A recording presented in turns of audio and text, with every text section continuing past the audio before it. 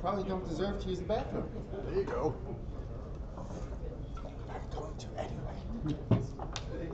No.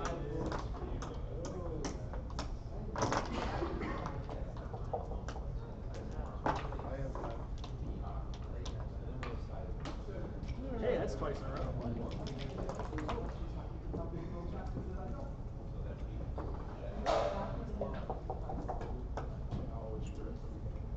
Oh, no, you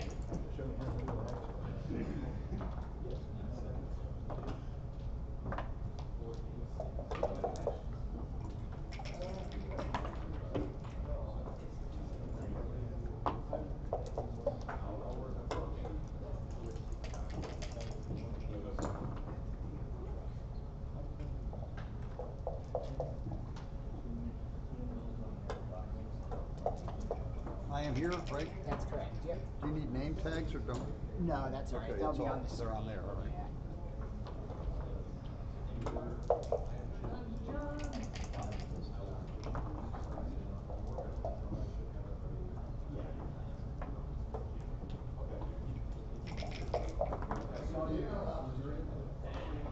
Hey, Gerry, I heard a rumor about you, but they don't let you play trivia anymore?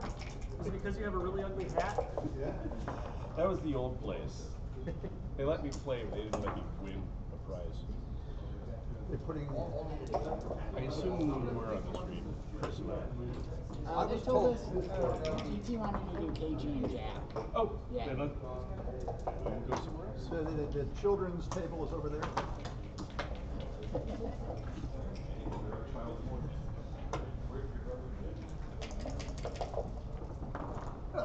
Presumptuous so-and-so.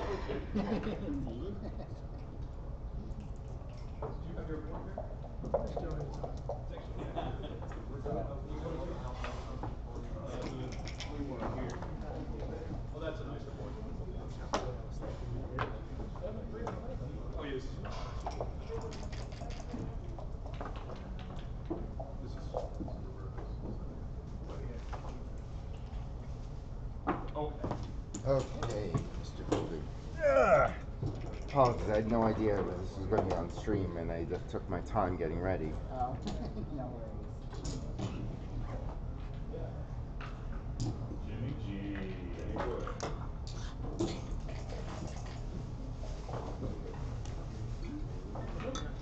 This is 11 points. It says 22 minutes, that probably means Yeah, 11. and that says 11. That says 11. But yeah, I noticed that first. Ready, set, go?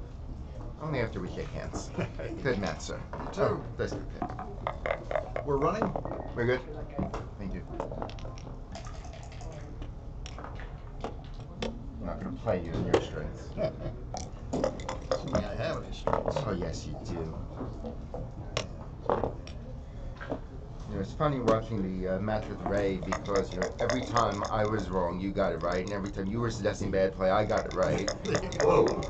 I have drawn Unfortunately, all you the did not suggest jackpots, many so bad the plays, advantage so of I didn't is make drawn, very many good ones. And everyone should have opponents in the jackpots. For rebuys, make sure that you contact us after your match if you wish to rebuy. We have some limited spots in Masters and all of the jackpots, so we want to make sure to fill those up appropriately. So if you want to get a rebuy, let me know after your match.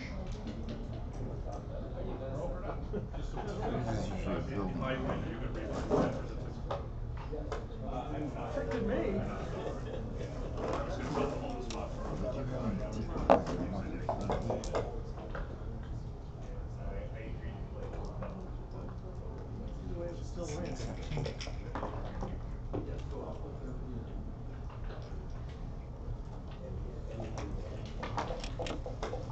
Can't be this. Wouldn't play a 4 that way.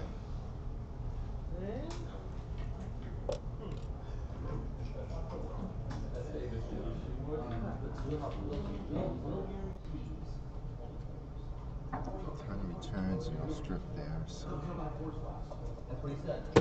it's built.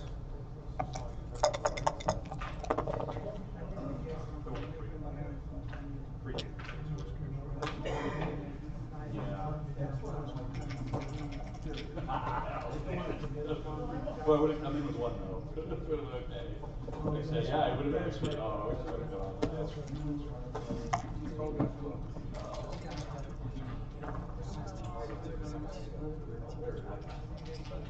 Can't do it. 5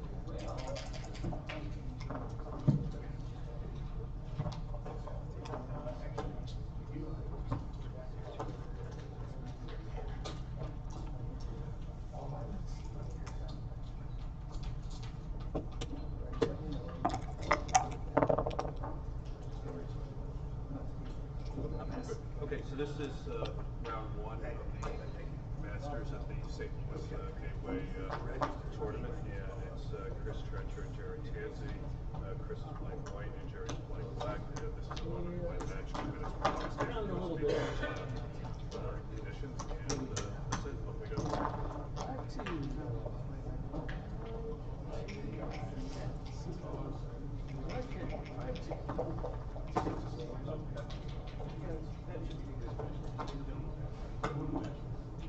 Oh no, they match it.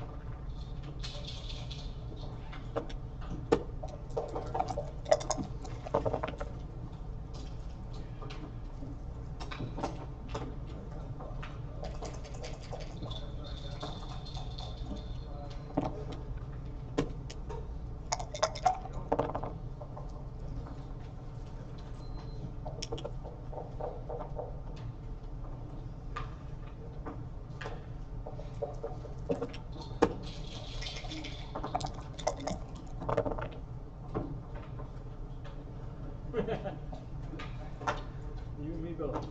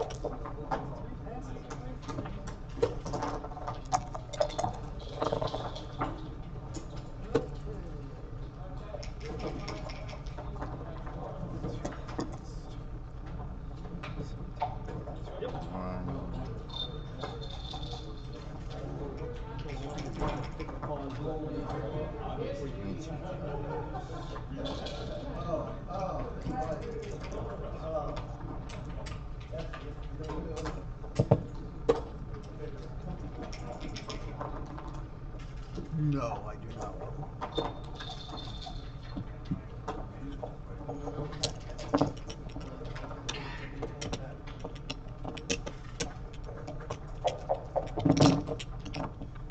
prefer the Gmail or the Prodigy email?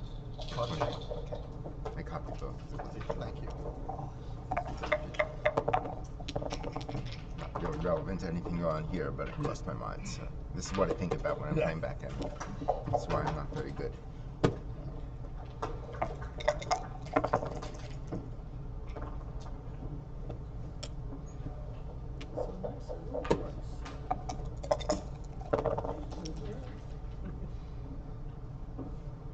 That depends on technical consistency. One, two.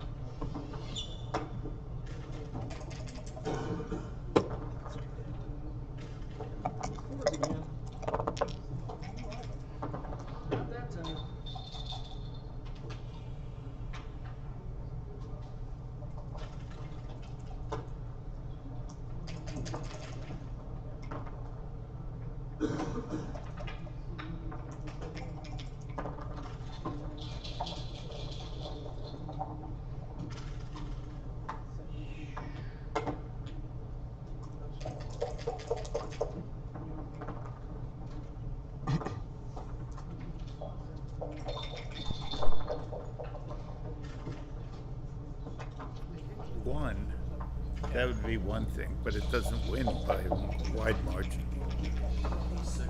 Yeah, you can't even double if you get missed. If he stays out, you can't double. Right, right. Yeah.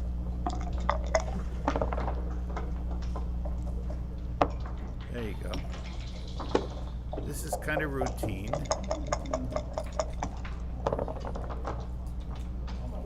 I'd have been interested to see what he did if he rolled a 7. I think you're supposed to hit, but a lot of people would. Uh-oh, this looks like a game winner.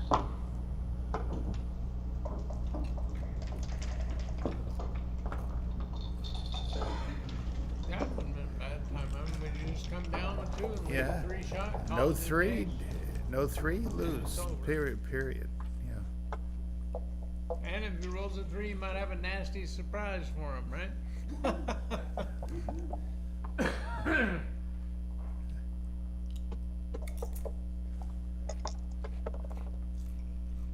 There's a 3. Look at this. This is a I would good say 3. that was a better 3 than average.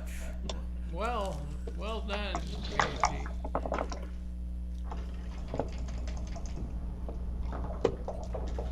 Round 6. I suppose he could take a roll, but Not me. I'm lazy. Put pressure on him. Oh, because you're too good? You think? Yeah. Okay. That's because I passed all the others. There's no pressure. It's hard to see how he can lose. Right. So we just don't slot the pack necessarily. No, just diversify. Yeah. Or build another builder so if he rolls an ace, you just double him out. Yeah, you can just spread them guys out so that if he gets an 8-6, KG's thinking about it, which is the right thing. Whether it's too good or not, if he's thinking about not doubling or he's not doing so well. I trust KG. He's thinking about the right thing. I'm old and lazy. I like to take the points. Especially since the gammon is pretty remote. There you go. Now, is that He hand signaled the double. when you like to take the point, it's not because you got a history of playing guys where you're a favorite most of the time, so you're not. Well, there's no chance he's going to take. Right. And let's get on to the next game because I think the gammon's around 5%. Right.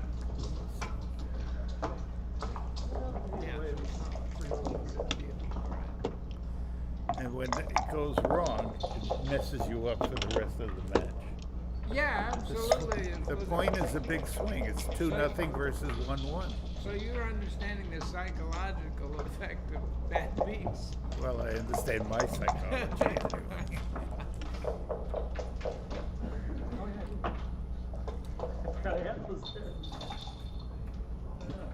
Yeah, if you're the type of guy that can get on tilt, then maybe it's just best to cash. I don't think you're that kind of guy. But you like to cash, so Everybody has off days, blind spots. yeah. Can't avoid it. Well, This is freedom. Hey, 5-5. Basically, we're playing a 4-point match. Playing safe with the 4-2 didn't make sense. He has to leave another shot. but it's worth it. Can you make, if you could make Well, it he 4 can't play points? safe. Oh, there's a long distance hard way hit. Is that a 6-5 or a 6-4? 6-4, I think. Thank you, DT. You're a wonderful host. Hear what anybody says. We about could use a hostess, though. Yeah, sure. What's this? Yeah, with a Even with it a little bit. Just a little bit. with a little more revealing outfit. That would be nice. Sure look like you guys are very attractive. Sure, we won't get any volunteers, let's put it that way. But they can't touch this. Can't touch this. So is he coming out or is he going to try to make an anchor? I don't know.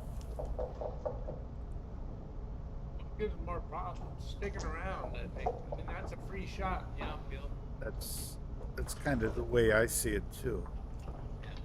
But I think what you want to consider is what position is he doubling? I think if I was blue, I'd be more comfortable doubling if he came out. You see, Which race one? is pretty Which close, right? which one is blue? KG. It's, Dark. dark. The dark checkers. See here, like the double is less dangerous for. But I don't know what the pip count is. Well, let's see. Up 11, 15, down 8, 10. Apparently he didn't like Two it. pips it was. So 2 pips. It's not a terrible double, but it's not a double. He was down. And I probably no difference if he was up. But now this is a pretty strong one. These are just bring guys down, threaten to make the 5. And he has a few numbers to make it. Uh-huh. I would have doubled. And I would have left the indirect. You want to double the guy 6-1. out. Well, what was that, a 5-2? He had a 4-3. Oh. I would have brought 2 men down and doubled if he didn't hit.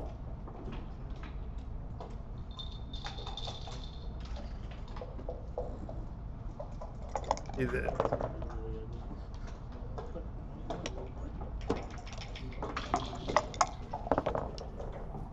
You always looking to make plays where there's a one-roll decision. If he misses or doesn't improve, you win. Yeah, a lot of people are afraid to leave a shot. Oh, I might get hit, but they should be looking at it as like I should leave a shot and give them a chance to lose. Right. By missing. Jack still took it. Yeah, I would take this too. Oh, okay, well. Make the 2.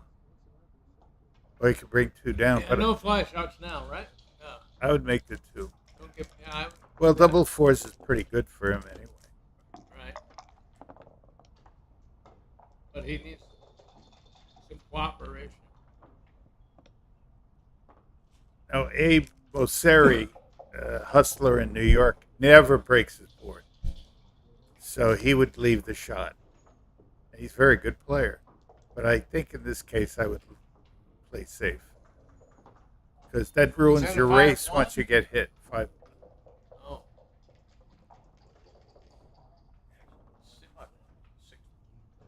Well, you know, I used to think wrongly a lot of the times that most of the time, my position would be a lot better if I leave the direct shot. So I felt like that was right. But in the big picture, in the long run, it's worse because you just get crushed when you get hit. Right? Yeah, and does Kent want to roll an ace? I don't really think so. No, he wants to roll something like double 5. You know, or 3-1. Maybe that's an ace. Oh, he rolled double 5. Yeah, but he's a little awkward. Jack is still in this. Gets out, the race is still winnable. Now there's going to be potential shots if he rolls a 6 without a cover.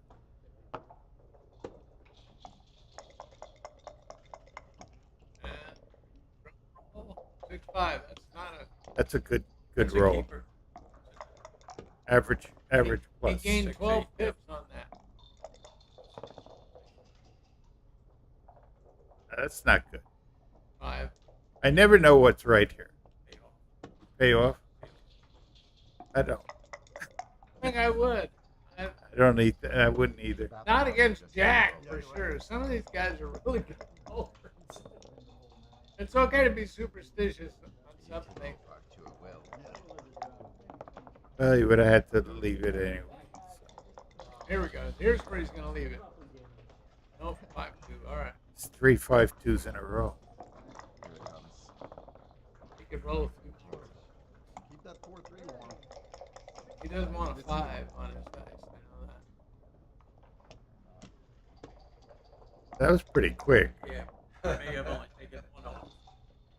Close to. It's not like there's a gammon here.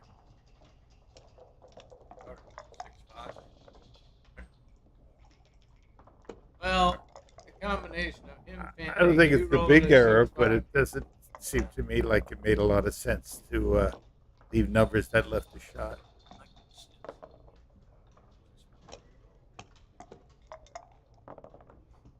All right, on to the next game. It's going to be 3-1 Goulding. Yeah. I don't know if he knows what to do with a lead. Never had it.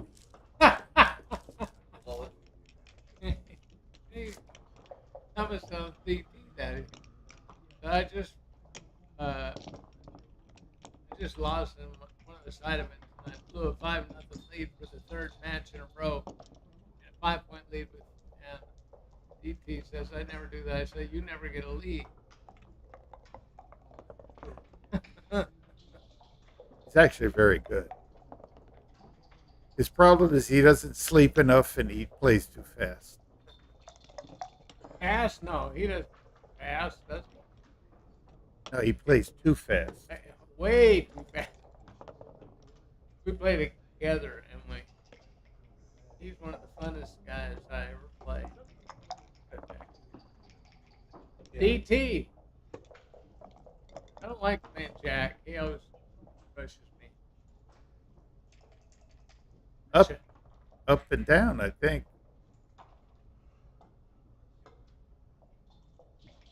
I don't see any way to improve the position. Up and down, huh? Well, he's gonna be. I don't like this at all.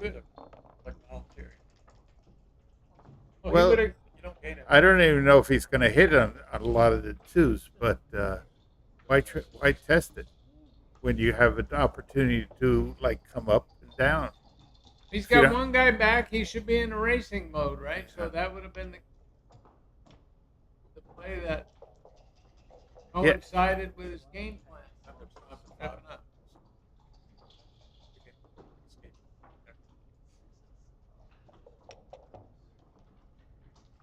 Well, apparently that's not his game plan. What's going on here? Everybody's slotting instead of running. We're back to the 80s. No, we didn't do that in the 80s. KG is more comfortable with that than Jack, although he's not afraid to leave the spot. All right.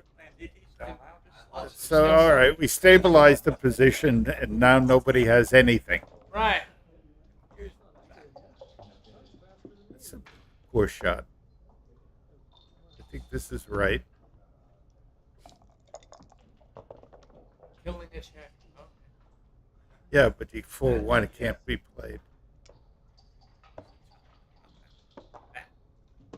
Yes.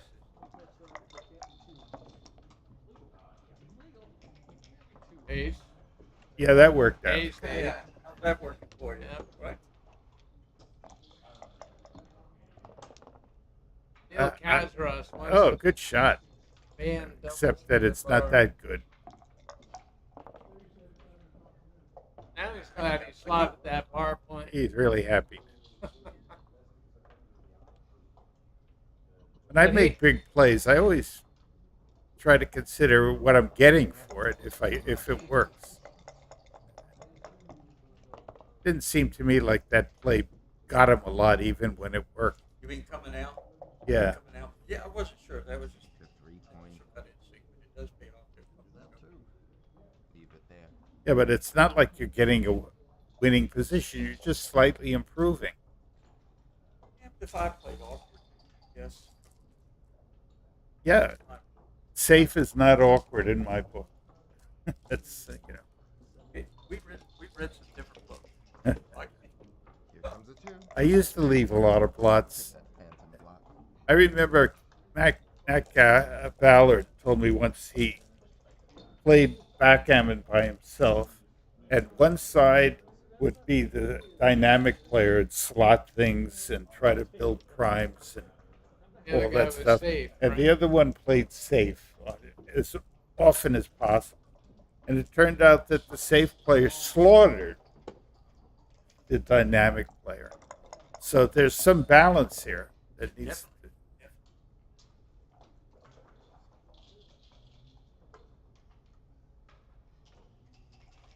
See, this is one where it might be right just to leave everything as it is. Not hit.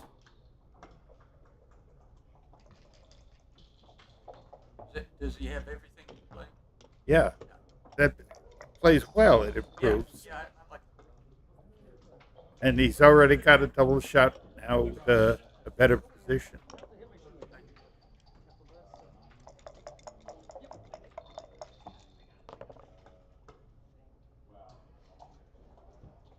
This is a no choice, even though it has a little risk to it. We do it. Clear the back points.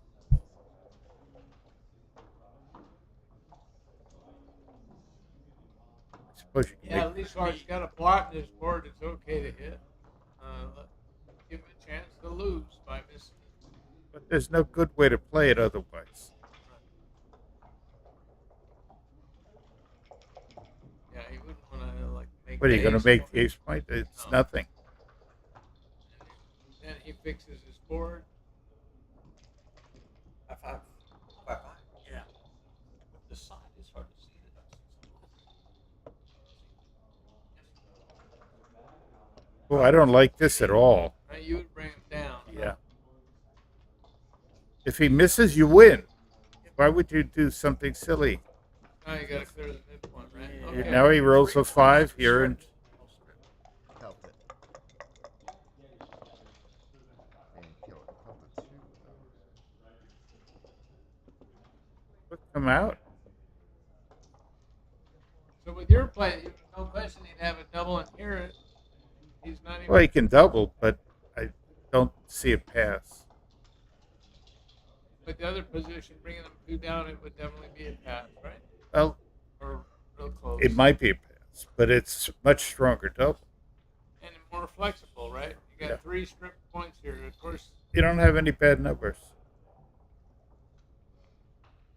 A lot of bad numbers here. Going to do it anyway, but there he goes. and Jack is a paying customer. He'll take. That's not a reroll. Yeah, but in his heart, he wants to break the 10 point, but he can't. Right. But when he's stripped, he's got to get something else. That's a great shot for Jack.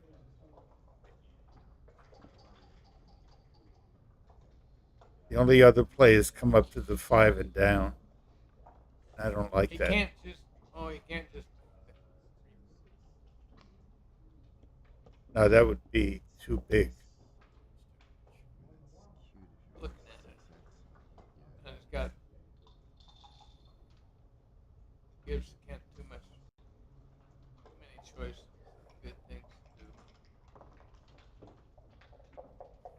I don't think he's looking at it, but he's not going to do this. He's either going to run all the way or he's coming up to the 5 point and coming down. Yeah, running out. Oh, Oh, this is bad play. Sorry, Jack. This is just bad play. uh-oh. It's going to work out with that number. Well, He's going to get hit loose on the ace, right? but he didn't have a. No, It wasn't good the other way. Right. Yeah. Well, he didn't hit.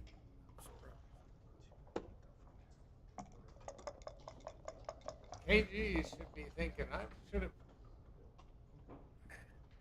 Well, he's came off the midpoint with those double 5s. He regretted that for 4 plays in a row. Got away with it.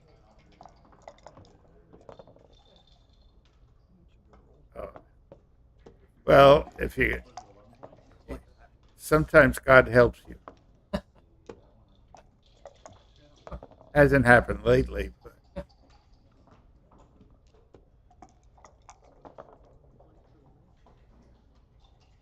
covering out.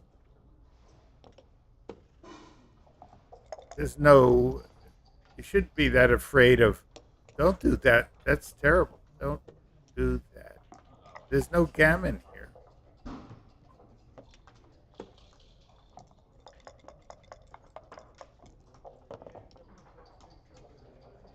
This is where it gets sticky. If he stays. I can't. Oh, Well, got saved by the dice. I would stay too. Yeah. 6-5 gets the shot. Double 2. Yeah. Well, KG still going for the non-existent gammon? well, he'll win the race. That's all.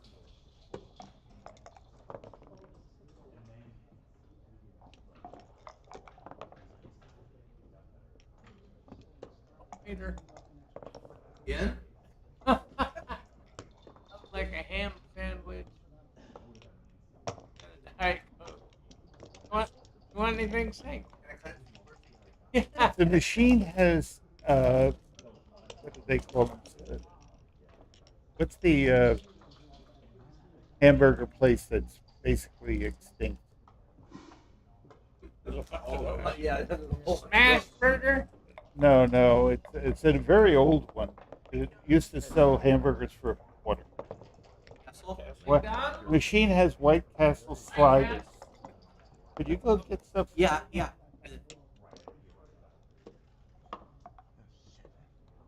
Had one in a long time. That's why I'm probably still alive. Yeah, the other day. They're not quarters anymore. Is a White Castle anywhere around here? They Yeah. opened up one in Manhattan. Hey, so Jack's down 5-1, and he opened the 6-4. He made the 2 points, Ugh. which Ugh. is right. Yeah, Ugh. which makes some sense. Yeah. Ugh.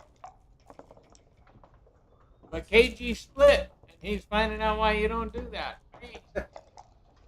Yeah, the split is wrong. Won't do that again. No, now he's scared. Tried the slot and split. So one of the things is that one of the reasons, I guess, to make the 2 point is because people make more mistakes against that play. Yeah. If plays are relatively close, but one is sort of a standard and the other one is rarely played, it's very often to make the other one because people don't know how to deal with it. Provokes more, yeah. I mean, if you're playing Neil Kazros or Mochi or Ben, you probably don't want to do that, technically. No, I probably don't want to play them either. So, backgammon is a lot different than it was in the 70s and 80s because everybody's match oriented. The past people were money oriented. Make the 8 point. Make 5-3 awkward. I don't like this. It kind of depends. It relies on a stay out.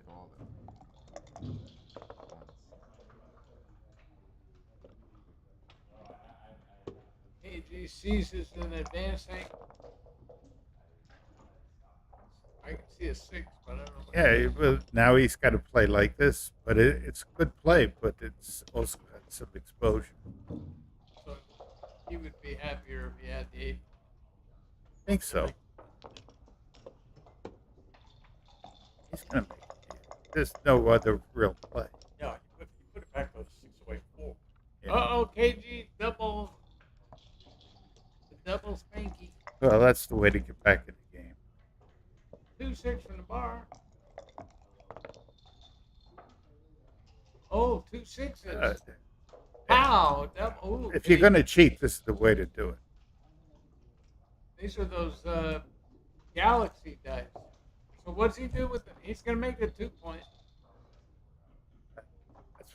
I think the 7 and 2 are the right place, but I'm not positive. If you want to just claim a point, oh, he owns the cube. So what's the best way to claim if you don't want to play on? I think you make the 2 and make the 7. If he came out all the way around, that would leave the 5 shot. That's probably. No, the other play I think is coming down and 3 down to the 7. It's not making the 2 and hitting loose off the 8. We're not blitzing when the other guy's got a 4. I think that's an overplay. Overplay. Yeah.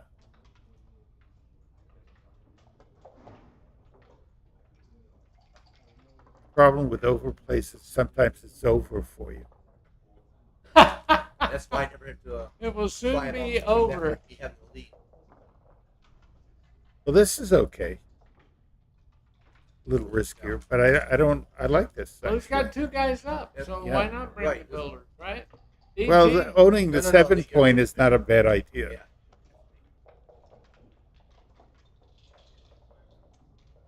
When you own the cube, you don't want to take this kind of risk. Yeah, you want to make incremental advances.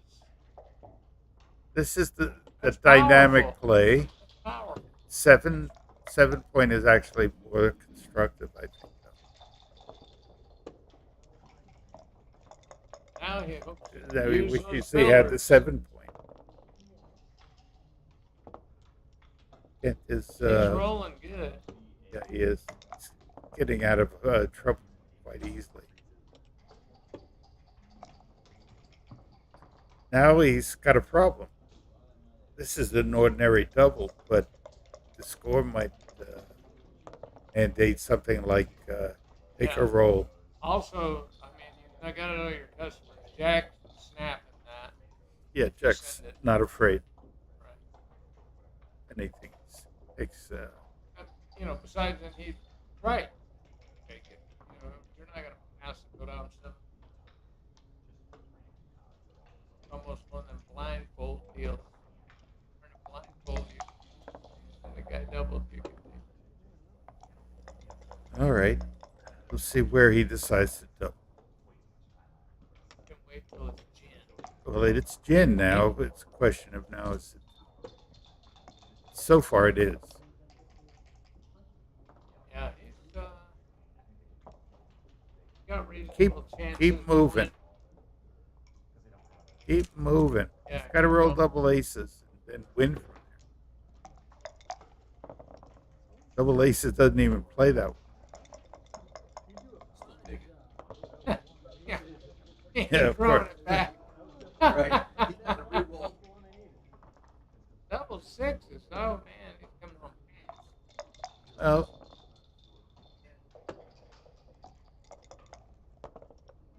On the other hand, it's not good for Jack. That was wise to not make the par. all right, he avoided double fives this play.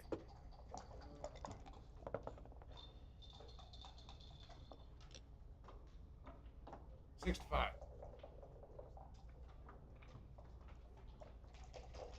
Then you can avoid double sixes. I think this is wrong. Really? But it's very slightly wrong. You don't leave What was any number better? that leaves a shot. This is double fives. Oh.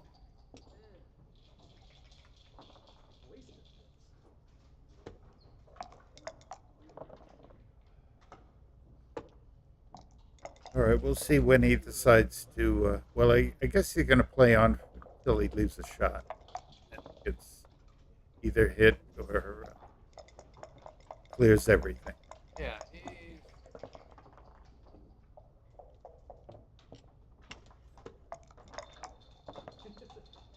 gonna see what happens. He gets hit while he's bearing off. That's bad.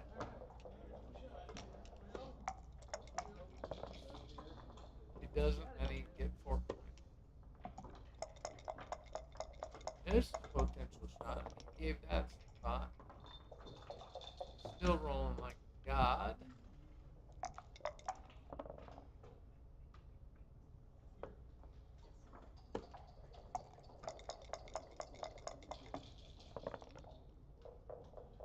God doesn't play backgammon because he knows the next roll. That's unethical.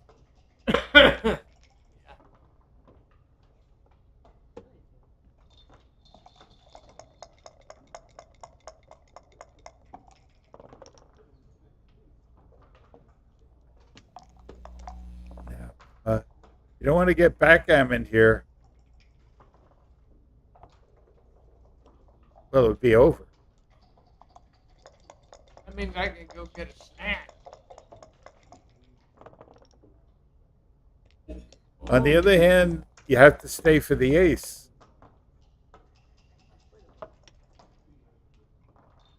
Well, there's some. I don't. You're gonna get exactly Well, backgammon, but he's got to stay with 5 checkers for sure. yeah, and he's going to stay with 3 checkers. So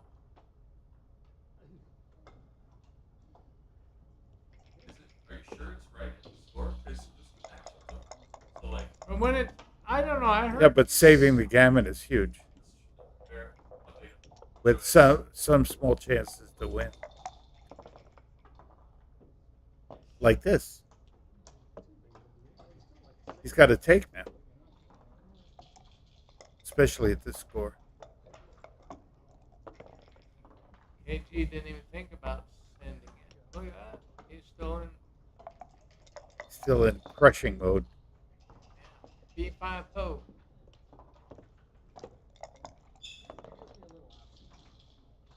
That was a 2-6 1 bar. That would have. Hey, he saw it right away. I think this is the right play. 3-1 is a bad shot. 3-6 isn't. On the other hand, 3-6 you But want that gives you more hunters. you have more safeties. What do they call them? Goalies. You have more goalies. Okay. Safeties, goalie, hunters. I think you leave the men where they are.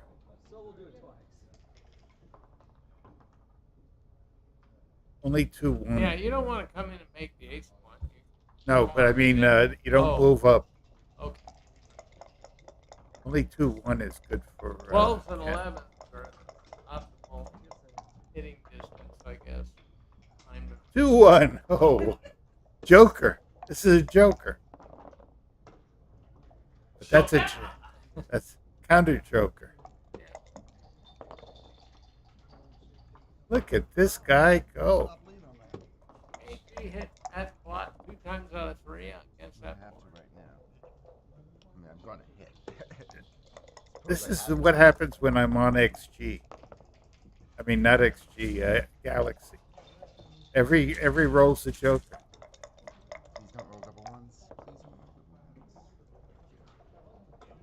Please don't roll double ones. Well, why are you 3? Stand that. To give him an ace. No, but why a 3? Oh, he wants a slot. I don't think the slot's right. But... Now we get to the truth doesn't matter.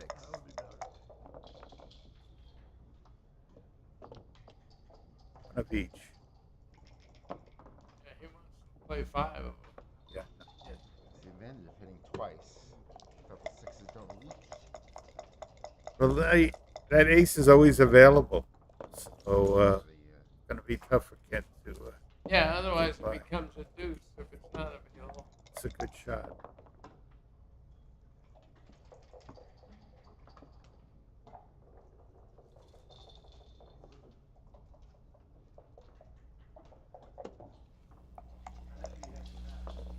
And there's no way KG is missing a double every turn here, right? If he makes the ace point, got all 3 guys over there. Oh wow, this is I don't like this kind of play, but it might be right. Yeah. Well, it's got a plan anyway. He wants the shots at the second check. I prefer to make the 3 point, and slot the ace later. Let more safety in position. That 2-6 from the bar? Sure was.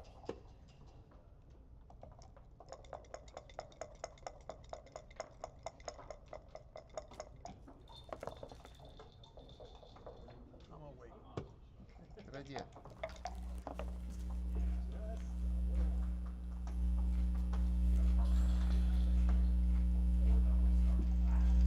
Should he make the ace? Can't hit. Well, the way Jack's playing is he's only trying to win. He doesn't care about the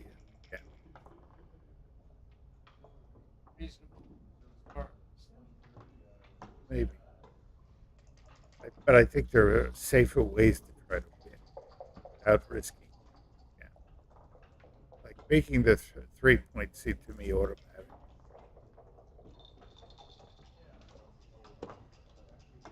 Good shot, and he's over. It's over. There we go. Nothing misses They're except trying for that actually ace block. 2-6 from the bar again. Wow.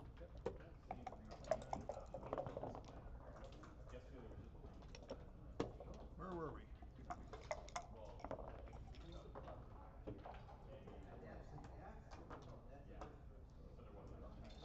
He can block double 5. well, gets a shot on double 5s, then He could play there. 1, 2, 3. so I wouldn't block it. Any closer? He's been trying to roll that ace for a while. Oh man. Sometimes it's hard to hit. Can't keep this guy. That's why you make these these points, you don't just give him a chance to. Was there some? Yeah. I didn't see it because they're playing so fast. Did he have made the 3-point already? Yeah. Oh. He rolled 6-4 and double slotted instead of making the 3. Now he's got to think of stuff like this, which might be right, but it's also a lot riskier. I think it's worth considering. He could make a 5-point. There we go. I think he's going to do this.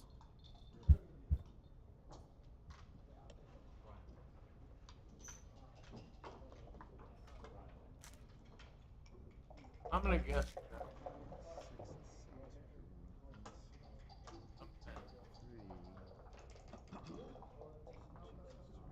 It'd be better to make a 5-point board lead with 6-point. Yeah. Slot. I think he increases both his gammon and backgammon chances and his winning chances. So that's the way. It's hard to measure something like that. Yeah. And the winning chances are much more important. See, what he's trying to avoid is Kent rolling an ace. Yeah. So it's out of the question to make the point on him and make the ace point and then land the slot, the 6-point. Pointing on him and bringing 2 down certainly has an argument.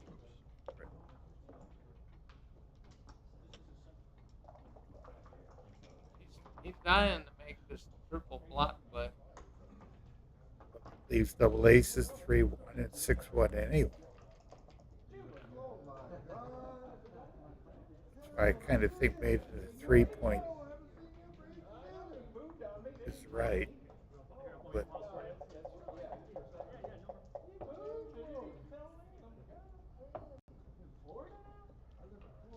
well, I know I'm going after the other guy, but just well, make a 5-point then you have board to stop him from rolling an ace.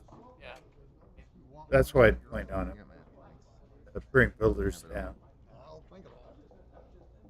And I would point on him and make the ace point and then slot. He's going to do this. That's the 3rd time, and there he hit the block. All right. Most backgammon. He didn't even look at the solid play. Yeah, he never once looked at making the 3-point. Oh. This is going to work out 2-5. I would cover. Yeah. Well, I hope he rolls an ace again. There it is. Your hopes are granted. You get 3 wishes. 2-6 from the bar? No. So when he had the 2-point, he kept rolling 2-6. The other, you actually should be considering hitting with the 3.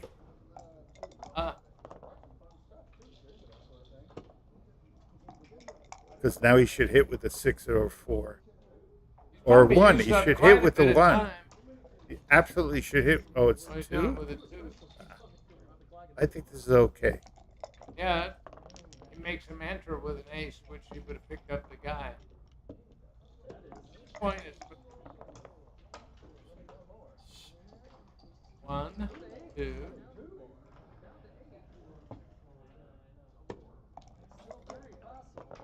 You're going to be exhausted after this game. Oh, Yeah. Now can KG's... My strategy's going to be a little Can he different. cash at this score?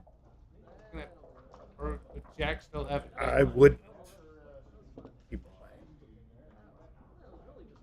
Yeah, I mean, he's obviously too good right now, right? But he could throw 5s or 6s, 9s, whatever that is over there. I'm not sure he cashes. Yeah, but yeah, he would probably cash. Well, he's giving it some thought. And he'll decide to roll. There you go. Be plenty other times in the pair off when he think about it. Like Now he'll cash. now it's all over. fun game. This is the kind of game where PRs go through the roof.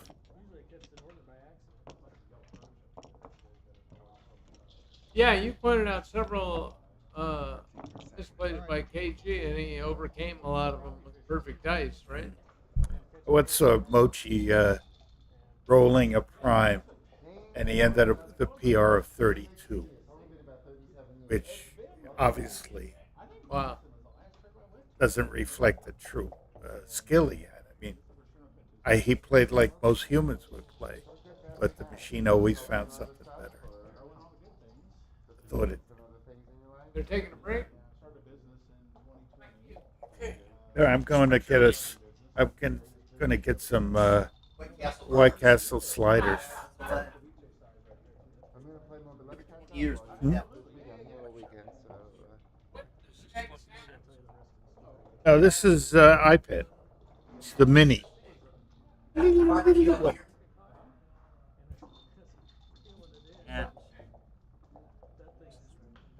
Apple.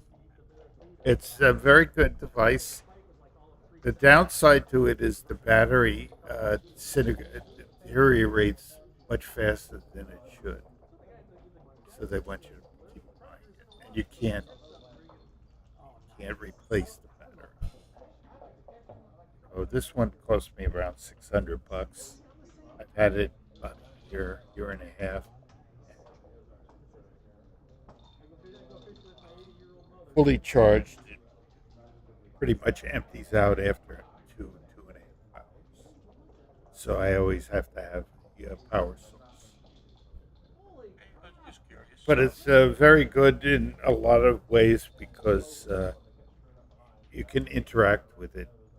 Like I played chess, and the programs they have now, I can read a chess book off this, and it'll show the position on every move. See, maybe that's true with other devices. Backgammon, well, I have Galaxy on it. That's a very good source of. Only the static one, where it'll give you the 3-ply or 4-ply evaluation, but it can't have it roll out.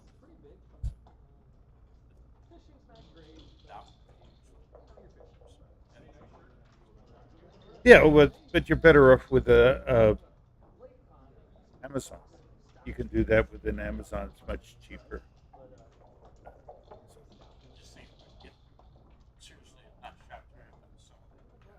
Oh, good Amazon is 10-inch Amazon is like $100.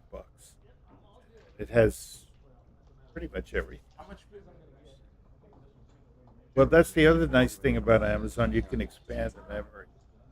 Put in a gauge. I haven't been to a tournament since. Yeah, this I think is a 256. I haven't seen you in like 6 years. I don't need it. I got hundreds of chess books on this thing. Last Wisconsin before I've literally got 400 or 500 books on it. Here we go again.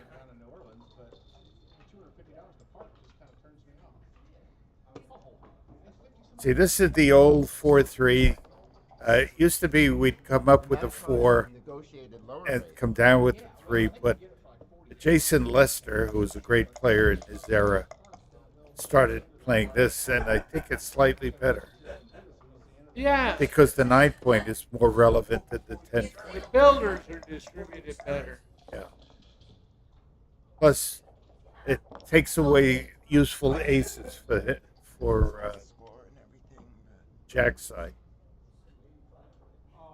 Jason Lester was pretty good, wasn't he? Very good.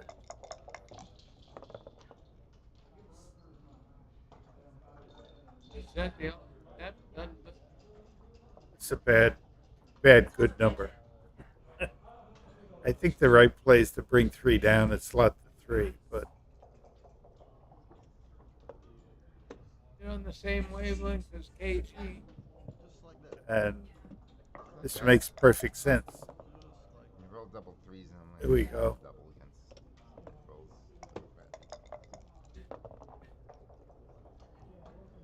Kent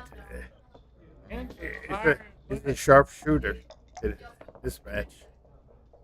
Now the fact that the last match he played, he lost, so he doesn't always roll as well. Is that 5-3? Yeah, cover and leave an ace, I think. Deuce. Well, the other play was to move it all the way around, which might have been better, actually. All right.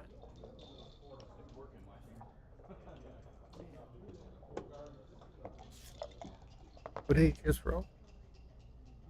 Double fours.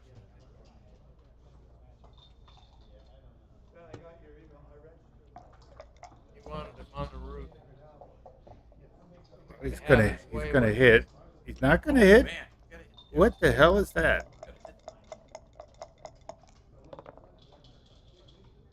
He's doing that very fast too. It might have worked out for him because double fives the other way would have been even better. It's hard. Better than that. Well, they're very similar, actually.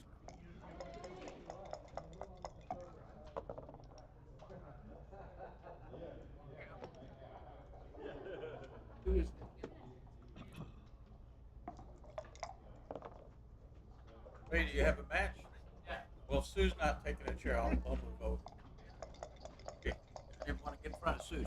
She was here before me. All right, so Ken has turned the position around, and he's certainly better. But at this score, it's going to be hard for him to find a double.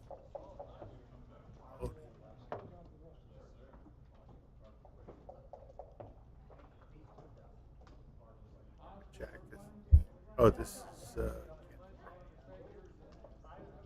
simple. You just make the 4 point, go to the 2. Build your thing slowly. He's probably counting to see maybe it's right to break the 10 point, but right. Visually, eyeballing it, it looks.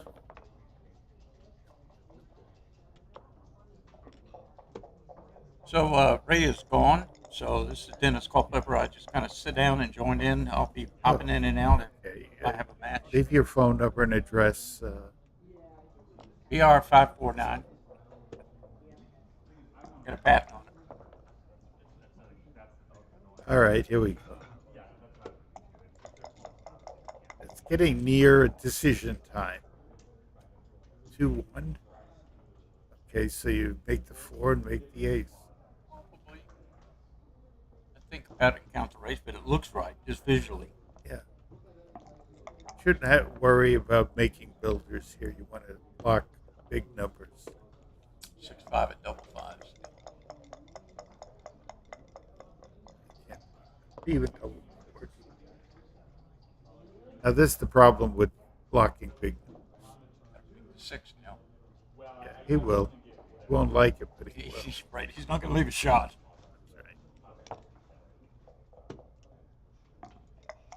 Some positions very easy to predict what the players are going to do. It's a bit awkward. Okay. Well, the position is turning towards Jack's favor again, even though it's going to be hard. That's a shot. Right. You can hit cover, get gap, when it doesn't work. But you're leaving a shot regardless, so I would hit and cover. Downside is gammons. Yeah, but I don't like this.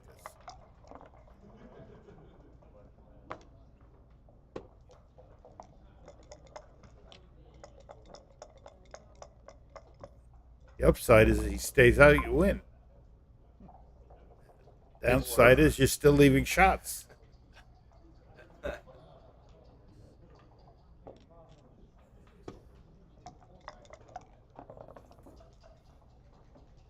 Jack's got dead cards. I think it's your race, Jack.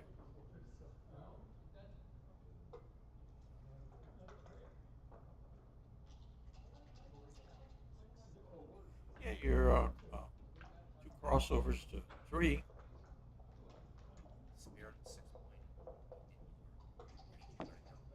Yeah, but he's losing anyway. Well, it's not many numbers that leave a shot here.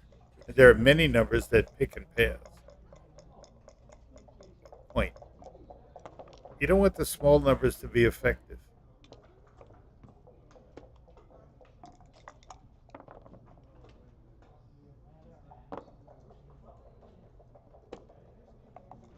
So, Kent's a favorite, but I don't think he should be doubling.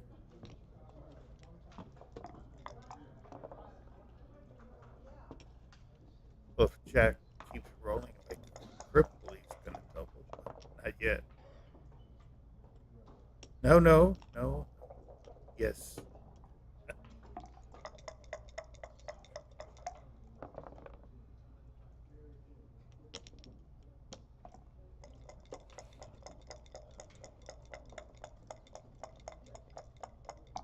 Big favorite, but you keep rolling.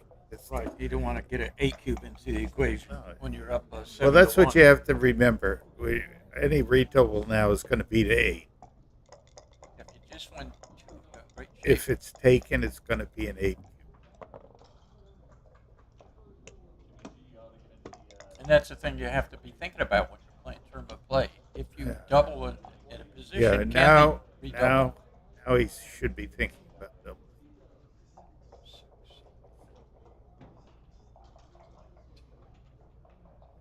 In the high 80s here in terms of winning chances. So passing 2 points.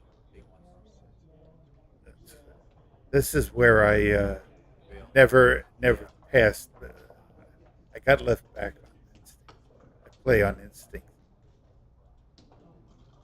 It would be 2-0 to. There he goes.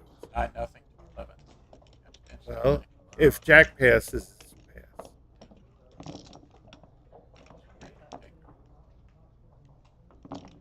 I'd have to think about both sides of it.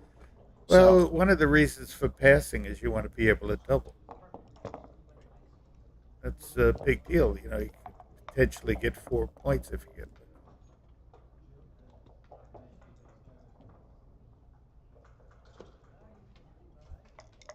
Standard 1978 play.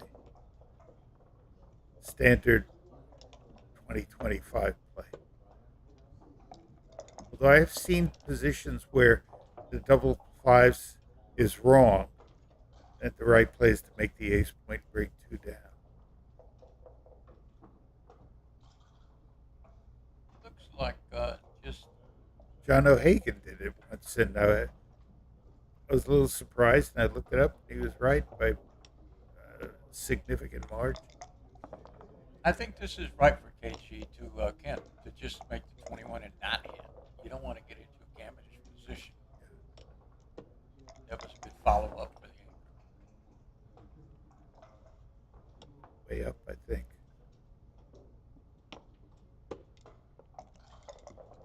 I think you would have challenged the points Kent wants to make. Wouldn't have worked, but that's what I would have done. To the 5 and scooch up, maybe. Could come all the way out. Not sure there, Mike. What you're thinking? It's all the way out. It's sort of a free shot for Kent. Yeah. I would just come into the 5. Yeah.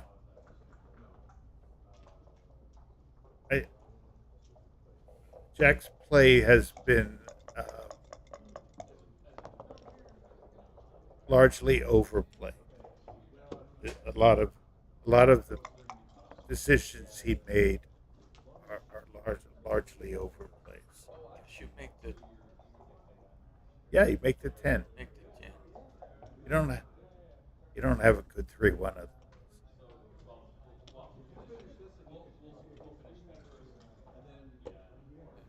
I don't like this. Block 6162. You block a few numbers. Breaks the mid indirect shot. 6162. I guess that was Maybe not direct shots. I would have looked at it anyway. the 10 point made sense at this one. Now this is a problem. Ordinarily, would take the ace up and come down, but here you have to hit.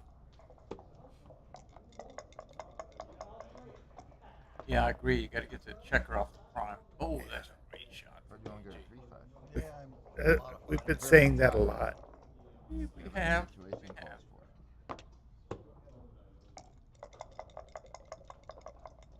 This is too good, not good enough position.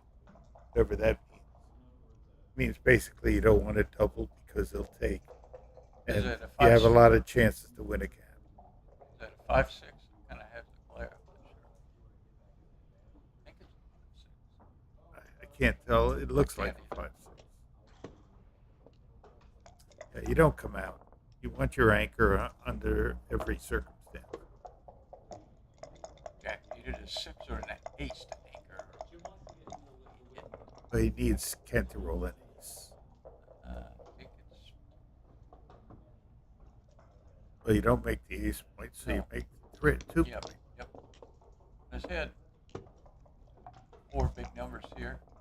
Even if he hits, Kent is well in the game. It's not like he's out of the game. Now you hit. Go to the 2. Trying to win a gammon on the 1 level.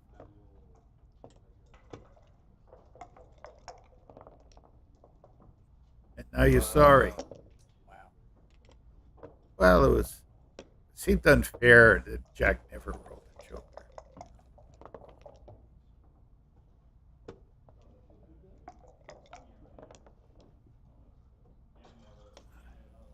It's actually a pretty good number. You'd rather had a 5 or 6, but now There's still plenty of play, winning chances for both sides. if he gets one out in a fan, he's probably be doubling.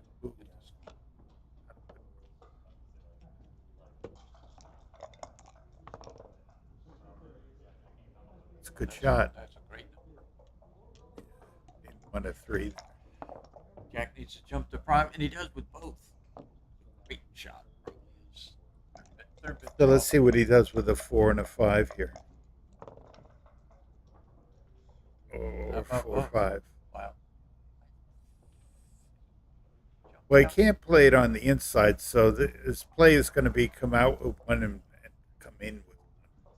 I don't think he brings 2 out. So my play would be to come out with the 5 and slot the 3. But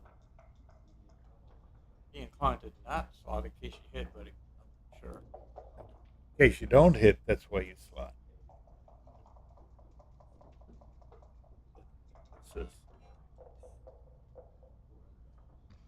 It's a number I never answer. Get a lot of spam. But I like the song. Little entertainment for our viewers out there. They don't leave a message, you don't answer. The way Plus, with the politics nowadays, getting calls. Medicare and Social Security. They never call.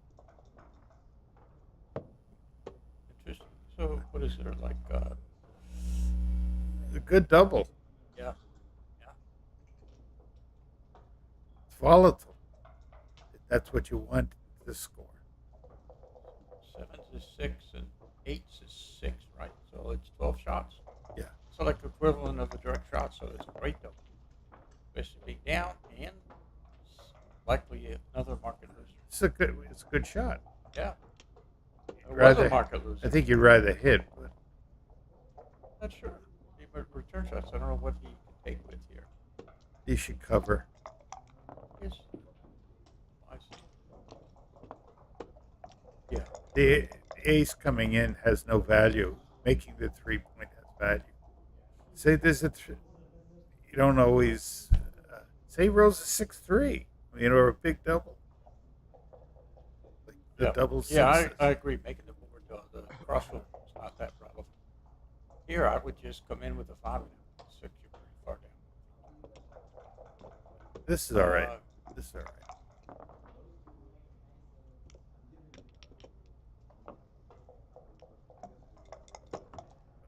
But it's moot. He never did cover the 3.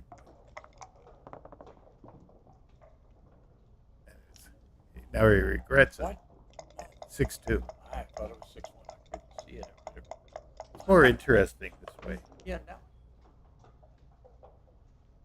Okay. Stay. Match continues. It's going to be 9-3. Jack's still in it.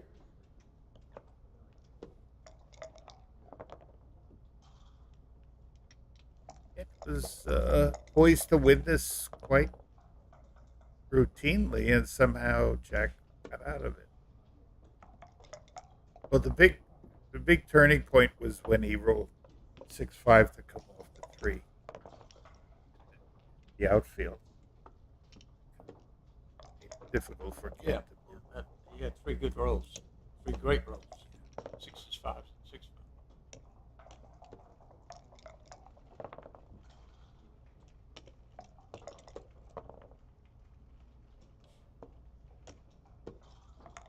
Full disclosure, I'm rooting for Kent because I have a piece of. And he's your upcoming doubles partner, right? He's my doubles partner. He's my roommate. He's my longtime friend. That's enough reasons to root for him. And he's a hell of a nice guy. He's truly a games player in the old sense. He just loves playing games.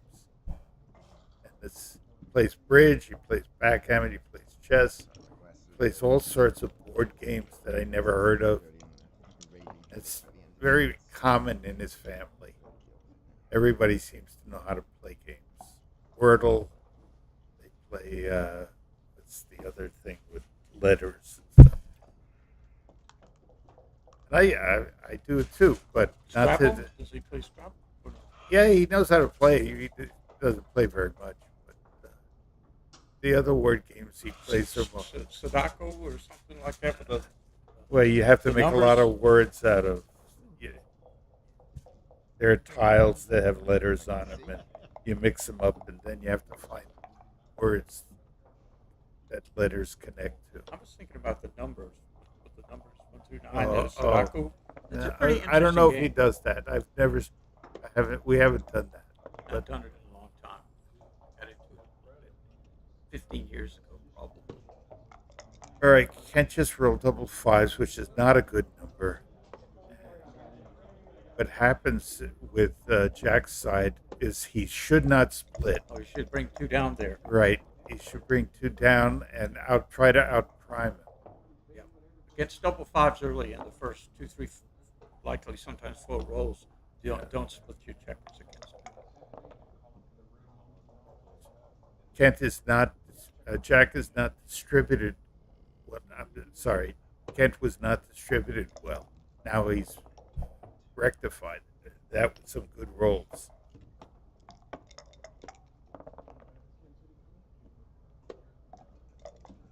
Once again, you don't double. Just keep playing. 13, 10, 6, Oh. 5.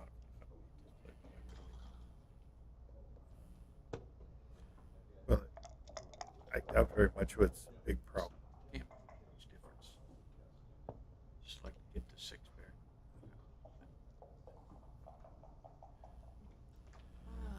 I would come down. But even if you get hit, you got a chance to make an angle. Going to 2-point adds no value. I don't like this I play. don't either. I hit outside. Yeah. Just hope you don't. You're still a favorite. What? But if he comes in and hits and What? a lot of coverage, you're an underdog. What the hell did he do there? If that's the right play. I'm never going to make it. I think if he comes in and hits and lifts that blotter comes out, guess you're struggling.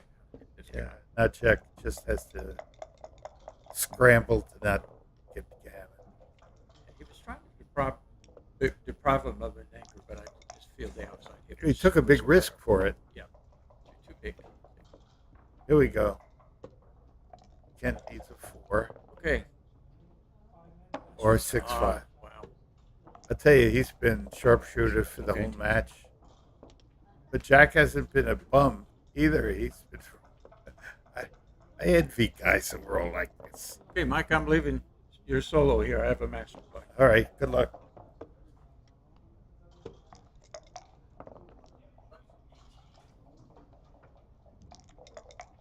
This could be over right away. Oh, Jack keeps coming in. That's what he needs to do.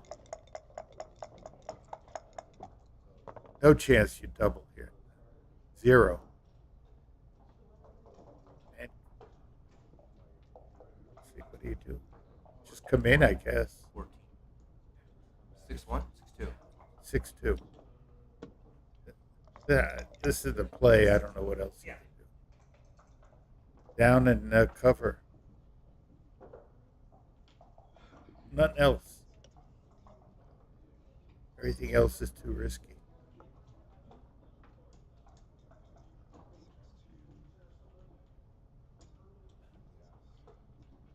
Desperately trying to find another play, but there isn't any.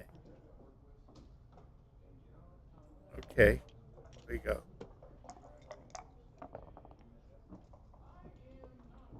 Wow, that's what he needed.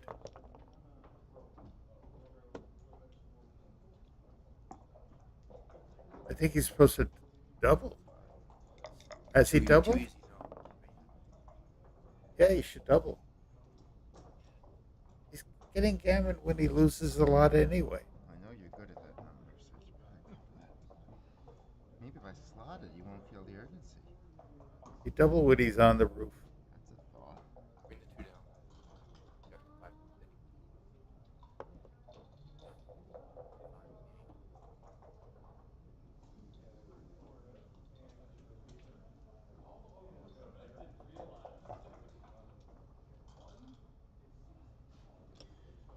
I'm scared of you.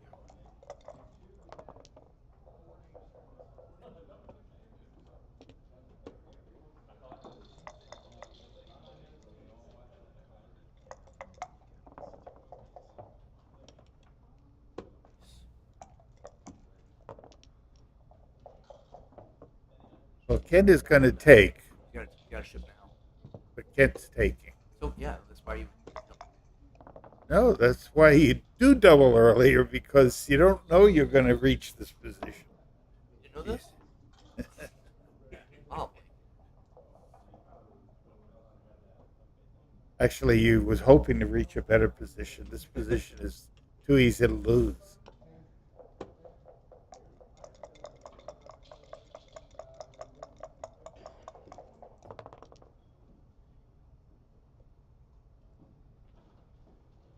Make the 4 point. No, don't do that. There we go. The match continues. Now Kent's only concern is to avoid a gammon.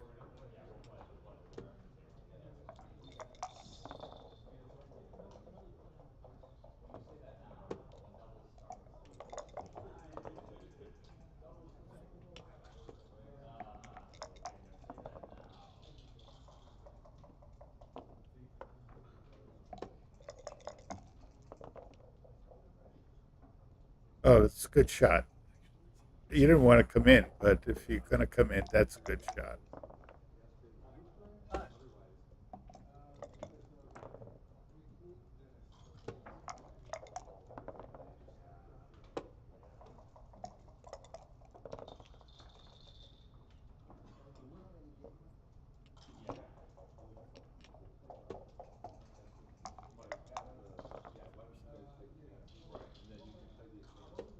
Well, I guess we wait for a blot to appear and then you hit. And that's what he's... If he doesn't hit here, I'll be shocked. Hit with an ace. You have an ace. Hit.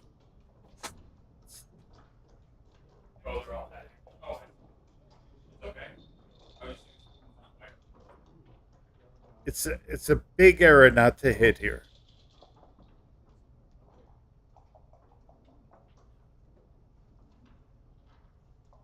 Your losing chances are not that big, and the gammon is real.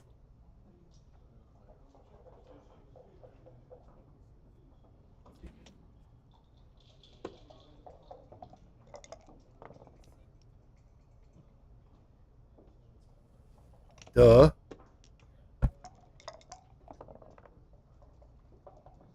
Now we have 2 men on the roof. I mean, 2 men blocked.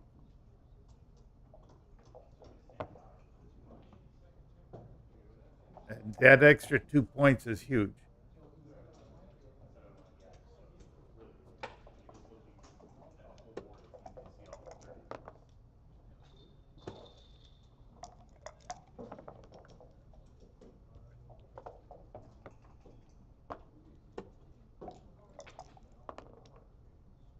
I thought he picked up the blot already.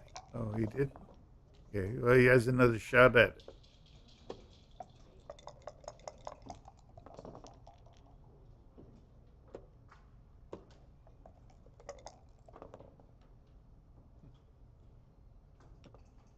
All right, that would have happened earlier.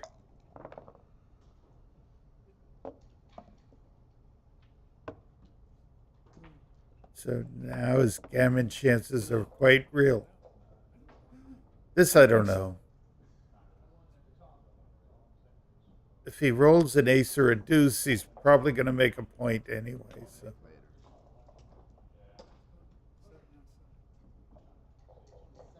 I think it might be right to hit, but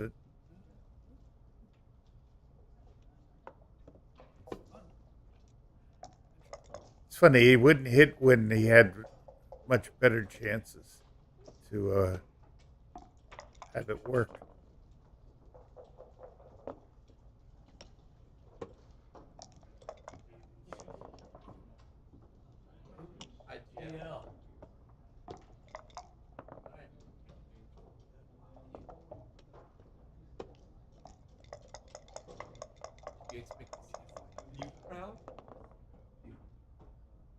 Whoa! It's kind of forced.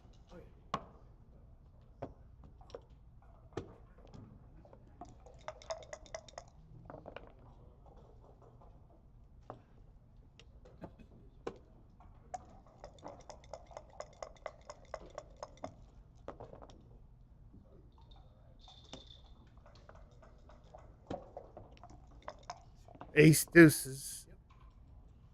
All right. They should cover. He should cover. I got to speak loudly. Apparently, they're hard of hearing.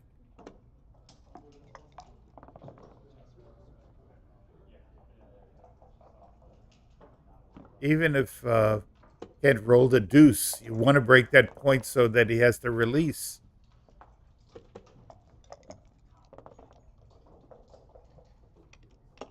This is just temporary comfort.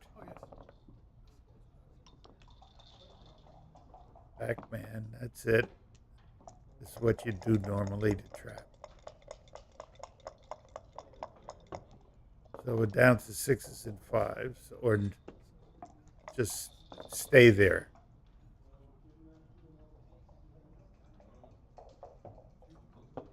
Yep.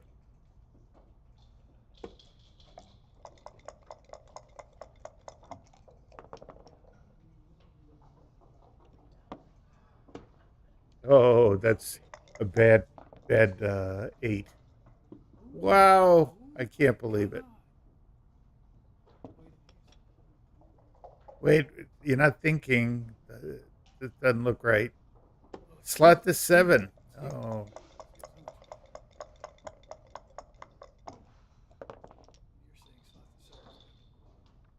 Yeah, it was better.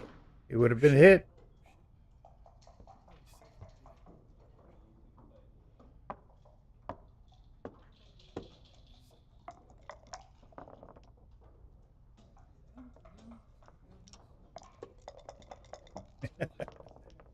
Look, these guys are shooting up a storm. Jack is, I think Jack might be about even money in this race. No, he's a favorite. Oh, now he's not a favorite.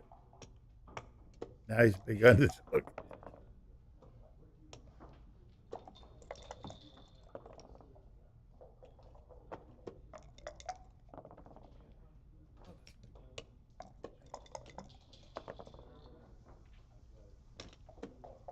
How many Mendes can have? 9? 9? I think it's 9. So Jack's a favorite here.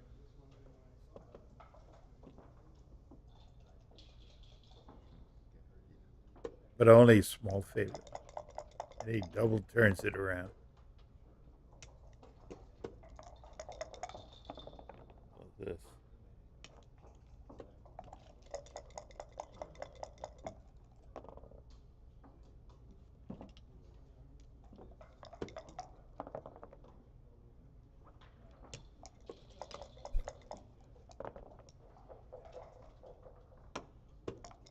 Has he got 3 men left?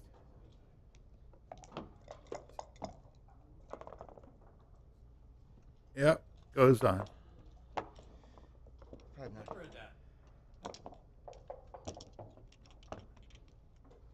This is my favorite kind of match. Both sides are suffering.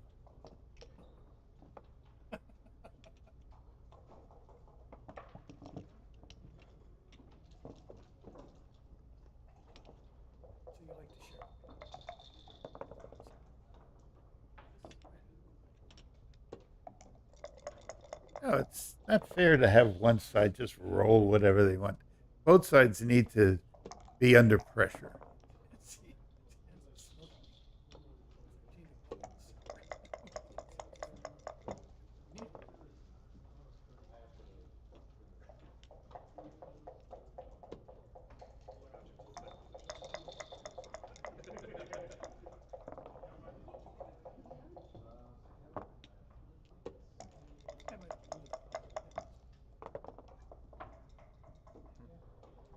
At this point, Jack should double.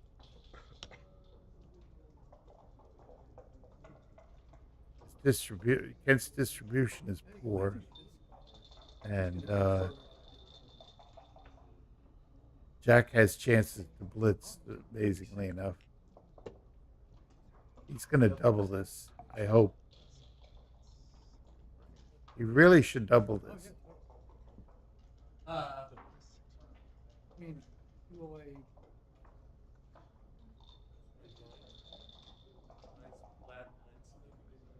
Hit my pass. He's he ain't passing nothing. No, you should hit. This you have to stay active. You can't be structural here. Doesn't matter. You lose when the other side rolls better. So this is the right play. Be active. You have a better board. And now you make the 3-point. This is a great shot. Any other play is a penalty.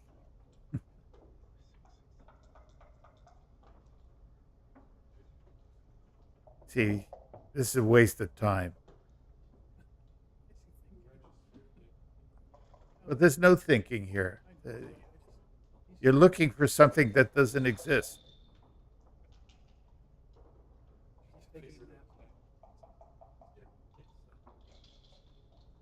Ask yourself, what number would you wish to roll?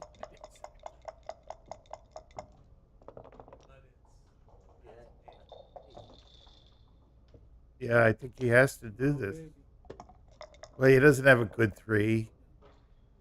And he has better chances of making anchor.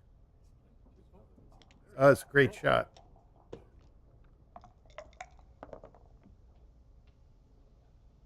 There we go.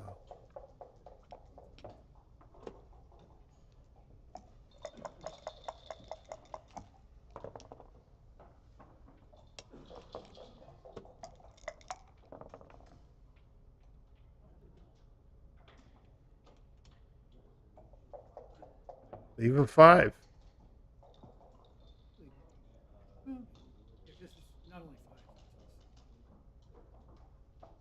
Well, he's staying back leaves more.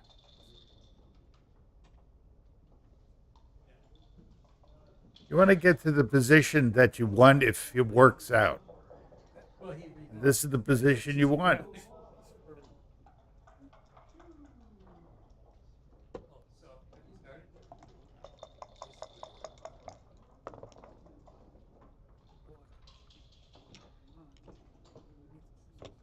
I gotta say, I'm really admiring the way these guys are rolling.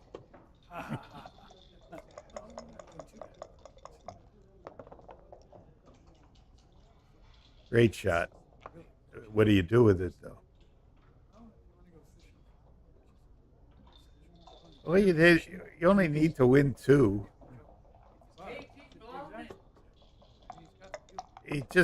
He had a play I'm not sure of. I always like primes. Primes seem to be better than blitzes when you're down to win situations. So I think I would have made the 7-point. In case he rolled a 2, you're in better shape. And if he rolls an ace, you're not in much worse shape.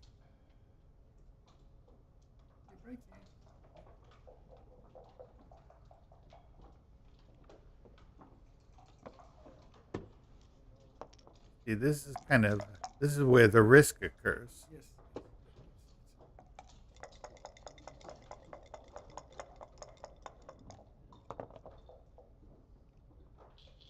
Oh, that's a good shot. Cleans up.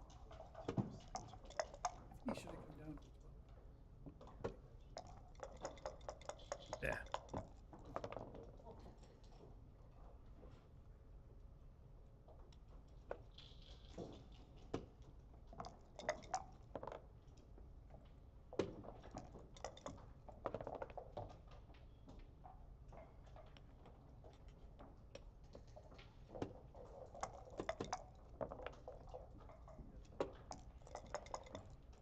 What do they start with? 22 minutes each? As far as I can tell, they still have 22 minutes each. Pretty close to it. 8 minutes, 20 seconds, 7 minutes, 26.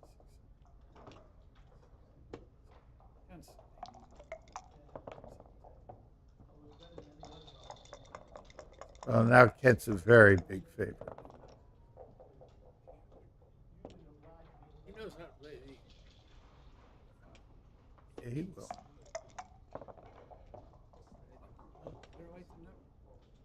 That's about the best he's got in this position.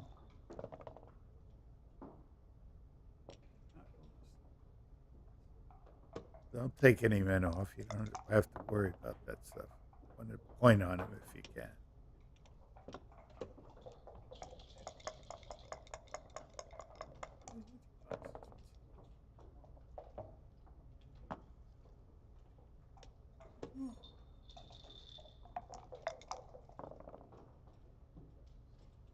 No, you don't want to take 2 off. You want to be able to make the point.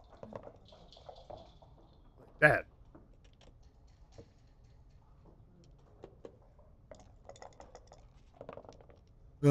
He's down to around 3%. Now he's down to around 2%.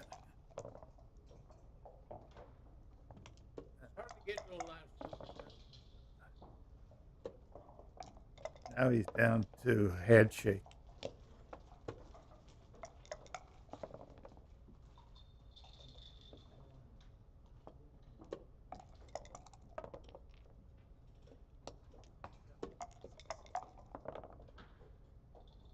Exciting match.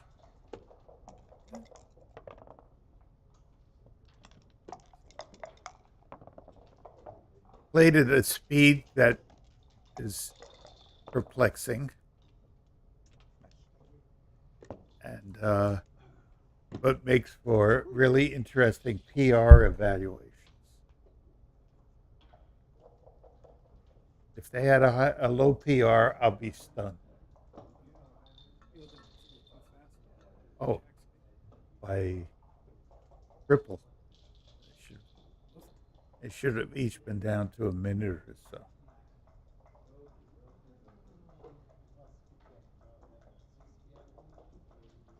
But I'm old. I think slow. You luck back. Easy game. Did they finish? Same thing. She played too fast, wasn't it?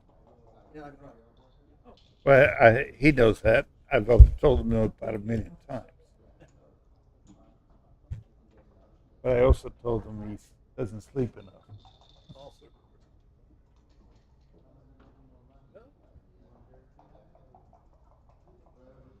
Every time I wake up, he's reading. How smart do you want to be? Are you guys rooming together? Is this was this recorded? This match? There's a lot of interesting positions in it. Well, It went by very quickly, so it was hard to make absolute judgment.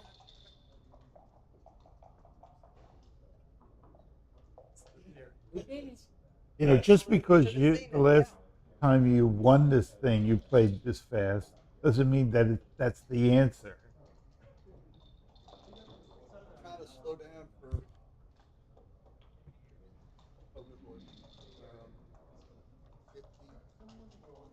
You only have to win. When you're a wonder boy, Wait a few more years, you'll see.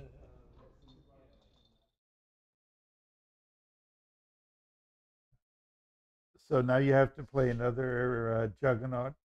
Yeah, I gotta play Dennis before I play you. When did I get in the picture? I don't know. Oh, right. How many people are there? Do you know? 16. Well, I don't know if they're taking more. They are taking. I think they are. you didn't pick them up with him. Then try to get us to 24, 32. When I saw 16 on the wall,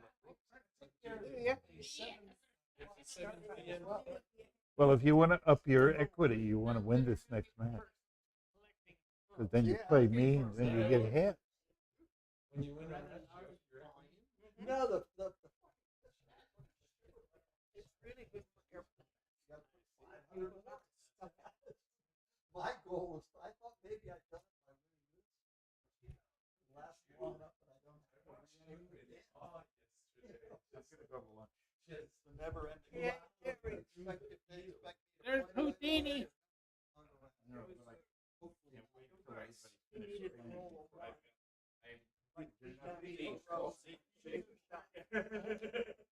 Yes, during the dinner.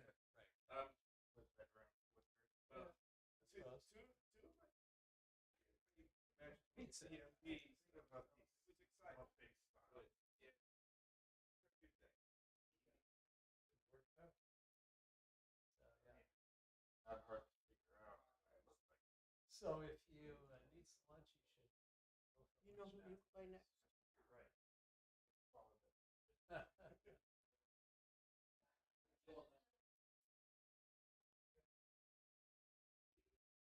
So you probably did your usual. Nicely done, Gerry. I understand that Houdini has performed another miracle. Many ones at the correct time. I was not. Yes. So tell me, when you played off the 4-point, you got the 3-1. And you just moved them over instead of picking one off the 3 and one off the 1. And that left you with 5 checkers on the 3-point. I felt like that was a little safe. Did you? Because otherwise, just 2 big numbers.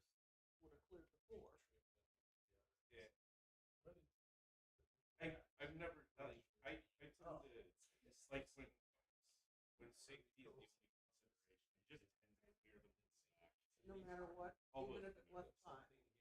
Right. Whenever you Yeah, it's because Oh, you're you leaving. play? yeah. Okay, I didn't know that. Oh, When I you played didn't get my- to Well, I left my phone upstairs. Oh, So when did you get to If But you I- roll because I 5, you registered got it. 4 more guys out, anyway, Okay. right? So Yeah. You have a I mean, want to record? I have my board. I don't have. do I rate to roll an Okay. ace at It one was- point? Yeah. And then, Sometime in the next 2 rolls. right. 3.5%. So I don't know. It could be a close. That's a play that you Yeah, get. if it was I will regret. would have been a not .3 area, doing and my play if I do roll an and ace. you were .025 away from being too But, good. yeah, I don't know. I was in Edelson. This isn't very the game. They doubled. Yeah. And Yeah. So not the best in the it world. was because he had one guy that way. Okay. Yeah. the 6, 2, So it and could 5. have been right. What areas of the game are you? The rest of it. I was more using that colloquially, not like literally best. That's correct. That was correct. Even though you were like 9 over. But yeah, like a lot of Have you lost a match yet this weekend? I lost one match in the EMAB to Mehmet. And you didn't even. Oh. No, it was half. Okay. So after that match, Yeah. he says, I'm sure you played better. I said, I'm not sure. He's like, no, I'm sure. Well, he played like a 2.9. Like I got the sense he was playing well. I played below 2, but like, if they're playing below 3, you can't really distinguish them from. It's good or it's Yeah, good. yeah, it's like. You can distinguish them from me.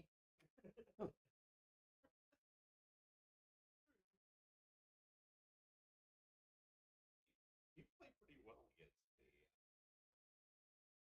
Yeah, for someone who's 1 in 15. Can't control what the dice do. That's true.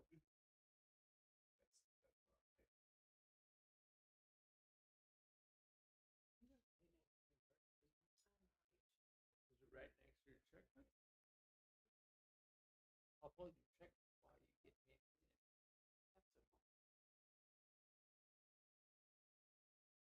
Down to the nut on the candy, would you like a lick? Get into it. Oh, I gotta open it? Yeah. Oh man. If you want one. I think that there's a thing there in the middle, but I couldn't make it work. I'll get it. Kleenex things are tricky. Let me see your hand. Thank you. Yeah. Celebrity lift. Oh yeah. You did it. You go like this. Good job. I have done good. Yeah.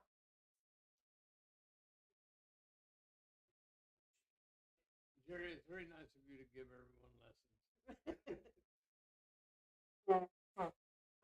That was the only thing that I saw that I had a question about. And you might be right. I mean, you could have taken 2 off instead of moving the 2 over. I have a feeling. Okay. Well, I mean, it worked out well. It worked. I mean, it's usually going to work out. Yeah. Spot, but yeah, if I'm leaving myself even and taking 2 off, and I guess when I do leave a shot, yeah, it's going to work out the same. Actually, it's the double 2s makes it worse. Yeah. Yeah. Mm-hmm. Yeah, I'm liking your play there. I got some stuff for you. This is It, for you. it resembles garbage. And this. Hey.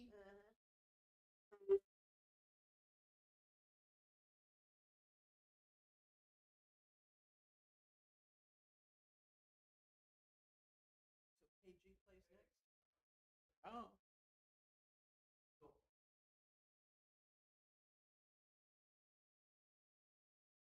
Hey, DT. This is fun, this tournament. You having fun? Yeah, it's fun. I'm having a lot of fun so far, and I want you to know that before it deteriorates tomorrow.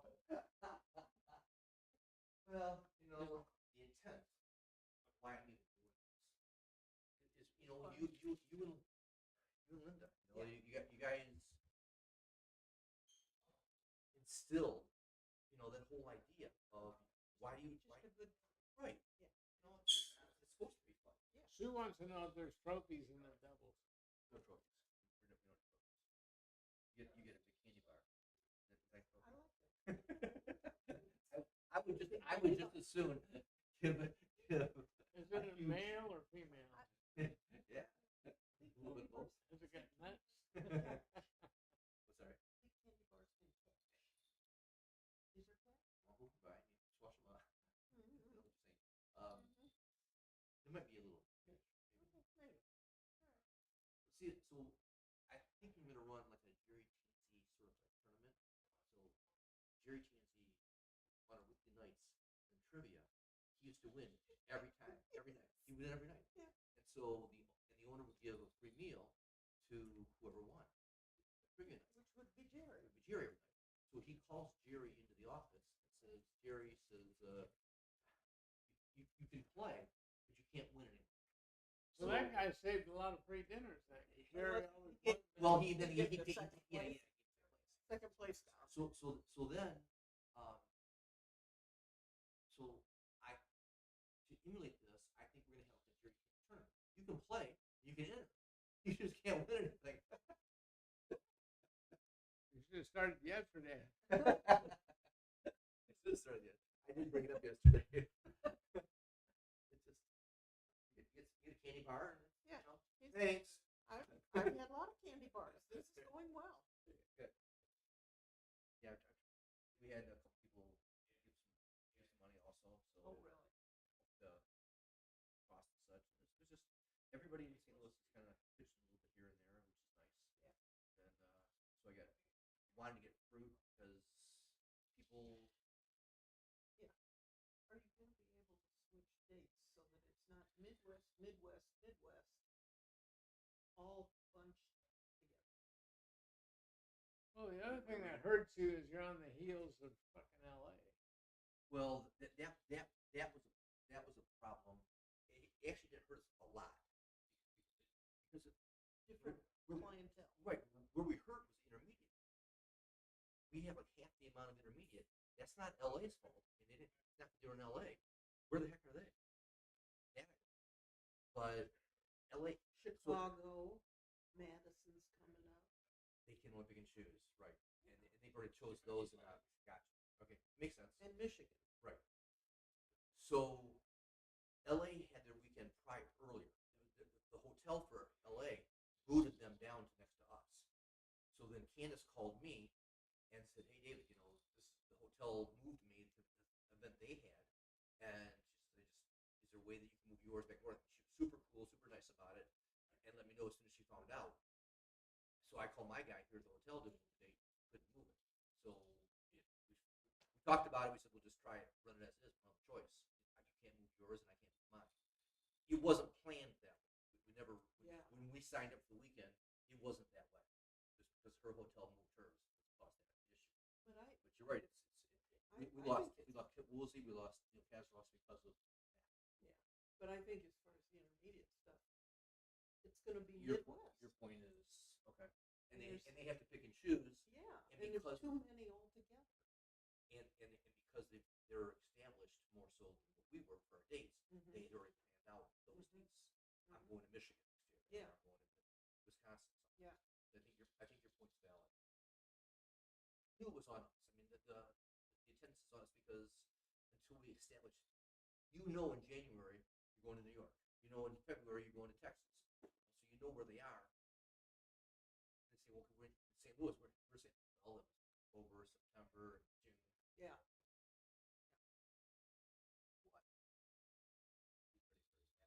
Yeah. Checking out. Uh-huh. Yeah. We'll make sure you're safe. I will be in St. Louis. When whenever you guys are a lot of, and that's the other thing, it's kind of surprising to me the amount of support I get. We're here to support you. Mm-hmm. I didn't really realize that love was out there for. And you got a lot of Peoria people. I think there's like 7. Which could be considered a plus or a minus. Mark can't come with what she just called. Oh. She didn't think so. Yeah, I knew she was having it. Is it not turning out well? It's okay, but how do He you just doesn't want to leave. Yeah, why? Yeah. I can't imagine. I'll be back in a week. Ray had a brain surgery last week. I mean, if he had a brain, he'd have brain surgery. Well, but you got that's not Peoria going to be an people. issue. You got Julie and Rhonda and Medhat and Chris and Alex, Jim and I. I'm thinking of changing my name. Yeah. I want to change my name to Midhat. I'll make it official. I want to change your name to Medhat too. Pitcher named Mudcat. That's a good one. That's a good one. Medhat is, I think, Egyptian. So I think what happens with us in the swing here also is having that Wednesday gives us a load of pressure where we're not packing everything in. Yeah. And it allows us time to breathe and do side events and do today's a chill day, relax. Yeah. Coming in, not just hammering. Yeah. BMAB grabbing Thursday night and then we only have Friday kills our side. Could you start some of the main tournament on Friday instead of only Saturday, Sunday? We could, but it's. Would that get more people here quicker?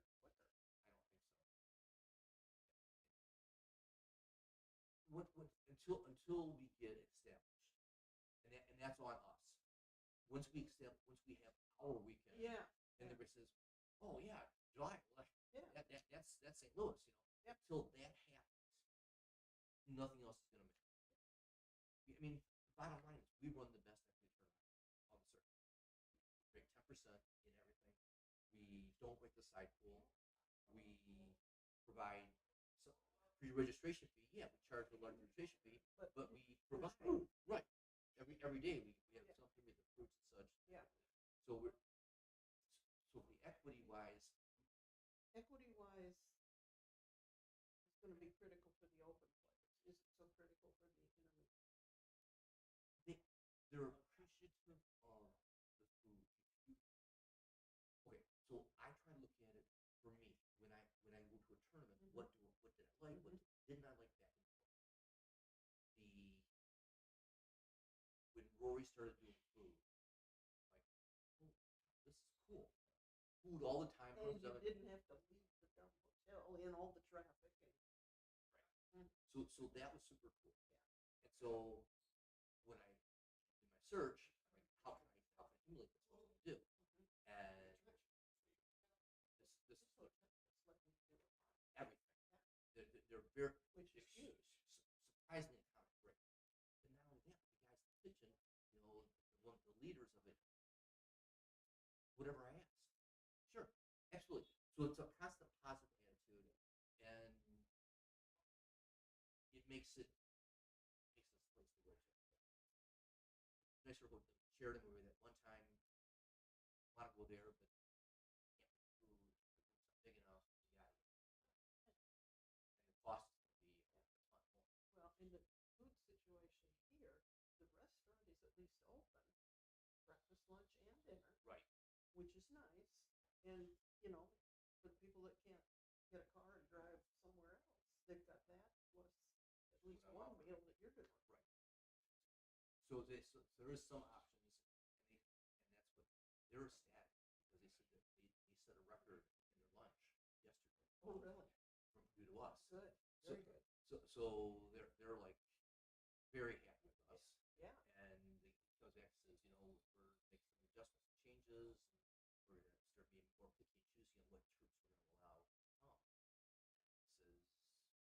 father did.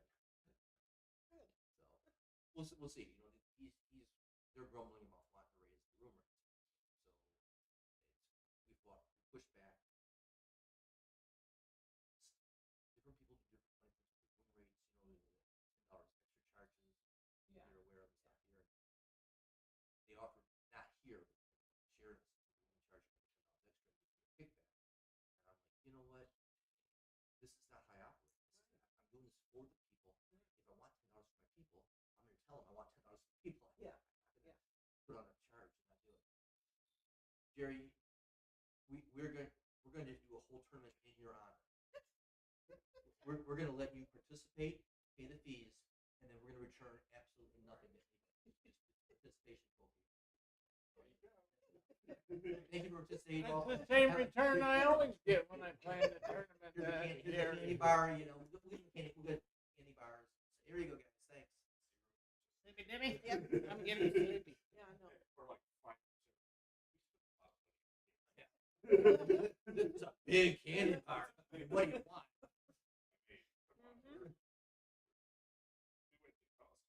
Not the best candy for you guys. I like it. Good. That's the general idea. And tonight is pizza. See? I've memorized the menu. There you go. What do you have for diabetics? Salad. Salada. You go out there and cut the grass and dig right on in. That says me and you having some salad tonight. I'm not diabetic. Speak for yourself. Speak for yourself. Crunchy and I got the fruit. And the fruit is good. Hey, Good fruit. That's iffy. It is. Yeah. Well, my dad is like,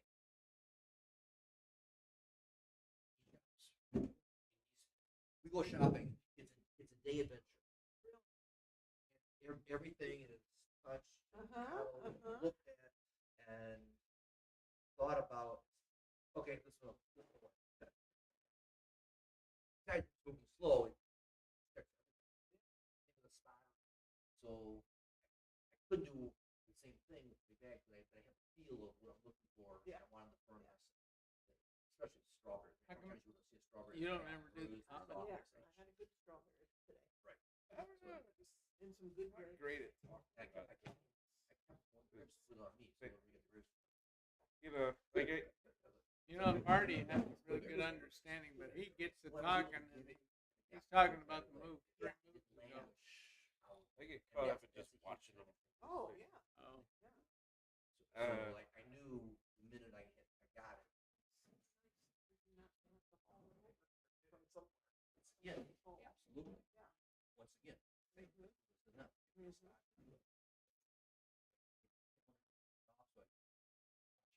I didn't want to put the apples back after I was washed. Yeah. Yeah. So I put my second plate. Gerry, do you know they were what super nice. MK Gammon? Yeah. I think. Don't You quote know. me on this, but All right. I think The guy calls. Mehmet, He doesn't like Agirbas, the. and Koray. He doesn't like. I think that's all those boards. Your people have been told, don't they know that yes, they know. And I won't quote you. Understand. Don't quote. Say, no, Anonymous sources. That's right. You can't Speculate but also, that that's where that comes from. I had told them. What you don't understand is that we just had play. You know, people do one tournament the next, and we just had last week. So it's not. So you decide to come to this tournament. Very cheap. No, I don't. Yeah, Yes, you do. Just We all you have to do is pay enough to get in the air, circle around, and come back. and convert And so All I know feel like that. I'm supporting All the tournament three by did getting register. like Really? this. Yeah. You know, but unless you run a tournament, You know, don't get an realize Airbnb. how I will just get an significant it Airbnb is. down the road, though. You come. And we tried, you know, You knew Okay. that I was coming. can we give a discount for registering early? Is there a way A little to get unfortunate,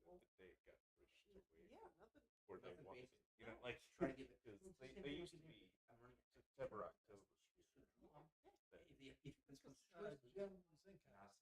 We get prize money. The main thing was, I guess, September. Doesn't resonate. Yeah. New Orleans and Dubai.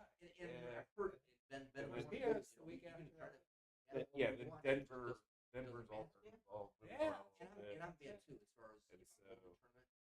Because we were actually okay, because I think last year, So I do things last myself, even knowing. like Of course, at least like if 2 you other make for tournaments, but total they were kind of reservation, like in far That's enough a clue. locations where people were you know, unlikely and to then be you know who's coming. going to. You can pretty much You assume might they're lose a gonna couple play. of players to one of those other ones. Are you gonna go to New Orleans? But I don't know, yeah, Ray. it's okay. We'll I'm still going. get I'm people. yes, I'm Yeah. going. I'm a little burned out. A lot of things I need on my plate to take care of. Pushing that. Where else are you Rest going after the this year? tournament. No, I need to get. Let's see. Nobody. issues. Yes, in Wisconsin. I think you should get us a fruit plate. What else do you I'm gonna let this conversation.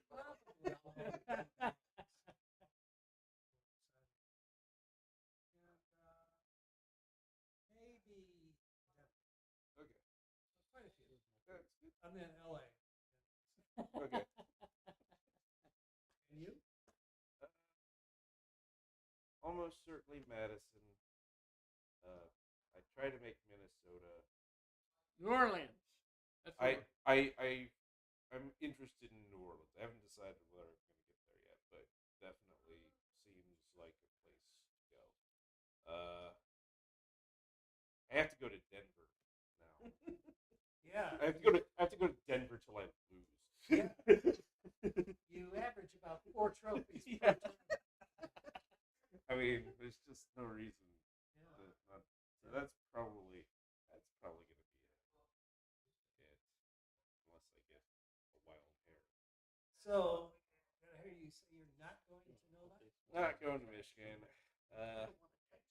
I went last year for Carroll, but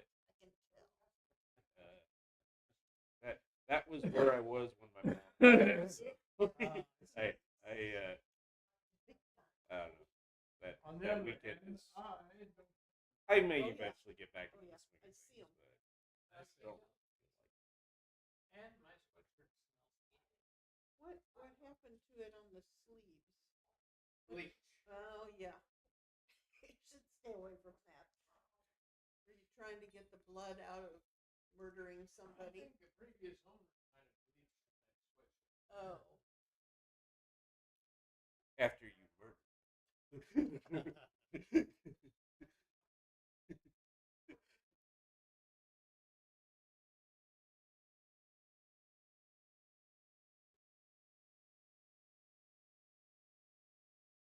Who's your next victim? Either Bill Lonergan or Alan Smith. Looked like Alan was winning that match. Oh, you got 3. I only got 2. You won that time. Yeah, it did.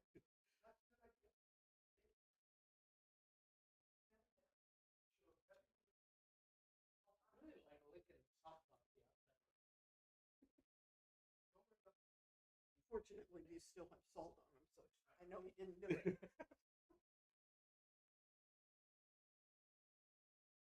Gotta check though.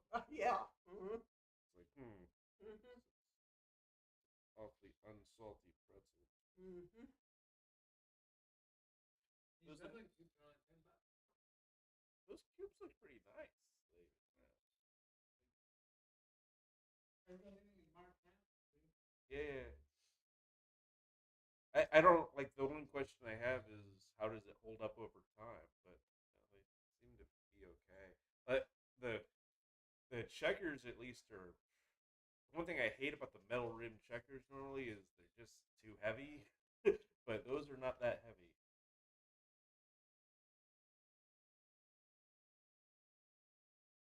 I have found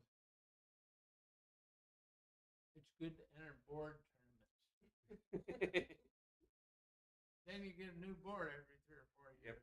Yep. I did it last time. Now Sue got a new board. See, we both got a new one. She got my old one. And I got the Zamral board. That's a pretty good board. And you know, it was surprising that nobody really good got in that tournament. So I was able to win it. You were what? Only 8 people. Yeah. Or it might have been 16. But, you know, there were people that were hoping for a board. John O'Hagan doesn't care. Gerry. Well, Tansey's not going to do. I entered a board tournament involuntarily once in Chicago. The unlucky dice led I did that. Oh, well. and I won. So, And, Really? And my opponent in the finals of that event did not own a board. oh no. So we worked out some deal. He said, "Can I have the board regardless if I win or lose?" I said, "Well, let's talk about it." I forget the details, but we worked out some deal. That's good. And Was it David Wu? no, Because he got the board from, I think, the last chance in Chicago. Oh, good. that was not who I'm talking about because this happened years ago. Oh, this year. This year. No. So yeah. So there appears to be a proud tradition of very good players winning that unlucky dice tournament. I was unlucky. Look, I won a new board.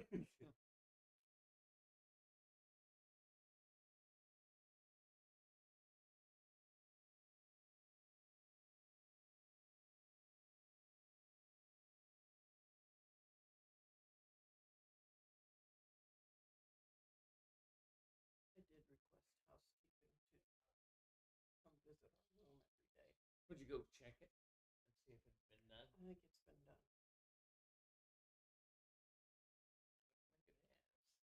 I think it has. Have you been up there? No. Okay. Have you been up there? No. Okay. I can feel it. She was right next door. Moving our way. And I talked to her.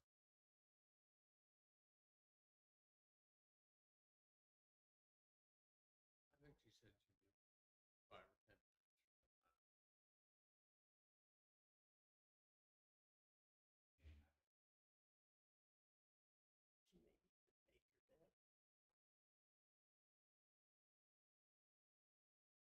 She probably doesn't like making yours. I'm sure she doesn't. If you just mess it up. Again. I know.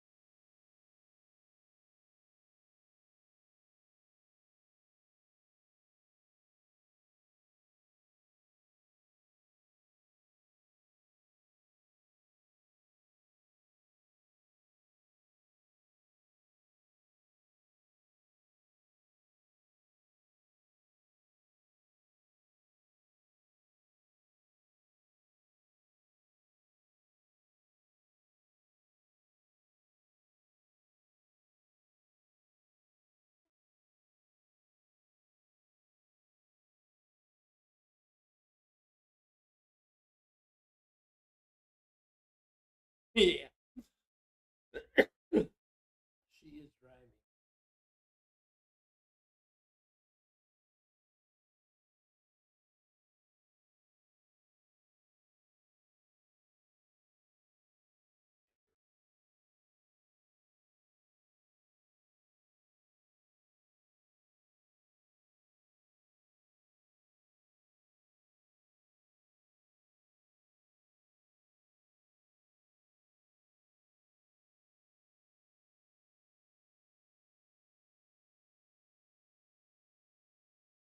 go buy some lemonade. Go to the gas station and see what they got. I do need to go there and get some more of my breakfast. You know, like, so they don't get the same access that you have.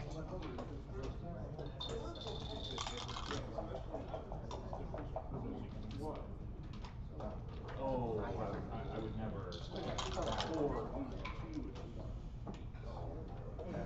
Back down, take me to the gas station. Yep.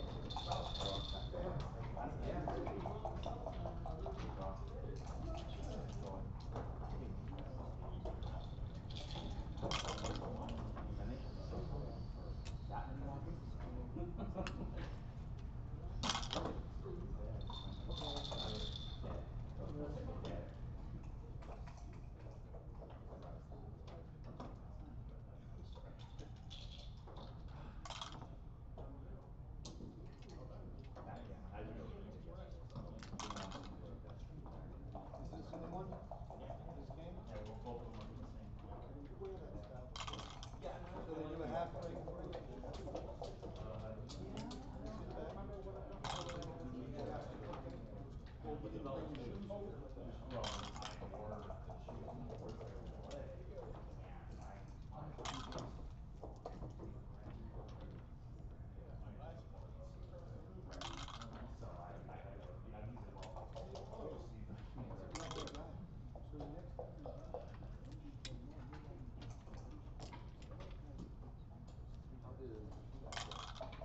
I don't report my losses.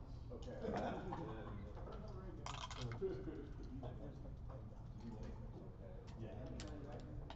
Yeah.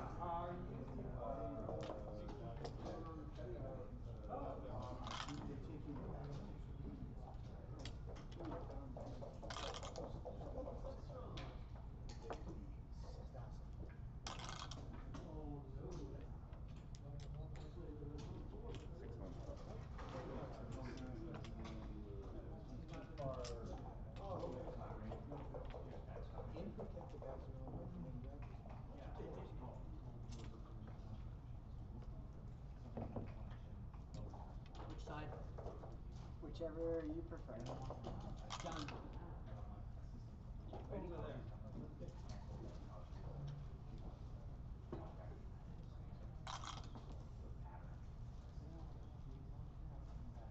Ready? I need a name tag or something, huh? Oh yeah, I have Are mine. they gonna I have mine. type it up? That'll be on the screen too, you guys. Oh, it's on the screen thing? Yeah. Thank you. All right.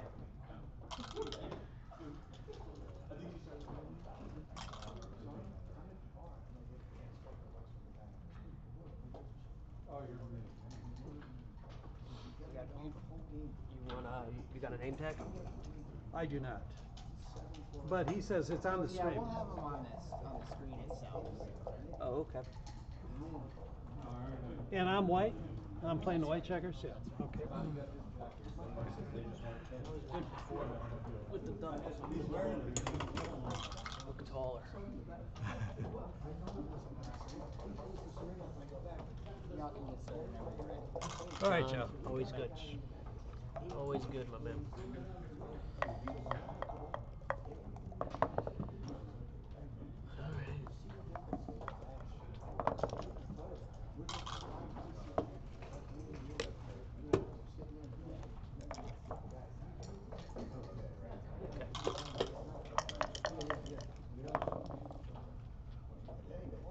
I blocked you. Yes.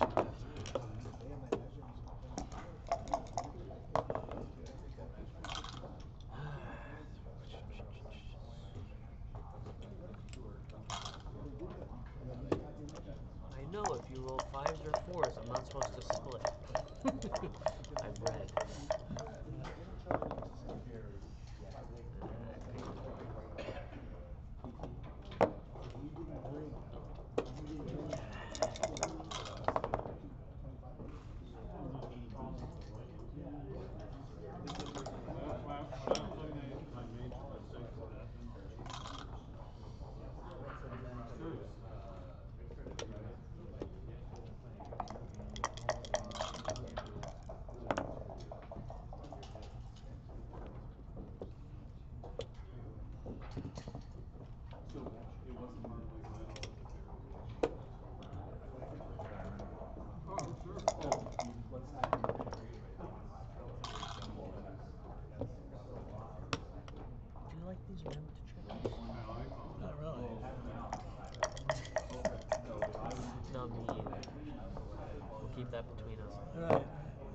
Of course, they might be able to hear us. That's why I whispered. That's why I whispered.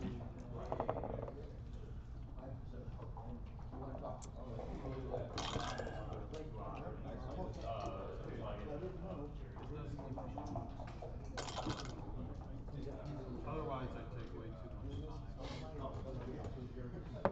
People don't like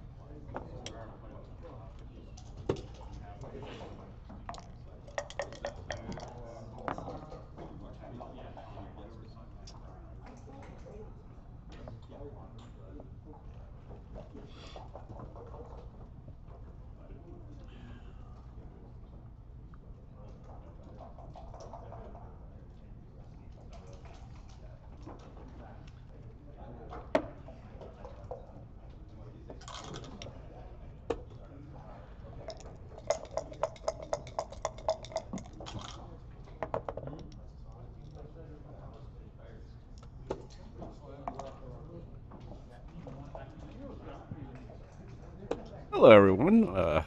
This is Gerry Tansey. I'm going to do a little commentary here before I get pulled away for my match. This is the Masters Jackpot, second round between Joe Urso and John Eshaghian. And you see that John doubles Joe out. All right. Oh, and it looks like I'm going to be joined by Ben Friesen. I'm the color in this commentary. So we'll see if I'm any good at talking. Same way. Mind counts? No, that's right. And In New York, you don't play dice on checkers. That's why I thought for a second. Just splitting with that opening 5-4. I'm probably not going to be here very long. Neither We am I. got two pros playing and another pro doing commentary. What am I going to have? Entertainment value. That's about it. Yeah. Double fours, beautiful. Just crushing. I always struggle with entering sixes. Do you have any generic kind of? I struggle too. Basically, if it looks like running's bad, just bring the 6 down, especially if you can get some duplication involved in the hits. But there's one, there's a bunch of ammo aimed at your head. So right, so staying there yeah, looks worse right. than running, even though you're not really ahead in the race. I mean, I think in this one, I do immediately see that running makes sense. And I almost get the sense from Jacob Rice, who I've asked this stuff before. He just says, yeah, you just make the right play. Like, he almost couldn't tell me because it was something that he learned over time. Right. Just to understand when what 6 was right when it was right. Now with this 3-1, he hit. Okay, I was going to say he didn't consider making the 5, but he hit. That's, of course, great. Oh. Can't cue because your opponent has way too strong a position. I don't even know that I would consider running here. I think you need to develop here. Do you think it's close? I mean, he's certainly considered it running. I definitely run from that because if 3-point was already made, but but with the heavy stacks, I think they need to be developed because it's going to be a long game. This might be a short game after this double 4s. Yeah, so some people might immediately try to make the 5. The reason you can't do that here is because it's too easy for your opponent to anchor, and then they just have a game. And when they dance, they probably don't. This is too good. This has got to be too good. So many, so many numbers. Yeah, I don't mind doubling this against the average open level player, but when you're playing somebody who is just passing because I don't know. You can get a little spooked when your opponent has the 5-point, so that can matter a lot. I still think that was just too much. It makes sense. He's got 24 immediate hitters for the second checker, and it's not like you're going to play on for a gammon very often, but you might as well take that one roll. It's not an inexorable decision. You just are deciding to take one more shake. It is something that a lot of people lose track of. Being too good it's a one-roll decision. You only have to decide whether there's a lot of risk this roll in taking the roll. And it looks like my match may be ready. All right, Gerry Tansey's off with Alan Steffen.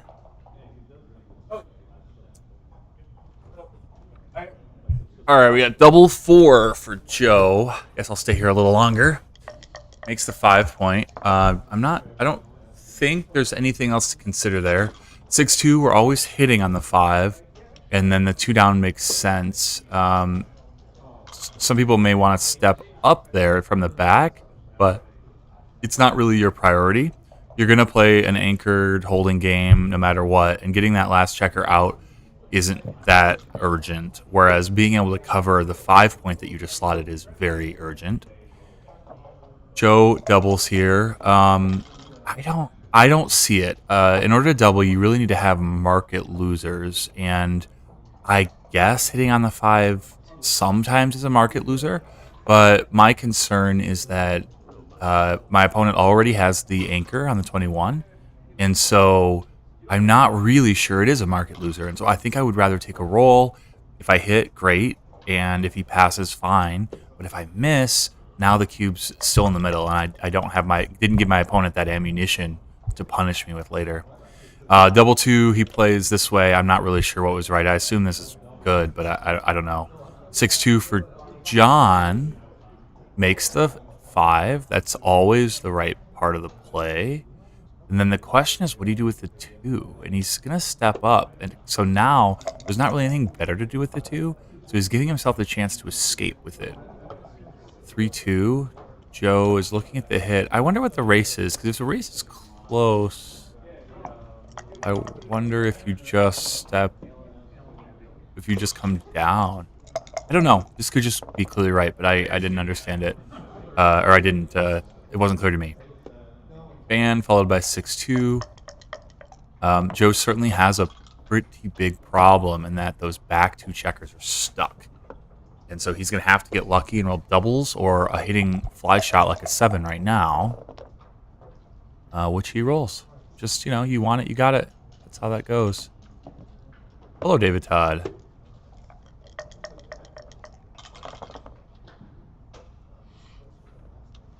Yes, but Joe is in a decent spot in this game with John holding a 2 cube.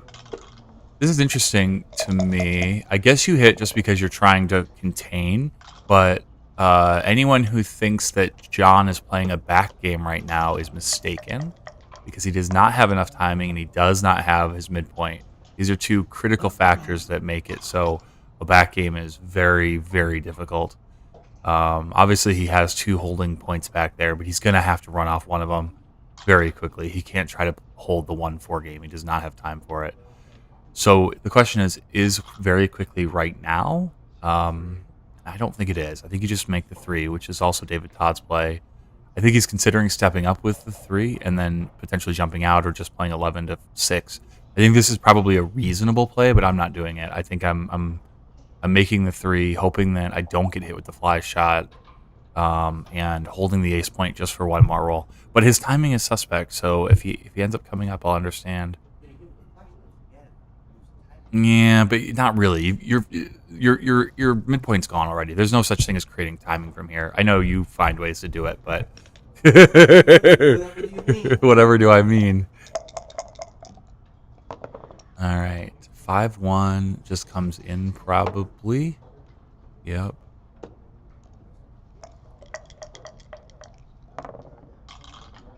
Six, 4. Yeah, I think you just make it, and you just hope that your opponent doesn't roll a 5 or a 6. But if Joe rolls a 5 or a 6, he's always leaving. If he doesn't, he's gonna, I guess, either. Well, he's certainly gonna play that 3. And the question is, do you play from 3 to 2 for some reason? And this makes sense. I'm not really sure if there's a reason to make a different play. Or 2, you have to break one of your points, so you're just gonna play 7-5, 7-3.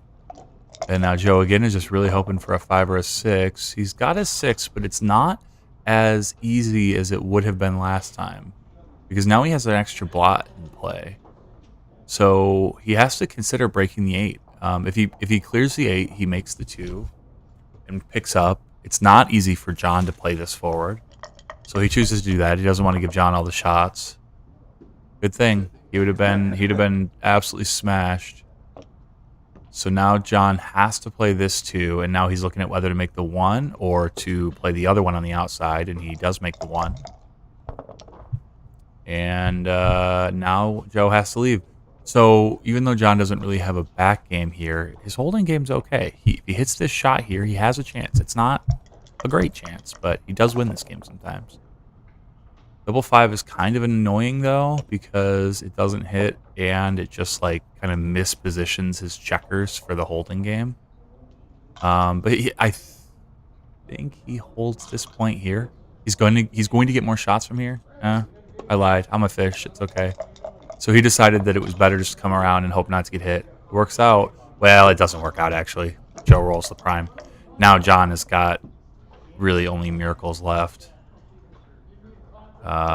In fact, he's not even going to try to force it. He's just going to let this go. Hope that Joe will leave. And he doesn't. He refuses to cooperate. John. Yep. And now they're both thinking about the 7, each hoping the opposite result happens. 3-1. I'm just bringing it in. I'm gonna make this awkward one more roll. I could be wrong, but something like 4-3 is kind of fun. So I don't know. Joe decides just to pop out and not get stuck with double 2s later, which is perfectly reasonable. I suspect even if one of them's right, it's close. 6-4. He opts for this play. I'm not sure why. He's probably looking at double 5s or double 6s or something like that that he saw played better. 1-5. He's going to consider clearing, but generally when your opponent has a 5-point board still, you don't want to clear the prime, at least not too aggressively. So he's going to go this route. There is a risk here. He could roll like 6-5 later, but you still just want to try to let your opponent break their board down before you let them escape. 5-4 is okay. It's annoying, but it's okay. He's just going to clear the 7 and hope that John still breaks his board. He doesn't mind so much if John leaves, but he much prefers that he breaks the board. And now he just wants to come in with a small number and bear off a 3 if at all possible. This is okay. The reason I said that is he wants to be able to attack John when he leaves with a 6, just to ensure that he's got the race locked up. I mean, it's one big double unless it gets close all of a sudden. The 6-5 does not make the point. It does hit because it's less shots, and it probably cleans up better because if John rolls a 6 that's not a 1, he has to leave. So therefore, yeah, no more shots. Now the race isn't won, but it's in good shape. He needs like 2 to 3 doubles, or for Joe to roll lots of aces. Not a bad start. He'd probably re-roll just because 5s and 6s are really good. Oh, okay, that's gonna do it. It's still possible, but boring for most people here. Of course you can.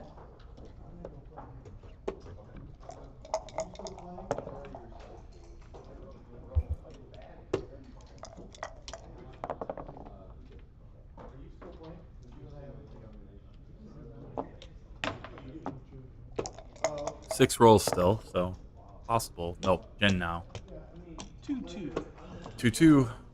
9-point match. Nice stat.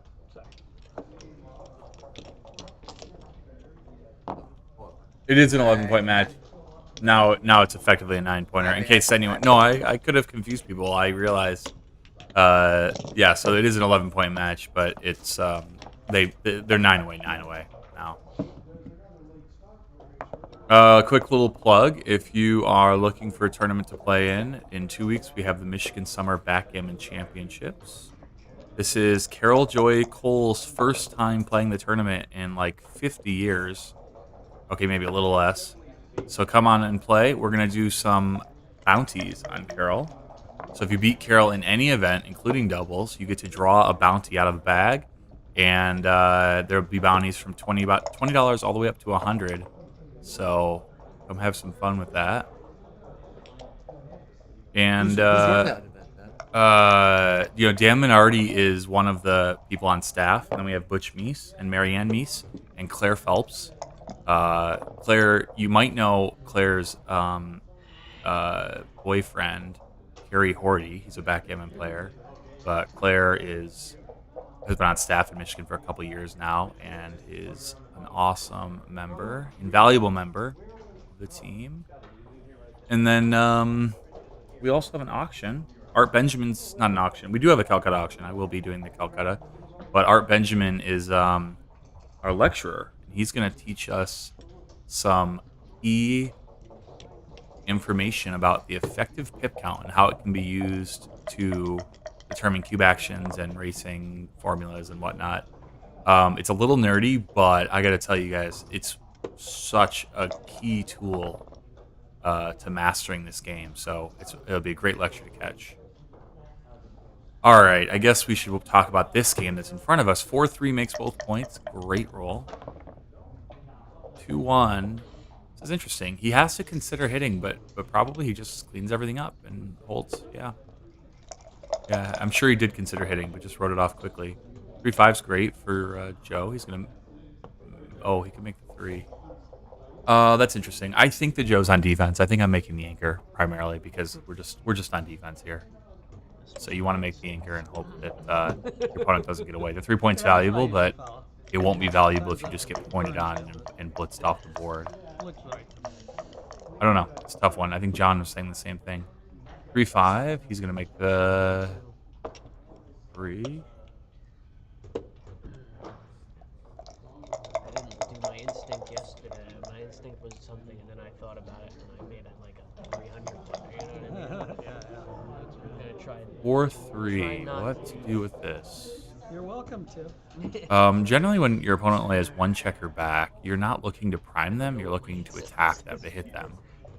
So knowing that, I'm considering playing 8-4, 8-5, and then hoping that my opponent doesn't get away, and I can attack.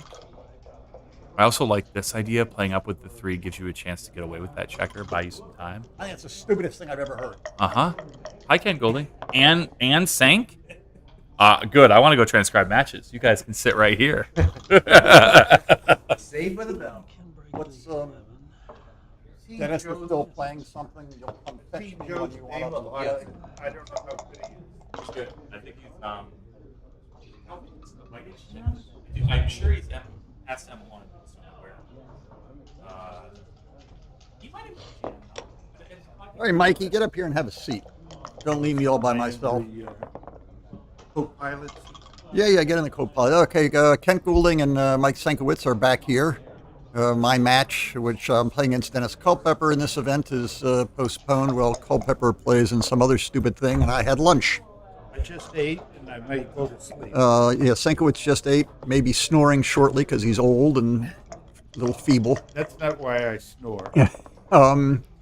We've got quite the battle here. And look, 2-2, that's nice. In this game, trying to catch up. White's on the bar, but Black's still a little too far away to be considered, and too constrained to be considering any cube action. So, was that a 2-1? Yeah, I don't think there's any nifty shifties. So I think, and then 5s are like, well, everything's. Yeah, they just bring it closer. Any ace or 3. Dancing conveniently. You know, I think before Black has any really serious doubling, he's got to move some of his back checkers and extricate them from that quagmire they're stuck in. It's just too easy for John to roll a single 3 and all of a sudden he's winning instead of losing or close to it. There, that's nice. It's nice to be able to tiptoe out. Look at that. Joe likes that. You can see by his body language. He thought that was a great thing. I think it's still not a double. I think he's got to get maybe one big step closer. Okay, that's 5-1 as a baby step. A big step closer would be to roll a 6 and get that last lone checker out. Yeah, the problem, Mikey's saying come under the gun, i.e. play 10-9.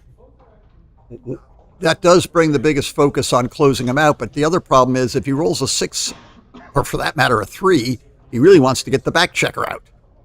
So with this gives him maximum coverage if 3-5, all right, out we go. Now that's a whole different game unless he rolls a 1 or whatever that is, a 10 or a 13. 2-2 does nothing. Okay, now the whole complexion of the game has changed. Now John's got, he pointing on the 4 point is not a knockout blow, so that's not by itself enough to be a big threat to cube. And what he's thinking about now is obviously should he double or not. I think it's a very, very easy take. A lot in the outfield was on the 8 point, he'd have it double. Okay.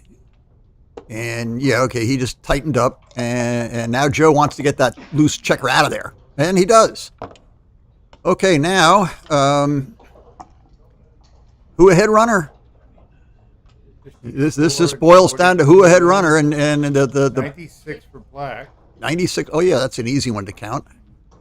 And white, Mikey. Anybody else? How many? 34 and 39. Apparently it's better. Yeah, you can do some comparison, but the comparisons get a little sticky. Now, everybody's taking time to count the race. 34, That's what. 26, 60, 69, 8, and 15, 84, and 18, 102, 108. I can't even count that high. Now, in fact, it's unless Joe rolls a medium doubles, the problem here in terms of should we double or not based on the race is all on John. John's the one if he can who's hold. Joe is stuck. John can release the pressure in some variations where Joe can only release the pressure with the intermediate doubles. Yeah, this is the right play, I think. Yeah, okay. So hang on to that extra 6 in the outfield. XG has sort of blown up my thinking that I understand how this works, because in a lot of positions XG will eat the last 6 when I think it's silly. So I don't fully understand, but it's all been done. Now it's just an opposing bar game. John now has more teeth, and Joe has lost some of his teeth. Well, here we are. Count the race. It looks like double fours. He can play it safe and keep the contact, or he can essentially disengage by clearing the midpoint. So somebody who can count. And that's going to be the answer. Also, Joe's sort of cracked up and busted. So if it's close, keep the contact, because Joe can self-destruct here. And John has way to, a plenty strong enough board and room to play this role and arguably the next one.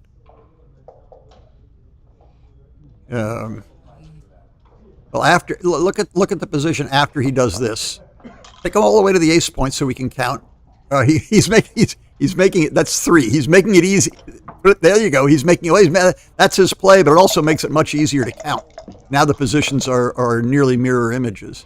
And there's our 17 number shot. Now what's the race? If the 17 number shot leaves him in decent, if he misses it and is in decent shape in the race, then it's a double. Don't worry about the blot on the ace point. That's a minor technicality. Okay, so he's not. Here comes the minor technicality back to haunt him. Go all the way in there. He can. I don't think he's got enough coverers to play for a gammon if he's missed. Had he played wide open with an extra blot, he could. Now he's just going to be done with it and not fool around. Actually, technically, it might have been right for John to make the deuce point. I mean, the ace point with the 4. That way, 6-5 covers the deuce, and he has 4s and 3s that cover it.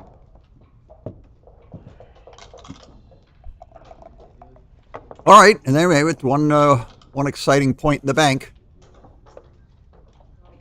4 and 1. Nobody remembers how to play backgammon anymore.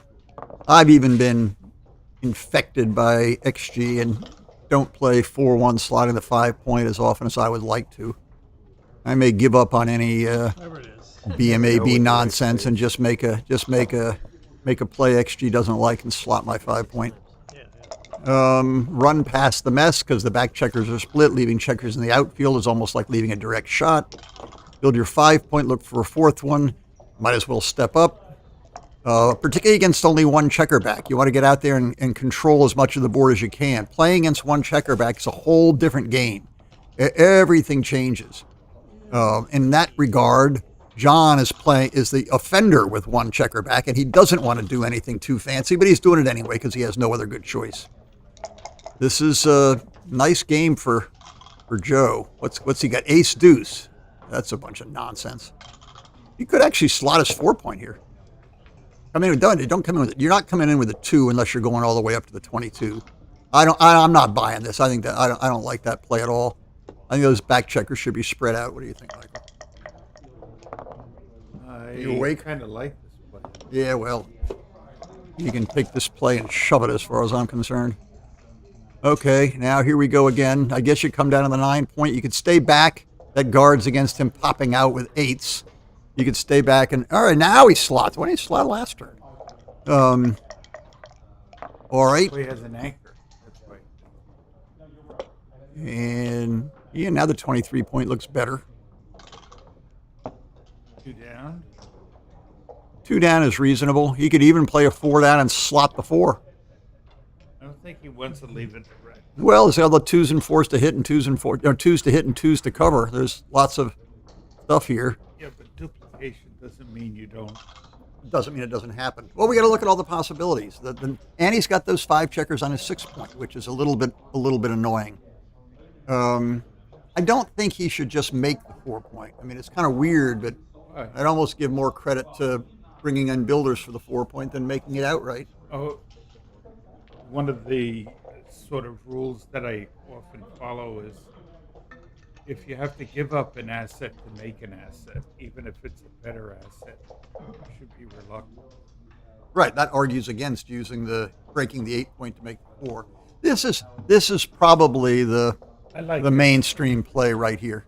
And also the handful of combination shots isn't really that big a deal because the returns are going to be enormous.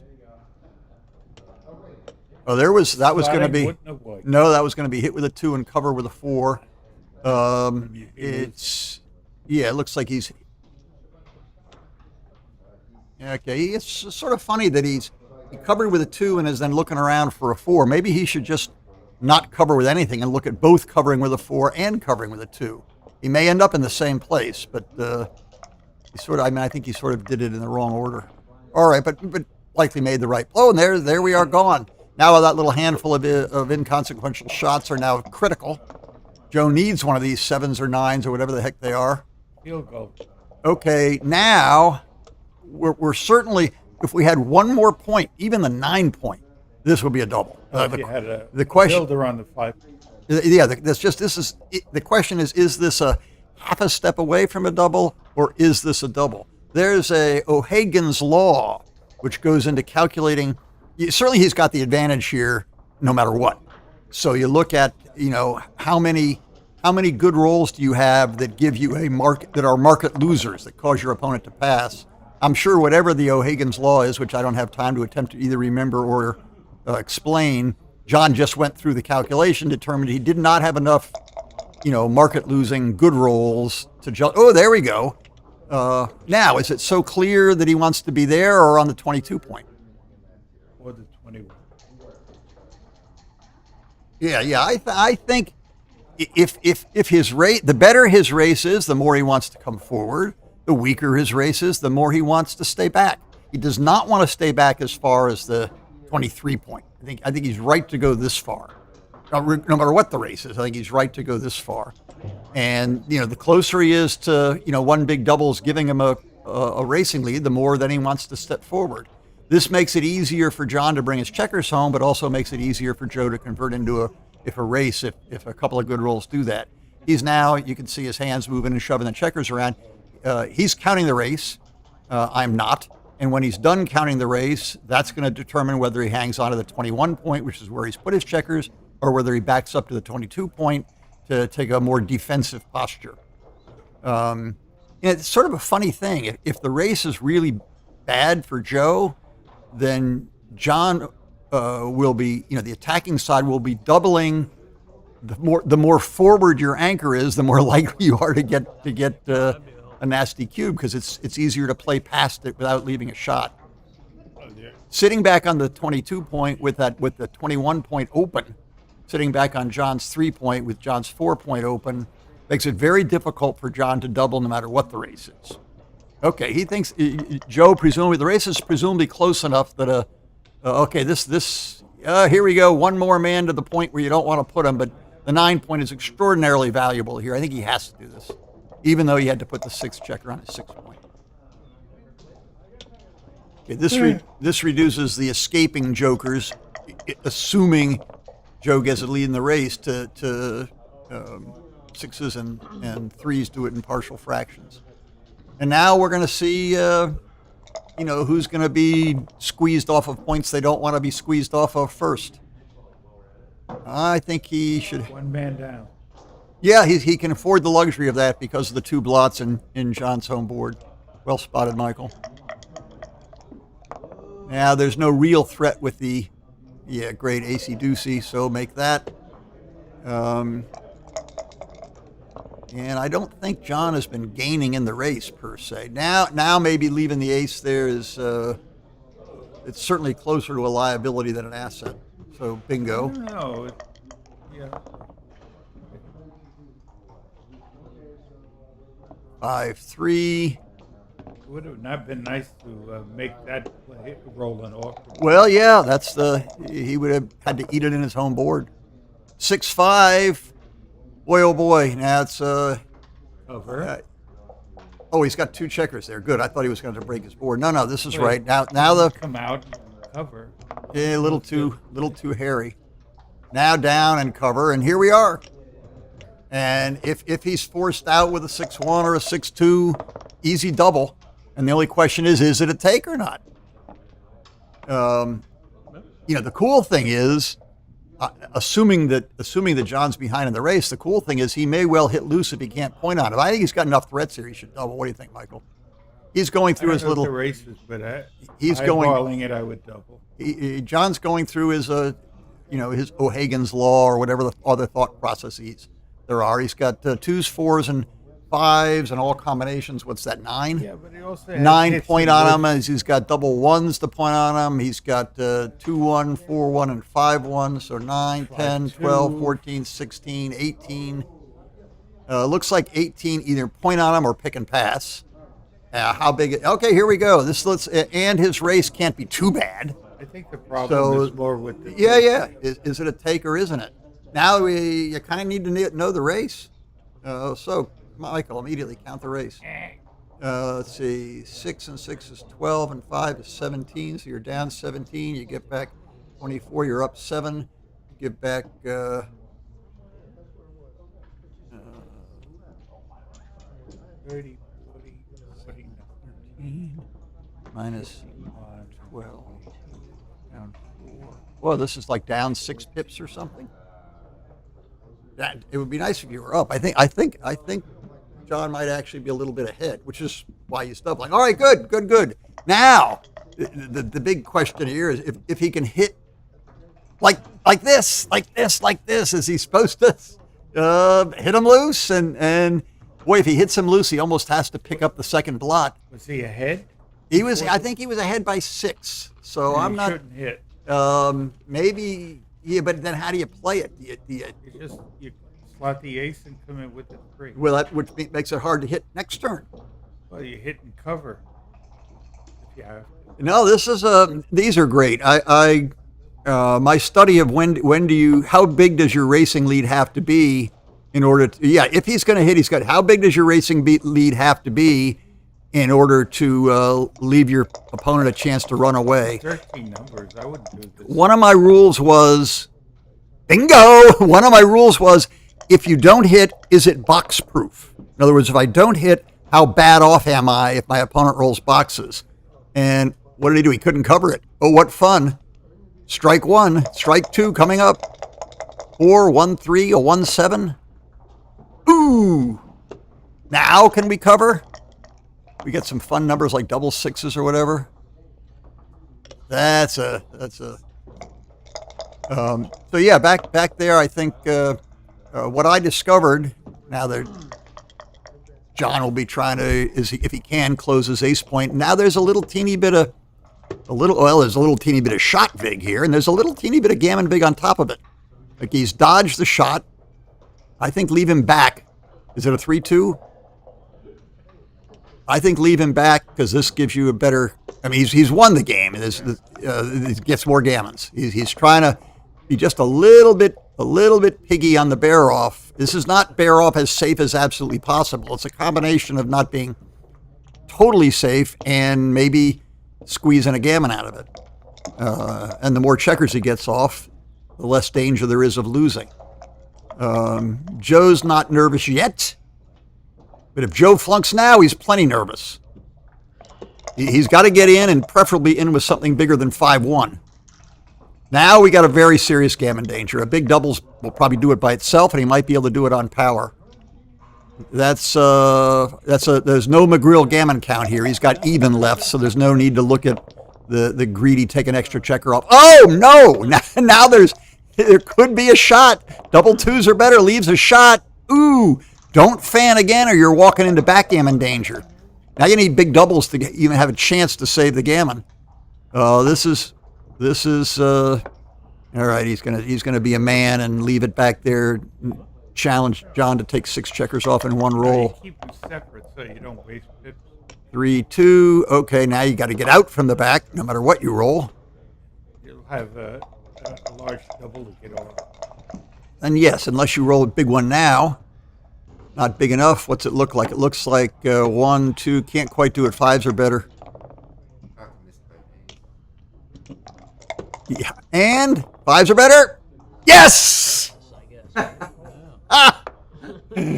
Oh my goodness! All that work, all that luck to lose the gammon to boxes. This is where I go, nah. Yeah, the thought I was trying to squeeze out of my jumbled brain is you're a little bit ahead in the race, and you can leave a shot which loses the game if it's hit, but really solidifies your race if it's missed.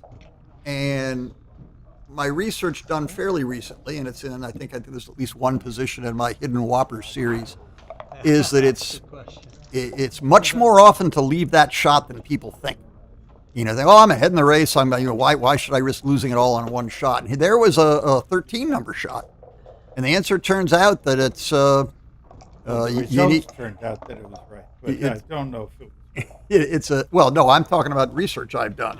Is that it is surprising how big your lead has to be before you don't leave the one win it all or lose it all in one roll 11 or 13 number shot. I mean, basically a 23-13 advantage or a 25-11 advantage is hard to achieve in a race which isn't, a crushing race. It's got to be. All right, here we go. Ooh, everybody's rolling double fives, and what does that mean? You looking for somebody? That's it. Are we supposed to play imminently? What's our plan? We'll watch another game or two and see what happens. Okay, yeah. Get my coffee. I just finished. You didn't bring me any coffee. So Dennis Culpepper has arrived, having just finished some pointless cancel gammon match or something. Tansey. The Tansey challenge. All right. Meanwhile, what's happening in the board?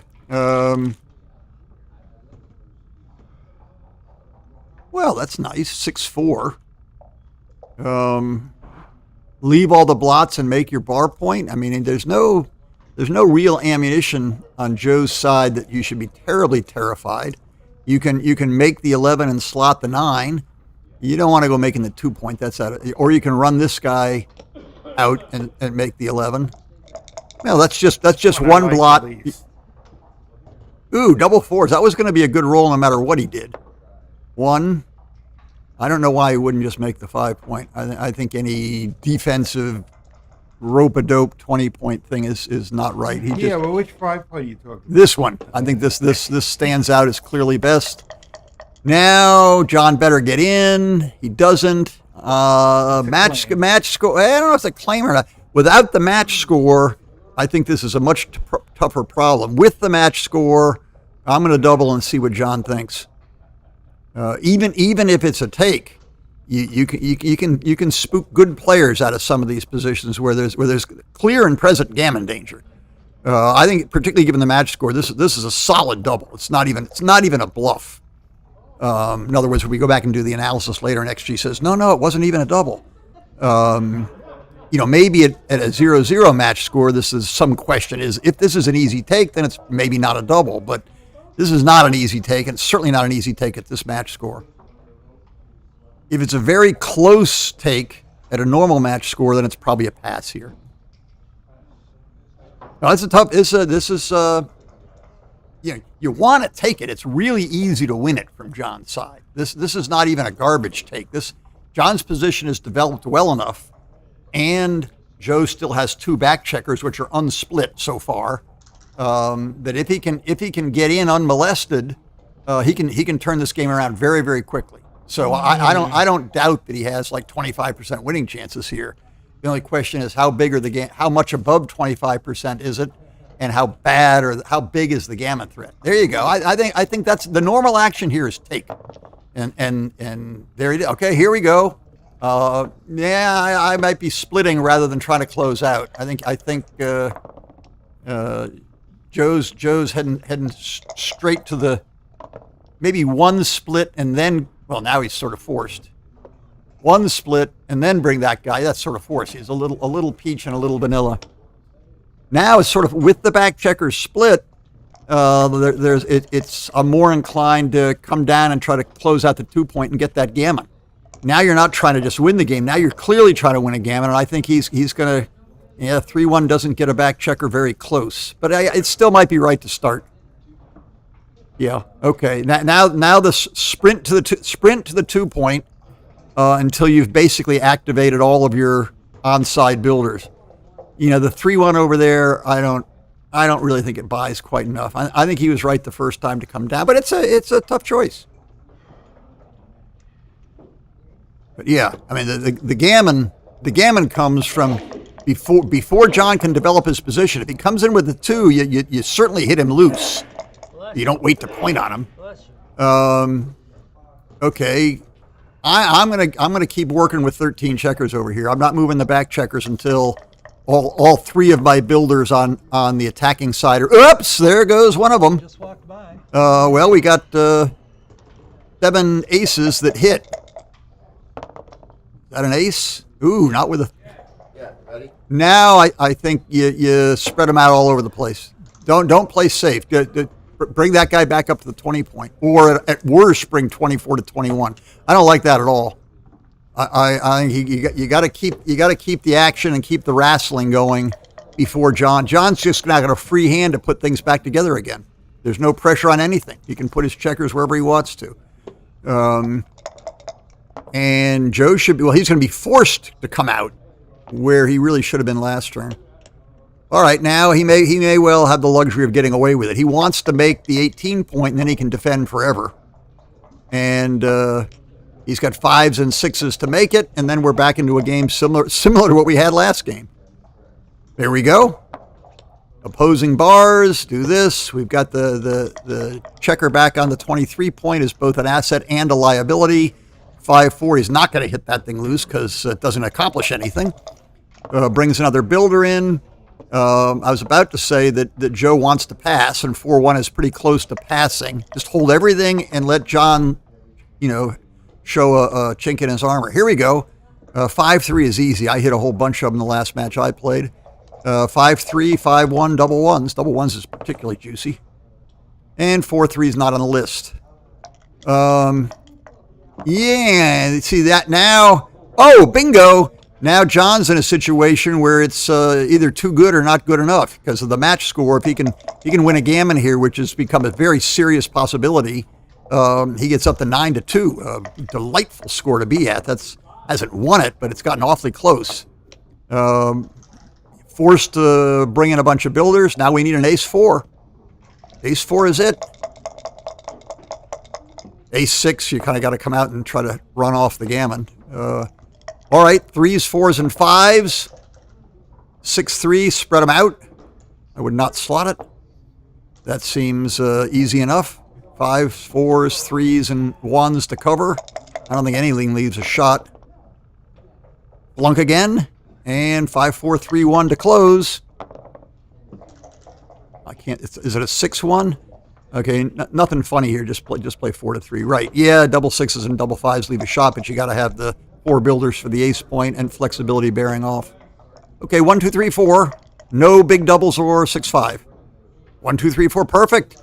Leaves the back even. Now we're sort of in the situation we were a second ago. He won't be super duper safe.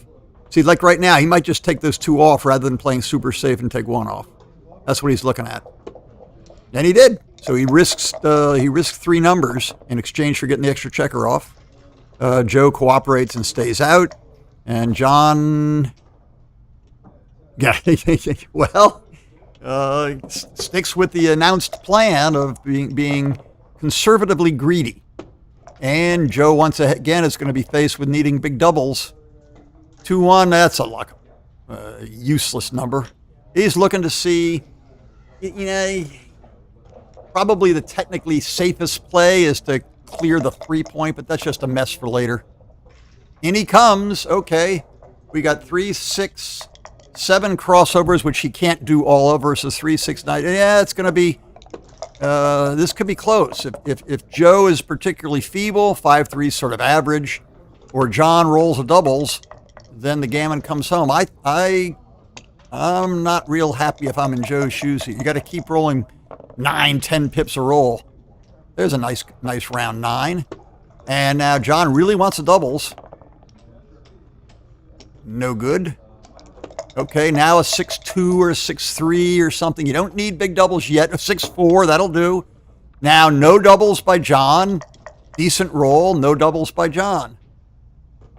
Okay, John now needs 3s. It's going to be 3s. Oh, no, he can't get 2s or better. It's going to be 3s or better. No matter how he twists and turns and wiggles, he's going to need 3s or better. So it's a close call as announced. Joe rolled well enough and John didn't roll doubles, so it's probably going to need 3s or better unless there's some fluke here. Okay, now it's 3s or better. Joe rolled well enough to get here, and John didn't roll any doubles. And it's 6-2. Very exciting. I thought he had them. There were enough 6-4s and 6-3s and things in there that Joe managed to just wriggle away. We'll see about that take. I don't know. That was dangerous. But I know the blots. Yeah. So, plus you might not cover. All right. Where are we? Are we at... Did we score it already? Is it 7-2 now? So John's 4 away. I lost track of what the score was. Joe, of course, plays the develop your offense 2-1. Only a few pips, but dramatically develops your offensive potential. Right. Here, there's some in the old school. McGreal would argue for 6 down to the bar point and 6-4. The 6 down to the bar point, I think, is John will know what's in the books for these things. Oh, look at this! Walks right into the Master Blaster. Need a 5. If he doesn't roll a 5, the only question is, well, this is too good. This is way too good. So don't think about doubling here. And he can't build anything. I wouldn't worry about the back checkers. Just bring all on offense. If you can resolve the offensive part, build a couple more points, the back checkers are in 0 danger.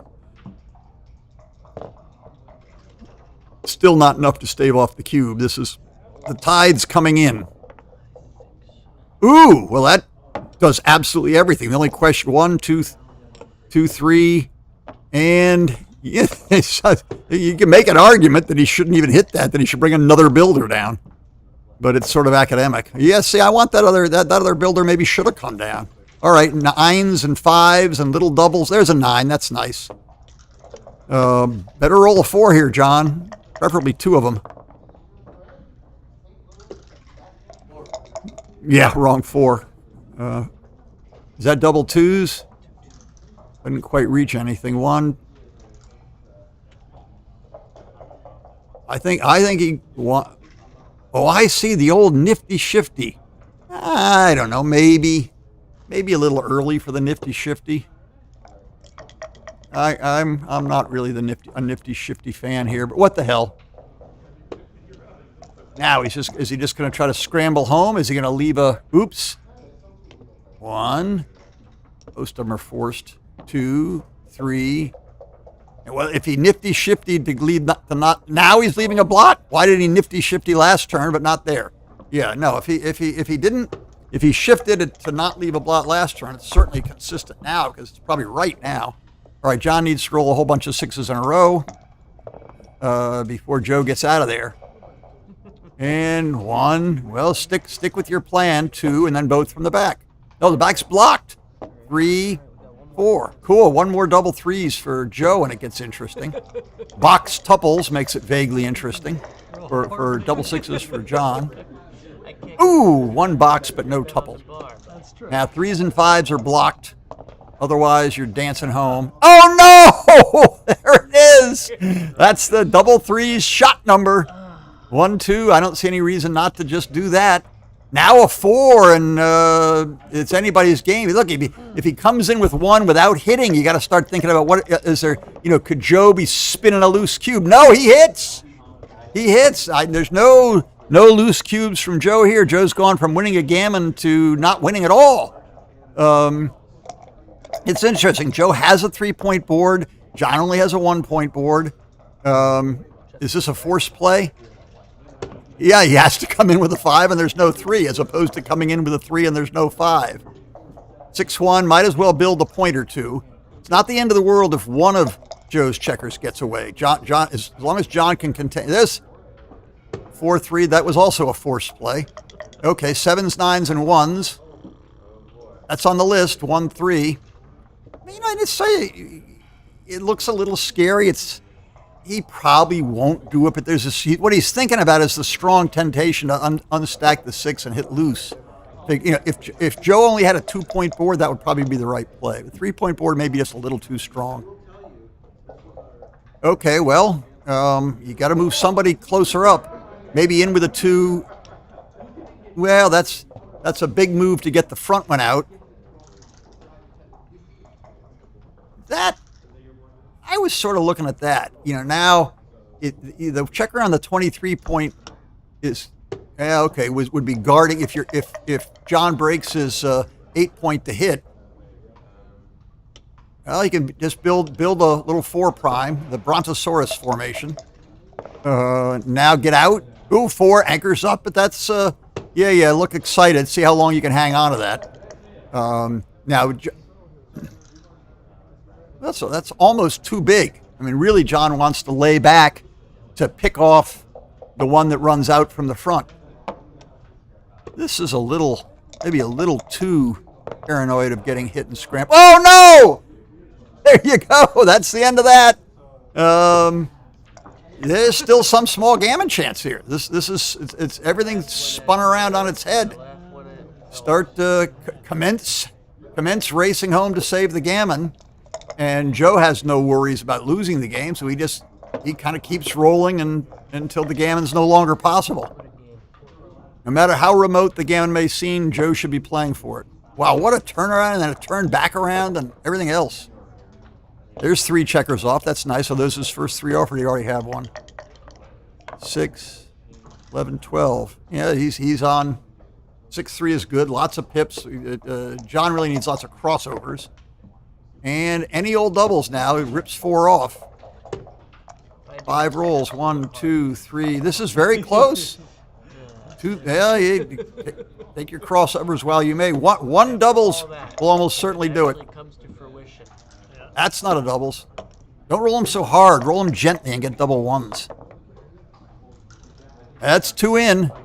You're starting to lose out on what doubles you might need to save it at the end. Double 4s.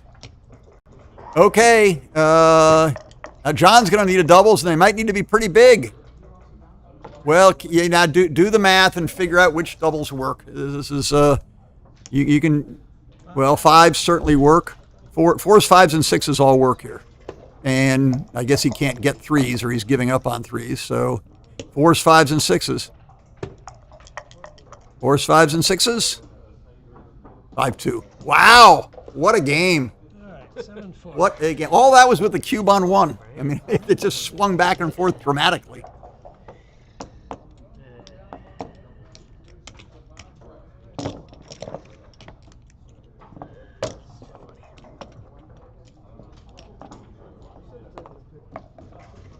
All right, 4 to go, 7 to go.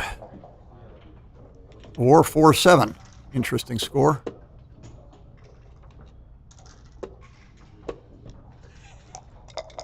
So they're being gentlemen and keeping track of how many points their opponents need on the score. That's why it says 7 and 4. All right, nice roll, double threes. Joe's got plenty of defense. Now he can concentrate on big offense. John has the messed up 6-1 position. Now, if he wants to untangle it, how does he untangle it? I mean, you know, this is he kind of has to do something. Yeah, if you're going to do that, maybe you come 13 to 11. You don't have it. I suppose the only other 2 to play would be 24 to 22. But this is going for the biggest prize. Oh, look at this! All kinds of stuff possible. You can do blitzy stuff. You can do racy stuff. You can even make the ace point here. You can make the 5. You can keep the back. You can keep the back 2 going all around. Boy, there's a lot of possibilities here. Maybe back up everything and let's look at. You know, I think if you're going to play the get out the back checkers thing, this might be the best play. I don't think bringing the back checkers halfway out. There's a lot of flexibility here. You're not. You're basically forcing John to stay split. If John links him, then you can play behind him. And now that's, basically, unless the race is really bad, you link because now it's this weird 4-point holding game. And there won't be any, you kind of want to spread some builders around. You might make a crazy play like 3 down and 5 to 1. You know, what Joe's thinking about it. Oh, yeah, I'm not sure you want to release that just yet. That might be a good landing point. And if you release 1, you sort of have to release 2. I think the most flexible play is this one. And that might even be the right play. Yeah, looks right to me. Nice, Joe. See, what he's looking at is spreading out as many builders as he can to make his 7 or 5 point. Really is 5 point. But 7 points valuable, too. I mean, in theory, over the long run, he could make the bar point, bring all his builders down, bear in and off without ever owning his 5 point. What do we roll? 6-4? What does that do? It does nothing. He's going to go make the ace point. Yeah, he does. There's no good distribution of his checkers with 6-4. It takes away all his builders and doesn't build anything good. Is that a 7? No, if it was a 7, it is a 7. I don't know. Seems to me you ought to be hitting. Worry about what happens later. This looks pretty. I mean, yeah. If he doesn't roll a 5, all of a sudden things can get exciting. And there's no real. Okay, 3-6. Now what? Do you hit the other? Yeah. Good action. Now a 4-1, 4-2, 4-3, 4-4. All kinds of things. John can turn it around. Is that a 5-6? Okay, get out. Now we need a 2. Joe needs a 2 to hit, or boxes. He gets 3-1, which is nothing. Building some point or other, I guess this makes sense, is good. I don't know what the race is. It's probably not great. 6-2, look at that. It's when is a cover not a cover? He could always cover and go to the ace point with the 6. I'm not sure Joe's reception committee isn't a little bit too strong to, the manly play is just to cover it from the midpoint. I don't think you want to leave it there and like take 2 off the midpoint and leave him 2s. I think rather than do that, I'd do the play he's about to look at. Okay, he's decided either he's going to go 7-1 or he's going to go 13-7, or he's not going to do it. Now he's changed his mind again. Michael, do you have an opinion? Are you awake? I was falling asleep. Let's see. You had 7-4. You know what the race is? Of course I don't know what the race is. Okay, so then we don't know what to do. Well, it's how race dependent even is it? I think He has to be ahead quite a bit not to make the 5. Because Well, he's probably this is it. It's going to get stronger That- every roll, and he's going to have holes in it. Okay, he's shown. All right, he finally went for the big play. So 6-4 or an ace. 4-4. Wow. Good thing he's got the bar point. So also this 5-point board makes it very hard to hit loose on the 3-point. This is a tough position. 4-2. I don't think you want to leave any direct shots. So and now Joe needs a 6 or a 5-1. Not. I think you gotta play to get out. Play on the race. Play to get out. Basically, force John to risk everything by hitting loose. He cannot hit at all. Not at all. So make the 2-point, which sort of looks pretty, but leaves all your spares in the 6, or he's going to make the ace point. You can't leave blots all over your home board, or Joe can run with impunity. So I think the most distributionally pleasing play is just to use the 6 and 5 to make. This leaves it a little bit awkward to get him later. I'd have personally have made the ace point, but maybe John knows something. And he continues to roll poopy little numbers. And again, John's going to have a decision: hit loose or not. Well, there's no good 5 if you hit loose. My goodness. I don't think, well, the most natural 5 is to split the 14 to the 9. That'll win for you if you get missed, but you can get yourself gammoned easily with 3 blots. And the return shots are, there are a lot of them. Okay, now count the return shots. 11 plus 3, 1, that's 13, plus 3, 6, that's 15, plus 1, 1, that's 17, plus 1, 2, that's 19, plus 3, 2, that's 21, most of which get you gammoned. That doesn't seem like a winning play to me. You know, the funny thing is, hitting with a 2 and slotting the ace is only 20 numbers. So if you're going to hit with a 2, you should probably use the 5 to slot the ace. John may look at that. This just seems a bit rich. But if he doesn't do this, what does he do? I think he breaks the 8. Okay, well, let's show us hitting with the 2 and slotting the ace. Show us that you've seen it. No, he just pointed to breaking the 8-point. I think he just pointed to. Boy, oh boy, if you break the 7-point, can you take a double? How bad's the race? The race looks pretty bad. Maybe the race isn't as bad as it looks. Oh, he's banking on his racing. Now, Joe's going to count the race now and see what's really going on. Maybe he's behind. Maybe John's ahead in the race. That one back checker is a lot of pips. 8, 5, 13 pips to get to there, so you're down 13. You get back 2 there, so you're down 11. You get back 18 there, you're up 7. You get back 5 there, you're up 12. You give back 11, you're up 1. Up a pip. I don't double this. That's if I counted correctly. It's clearly close. I still would have broken the 8. Looks like a pip to me. I don't think that's. You may not get away. I don't know. The contact may still actually. Contact favor. Yeah, the contact must favor John. And the he's primed all over and forced to crunch. Double 2's disaster. 1, 2. Keep them all, or shift 1, 5 to 3 and 4 to 2. Sort of putting both from there. That gives him, that allows him to hit back without worrying about anything. All right, there we go. Try that. You could try one of those and leave a blot in your home board. Okay, now we're gonna once again go through the do we want to hit loose or don't we thing. You know, he knows he's supposed to.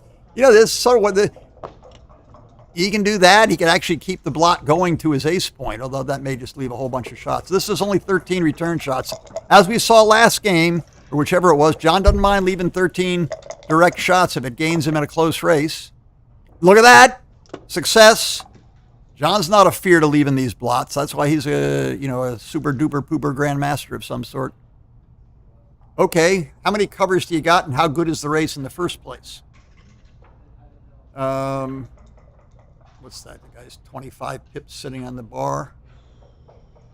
Get back 2 there, so you're up 23. Get back 20 there, so you're down 3. Get back 18 there, so you're down 21. Then you get back 21 even. Is it dead even? Can you count that, Michael? Dead even race. Use all 4 points if it goes double redouble. That's kind of cool. Now, how many numbers don't clean that up at all? You got great rolls like 6-5 that just leave you floundering with blots everywhere. I'm gonna bet he takes a roll, and I think Joe should take it. But sort it all out. Count up how many hits, how many misses, how many thises, how many that's. 4-1. I think you risk the 3-2-1-2. Maybe not, unless you think you've got a claimer. I mean, your only other 4 is to eat it, planning on doubling them out. You know, the funny thing is if you play the 4 naturally and leave the shots, if Joe dances, you might actually be able to take a roll. If you mess up the position and Joe dances, then you're sort of forced to double. Not 100%. It's not 100% clear to me. I believe I'd leave the. Oh, it's also double ones. So it's 3-2-1-2 and double ones. That's 5 hits. 5 hits is a lot more than 0 or 2. Yeah, see, the problem is Michael says he wouldn't give it to him. The problem is if you're not going to give it, you almost don't want to play the 4. All right, this is the big play. Okay, Joe needs a 2 of some sort. A lot of little numbers. Very little numbers out there. Oh, there's the 2, but with a 5. I saw the 2 first.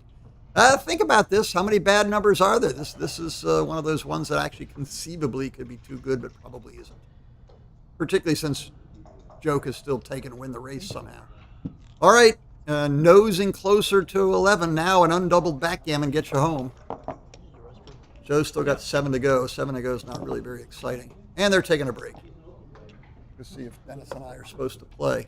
I didn't know they're taking a break. On the camera on the right, Joe got up and walked away. and John's getting up to walk away, and if they had a camera on us, I'm getting up to walk away. Be back if I can.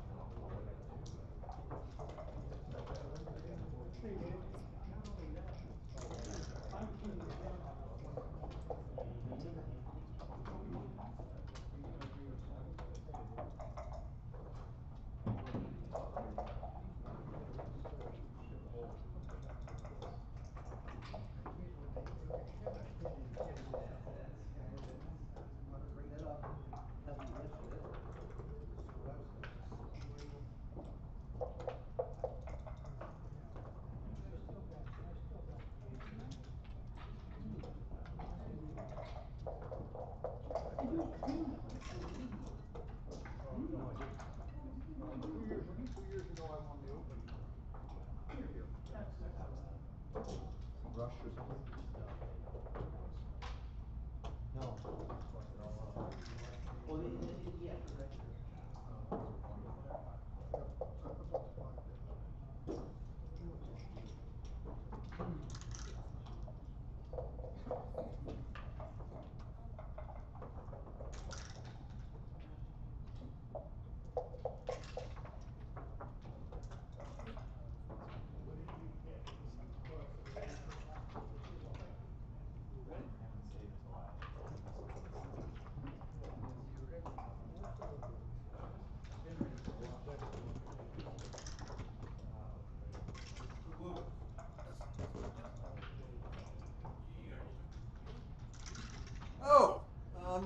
hey, can we stall on that? Stall. All right, John. Good match. Yeah. Hopefully. Play here. We'll see, yeah. It's unclear decisions.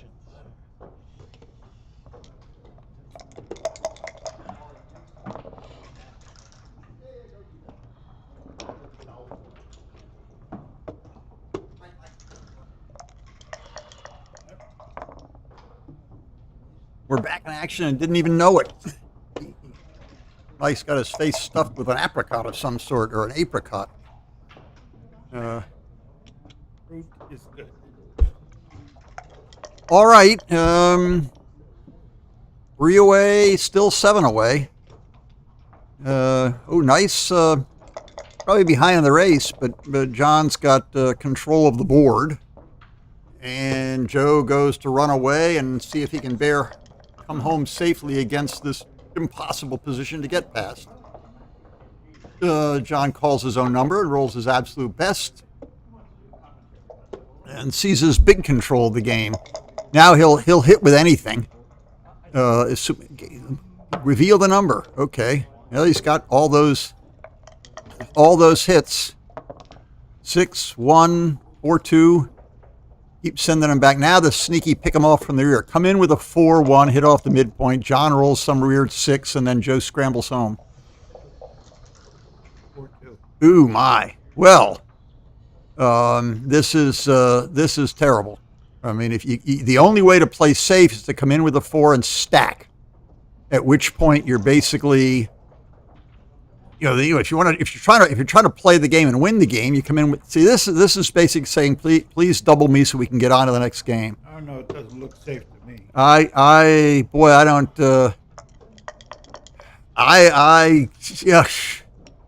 Do you think he was too good? I mean, even with the match score, it's hard not to double that. But we'll see what he does after this roll. Okay. Well, now if he cubes, he obviously didn't think he was too good last turn. No, he didn't hesitate. He's all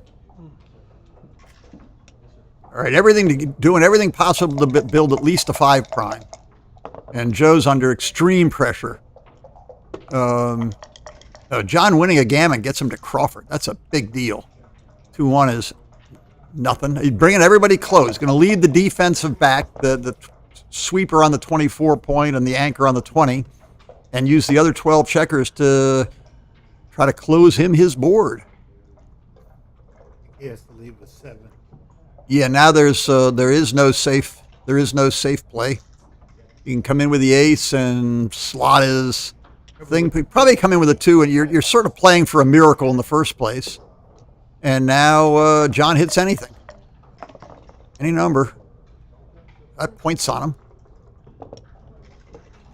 Now when John can go sweep up the blot on the lurking out there on the midpoint, then the gammon becomes routine. Wait, but wait, there's more. 7, 11, and 3. 7, 3, 11, and 13. What's that? 5-1. 5-1 is not too hot. Okay, he hangs on to everything, and now Joe can sort of put things back together again. I think both off of there. And 13 to 8. That's good. Spread them out a bit. This is run, and you may even next turn make that point. I mean, John wants to try to skippity-doo on out of there while he's got a 5-point board and Joe's got nothing. Now the question is, if you hit, It's you're going to have 2 blots and the gammon light is lit. It's actually conceivable that it's not right to hit here. That he should. Okay, any 9 or any 4 except for a 6-4. I think he might have maybe should have just built his 4-point and tried to hit a shot later. What's that? 5-3. Yep, no good. I love that. Yeah, all right, brilliant play. Now cover the 9-point, so you get your stepping stones in place and also your blockers in place. 5-1. Now, what exactly does that prove? Yeah, you almost have to keep it going because you want to leave the back checker as far back, cover as much of the field as possible. Oh. Walk into 10. What is it? Is it 11 away now? Just 2 numbers? That brings it into 3 numbers. All right. John hits with a 10. Okay, now here's a little tricky play. Bring those all the way. Yeah. Don't look at keeping them all together. That's I was talking about that when he had a blot out there a couple of turns ago. He may step out and make that point for just these reasons. Now, it's very sad. Joe can't do anything. He can't build points. He can't leave blots. Now, how easy it is for John to race home. It's sort of funny. If John already had that loose blot out, then John could consider doubling, even if it meant leaving a double shot, because Joe's board is such a wide open mess. That's what he's thinking about. He's thinking about, does he have enough? If he just runs the back checker out, let's say he rolls a 6-2 and runs the back checker out 6 and then makes the 14-point with a 2, leaves 3s and 4s, but 3s and 4s and blots everywhere. If that's, this could turn into a winning by a mile race very, very easily. And what are the dangers? So that's what John's sifting through. Are there some awkward numbers where he's sort of stuck in place, or he has to go with 6s? I mean, any 6, he's just going to run out from the back and then play the other half. I say 6-1, big deal. You come out and slot your 1 point. 6-2, you make the 14-point. That's not a problem. 6-3 or beyond, you keep going. What about numbers that have 3s on them? Okay, he's decided maybe just a little too much, and out he'll come. This was the plan. Now it's going to be a tough choice for Joe. Even if he hits, what can he cover? Okay, he's hey, look at it. He's playing to, now John is in serious danger if he rolls some cool thing like 2-3 or double 2s or double 3s. And John's thinking, well, I'm going to probably not roll double 2s or double 3s. I'm going to skippity-doo out of there. Yeah, 5-1 or 6-1 leaves me in a massively good race with a fair amount of time to clear the point. He can't clear the point. I don't think... 3-1 is bad, too. 6-3. 6. I wouldn't bring it in. Yeah, good. He wants to... He's got a few rolls here to roll double 1s, double 2s. Or double 5s or double 6s or 6-5. I don't know that it will be interesting if he has a choice of, like a 5-2. I can't see what the die on the left is, the white die. 5 something. Push it out in the middle. You push the one we could already see. Push the other one out there. It's usually a 1. Well, it's He's not even showing us what he's thinking about. And it's hard for us to know. We'd have to guess. There's it's a 5-1. All right. Board is built. 6-2. That's a stupid number for Joe. It leaves more blots as opposed to building points. Now John may, even if he isn't forced to, he may well run. Can't get anywhere. Can't run at all. Now we roll little numbers and close up all our points. Oh, another stupid 6-2. Well, at least he covers 1 point. Yeah, I think you're gonna need your 5 points, so you might as well leave it slotted.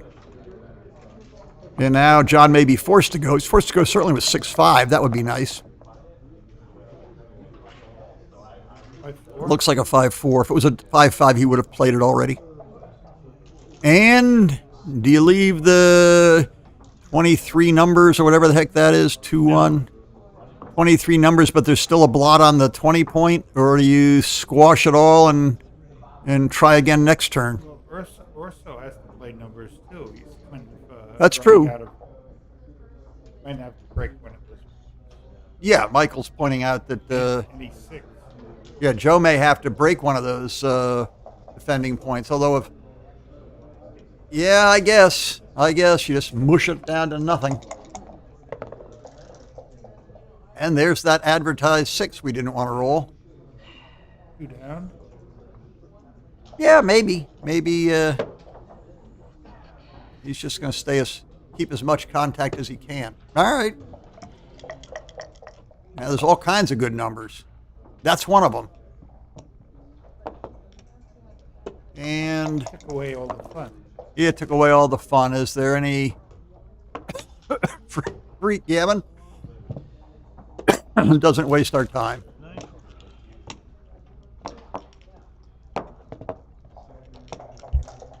Now John's 2 away and basically never doubles. I mean, the only time John looks at doubling is in a race, which is a massive lead. Any position with gammon threats, he just plays for the gammon.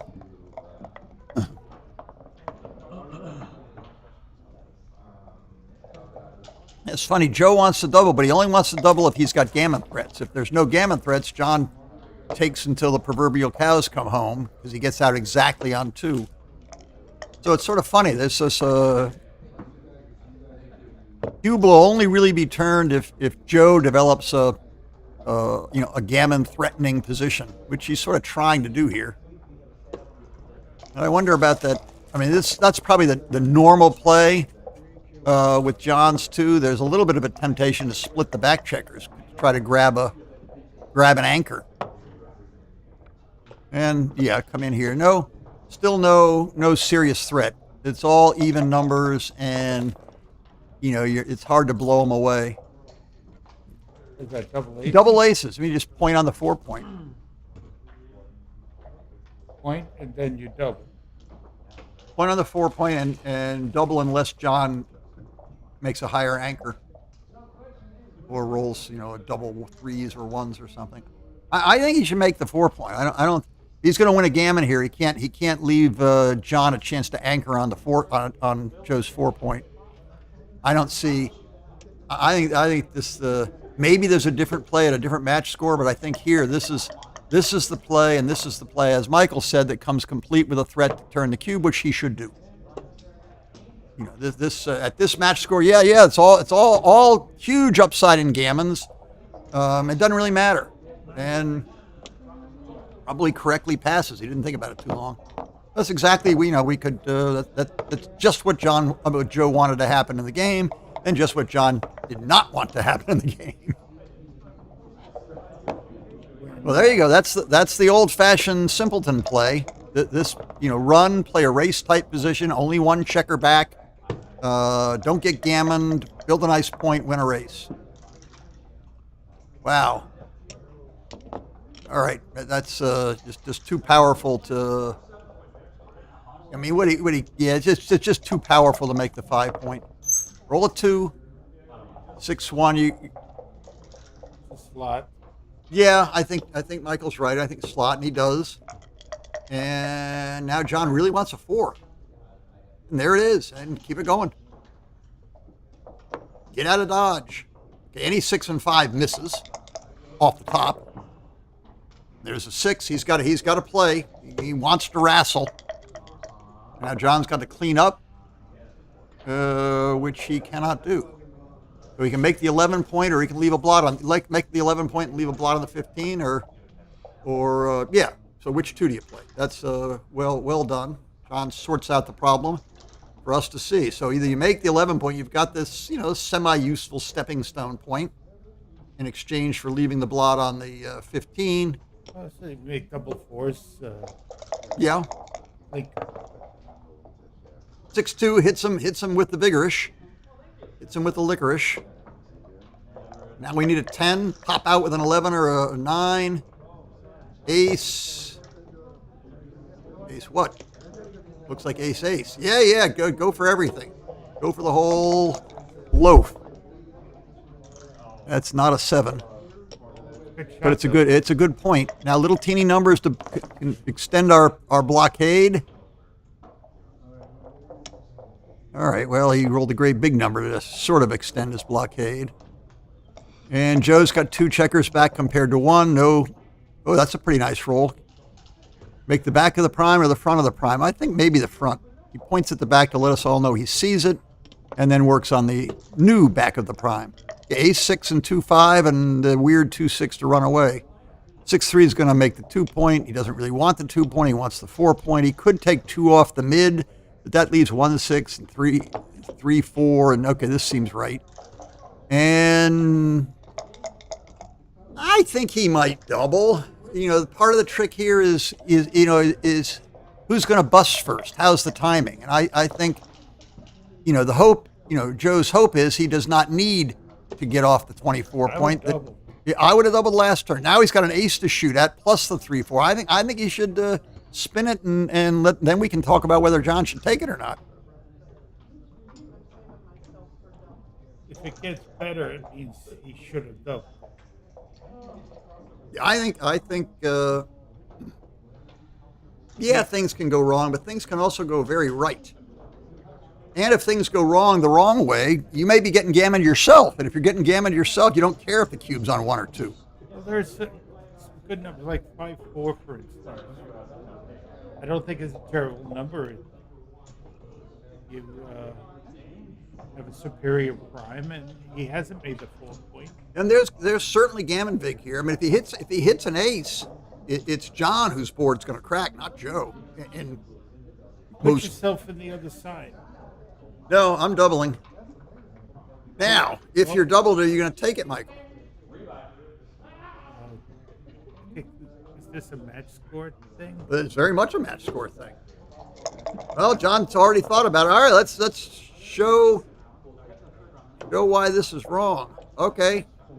Now, John needs little tiny numbers. Make the 4-point or roll a 2-6. That wasn't necessarily the only play.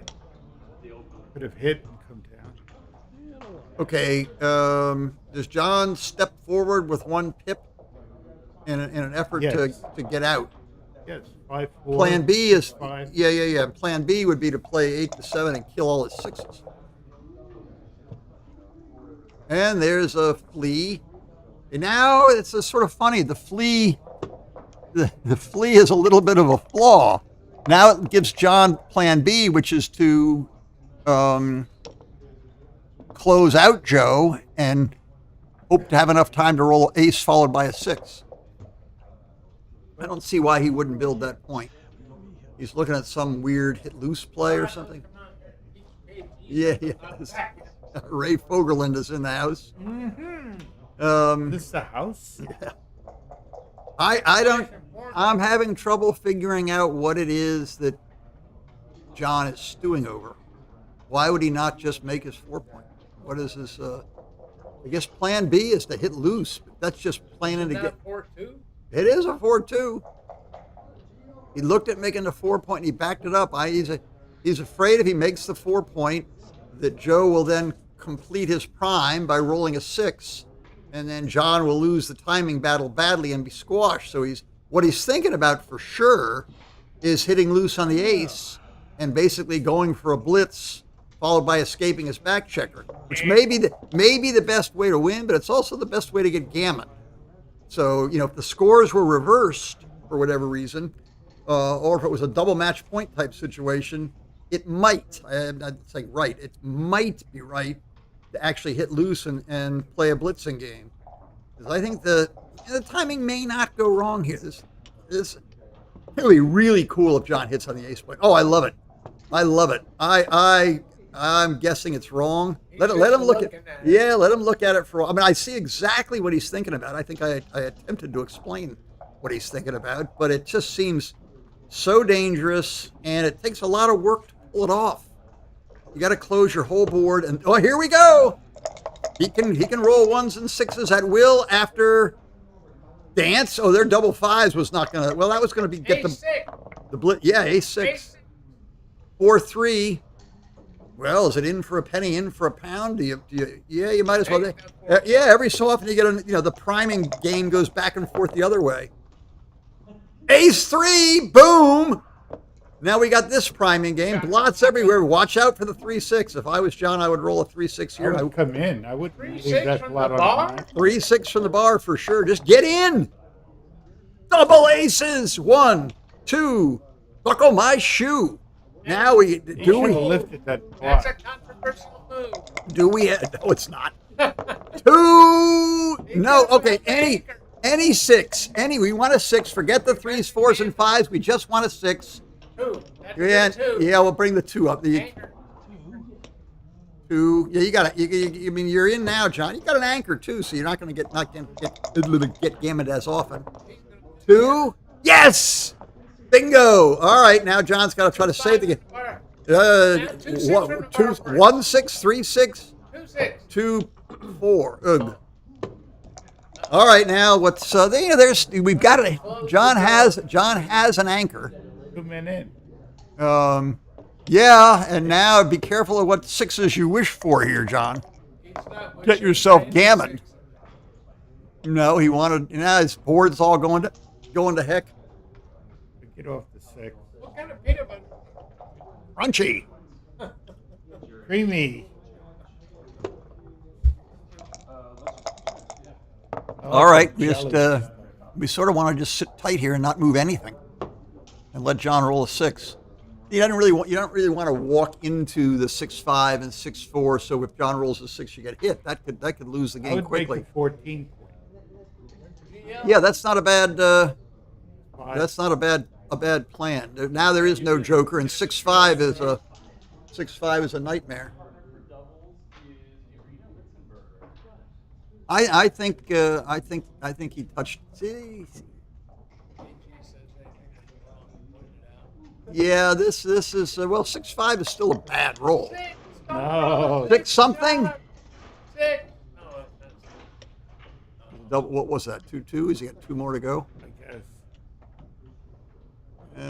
He's just wasting our time. That's a crisp and crackly. You know how that valuable that is.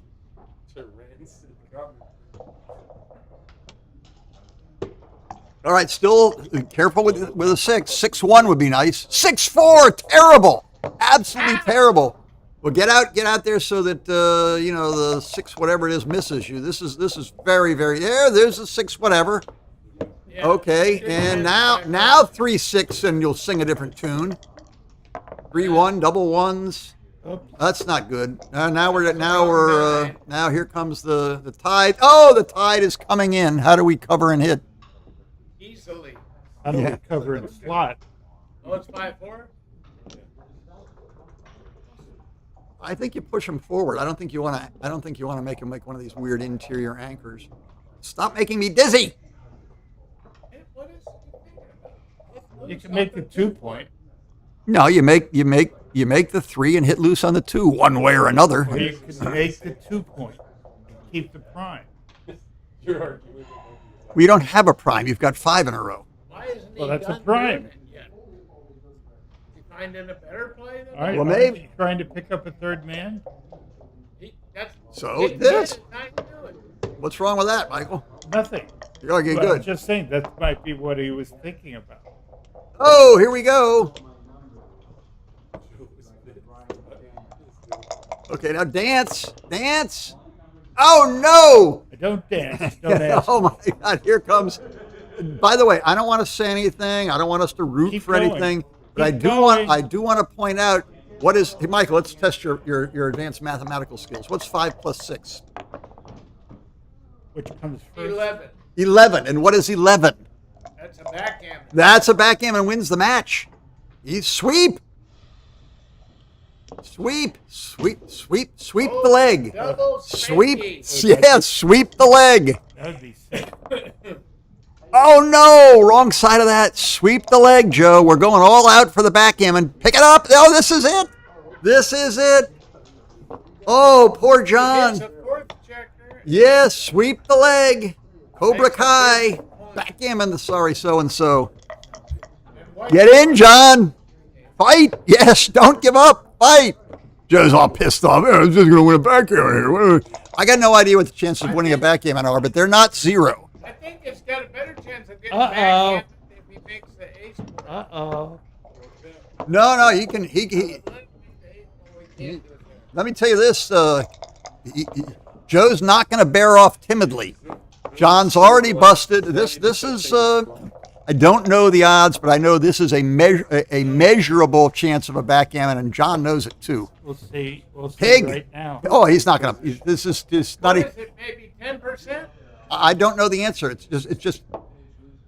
You think 15? 16. DT confidently says 16. I think.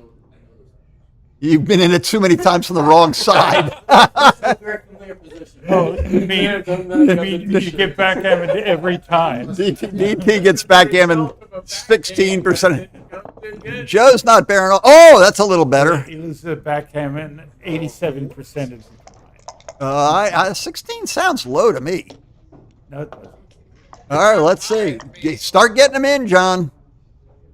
Nope. Don't make a hurry, John. Just relax. Now it's starting to look like 16. 2-1, big doubles. Big doubles! Oh, no! Oh, come on. 1, 2, 3. Off in 4. I one in. This is photo finish. This is. There's a lot of shot leaving. Now, do you take the McGreal backgammon count? Yeah, that's a good 3. Now the McGreal backgammon count. I love it. I love it. He might take it, but he ain't gonna leave a blind. He's not gonna leave the blind. Might be getting kicked around for a while. You can also, by the way, you can get hit and still backgammon him. Let's say you don't get hit. By the way, you can get hit and not win a gammon. He's got a 1 to play. He played the 3. The 3 was forced. He's got a 1 to play, and what he's looking at is he's off in 3. If he takes that off, he's off in 3, and John is not out of there in 3. Now, what rolls? How long is it going to take John to get it? It may well be John is so dead that he can afford this roll. So he comes in with one and flunks with 1. That's 1 in. Then he comes in with 2. It's 4. 2 in. Oh, look at. Had he peeled, he'd be 1 roll ahead of the game here. Had he peeled, he'd only have 4 checkers left. He's pissed off at himself. A chance to. Okay. We got. Yeah. The McGreal backgammon count would have fetched him a backgammon. He would have backgammon. Now any doubles, and the match is over. Oh, now he's kicking himself. He's absolutely kicking himself. Well, yeah, that's actually, you can probably sort of pencil and paper figure it out. But it would. Well, the 3 also gets off the gammon in a lot of cases. You would have taken off the check, GL. Oh, me? Yeah. GL would have won a backgammon in that game. And Sue would not have. Well, I mean, he almost.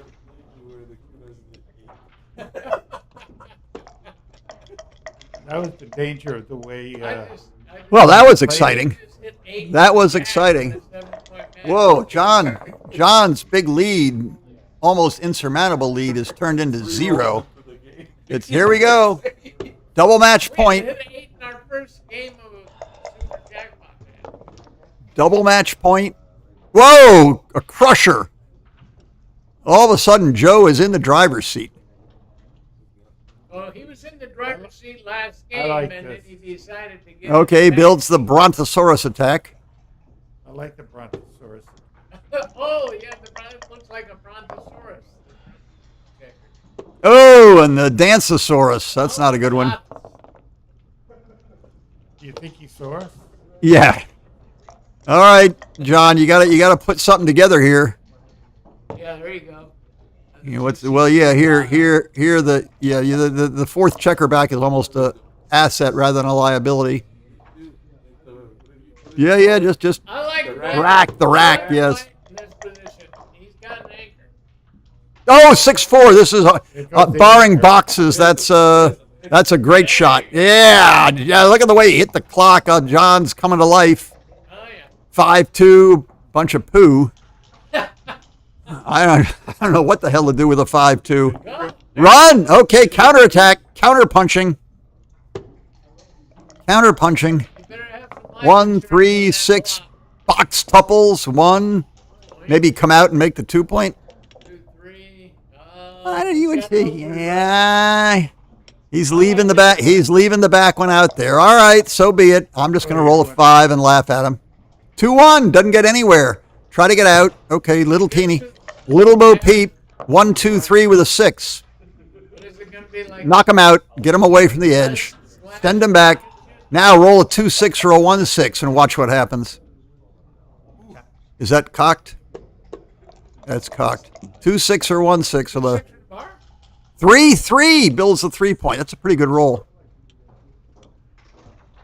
Could hit the ace too. Now he's just going to build his prime. There we go. Now we come in with double 2s. 6-5. Yeah. 6-1. Quickly does that. Not necessarily the right play, but it seems right. He's just trying to win. Doesn't need a gammon. If he needed a gammon, he would have hit loose on the ace point with that 6-1. What's that? 5-4 gets nowhere. So he's got to bring that all the way in. There's no viable alternative. And John, well, cover with a 4, and then do you leave 2 back checkers way back, or do you got to pull one out to the mid? Pull one out to the. I think you cover with a. Oh, it's a hit. I didn't even see the hit. I was too busy doing other stuff. No, this has got to be right to give this a try. Yeah, give it a try, John. Well, maybe not. I mean, just how bad off are you if you play the timid play? Bad. You can still develop the other games from this position. Well, not if you've got You're 9 rolls checkers. a 5. 9 checkers on the bar You again. get a better chance of anchoring if he hits. So you might as well try. I'd be out. Well, this is what do they say? The best play to win is also the best play to get you gammon, but gammons don't count here. John is not happy with this. He's rubbing the back of his head. He's cursing under his breath. He's saying things that he wouldn't want others to hear. John, curse. Yeah, no, it's I know. He's mumbling to himself. Do I really have to do this? I don't want to do this. Oh my goodness. He's counting up the. The problem is 5s are bad. Michael's play B. Can only play B is to 5. come out with a 5 and cover with a 4. Yeah, I think that. There, this. All right. Exactly, there's still enough stuff going on. What would 2-1 would have. He would be hit. He would be hit now. He would be hit, needing to roll a joker. The game. He would. All right, we would have lost if we'd made the other play. Now let's catch up with what's happening here. The ketchup. Some 6s are double 1s. That looks like a good thing. Creeping forward. I'm not sure this is right. What did you want to do, Michael? Make the ace point? 2-1. Just sit back. What do we got? Yeah. I know. He didn't look at it. 6, 5-2 in. Yeah, he's playing the phantom ace, the ace 7 back game with the phantom ace point game. He's like kind of got a phantom deuce mixed in there. Who rolled that? Is that John? Well, roll your prime forward as best you can. I don't think you want to step up. Yeah, now 6-5's a little awkward. Watch. Here we go. May the 4s be with you. Where does it go? No, it's 4s. Does he have any? That looks pretty good. Nothing wrong with that. Now we roll 6-5. Now make the deuce point. Yeah, maybe. I mean, 6-5 is a big bite in the rear end. All right, close your board and wait for the 6-5 to save you. And maybe make the 2. I mean, the ace rather. Leave the 2 open. Okay, 6-5's where it's all at. 3-1 doesn't count at all. Okay, now we've got 6-5 and 6-4. And even 6-3 is sort of interesting. So 6-5, 6-4, and 6-3, then double 6s and double 5s. That's a good shot. Oh, he's got the nifty shifty. He doesn't have to bring all 3 in. Yeah, this is basically forced. Nifty shifty. The nifty shifty. Yeah, 6-1 and 6-2. 2-6. No, it's a 6-2 from the bar. 6-2 from the bar. Oh! Good try. Well, now you play for double 1s. I don't think you can win the race. You play for double ones. Some days they roll double ones. Some days they don't. Looks like Joe is cruising on to the next round. And John is break out your wallet for the rebuy. You have a big wallet for this rebuy. Oh, we're having fun. Oh, here we go. 1, 2, 3, 4. It's legal. More than legal. Easy. That should make him finish a comfortable second place. No, 3 more double sixes and we're out of here. 3 more double sixes and a little bit of poor rolling by Joe. There, you can't get poorer than that. That's the start. Here comes our first or second double sixes. Yeah, they kind of a roll. Yeah, but they were a roll early. Needed 5s later. Ooh, well, it's a 1. Okay, now doubles. Yeah, right. 3, 2. Now 5, 3. That's plenty big enough for me if I'm Joe. Just keep the aces off. Now you got to get uncork the big ones here. What do we get? 9 checkers. 9 checkers is not good. You need to get 5 checkers off somehow. Well, set it up for as many doubles as possible. Yeah, what the hell? Let's see what happens here. 2-1. 1-1. Does John have 9 checkers or 8? 8. He has 8. Oh. That's 5. He played too many ones. He's cheating. Yeah, he played. This is it. 2 guys off. Forfeit. 2 guys off is what he does. Now 4s are back. 4s, 5s, 6s, and 1s. Is that on the list? Nope. Or 8. Oh, whoa. There was some rally by Joe. Well, I talked myself hoarse. I had a good time. I wonder how big a mistake or how right was that 4-2. Which 4-2? John's. He could make a 6-point prime, or he could do what he did, just hit on the 8. Oh, that 4-2 was fascinating. I think he was supposed to hit it. Yeah, he did eventually hit, didn't he? Yeah, he hit. Yeah. But look what it got him. Well, that was exciting. All right, let's see what's going on. Who's doing what? Made the bar anchor. Do we get another game to watch? What's happening? There's always another game to watch. You may see Keep us me hanging. and GL in the next. Yeah. I can't think of the You'll be name. commenting for about 4 minutes. That's about how long our match lasts. Well, just be 4 minutes or until the first 8. Exactly. Well, that's no me. I am scared you out of a game with the 8. I am scared you out of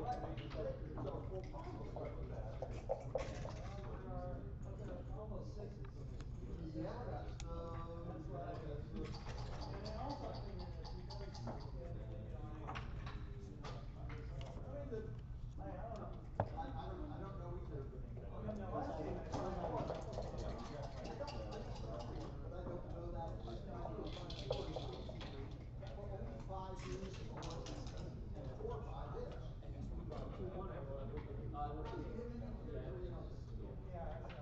else is but I'm well, you can if you need the shortest number of rolls, you get if you need to win, you probably don't. I would agree. But again, it's what am I gonna do? Well, they go in the queue very early and then try and game two.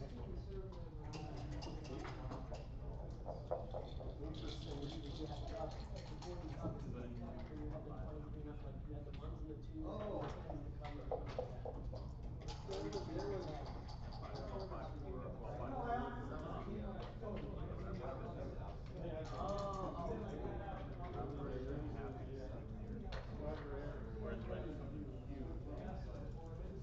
Oh, no, the one where you're out of a 15 or 16, he's got a 12 or 15, 12 or whatever. That one it's not clear. My guess is, that's a double from way back. With the match law, long before he had the 16, I was saying John's going to try to build a 16. Get off the 20, take some of the time, wiggle it around. About as long as those quarters. Basically, where do you know? And there's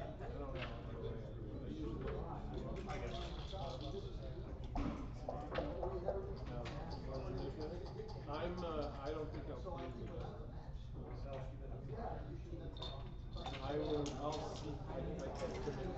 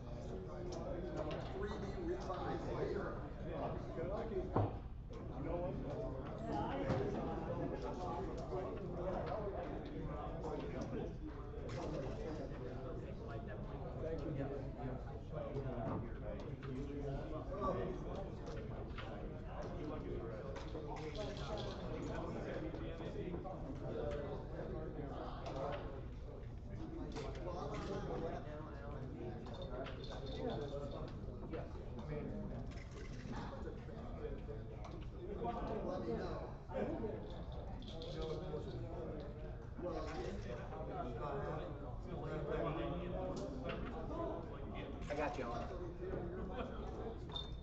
won, so we're gonna do stream Urso and Alan.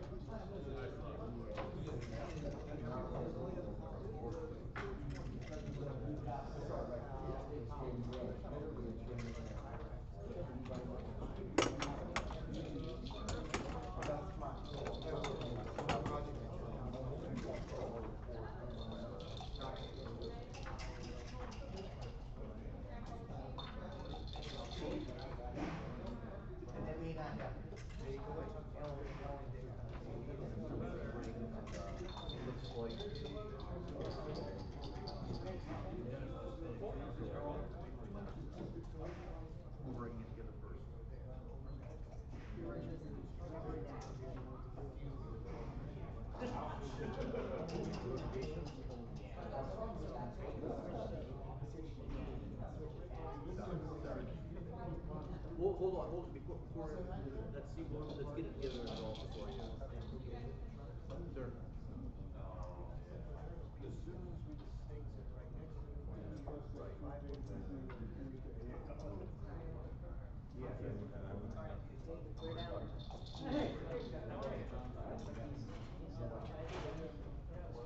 How are you?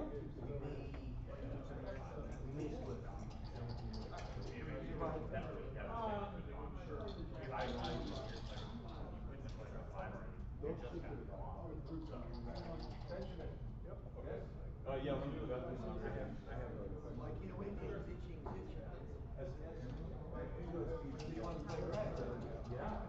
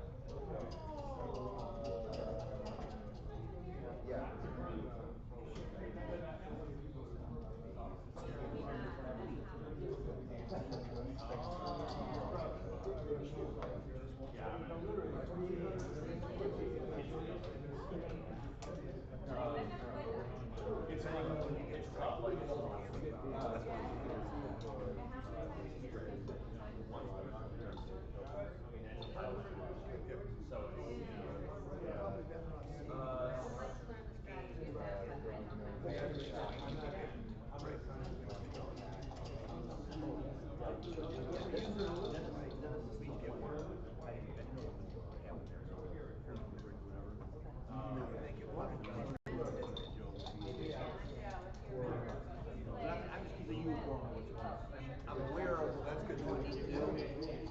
I'm on it, I just don't know. So all of these people are not random, is what you're saying?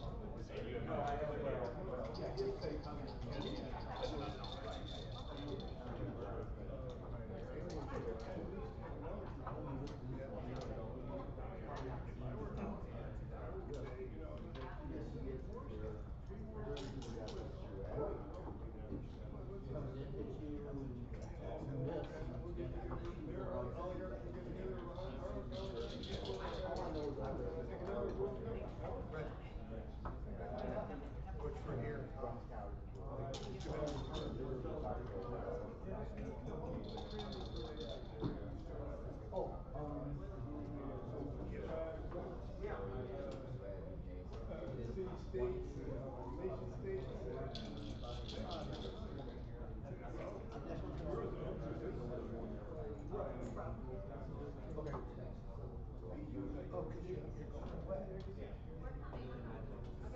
Goodbye, Grandpa. Goodbye, Grandpa. Good luck tonight. Where you want to go? Okay.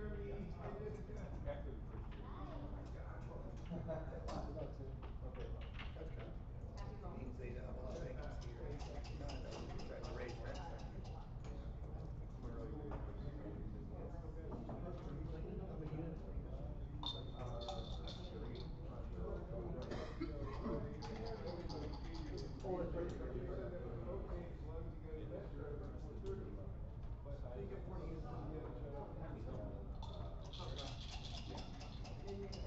Contingent, yes, I was thinking about the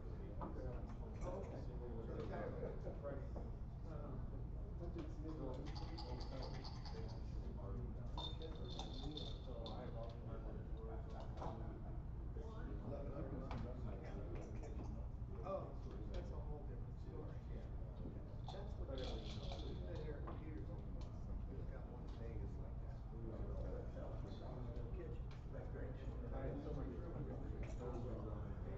just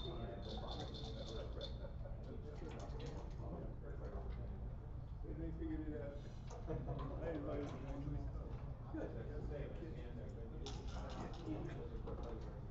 Yeah, yeah, yeah. Here's one.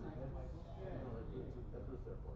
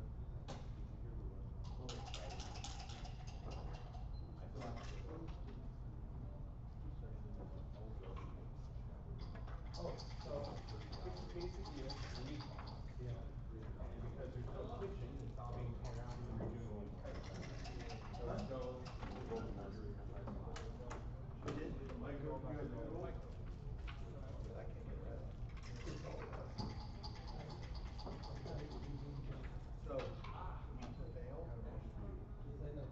But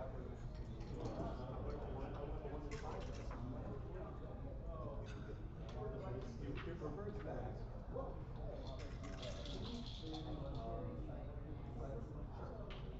So, open has come facing you. You got two brothers in that cycle.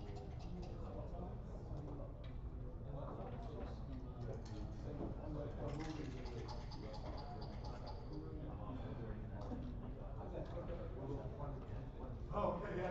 Well, are you doing being Is that for you or for Adrian? Oh, so you have to tell it for me. I'm the kid. Oh, you're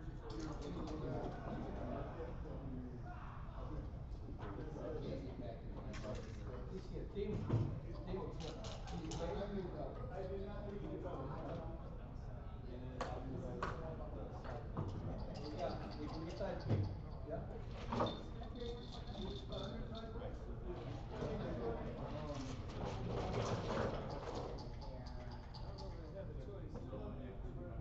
Very warm. I've been complaining there's going to be 90s this weekend, but it's supposed to be 90s this weekend in Minnesota, so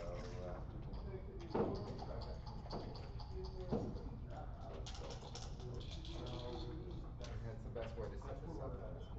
It is coming up. Yeah, for Yes, we do have it. you have a timing device?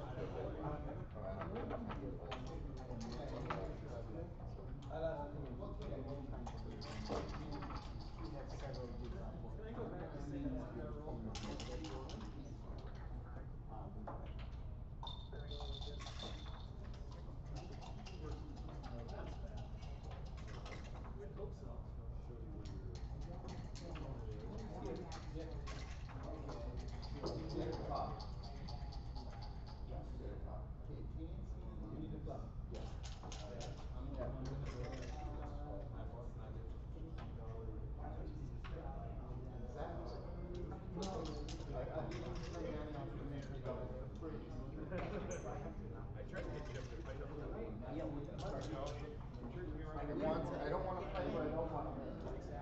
So what you do is I'm being Andrew forward.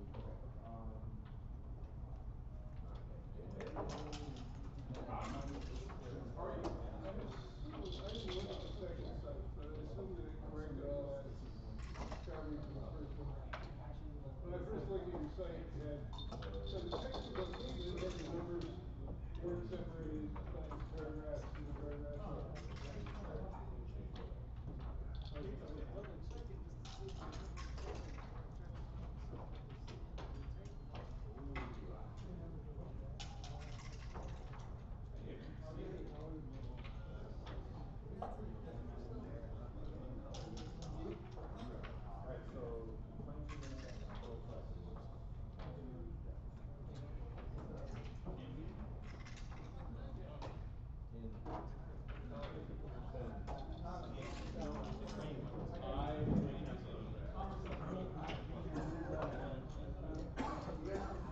Thank you. Good weekend.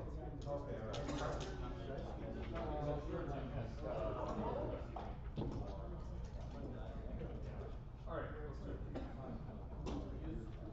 If you want to have the white checkers, I can be the white ones that you'll control. You just stop or go. Sure. Take your time. You let me know when you're ready. Just close it up when you're done. And we have to, one of us. Yeah, we have to remember to be careful because I forgot last time. So hopefully one of us will remember. So he'll remember. Blue. Good luck. All right. I know it's blue. Like that. Julie's high, low, high.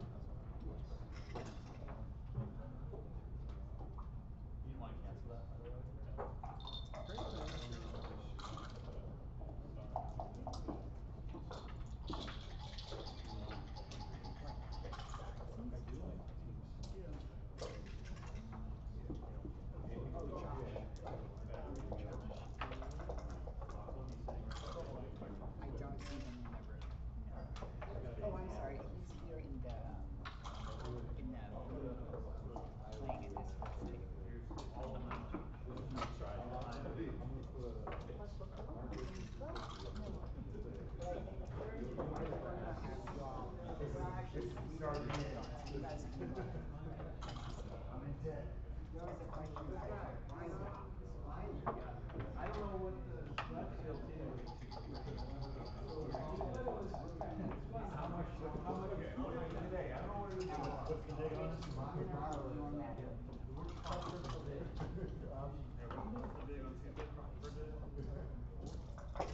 you, it's only 25 today.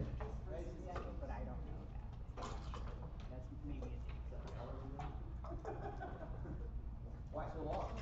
5 minutes.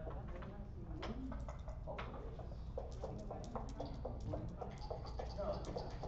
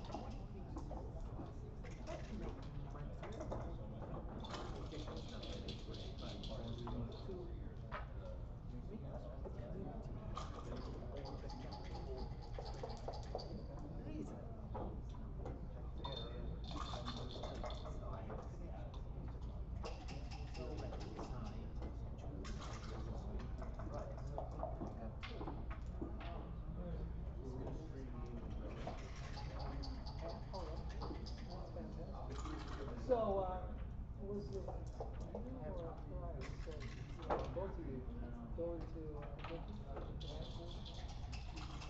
Cyprus. Or Cyprus. Yes. Three. All three. November. Oh, you should go. Well, I've been to both of those Cyprus trips. One, one July. I've been to both.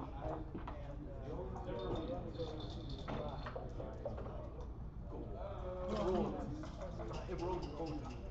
That's the one I'm going to. Outside the U.S.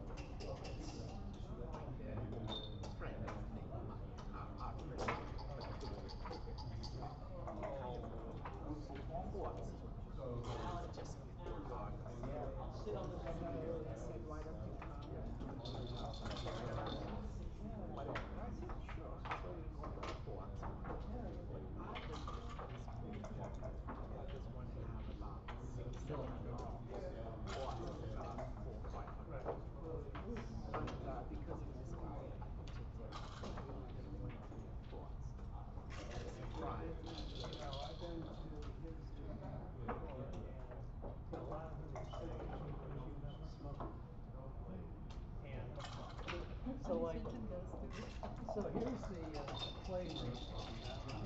Just outside the playing room, they have sofas and couches. My students. Not many, but just outside. Yeah. So, yeah. So, but I would love to see it. I don't go out to the we have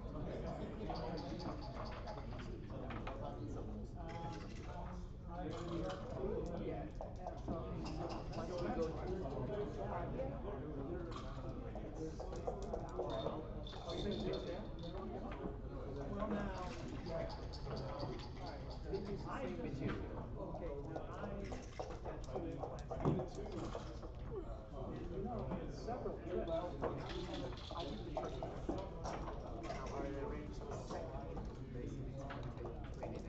Is this on? No, he needs it's underneath you. Yep. And it should be set otherwise. Yeah. I have to wait for 1 minute.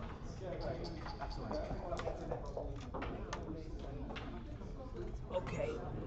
Alan, good to see you. You're right. All right, thank you.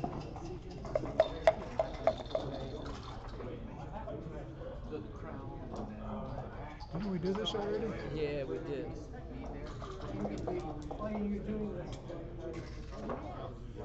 I'm holding. There's going to be 10 days, Dave, to get this crown done. So I think the first So, is this like a money round, or I guess so. I don't know. you think we should find out? I don't hedge. So, you can find out if I you don't know want. if I was. I don't know if I was. I don't know. I just. You can ask. I was I curious. think it is because the next round is either down to 3 or down to 2. So, yes. I think you said there's going to be 24. We're in the five. There's going to be 24 players probably. 20. The winner will probably get paid, I imagine. I'm not exactly sure though. Okay. Anyway, so good luck. Okay, good luck.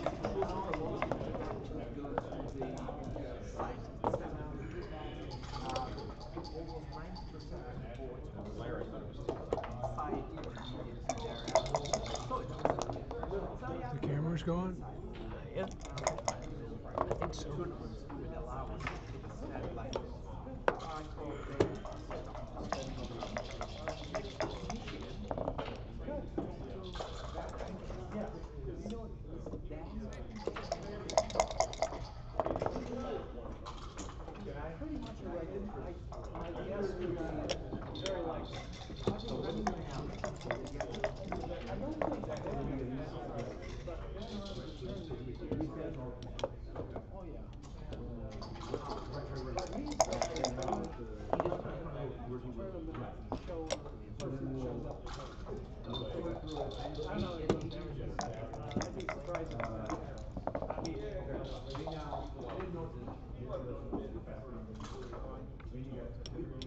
I talked to John. John said, that's what I said.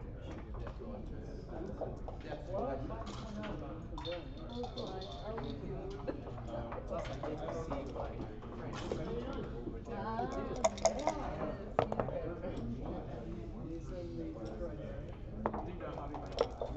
Oh, yeah. Do you know how we met? Oh, do I know? No, I don't. That was Atlanta tournament. The last time I did it, I know. You won it. Okay, and I got a phone call from Roberto. Sorry. Alan was asking me a question previous to running Yeah, left sure. money, and I don't really know. The answer is yes. So we're paying 5 places. So you guys are already 5 places? 5. It has to because of the draw. Sorry, the numbers work out there. So you're in the money. Well, we've already made money, is what you're saying. Yes, you're already in money. Okay. Okay. Just a matter of how much. Thanks, Dave. Thank you.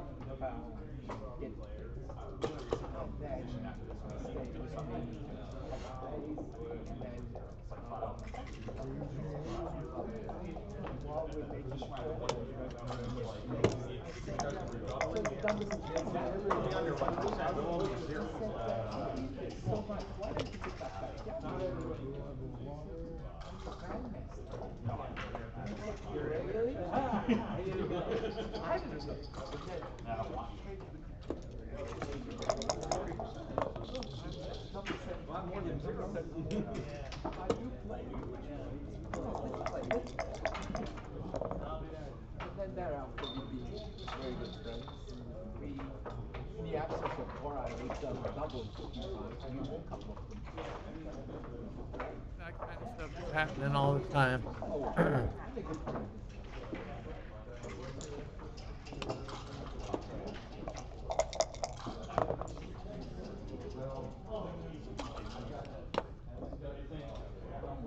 At 2-3, all right, that's pretty routine. Yeah, so Alan won the doubles with his daughter and came in. Was semifinalist in the biggest tournament in the U.S. this year. His daughter must be a young woman by now. His daughter, yeah. And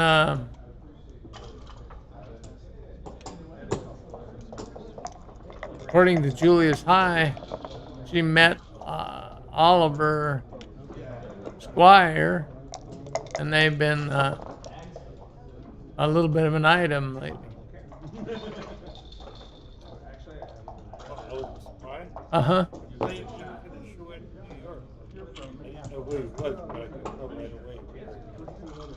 Oh, yeah. Yeah, he's been a super jackpot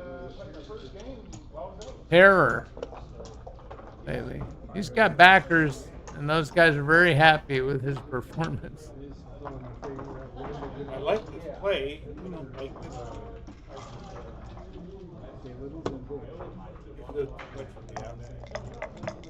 Yeah, anytime you're separating your men like that.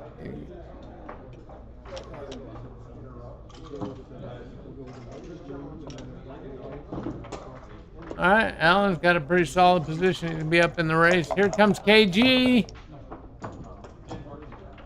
He's going to bring me a snack.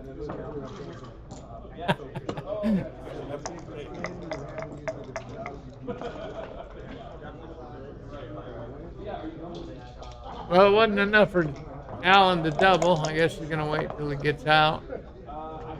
Uh-oh. There goes the doubling advantage, or racing advantage, anyway, to a certain extent.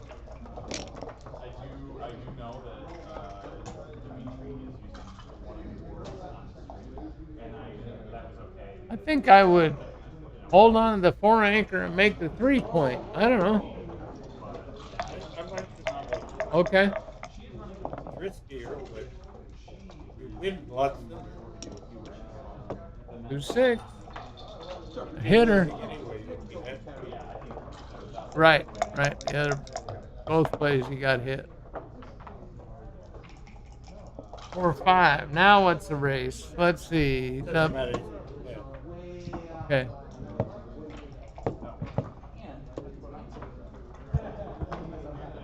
Got a shot and a racing deficit, so that's not a very good combination.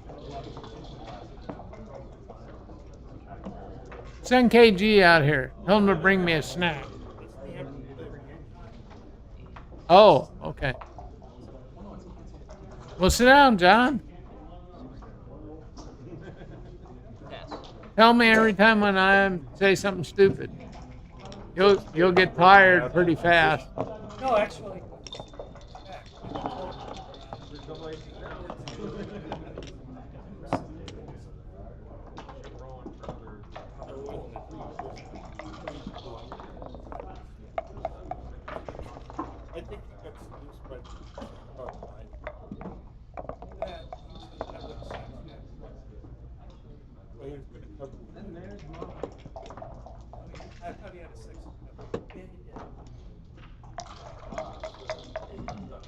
Because he rolled a 4-1 and he couldn't cover.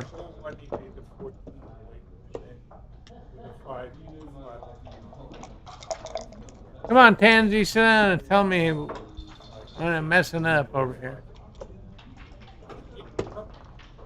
Here's Gerry Tansey. If he disagrees with me, believe him. Not much to disagree with there. Alan Steffen. Up 1-0. That was perfect roll and a good play.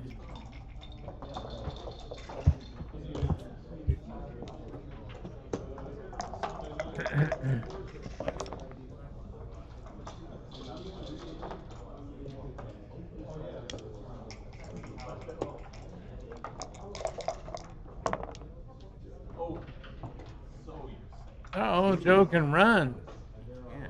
Well, he can only run so far, huh? Maybe he's just supposed to point on him, right?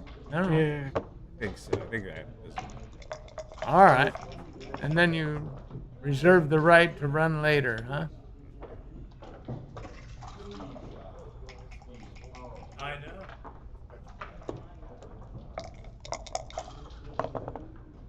Oh, That's the problem. might have wanted to pause to see what the race was. We were ahead in the race. Okay. But it seems like, I don't know. If the race is close, did we want to be young? Everybody's playing with lightning speed. So fast. Some sort of plane that's leaving the Well, this might be a butterfly anchor play. That means where you give it up? You just go. All right. So it's 20, 40.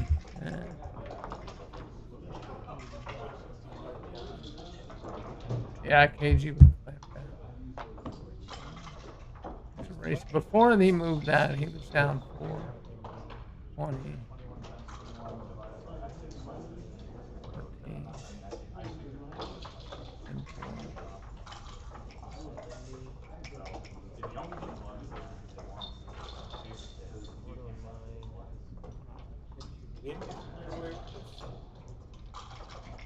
No.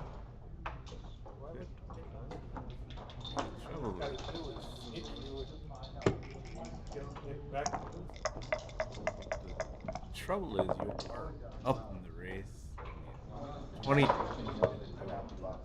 The 22 is just too many pips invested back there.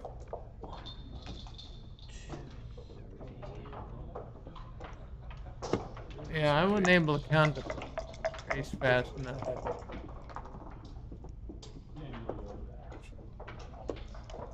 Spanky! 2-6 in a bar? Oh, I should have. Oh. Big roll here. And Joe's gonna pause here. I think you gotta put the question to him. You gotta send this. Unsend it, alright. And Ellen passes quickly. It's probably right. He's dead in the race. Yeah. Just don't win enough to get camped.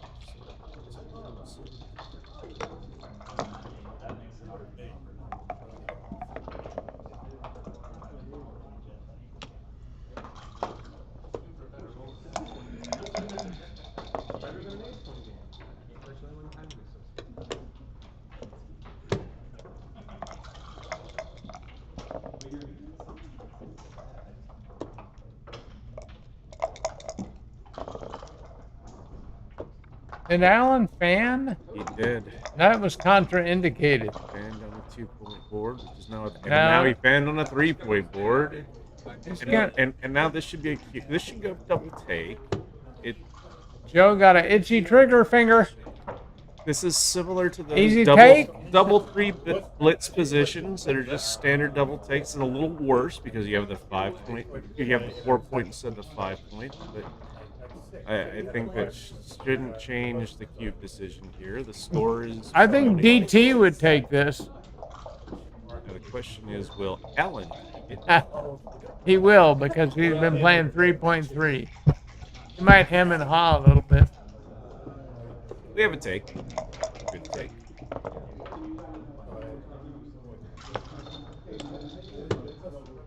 All right. Now Alan wants to anchor up somewhere, and he doesn't want to fan.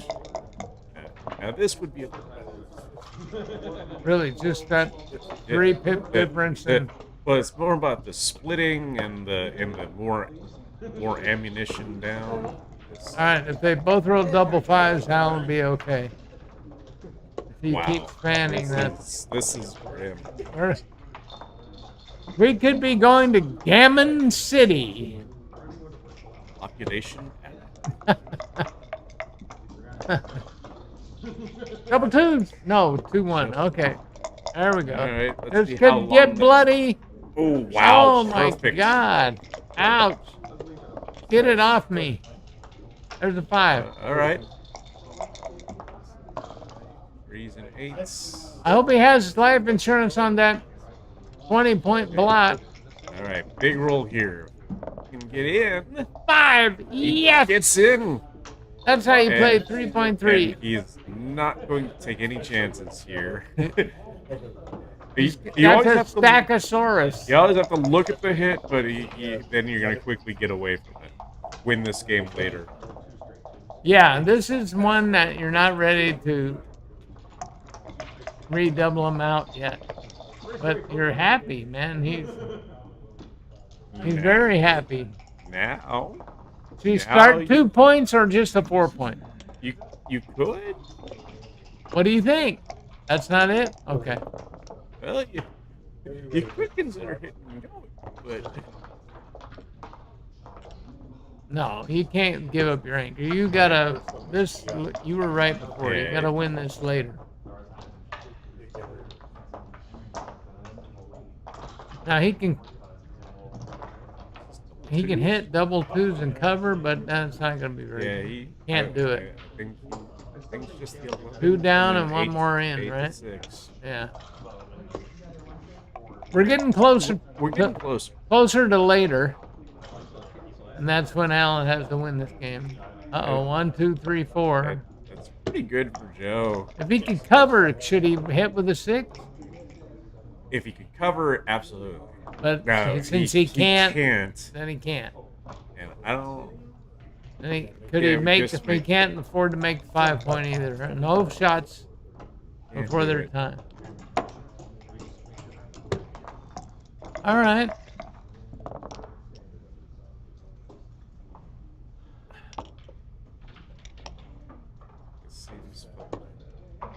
Seems fine, respecting that fact. Alan's avoiding shots and building his board as safe as possible, and he wants it to be as large as it can be when his shot comes. And that'll be his time to try and win. Now he'll hit anything for any reason. Yes. 4 point board is kind of like, all right, we're gonna rumble, and that is not good enough. Wait, I guess he can. I think he probably. Ooh, good question. Yeah. It's duplication. Then you got to clean this up too. The thing you want to ask is what does White do if you? What happens next time if you don't do this? White can still play with those checkers on the 8 point, and you might be worse. One thing I like to do is that I don't like to leave a shot when I'm forced to. When the dice force me to, I like to choose to do it, and that's what he did. He's taking the bull by the horns. Is there a 4 in it? Oh, what's that? The wrong side? Flip side. He's desperately hoping that adds up to the double threes. Adds up to. And it doesn't. It does not. So he should make the bar point, or he wants to threaten that other blot out there. How can he make the 3? Oh, and break the 6? Okay. I don't think he's gonna fight it. Well, it won't be too bad. He's going to still hold a 4 point board, but it'll be 4.5 point board, and he maintains control over the position a little bit. Joe can't think about. Well, he's already sent the cube. So. Sent that cube out.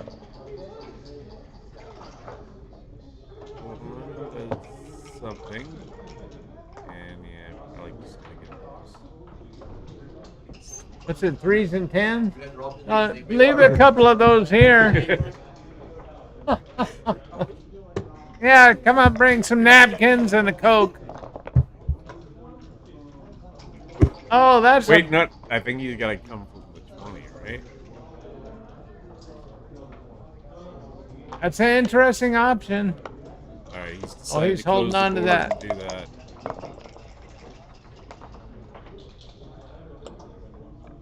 Oh, he would have got hit with the other play, huh? Maybe hit loose. All right, here we go. Big 3 action, 3s. Oh man, how many shots did he miss in a row? 3? It's been a bunch. 3 shots in a row. And just when you feel like you're safe. Then the 2-6 comes, rears its ugly head. Well, he's coming. Oh, it's Alex. Yeah, you got to just slot it, wait, sit there. I guess the question he's asking is, does he come off the 5?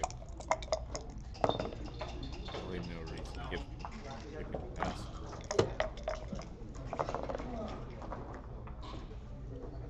Well, it's not bad. I think you do burn the 3 to cover. Cover, yeah. Carlotta! I didn't know they were letting Asian ladies in here. Okay. Alright. Seems like just a simple 2-point game. Yep, I think it is. Alan tried to win that game later. And he volunteered that shot. Later and came. he got it. And he just forgot to win it. Worked out for him, yep. You gotta... Can't win if you don't hit. You want Sue to go get you a pizza? Oh, nothing. I'm Super Dibby.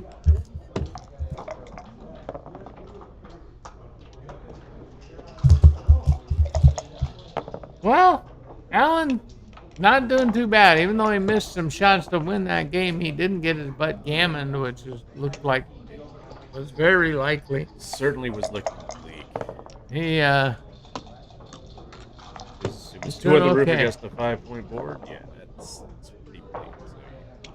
So. Certainly would have taken 2 points. Yeah, it could have been worse, as usual. I'd like to get my maybe points.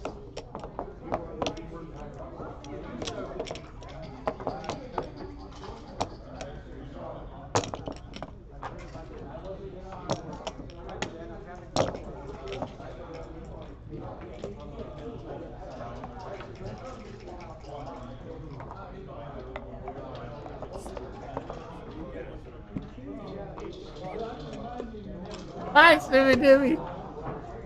He's looking. No, I'm a commentator. I want you to get some pizza for you. Oh, nothing. What did you think? Did you see that? Oh, the 6-2? 6-2 play? After the opening 5-1 split, that's the right play. But it wasn't a 5-1 split. Oh, was it? Oh, I guess it wasn't. He just rolled a 2-6 from the bar. Yeah. The running play with 2-6. I don't know. I don't see anybody do that. But he's playing a lower PR than anybody. Well, except for you. Question here. Is there a 4? Yep. And you just make the anchors. Yeah. You just call it a day.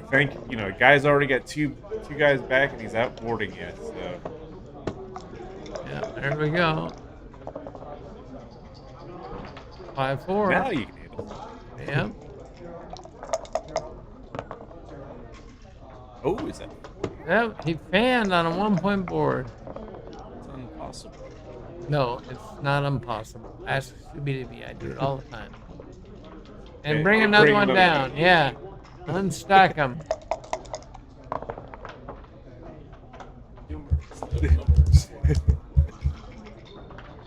Well, he can point out when my humor is off by a certain number of numbers. Okay, here we go.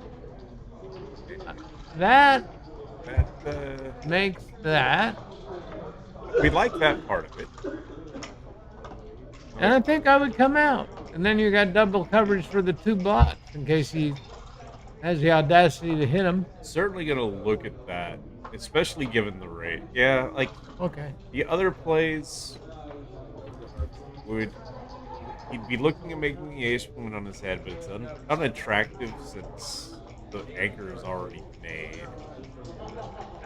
You can lose the midpoint entirely. He's counting the shots here. What player are you leaning towards? I would come out. I don't know. That's just how the game flows for me. And then if they miss this, I'm getting ready to send it, right? We're a little shy of that. It all depends on what the race is. I guess it also depends on what he misses with, right? Like because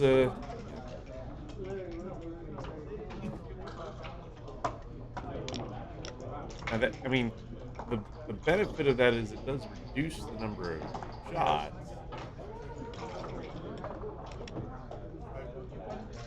But if you get away with this play, you've got a great chance of making the 5.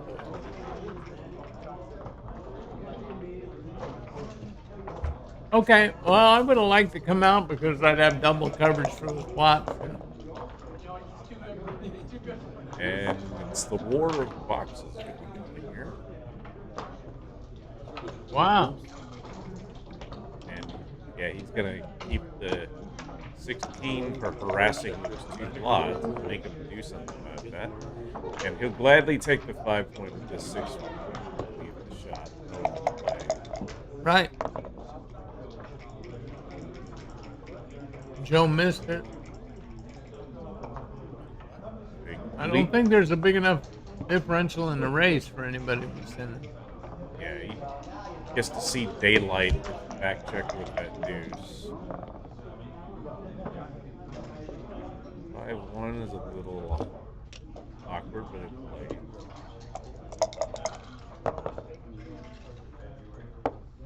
Joe's out. So that is 16 times 3, 48, 40. Uh-oh. Wow. Alan's like, it's going to be a race. Welcome to Setville, USA. Well, they didn't get to the 3rd round of the Masters by not rolling.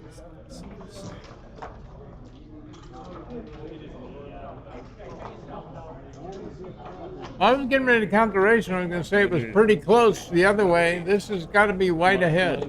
Considerable.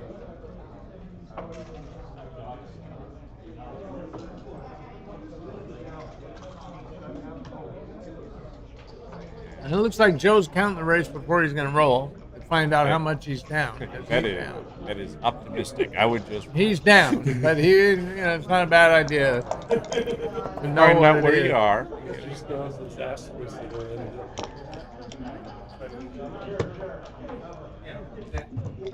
Fills the 5 point.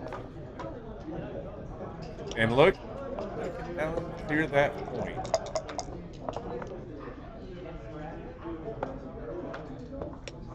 I mean, Alan didn't send the cube there. Is he going to send it now? Yeah, like he 44,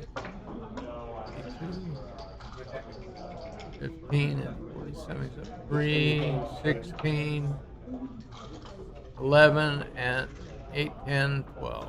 That's like 23 pips if I counted right. So he must have missed a double on the last shake if that's the case. This would be a big pass, I think.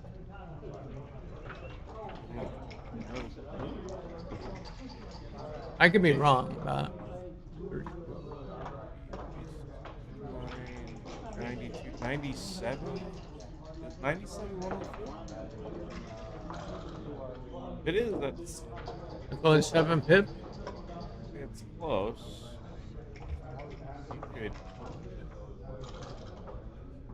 Well, then I counted wrong. It's a gigantic take. Probably a pip shot. All right. And especially since those crossovers are going deep on the big ones. Like, gotta check around the 4 point.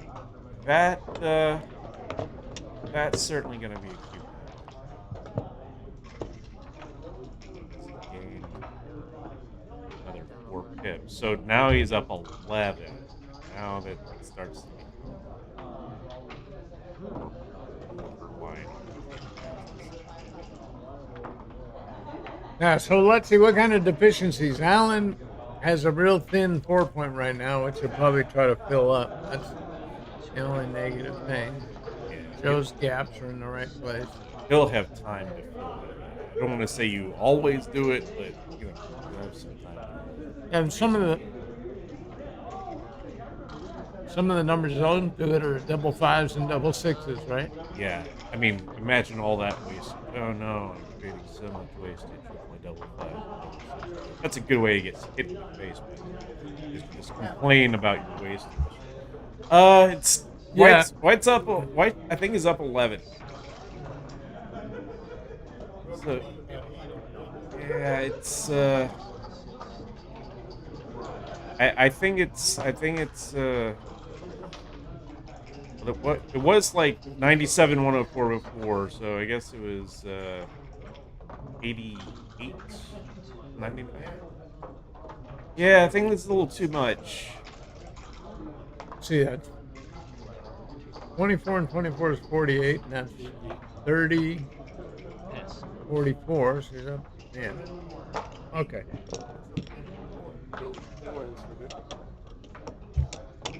He already had. He let go. More than 12%. Hold the shoe.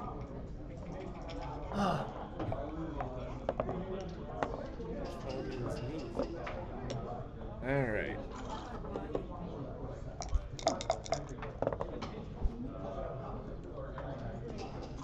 Okay, so Ellen's not gonna want to split the back checkers with.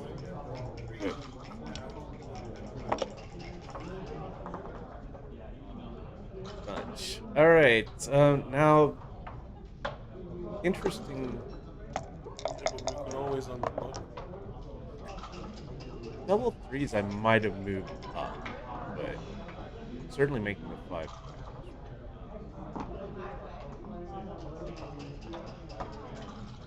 Looking for a good place with this 4. Good.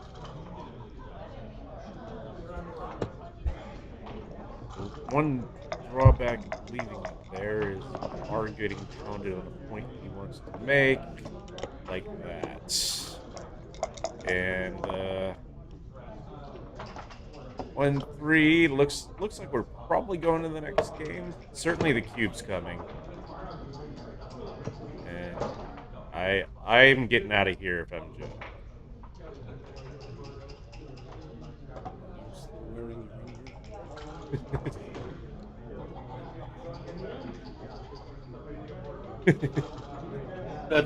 That's the pivotal point.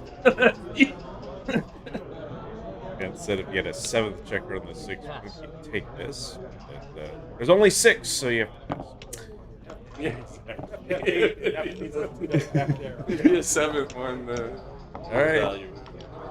3-3. We've got a 8-point match. Those are the kind I like to get forced.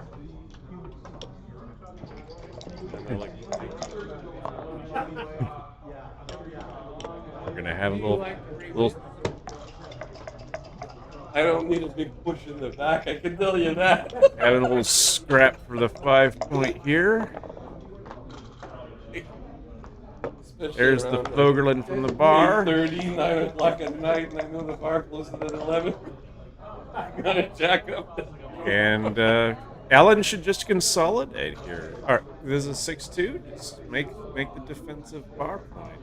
You've already kind of gotten a racing lead with the exchange of hits.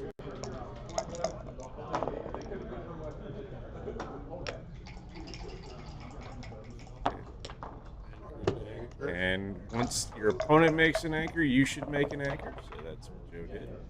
And just in time for this double 6 to play like this. Play really beautifully. That's fun. Box 2-6 for the bar. It can't be right.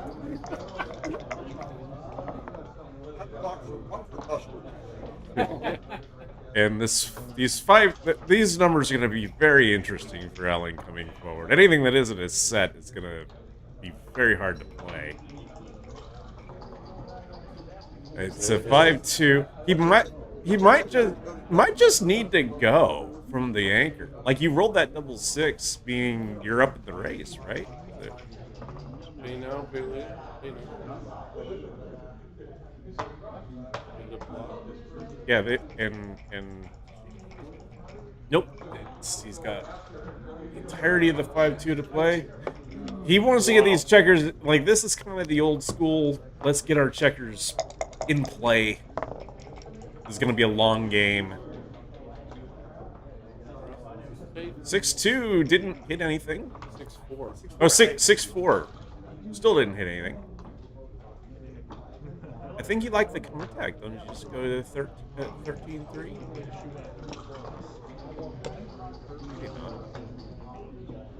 Joe didn't like it.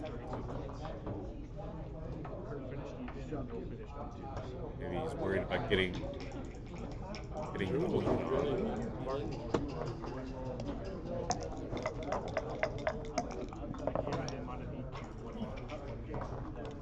And box again. We're good.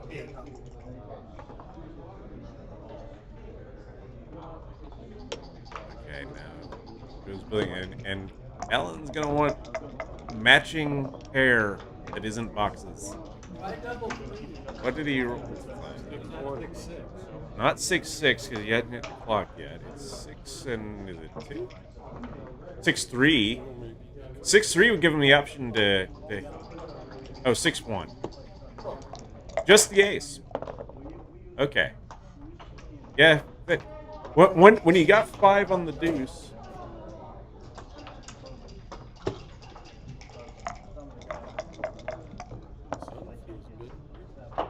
And in the meantime, Joe wants all the smoke. He wants all the contact. Wait, is this 5-2? You can just make a 4-point board out of nothing. Yeah. Wow. Like, you should glad that's one of your better rolls, really.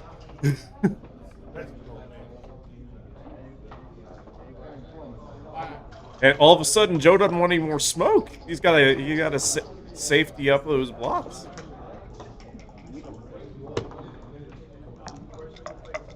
And 4-2 is not so much. Wow.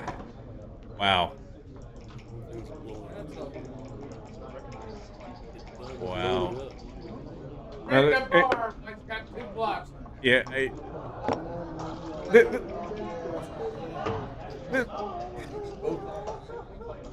that could be both off the 18. Challenge to a firefight while your board is as strong as it's going to be, because it's not getting any stronger from here.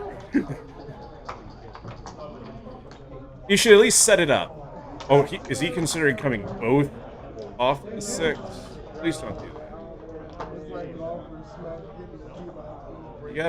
You gotta try something, because it's not getting better. It's not getting better, man. He's played the deuce 6-4. Yep. I think he should put the whole thing back. Okay. At least he did something, but I think he's gonna regret busting the board.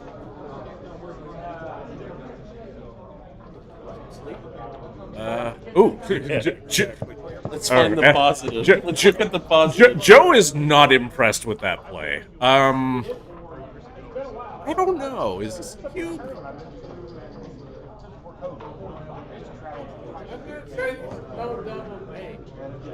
I mean, you're threatening to threaten, but what do you? The hit and cover numbers are good, but how many of those are there? We got 2-1. We got double 1.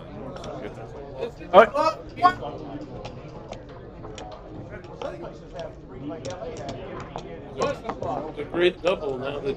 Well, that's past surprises me there. Past surprises. But then again, I take everything. Yeah, you can't take everything unless you're like 2 All right. And 5-4 just gotta run. Just gotta run. Let's see if we get away with it. $1 and 1,900.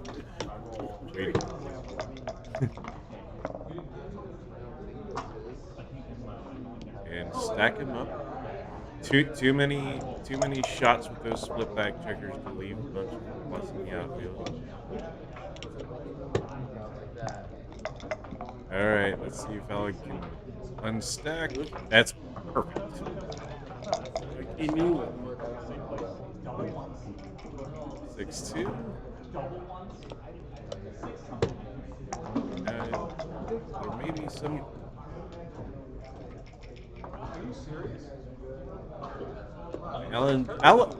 Alan's hoping to get one more point in his board made with his stuff. Meanwhile, Joe is building a strong front position. Okay. Well, he's got a couple points in the board. It all depends on the rate. I don't feel like Alan's up enough in the race here yet. Double.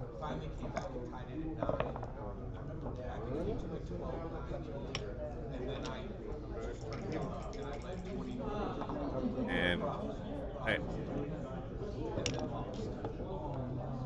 Alan can't get loose with that big board on the other side. And this is double. This is double fours.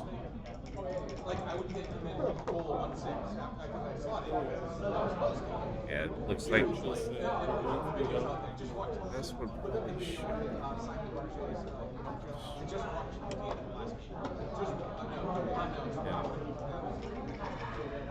I don't think Joe is losing this race by any means. I think the race is pretty close. So like 112 for white and 93, 104, 112 for black. So looks like an even race after the play, which means technically he's behind. Is up 4 with your opponent on roll after the play. But you kind of don't want checkers back. It's, 4-2 is a lovely shot. Going to need to perform here.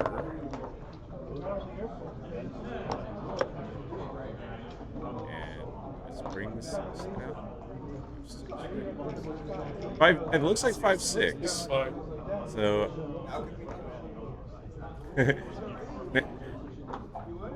Now I think you can double because your tiny numbers point on head and your big numbers race. Oh, we're definitely doubling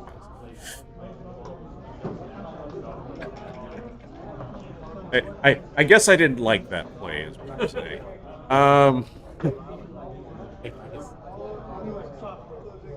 He might be doing this for counting purposes. He might be doing that for counting purposes.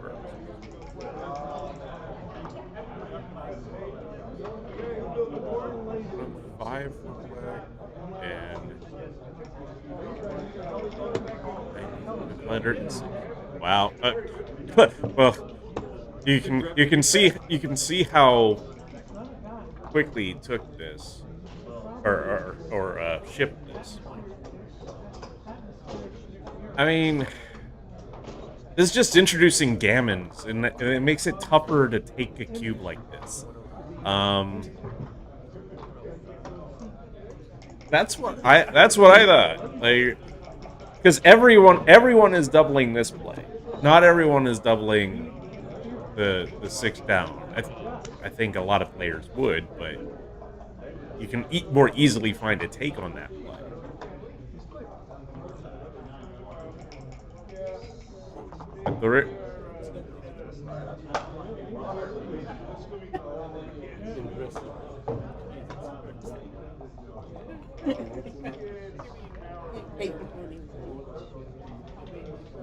Now, race is pretty close,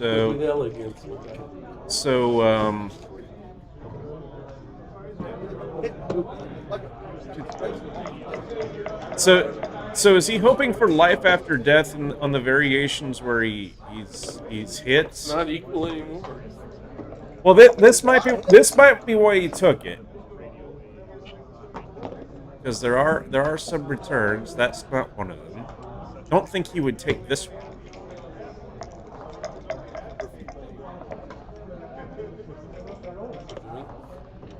Okay, this now it's a party. This is not what Joe wanted to see from Alan. And now we might get to go fishing. This hopefully, well, no fishing there. Not gonna fish here. All right. Oh, and he hits. Okay. If Alan comes in real quick and doesn't get out, like, because how many times have we seen those sixes never appear on the dice again? But Joe really needed Alan to come in quick. Doesn't look like he's gonna get to the edge.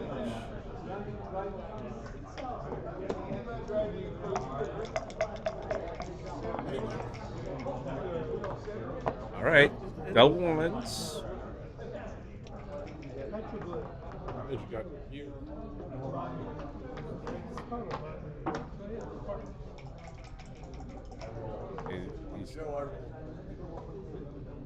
3-2. 3-2 would probably be the best roll here. Get that 6 prime for one turn, and it might be the only turn you need it for.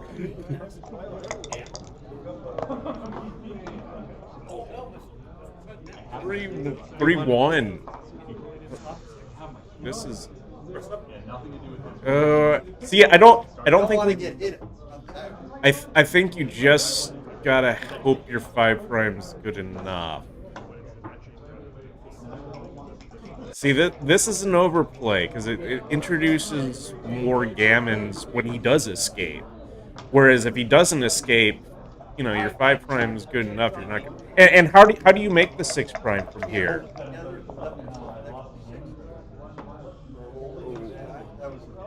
And he's gonna stop right there. 6-3. 6-3.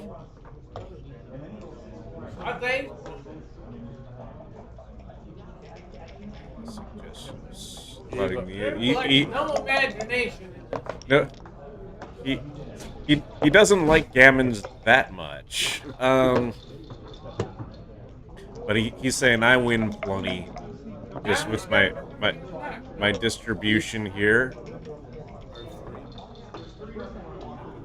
5. Yeah, Actually, if we let him roll, like he'll anchor either way with the same number of shots. So we let him roll and he doesn't anchor, he'll crash more this play. So. That doesn't look like a kick. And or one, sweep the leg, sweep the leg. Take them all. Now you're not worried at all about his board.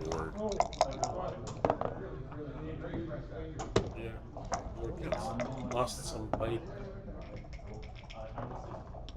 Okay, now we just want to close out what we put on the bar.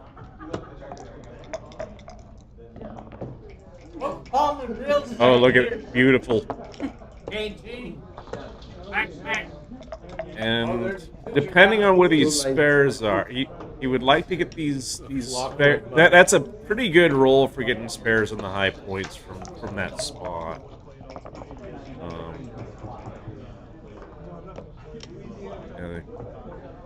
This is aggressive, and I think it might be right.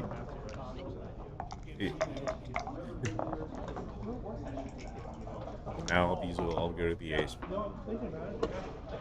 Alright. Now open up here. 5-2. looks like it's 5-2, and he's debating whether to peel a checker. I think he should.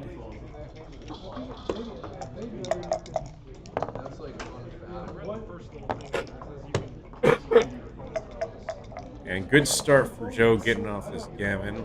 Is that 5-4? Okay. Joe comes in, and it looks like he's going to get off the gammon in most variations.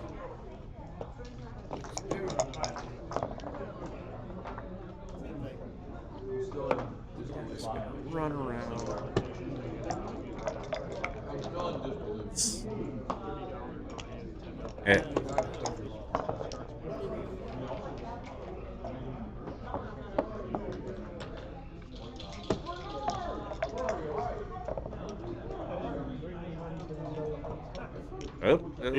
A little sweat here.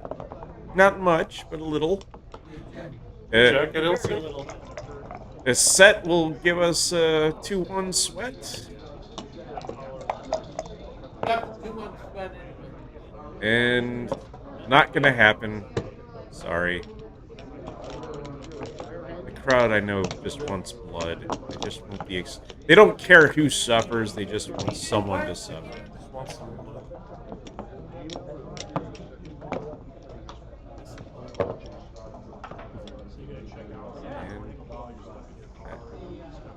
No one has taken a big lead in this match. They've just been pretty close the whole way.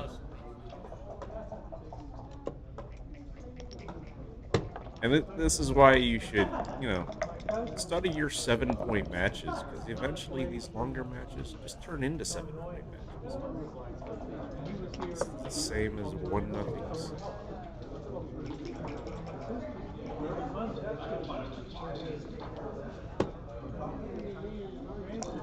Interesting play with that 6-3. I think the standard play is to run.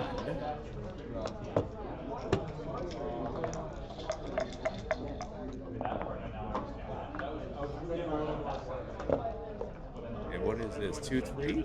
Not a bad shape. Within a week.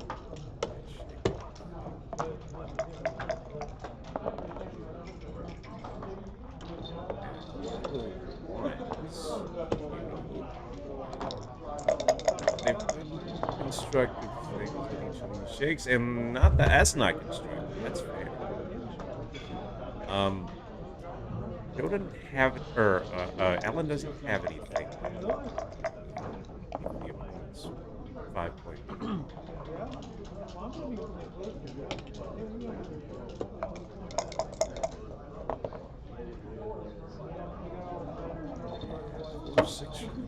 Now, hold on a second. You got a choice with this 6. You can make the tempo hit on the deuce. That's what he immediately wanted to run out. That was his hand play. He at least thought about it.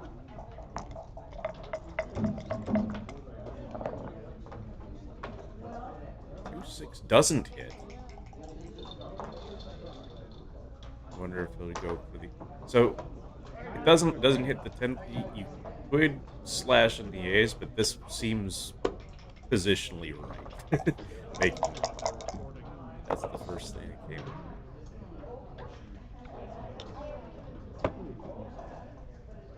Punishment for that is the double bounce.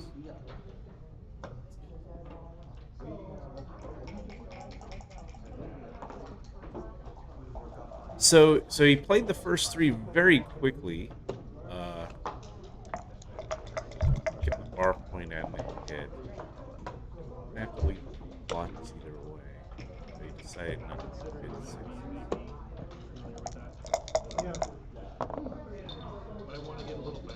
Ooh, double 2s is lovely. It doesn't safe the guy there, but I don't think he minds. He didn't want to roll over. And he's not allowed anyway at this tournament. Joe still has to get out with the back checker, and Ellen is ensconced on the 22. And almost this should be a snap take. Yeah, he does almost take. all deuce point games are kind of like that. You just find that XG likes taking 2-point games. So now we're gonna have a fight for this 8-point. Joe wants to make it badly. It'll improve the position. He's deciding how many blots he wants to. Yeah, well, that's risky. Ubiquitous 2-6 from the bar. And But only for one shake. All right.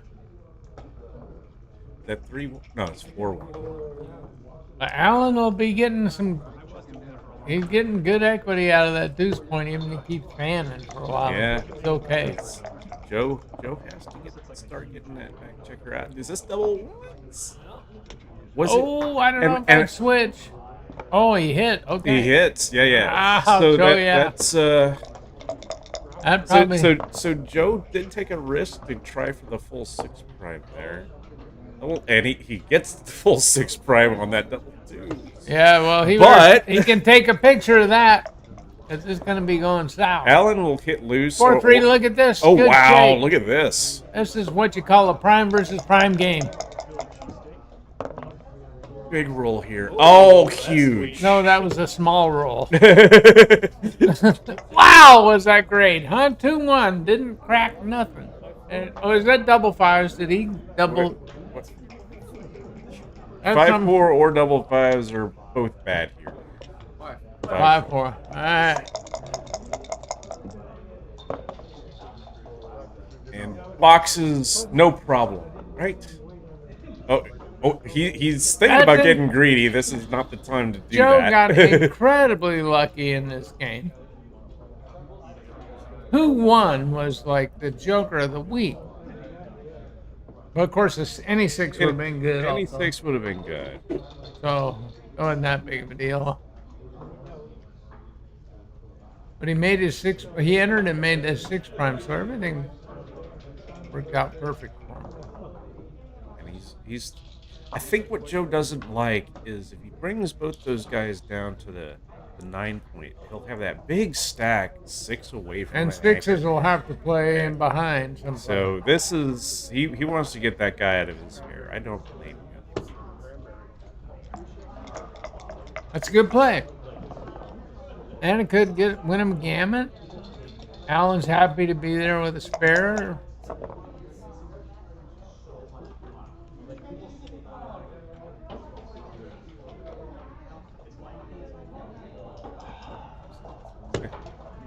All right, there is a number. That's good. We want more drama before we go. Yeah, the question. Should he slot the 4-point? There we go. All right. There's no likely to be a shot next time anyway, right? He's gonna play this one big. Now he'll cover it. All right. Unless he rolls a 4, he's got to get out of there. Or 3. All right. That's beautiful. Yeah, this is not necessarily so easy to bring home. Look at this. We're getting a little. The 6s are going to create a double gap, maybe. So. And Allen's just putting his board together just in time. He's tidying up in case he has some visitors.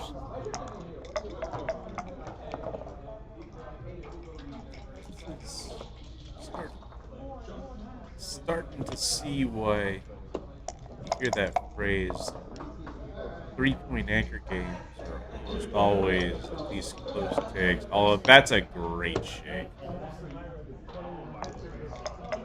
Okay, Well, that's that the one's first good. problem solved. The only problem he could have is if he rolls another set of those. I'm deciding whether to come off the angle. Decides to get off. Yeah, and he could maybe play a phantom 3-point game.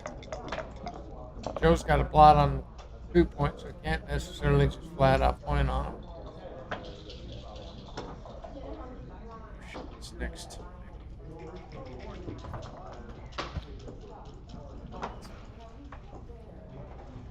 But I think stay. Yeah, he's got to stay. Okay. It's almost 6.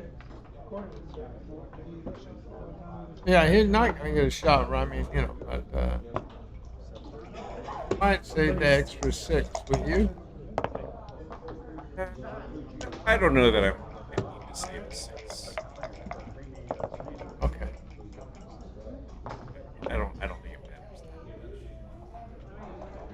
matters. You're going to save 1 anyway.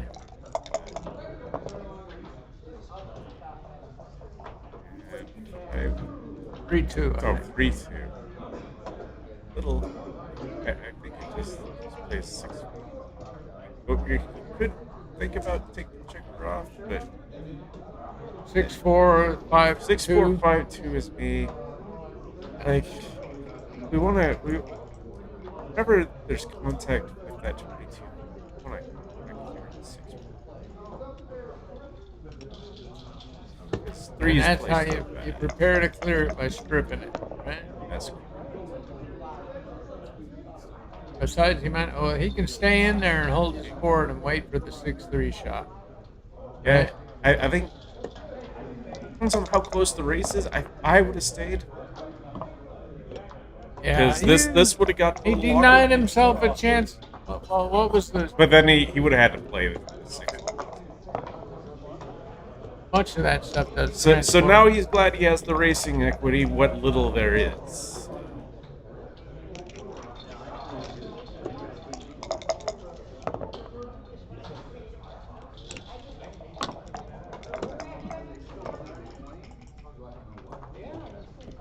Gonna have to get big matching pairs.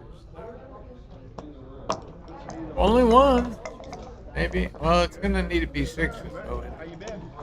That doesn't hurt. It's a small matching pair.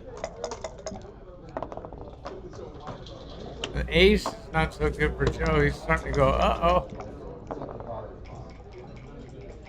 Now he's sigh of relief. 2-1 is anti-climactic. Brick City. He's trying to plan for the best. Like, if I do pull that with those boxes, what's gonna? Yeah, that would be the best distribution, and he needs it. May not even be good enough if he gets it, but if it does. Oh, no big hurry. You could just roll them now. Highly recommended that you roll double 6s or better in this position.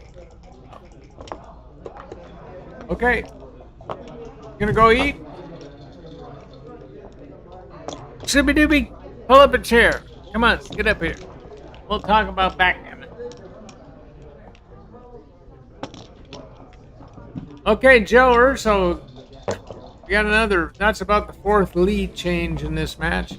6-5, Joe. He's now ahead 1-0 in a 4-point match, which is the leader has to be very careful about doubling in this particular game because his take on a redouble is over 40%, and you're handing your opponent some leverage. So you want to be careful about sending over the cube, and you can be a little bit aggressive as when you're 4 away. You want to add. And what was that? He rolled a 5-2? It's almost like he's supposed to bring 2 down there. Oh, it didn't work out. Double 3s. Okay. Double 6s. This is a real bad start. There we go. That's a powerful enough advantage. He doesn't have to worry about sending that one.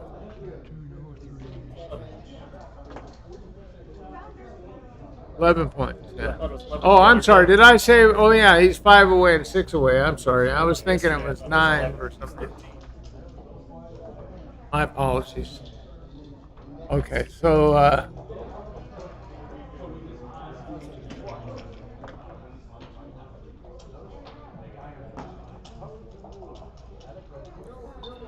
this is pretty tough take, but takers are hard to beat. He's only got 8 checkers in the zone, so I think he's supposed to. White's supposed to take. Yes. He doesn't have to like it. He's supposed to take it. He passed it. He didn't like it, and he passed it. Well, I'm not sure, but this might be the money round, and that's you're going to see some conservative action, cube action in the money round of these matches.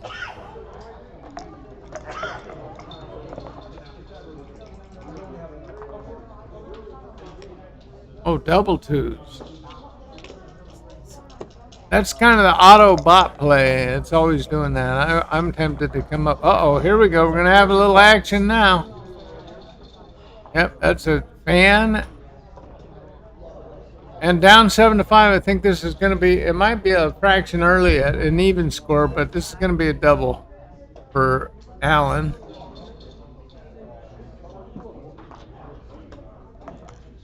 Except he talked himself out of it.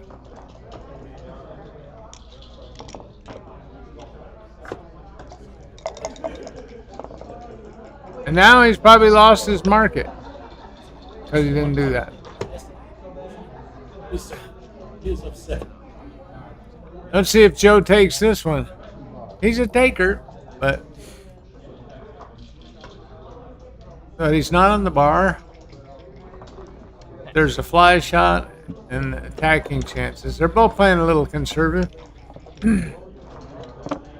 Passing cubes they might have taken weren't the money round of the Masters. Maybe I'm just guessing that it is the money round of the Masters. It's round 3.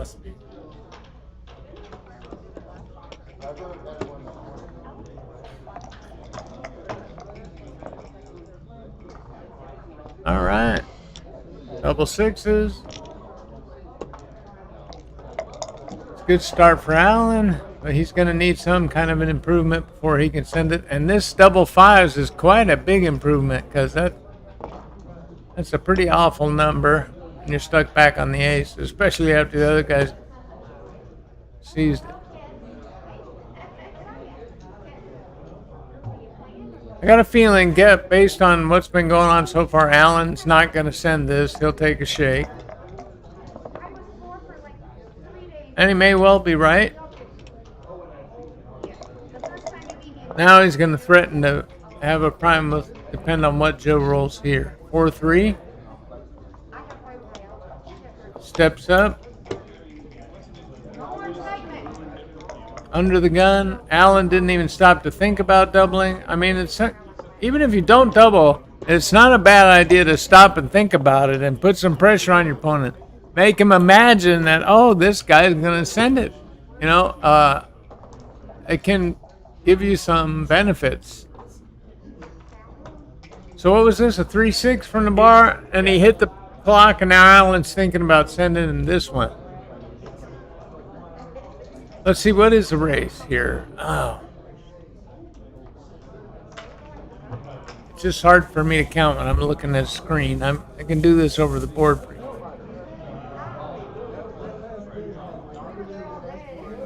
But, I mean, this isn't... Allen's definitely ahead in the race, and he's got attacking chances, and his position's better. So, racing, position, and threats... He's got all 3 legs. He's got to send this. I mean, it's especially you're behind.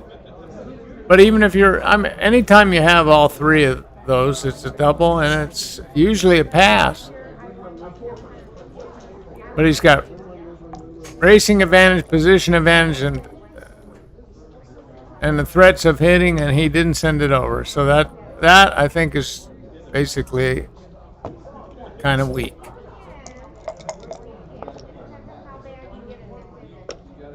I don't think he was too good. Now it's kind of the same thing, and he doesn't send it again, but he rolls a joker that this is a market loser. I mean, I'm not sure Joe would have taken the last one, but... Anyway, now he'll be too good. Anyway, when push comes to shove, so far in this match, it looks like these guys are holding off on the cube and choosing to pass instead of take. So they're being careful, basically.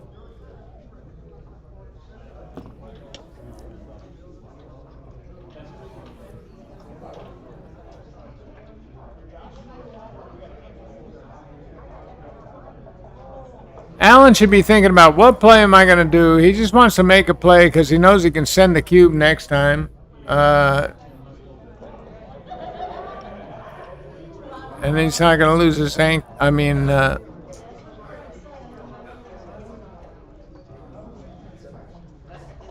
just doesn't want to lose his market.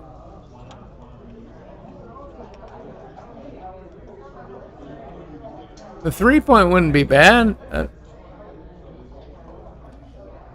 And also pointing on him on the ace point isn't bad. I think he's going to, regardless of what Joe rolls here, unless he anchors up on the 9-point out there, it's going to be a double and a pass. Huge racing lead, attacking chances, and you can prime him if you know.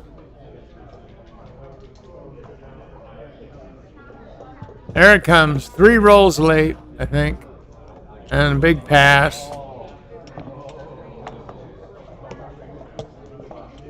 All right, tied up. 4-point match. Now, what's interesting about 4-point matches is you have a tendency, you want to send it over and think you're going to win a gammon and do whatever. Your take point on a redouble is on the order of 33%. So you got to be a little bit careful about what you send over. Joe's going to be looking at a pretty good position. Even if he plays this wrong, he's got a solid advantage. There we go. Now, Joe's got the racing lead, the position, and the threat. See if he's going to send it over. I think this is a double, but Alan might have enough to take because Joe's still back on the ace point. Let's see if he's going to do it.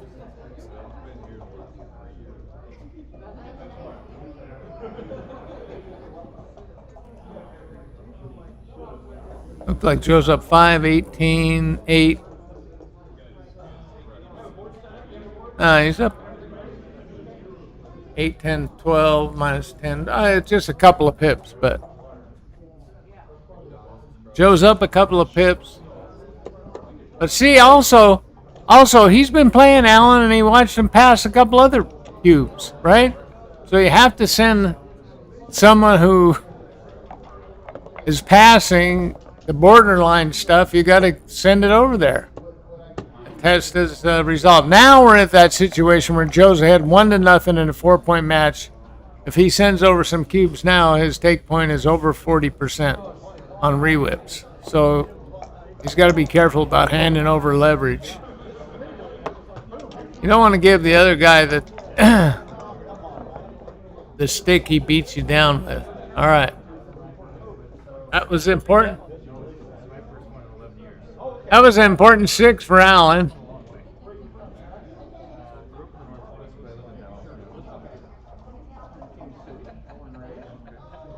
He's thinking about diversifying. Actually, I see the computer a lot of times. You just want to, it'll bring one down here. There's not much more risk of getting hit.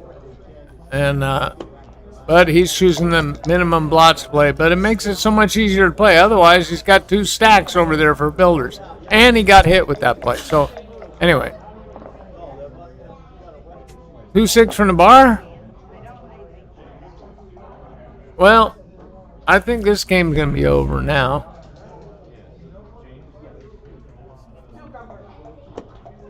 Twos and fives. Joe's going to think about it. He didn't even... Could he possibly think he's too good? 4-1 hit him. I think so. I don't know why he didn't stop and think about cubing there. But that's that point that I was saying. He's being careful about doubling when he's up 1-0 in a 4-point match. It doesn't, it doesn't cost you anything to think about it.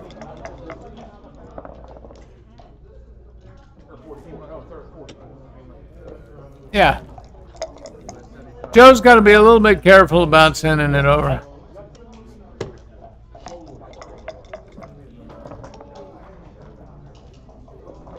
Now Allen's got twin towers. I would be tempted to send that over. I mean, he's already passed, 2 or 3 other cubes. This one looks a lot more dangerous, but. All right, what's Joe got with the 6? 6 and 1?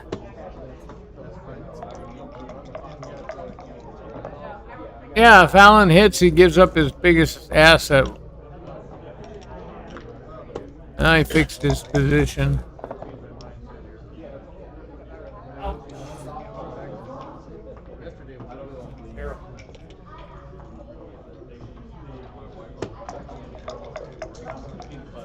Well, Allen had this stacked position, and he's got something out of it.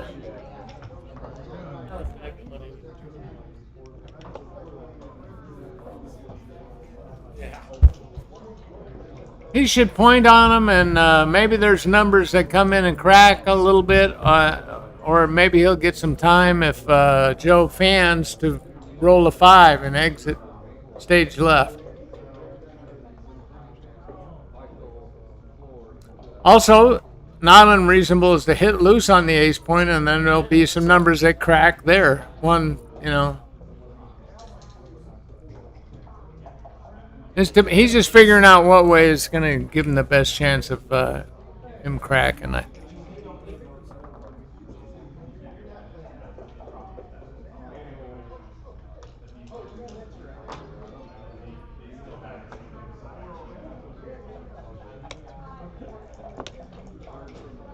Oh, this doesn't. Yeah, no, this way he doesn't lose a turn. He's got to play his whole number. That's pretty slick, actually.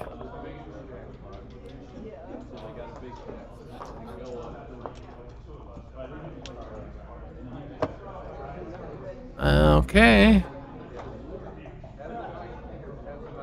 I think even though he's on the bar, Allen's still got an advantage in this game.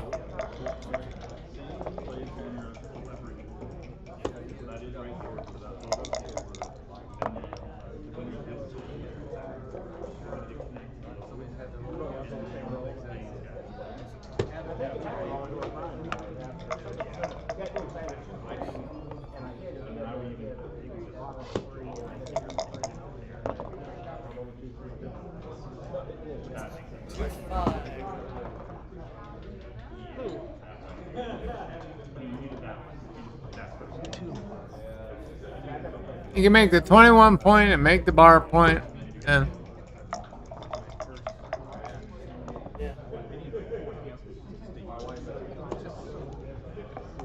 AC Deucey. Now Joe could crack, but he didn't. Now Allen could go to work. What does he get? He's got 5-4 hits, and other stuff's gonna hit loose. Double 6s.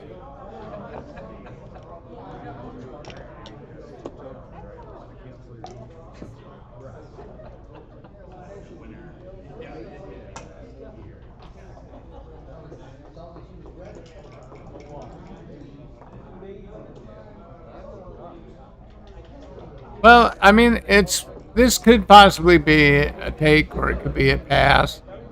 But you got to send it because the other guy's been passing everything that's questionable. So you're giving up an opportunity to just take a free point.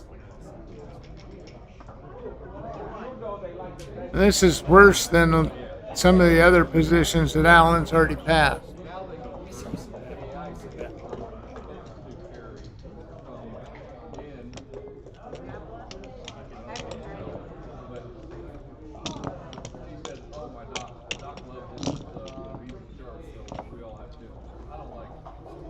Okay, so now it's There was some bad combinations. Yeah. 2 away, 4 away. So any advantage, Allen should be sending over the cube.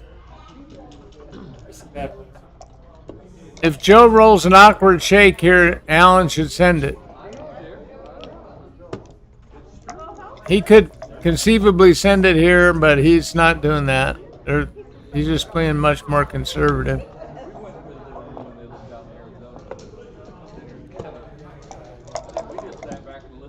He could have come down. Was that 2-4 from the bar?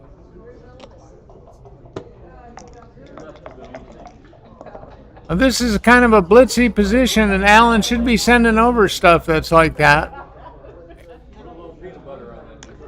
See this hit and there, and if he fans, he's lost his market. You don't want to lose your market in these games where you're 4 away. 6-3. So now if Alan had sent the cube, he'd be playing for 4, and Joe's going to drop this like a rock because he can't risk losing a gammon, and it's a blitzy position. Even though Alan only has 8 men in the zone, Joe's got to be extremely careful about getting gammon. We'll see what he does.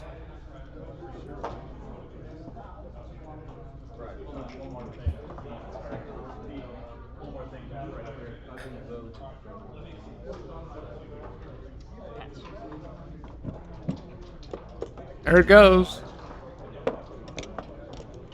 So, instead of rolling on for a gammon in the match, Allen's down. And look at, they started with the checkers, 2 checkers on there. There we go.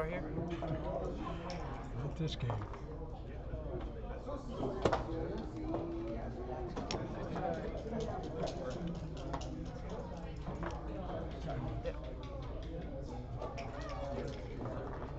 I don't know if that's the right 6-4 for the position. It's definitely not running. It could have been making the 2-point.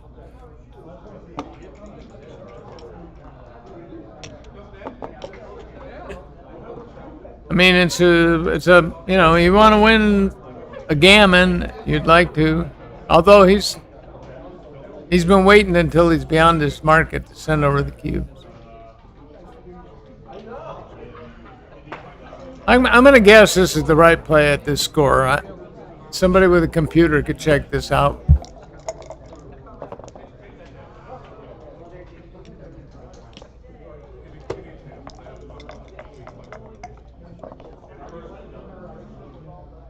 (6-5) Oh, 6-6. Oh my God. Okay.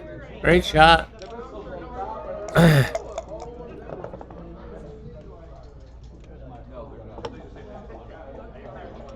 Now Allen should send it.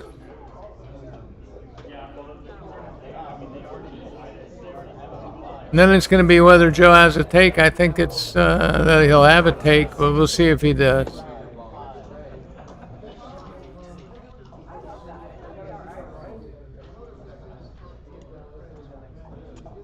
I would take it. All right, there we go. Now, if Joe wins this, the match is over, and Allen can only win the match by. That's probably the right time to leave. There you go. There's a 2-5. That's good news and bad news. It hits, but look at that stack. That's ugly. All right. Allen's licking his chops, hoping for a 5. He rolls double 4s. It's not bad. Enter, make a good point, and bring a builder down. That's powerful.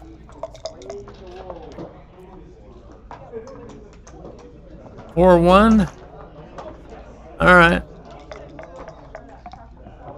Allen just needs to get that one guy out. Oh, he fanned. That's some sick stuff when you're fanning on 2-point boards.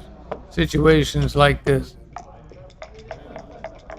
Joe's remaking his board. 6-5. Oh my God, that's awful. That's just disgusting. Oh.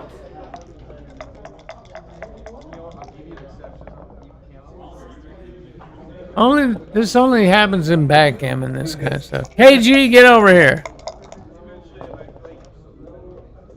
Oh, okay. Well, no, that's one reason why people lose.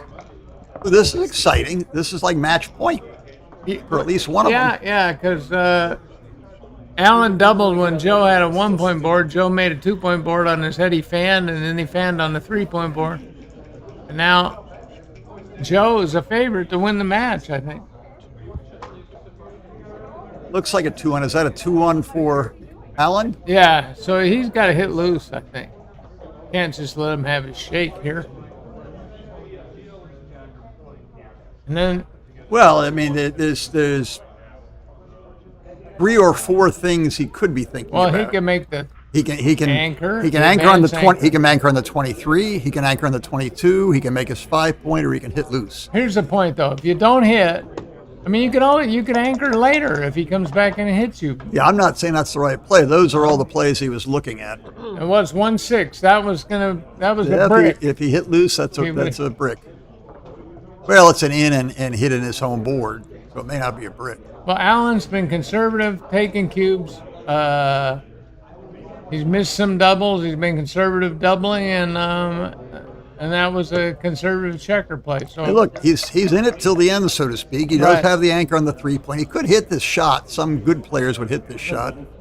Double four. fours. Now does he? Maybe it's not as good because he doesn't have the midpoint to clear. no, but he's got at least a playable game plan here. It's Yeah, just a okay. little skinny. Actually, the block race back is on the going to. This will be race dependent, sort of. Well, maybe. 36 versus 33. 39. 32. So he's down about 7. Back, it's close. There's a fair number Very of close. rolls that don't get the block safe. Yeah. And then there's residual. Well, that's safe. That is Yeah. safe. Then there's residual big against the 11-point, which is not very big. There's good And racing the race equity. is, race is not 0. No. But best is the. Joe can't clear the 11-point.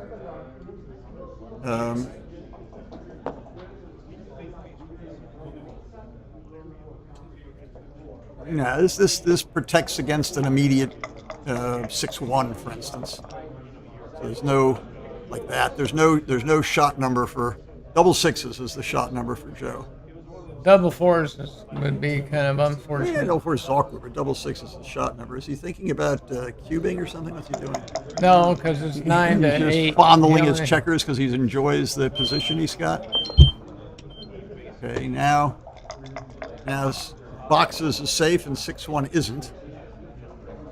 And creeping forward, so 1 boxes by Allen makes the race interesting. Yeah, I think right now, though, I make Joe about 80% favorite in this. What is he counting for? Oh, he's just to make his play right or something. But you can count after you roll. If you roll double 6s, or you wasted all this time counting. Yeah, but right. Yeah. Well, Either way, there's the same amount of clock, but you could save some if you don't roll those rolls, right? yeah, double. Yeah, exactly. It's just silly unless he's thinking he's playing 13 or something.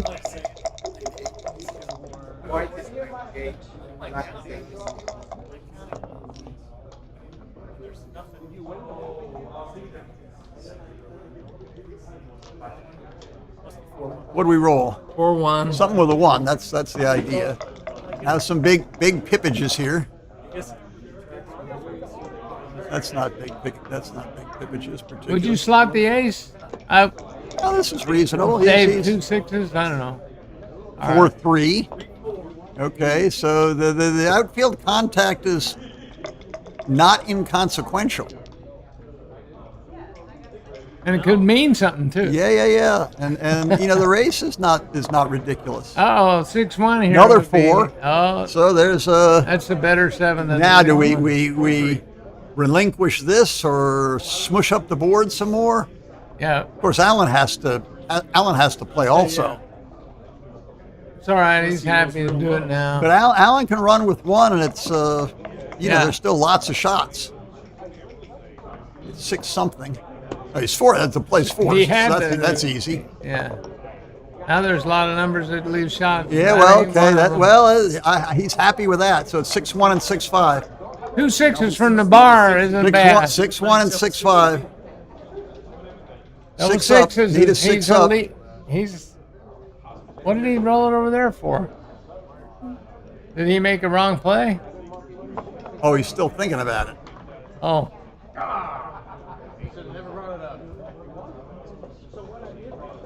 He's thinking about it. It might be right to leave no shots. Doesn't make any sense. No. Well, he's counting the race. He's taking his time, and this is like double match point. Yeah. But it's hard to imagine that leaving the 4 shots isn't right. 5 shots. Double sixes will put Allen ahead if he does that. Yeah, it seems. All right, 6 up for fun. It's like a 5 2. Yeah, there's just. Well, that's interesting. 3-2 does not get safe. No matter how much you twist and turn, you're going to leave 2 shots. He could potentially leave at 2-6 from the bar. He may well leave the 2-6 from the bar right here and now just for you, Ray. And maybe I should leave. Yeah. I was thinking about the 3-6. Yeah, 3-6 from the bar. Now his next stroll is 2-1, and he's got to leave it again. He should have left the 2-6. Oh, there's a 3 Okay. Now 2-1, and here we are again. Oh, no luck. Is that double 5? I think it's 5-3.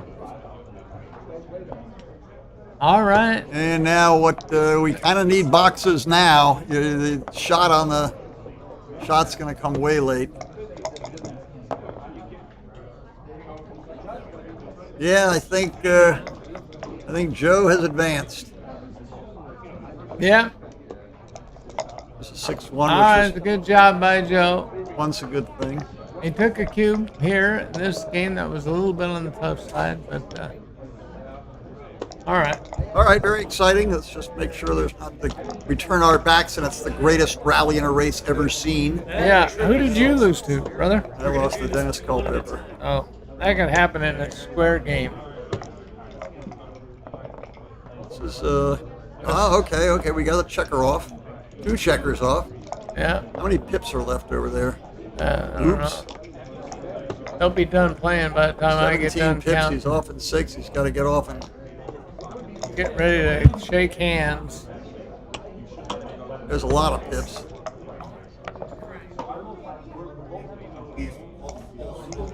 Yeah. Ball so big, I think is gone. Okay, hey Mikey, maybe well they'll put you on. Maybe they'll put you on the stream. Go grab Culpepper and play on the stream, or you got to wait until other matches are done. Dennis, grab Mikey. Tell him you want to be streamed.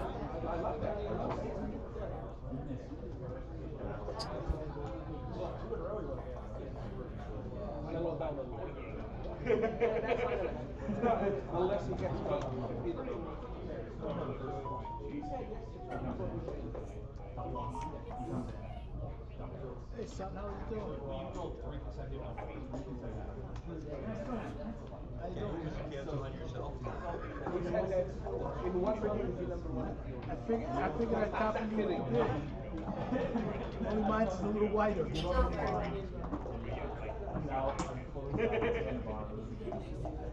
Oh, that looks good. How you feeling?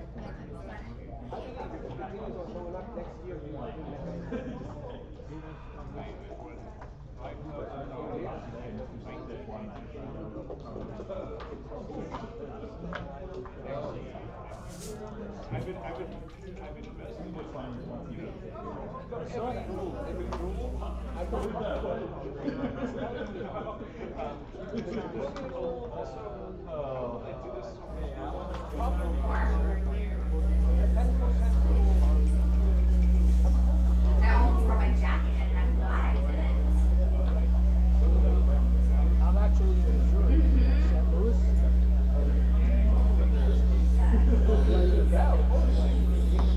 Tomorrow's the main event, so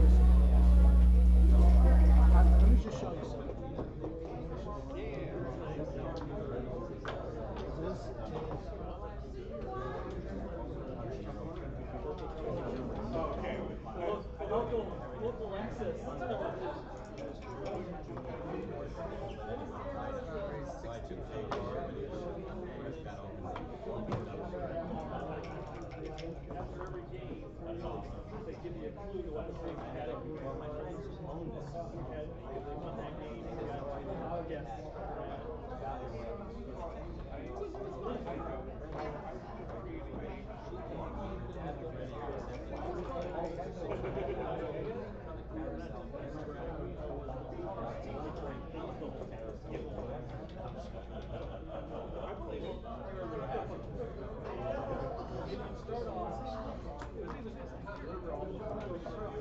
First we have like the challenge. First one was in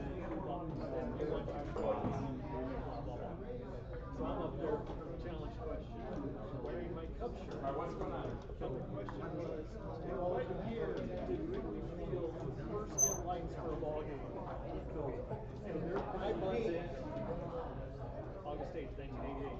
I was going to make it multiple choice, but okay. Then like, yeah, I knew that one. I used to have it saved. Or go on the internet and get it. I think I had it on a computer died.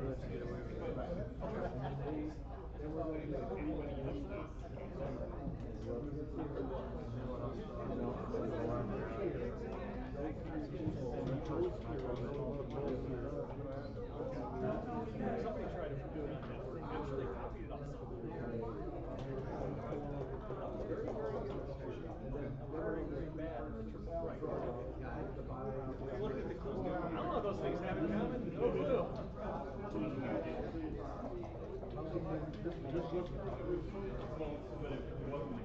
Yes. Oh yeah. Does it? It's a router that but yeah, like some of the questions it's the life brutally hard. It makes you or it makes you think You're the one who took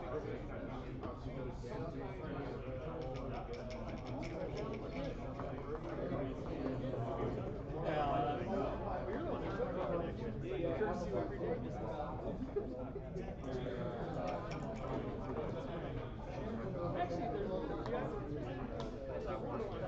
Courtesy of every day, just actually, there's I usually do the mini every day.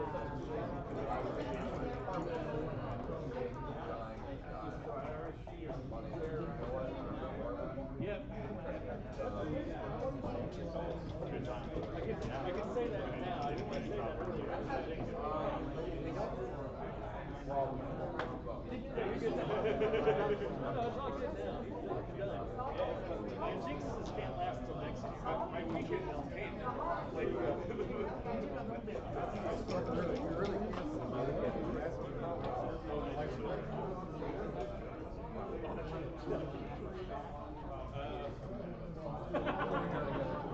get back to you. Hey, that's probably the only I lost.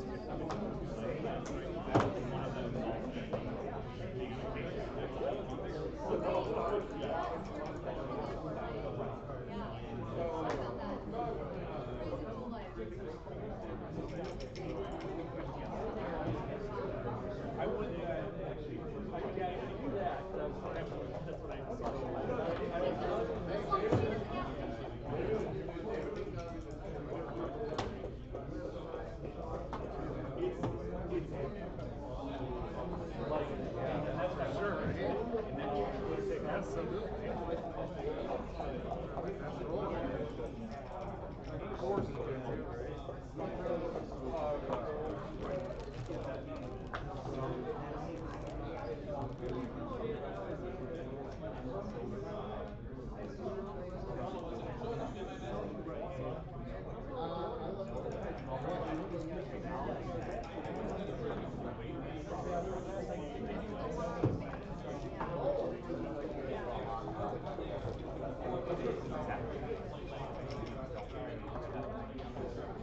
what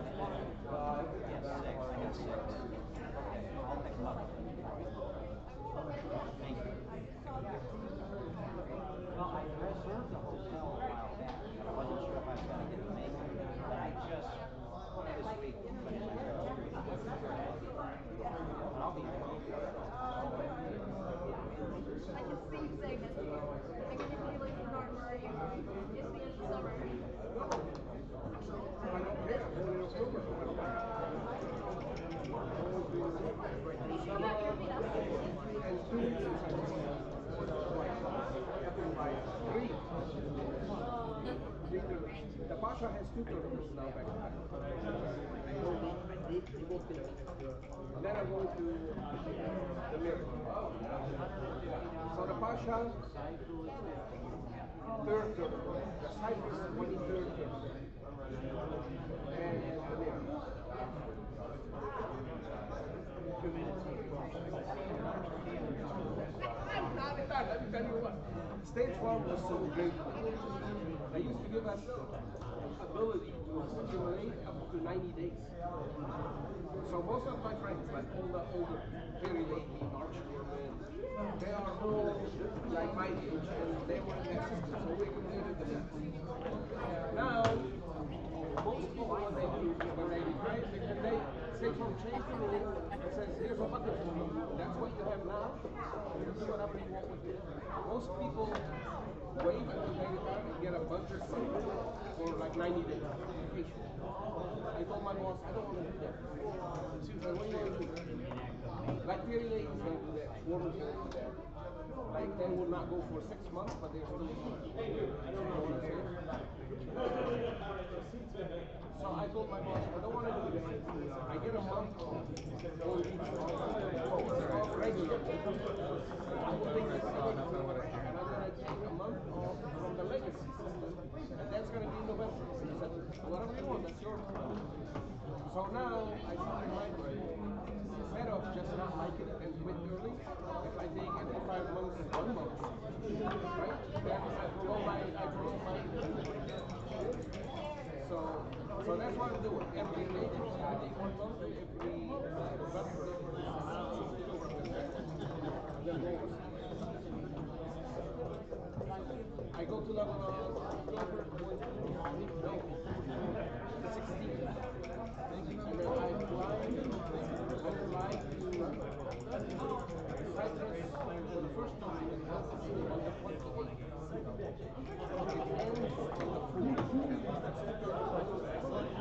And then I go to the Marriott in Atlanta. And then I come back to Lebanon, stay 1 week. Rhonda's gonna go straight to Cyprus. And she's gonna fight on the 29th. I would have been in Lebanon for a week. She's fighting in Lebanon. Because she flew many times to Lebanon. I think she would fly the other side. No, they did not. But because she flew many times, and then if she flies more, she's gonna go to Lebanon. She's gonna fly to Lebanon. And Lebanon is so direct.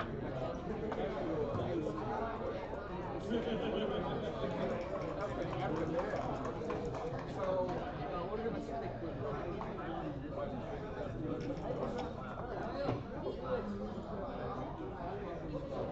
So that's what I'm gonna do. If I have 90 days in my legacy bank. So if I take 20, that means 4 months. If they don't, I might tell them, I might. So that's why I get rid of more.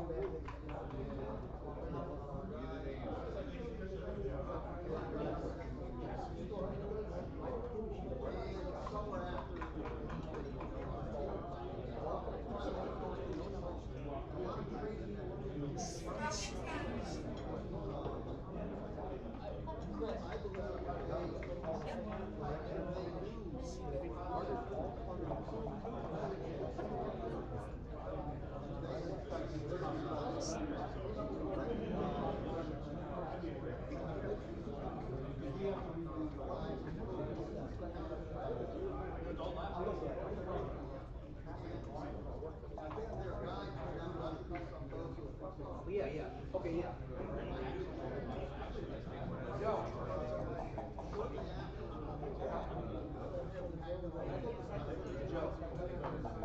good night, sir.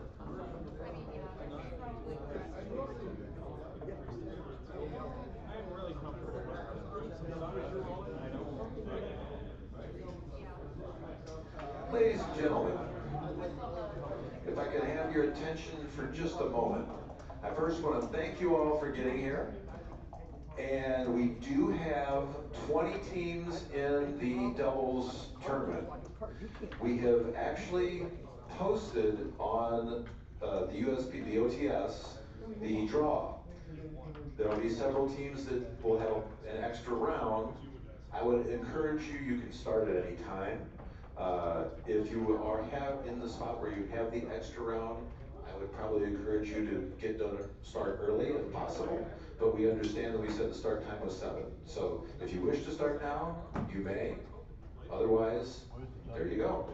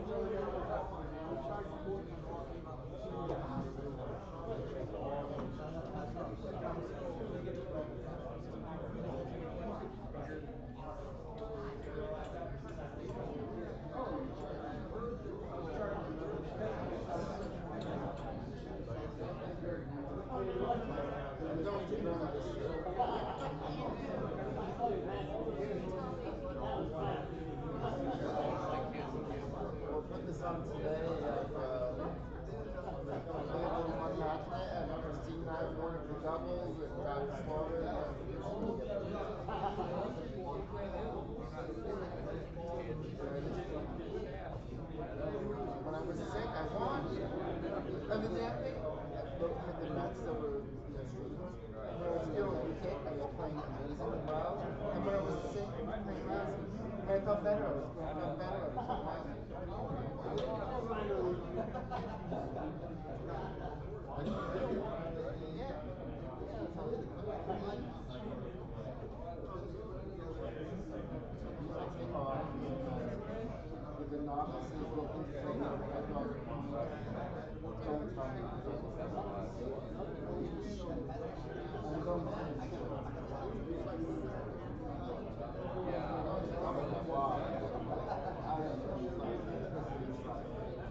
some point, the guy stopped telling me, you know what, I want to do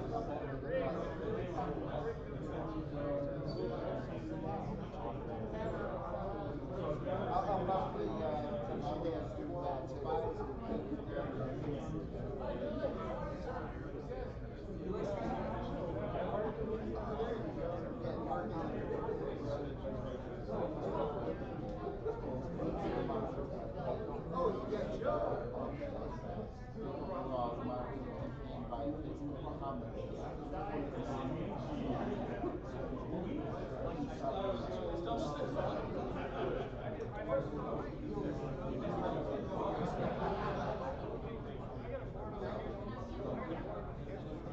But the Irina's the captain.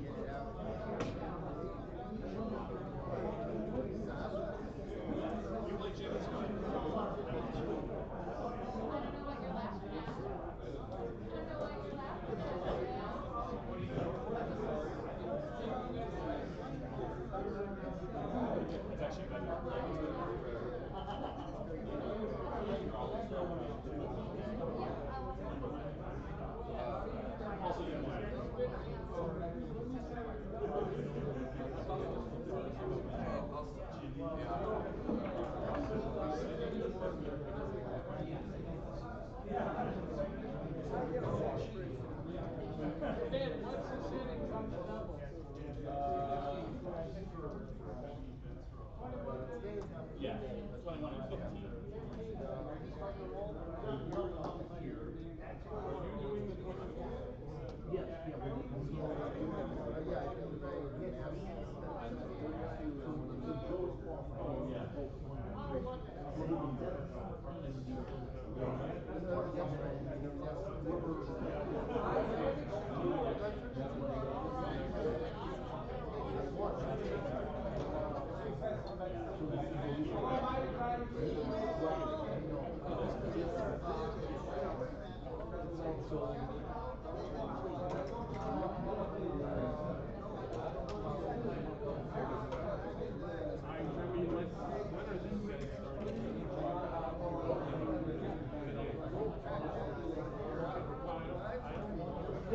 Just the opposite is right there.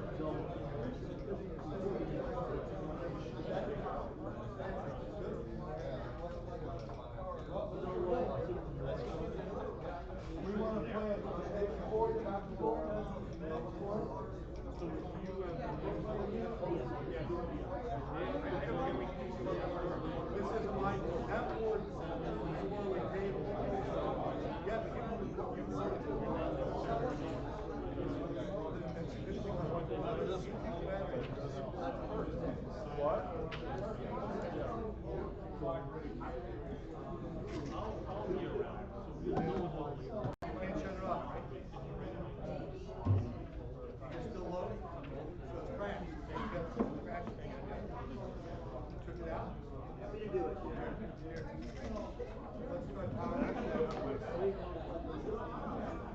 last night.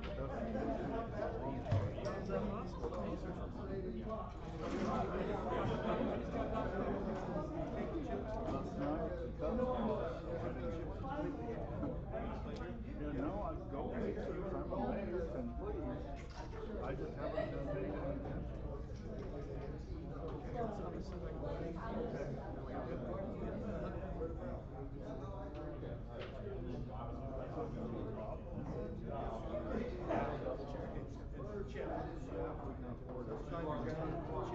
But that's my room, my cookies in my car. I just drug it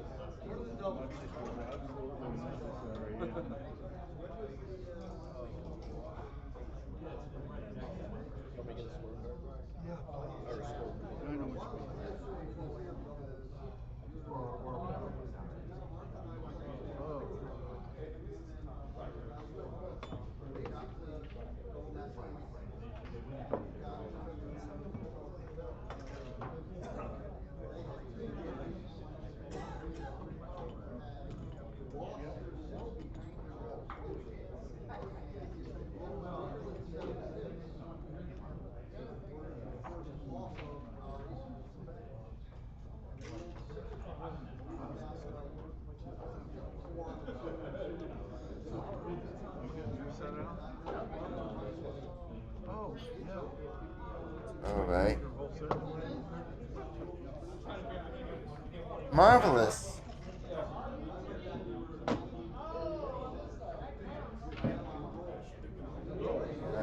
don't like my cards either. No. Hagen wants me to, if I win, buy it. I'll get my winning. But I pointed out. Pretty good for Madison.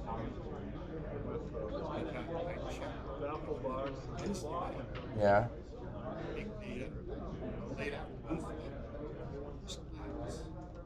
Both ways. Basically the same player.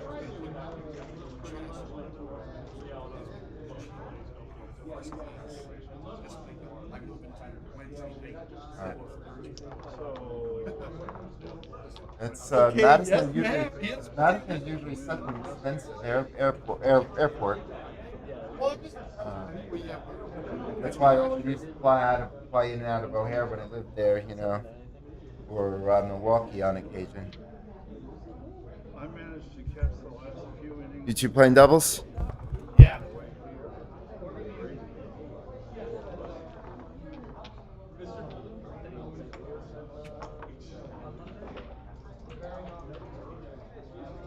I don't know. They're playing the Marlins in Wrigley.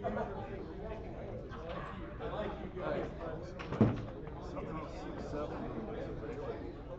I'll be right back. Do you want anything? Water? Water, yeah. Hello. Once I got pretty close, not yet.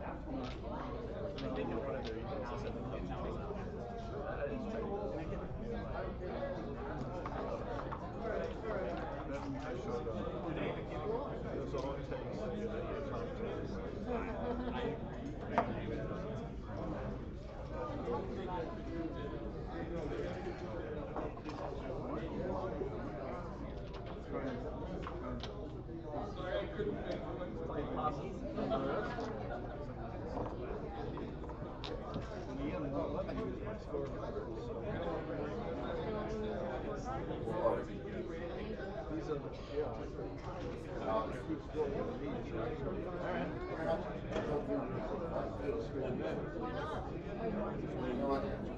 Well, either way. Either way.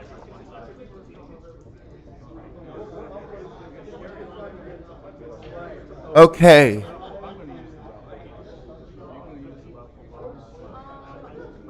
We are getting ready for the first round of doubles here in St. Louis. There are 20 teams, and I'm waiting to hear who the players will be on stream.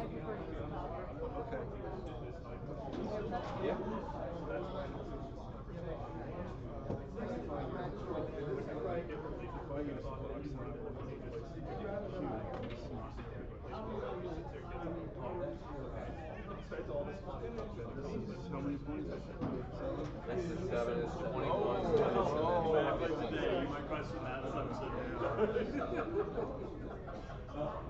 Where you guys from? New York City, what about you? Indianapolis.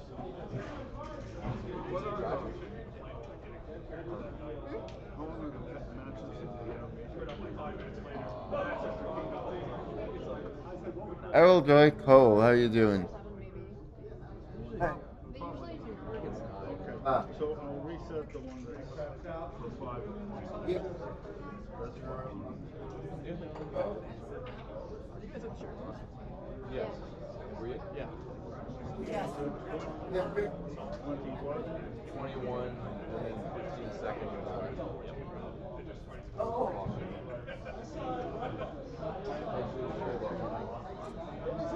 Okay. Yeah. It's likewise. Yeah. It was good until it wasn't. Yeah.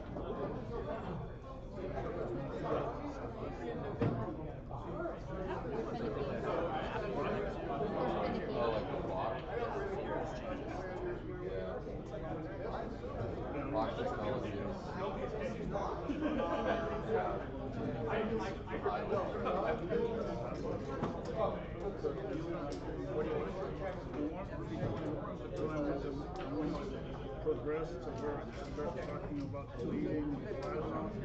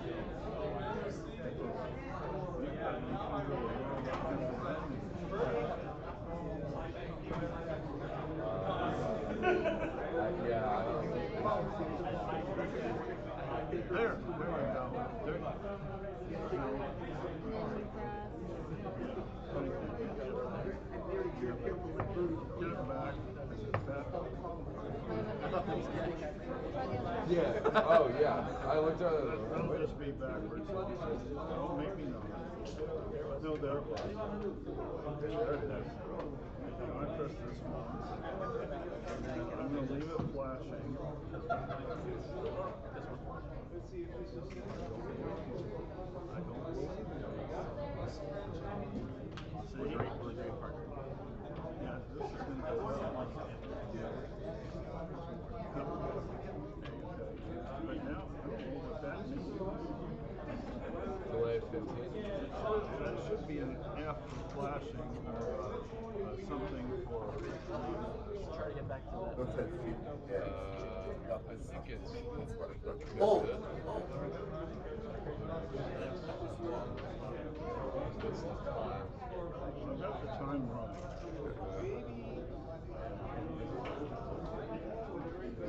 That's constant.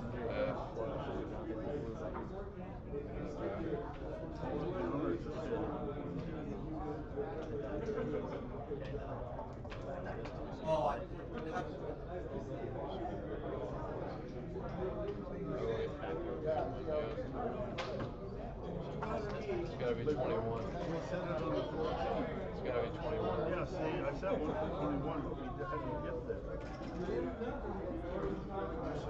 That's okay. There's the 21.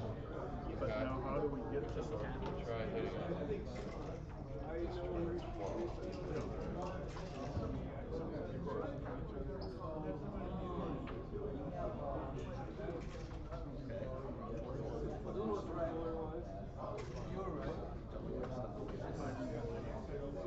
When it says DEL over here. There you go. Once. Yeah, I think we will be live shortly. I just spoke with David Todd, and I think he's going to get Rory Pascar and Dennis Culpepper versus Chris and Patty Knapp on the stream for the doubles. Pete Holohan or one of the many able staff members here, along with DT and Jim. They've got a great team here. He is setting things up. Pete has been doing all the work on the streaming. He's been keeping up on the brackets. Okay. Really just a great group of people here in St. Louis. So always very professionally run. So we're getting things set up.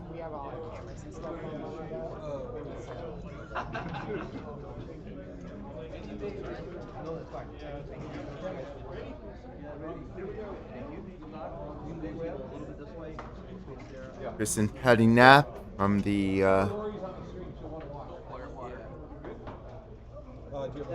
from Massachusetts against It's called the Rory Show. Rory Pascar, who just recently ran the Chicago Open with a huge turnout, and Dennis Culpepper, a top player in 1996, I believe, You're gonna hear me the whole time, don't ABT worry. champion from Virginia. Actually, I believe Dennis is the only player ever to win the ABT while playing only 2 tournaments in a year. Right? Mentioned to me that he believes he played in like the 2 largest tournaments that year and maybe didn't go to any others, but won them both. And that was enough for first place. So 2 of the players are here. Oh, it's rolling. It's going. You want the clock on that side? Yeah. Streaming is really well done here with the setup that Pete has put together. Oh, well, you were actually set up the other direction. We've had KG and Senk doing a lot of the commentary and various other very capable people who have stepped in. Ben Friesen, I believe Joe Urso. Yeah. You like that, right? And maybe a few others.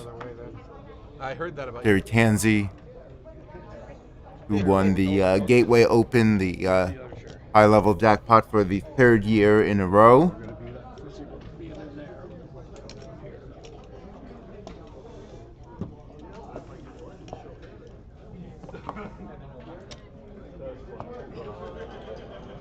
So we will be underway shortly.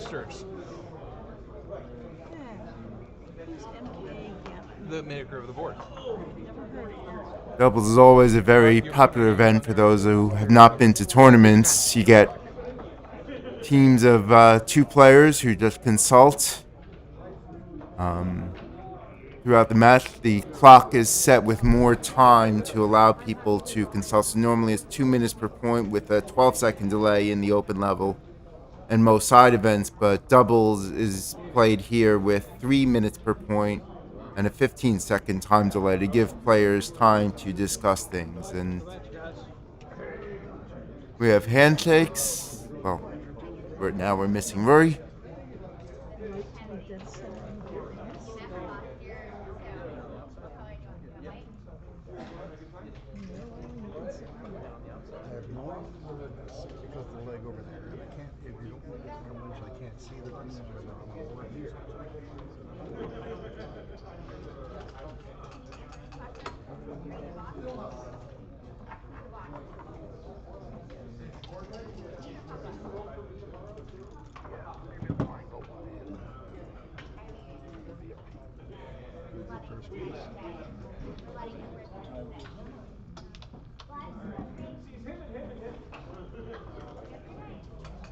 Yeah, I can see. No problem.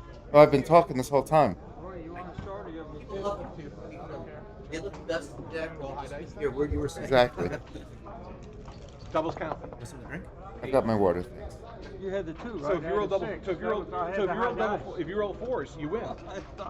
Doubles count. You had the 2. Actually, 3-3 would. Oh, I win. Okay, go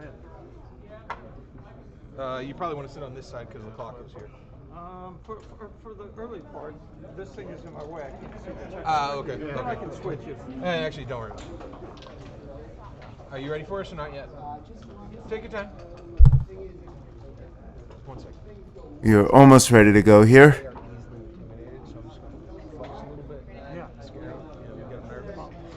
All right, here we are with the first round of doubles. We've got 20 teams here. And this is Pat and Chris Knapp, a husband and wife team from Massachusetts in the Springfield area, against Rory Pascar of Chicago, who just ran the Chicago Open, and Dennis Culpepper from Virginia.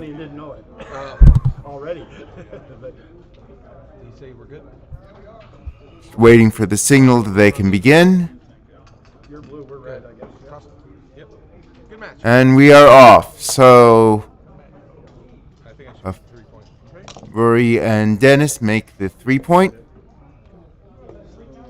So I was talking for a bit before the match. I don't believe my mic was actually on. So doubles is always a popular event. We have teams of 2 players that consult on all checker plays and cube decisions, and extra time on the clock to allow them to do so. Board gets jostled a little, but it's all right. So Pat and Chris decide to split with the 3. If Rory and Des made the 2-point instead of the 3-point, then splitting would have been wrong, but I think it's fine here.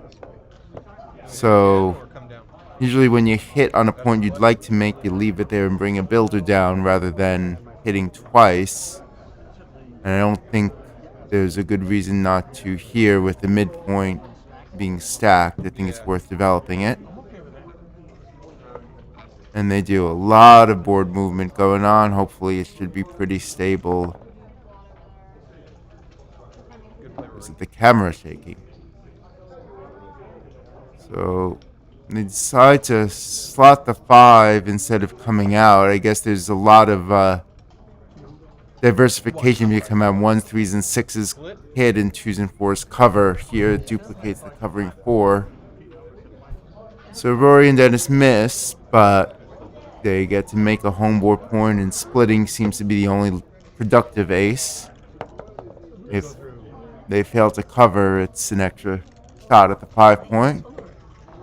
6-2 makes the 5.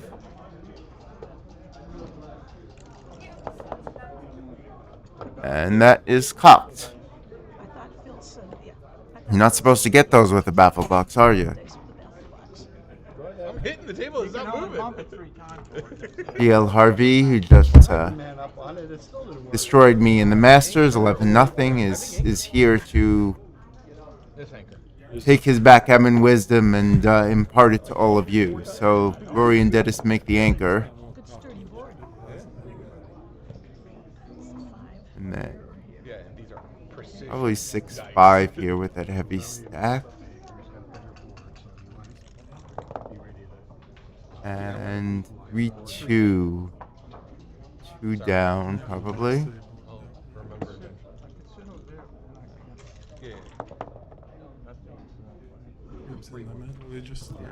Yeah, first game, yep. 3-1, you slot, you can split to the 20, you're outboarded, but you're, at least it tries to do a thing. Slotting the 4 is another thing that tries to do something. And you're outboarded, they're both coming under some risk. Still seems a little early to double, because even with the threat of hitting, they still have an ace point game. You certainly wish you hadn't doubled if you miss with the 2 men back. Just cover. Yeah, if we make it, they cover it. So double 1s and double 6s. I'd take a roll, but it's certainly worth discussing. I mean, you're clearly ahead in the game. You know, have just a much better structure. 10 you don't mind breaking, but the others do. 6-1 hits, and now you have to pick your 6. This stays the most connected. There weren't major duplication considerations, so now you hit and enter, and this is another reason why you didn't necessarily want to double last turn, is even when you hit, you don't necessarily crush your opponent. Do you have a double from the roof here? You have 4s hit from the bar, and then some other numbers you will attack on the 5-point. This looks quite reasonable. I mean, you can way blow past your market here. 4 dancing numbers are bad. But aside from those 4 terrible numbers, I'm not sure. I just wanted to see what's you're going to be doing well. I mean, even if you roll like a 2-6, you just hit loose or a. What's not that constructive? 2-5, you could hit or make the 11, right? I guess if you roll. Yeah, I mean, almost every number plays pretty well here. You'll either hit loose on the 21, on the 5, probably with one of the points you'd like to hit from the 11 or the 10, or you'll be hitting on the 21. So it's hard to imagine this would be a pass with black being in the air and the ace-point anchor and chances to make the 5-point anchor, but I think it's a very reasonable double, and they send it. Like Dennis was doing most of the talking. It's pretty rare with Rory. That is interesting. Well, 2 excellent players. Rory just got his Grandmaster title recently in BMAB, and Dennis, of course, has been a fantastic player for a very long time.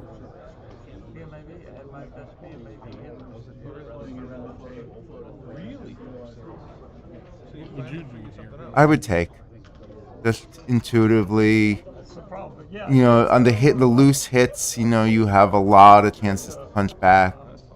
If you get hit on the 4, you have the ace-point anchor as a fallback, but the Knapps decide to let it go. 1-0. The score now.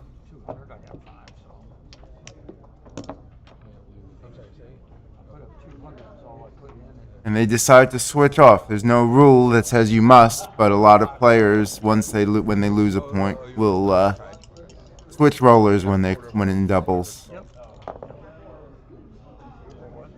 4-3, 2 down, or splitting is all reasonable. This is the most XG approved play lately.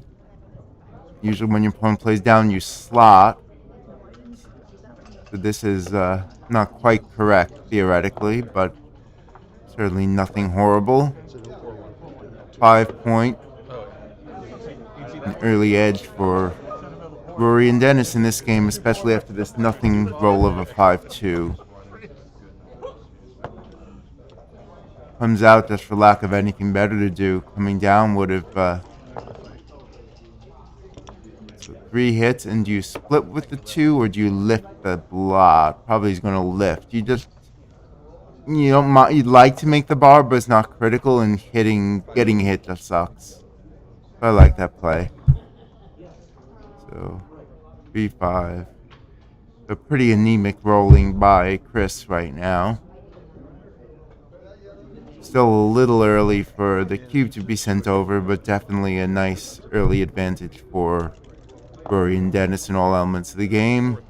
4-3 is not that great a shake. The 2-point doesn't really get him much, especially with the 8-point already made, so he can look at the old hidden split play like 24-20, and then 6-3 to protect the split and attack. He has 10 checkers in the zone, so some aggression might be called for. Could play 13-9, 6-3, but that's. I want to get the back checkers moving. When your opponent's on the bar is a good time to split.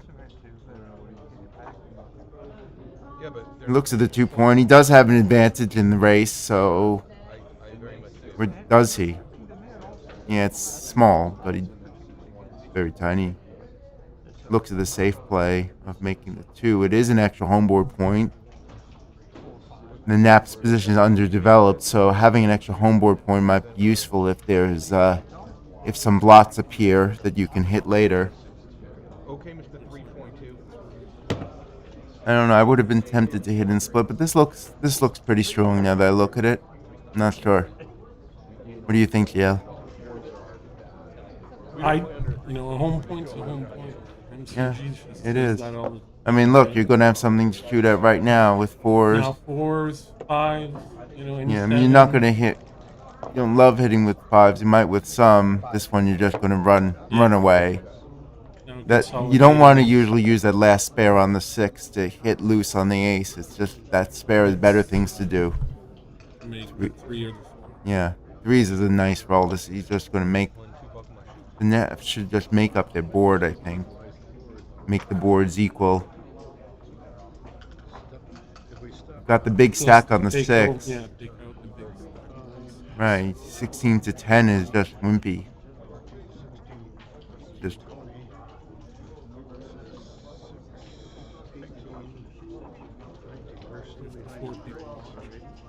very good. 40 people have pressed the like button. This early? If you like.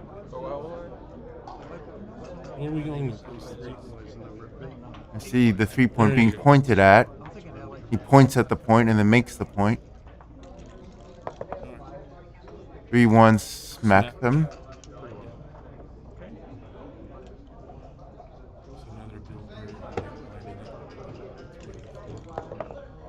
And double 4s are good. Sure, this first one, the first. So you can make the bar point or the 4-point.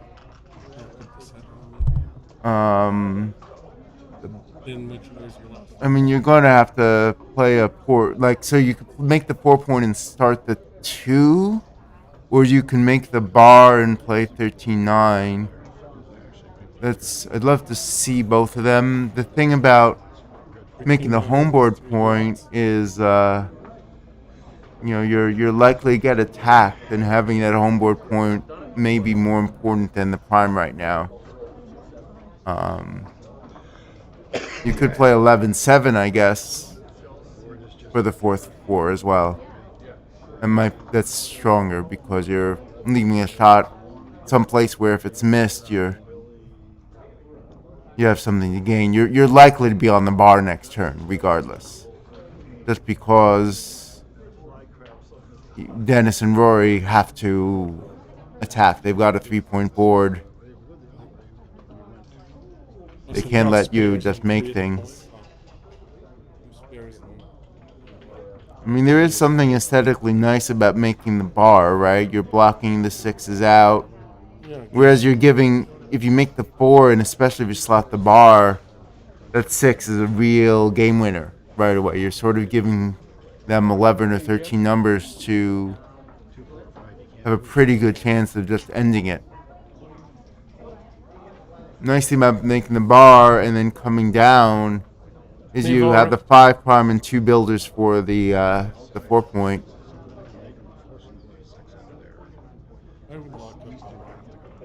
I'm leaning that way right now too. It still leaves a lot of blocks. Yeah. While he's coming down.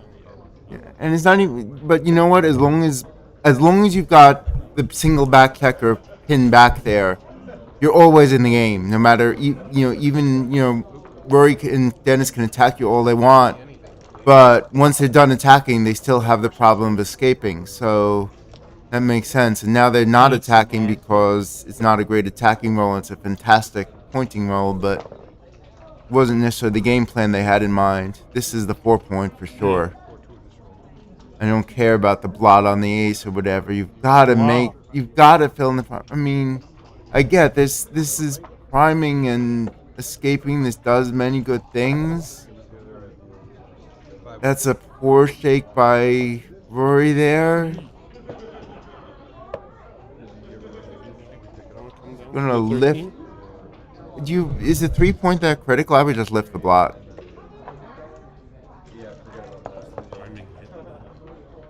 Good shake, entering and leaping the 4 prime. A decent shake anyway. 4 probably would have been better. And now we have to think about what's coming now. You have to attack. I think that's correct, but do you double anyway? You come in high and get missed. Not very much time spent thinking about that. There's a dance and a 5-1. Once, I'd still be thinking about it. I mean, they won't because they didn't think about it last turn. But you've got that beautiful prime, and all you have to do is come in high, and you've got the game won. Come in anywhere, really, the 3 or the 4, and you're likely to win. I don't know why you don't make the bar point here. What's the angle. I mean, you want the little 4-point block there. That's how you can. Right. It's still the same number of builders for the 3 and 4 because you're willing to break one of those points to hit, but No, you have to do the make it. But no, this just seems obviously better, and they do it. Dupes your threes, you know. And Oh, this there is you why go. I don't understand. Like now, there is no way that Rory is going to be able to take this. I mean, you might even technically have a play on just because. No, because of there's the 3-6 angle. You're going to wind up cashing eventually, so don't give them the chance to roll 3-6. So this should be 1-1 unless I am understanding this position very differently from the 2 players whose decision it is, but I'm not. 1-1. Yeah. That's what happens when you wait too long sometimes. Double you win 1 point when you might have won 2, you know? So 1-1. 6 away. Even was a better bird.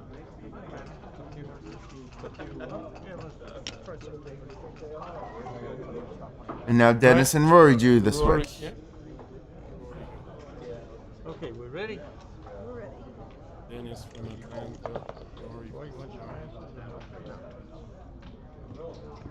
They're more for reading.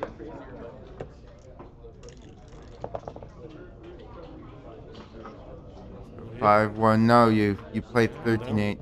So you double hit with the 6-5, and largely because if this had been a 6-5 instead of a 5-1, you hit twice because 6-5, the 6 already develops the midpoint. Plus, you have extra checkers in the zone, so the blitz is stronger, which is another reason you double hit with the 6-5. But even at gammon heavy scores like 2 away, 1 away Crawford, I believe you still only hit once with the 5-1.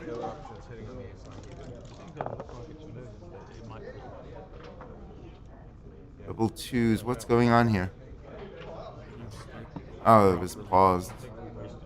Yeah, those slots sometimes you yeah. get it paused. Yeah, it happened in one of my matches. So double twos. Normally, double twos is more. I've heard it said that double twos is a building roll and double threes is a hitting roll. Usually, if you have a choice in building or hitting with twos, you're going to build, and with threes, you're going to hit. So I like the making the 4-point. I'm not sure about the rest of it, but this could be right. Yeah, I like splitting the back men as well. That's what they did. We're all in agreement here. Is 4-2 can come in on the 4 and play 8-6. You'd like to do something about that stack on the 8. Usually the question is, where would you rather have the back man? You know, the issue of how you want to arrange your spares is less important. You know, if you think you'd rather be deeper, this is the play, but I think you'd rather be on the 21. I agree with you. And then it doesn't matter. And having an extra man on the 6 is actually no worse than, maybe even a little better than having one each on the 6 and 4. Because that's a deep builder. You want to spread him out sometimes, but you don't mind having an extra builder on the 6-point. 6-3 for the Naps. Runs out.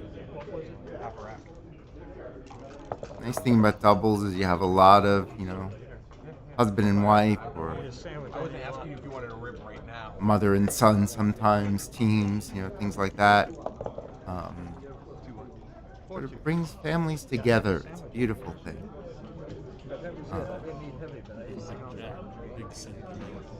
Oh yeah, I'm just I'm crying right now. So 14-8. I don't like making the 2. I know you want to strengthen that board, but it's using up again that last spare on the 6. So which shows again why that gain from 6 to 4 is not really that big a gain. You're not willing to use it. Double threes is nice. It's just going to make up the 5 and the 3. You keep the. I know the 4 is a better point than the 3, but you're giving up your bar and not unstacking. No. This is far, far better. Too steep a price. They run? Yeah, Puddle's Law, right? Always run the last guy. This is very clear. Doesn't matter what the race is. You don't want to be sitting back there. If there's one checker back, run it. 10 guys, black is 10 guys in the zone. Oh, yeah, it's Puddle's Law. This is instant.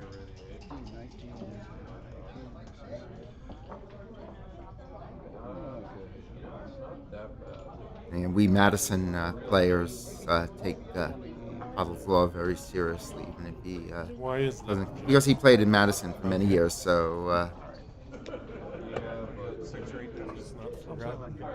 we don't forget Sam. Even he's out in the backgammon desert of Maine these days. Give or take. You're no longer winning the race. Yes, it is very ironic. The backgammon desert, but it's a very, very, very beautiful state. Yes, exactly. Another very beautiful state. That guy's gonna get New Hampshire is pretty beautiful a too. living heck. Yeah, this is. You got to send this with this many 12 checkers in the zone. Can you take this and hope he rolls a 1 or a 4? He'll still hit you loose. But you've got play. You got to take this. You got to take this. You got play. See, there's a 1 and a 4, so that's still has to hit. He must hit. I mean, his whole game is predicated on attacking that checker. Yeah. Okay, let's do it that way. And then do what we know we have to do. All right, but you know what? You get fancy artistic points for that. Put some elegance. Put some elegance. And there's a bounce, and now you just make the 5 prime and you walk it home, right? Which you cover, yeah, because you can run with the 6. Yeah, you just want to get it home. There's no need to stay back for anything. You wanna, you're in. Just bring this baby home mode. And that's a 1 missing, so we need to try again. Double 4s. Yeah, just clear. Clear while you can. You can put 1 on the 6. You could play 14-10 just to get ready to clear the 14 point while he's on the bar. This is the more attacking oriented play. Maybe right.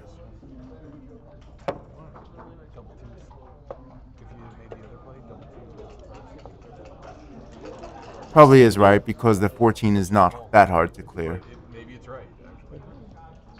13, 8, and don't give him the 1-6 super joker. I mean, Maybe it's right. It's a big shot. you don't need the 6 prime. You don't need the 6 prime. Okay. That's illegal. That's 2 4s. I'm sorry. This was original? Yep. I think all the way that one, all the way. That one? Okay. That's much more illegal.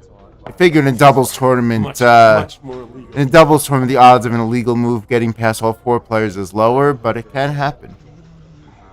Are you going to step up here? Probably. Or I guess you make the 3. You can make a homeboard point.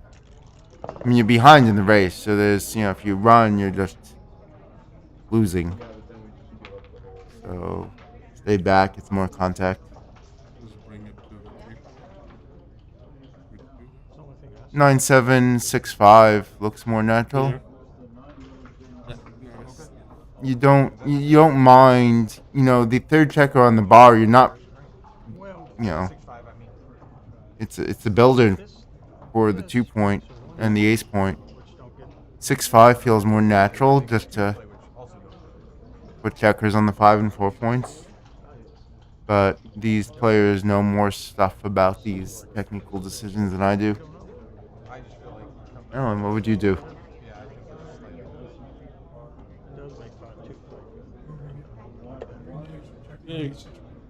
Alan Steffen called for the extra man on the 6 here, and I guess with the with the spare on the 7, you don't like having the why wouldn't they make 6 stripped? 5-3. Alan Steffen is making his return to the backgammon world and showing what a top-notch player he is. Been here both here and in Chicago. We can put the crown in the farther back. Always good. We had Rick Berg here making his first tournament appearance in 42 years and making it to the finals of the Your clock was running, so I big Jackpot. So, you know, if you're watching this and you haven't played in a while, you know, come back and show us what you can do. 2 down is easy here.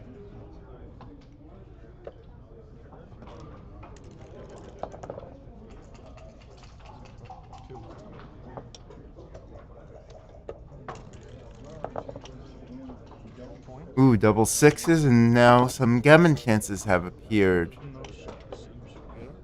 Now you're going to lift that because you don't want to give them joker, and then 9 to 3 to have 3 builders. I mean, I don't really understand why you wouldn't play 9-3 here. You're looking at whether 6s and 5s are safe, and they will be either way.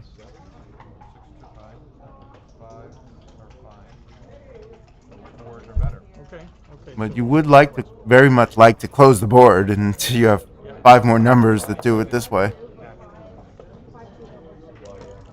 Or, well, 3 more numbers. Well, I guess they should have done it the other way, right? Sights we need to. Let's rip. The interior gap is 6. That reduces Gavin's for sure, just by being able to move there.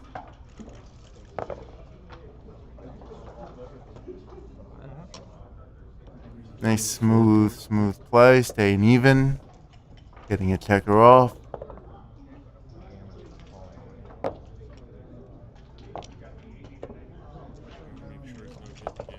Yeah.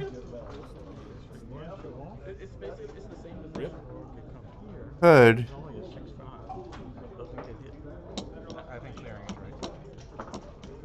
Also clear the 6.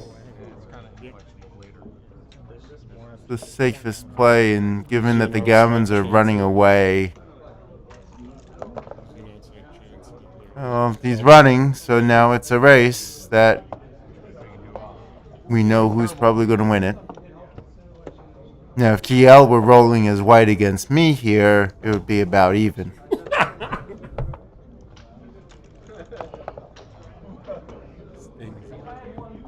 Yeah, I'm just praising your dice rolling skills. It's the most important part of this game. It's all a silly dice game anyway. I banked enough goodwill, you know, Yeah. by getting the bad. You know, I had my jokers in Chicago. If I don't have any more for a few months, that's all right. You know. 54. And Rory's gonna breeze through that. This is not very scary. As Jack said, I'm not rolling right.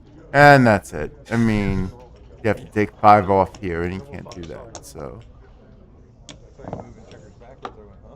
3-1, and the Knapp switch once again. How you doing? That's good.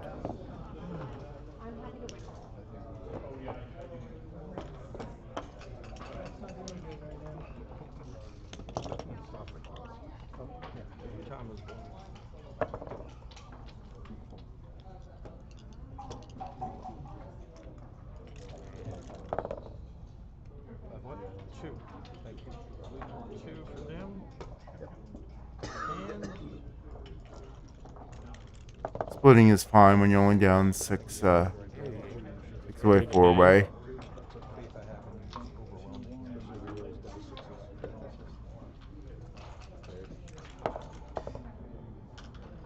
Must have called no dice there.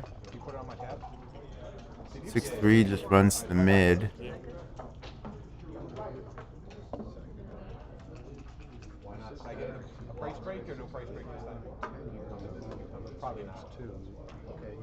You're worth it. I'm meeting here somewhere, but I don't. Miami. And then win from there. Ahead in the race, I'm just playing 8-7 here.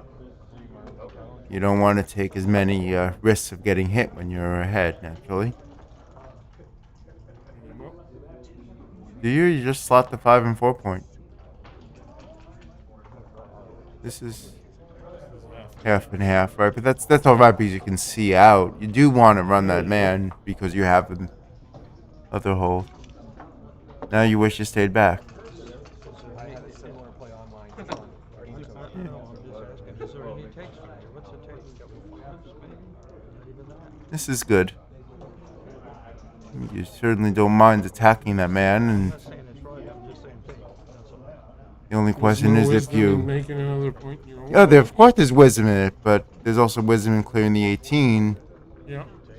Considering he's got if you make the 4, if you make the 4 and he enters, how in order you? I guess you can just keep attacking. Oh, this is. I mean, well, what's wrong with this? I mean, you've got 46 ahead in the 150, race, but 120. You're in the race anyway. It's 21 pips. The thing is, you've already done most of the work of eliminating contact by playing 18-14. I would hit on the 3 and make. And there are definitely times when it's right, just even when attacking is safe, not to attack, just to put it into a race. But this looks wrong. You worried they might come in deeper and cause more problems. This looks wrong. You get some gammons in the mix too. Get some pretty. You got it covered now. Here we have to look for the cube, which was somewhere.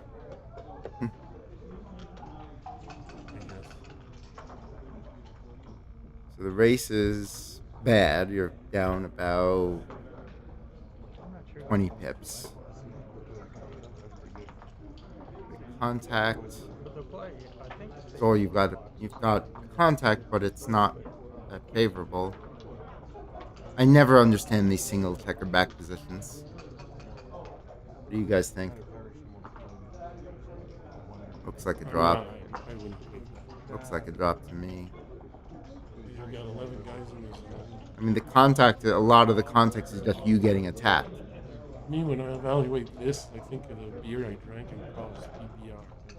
What's my priming potential and my opponent's priming potential and blitzing potential? Here, white doesn't have any priming potential.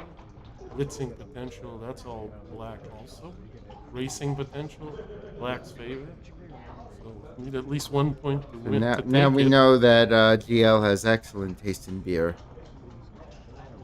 I was like in college. a 17-year-old, frat boy or something. It was cheap. Exactly. That was much more important than. I must say, I don't like beer, and so I can tolerate that better than other beers because it tastes, less like beer. But because it tastes less like beer. I don't drink it, but I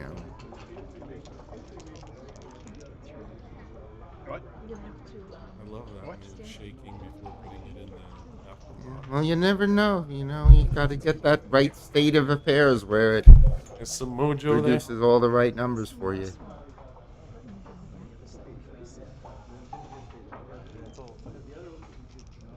Four to 1, 3 away, 6 away. I guess one color's one guy, the other color. Yeah, black is going to be the black checkers, and red will be the one that isn't black checkers.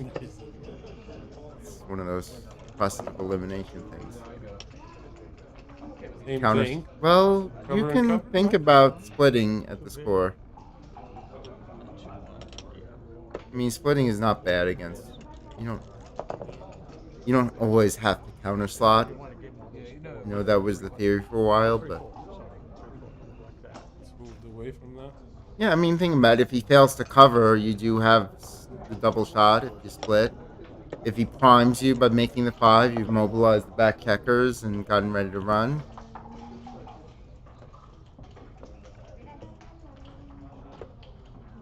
6-2 hits. 5-1.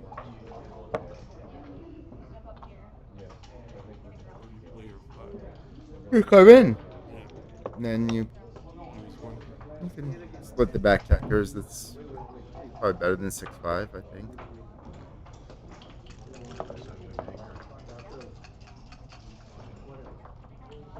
It's one of those positions where you want to do a lot of things and you can't do them all, no matter what you roll. Either do the bar. The bar seems to be.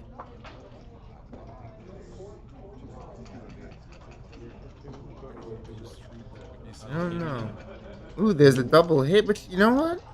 I didn't see that, but it does protect the man. You know, you're leaving a lot of shots either way. This is fewer shots. Buys you time to consolidate, gets one of the blots out of the way. Definitely merit to that. I didn't see it. He didn't get hit.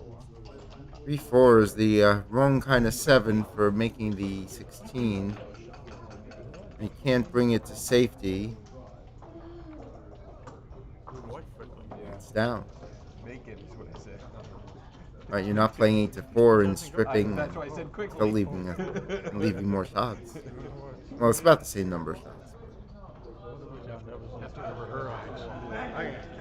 The other play would be 8-1. No, this has got to be it. But it has to be right. Yeah, stripping the 8 point, making a point behind his anchor. 6s and 7s were good. There's a 7. Now, if there's a weak enough roll, we're not quite at the point of feisty cube at this score yet. I might have paused for about 4 seconds longer than they did, though.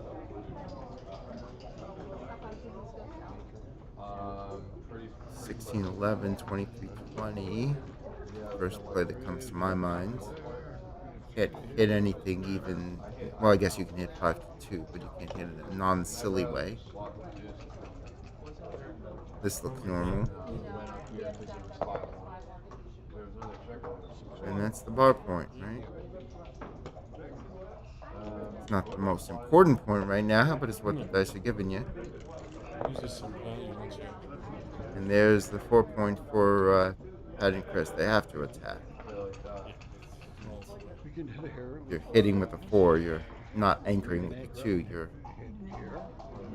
closing the point that he's shooting at from the bar.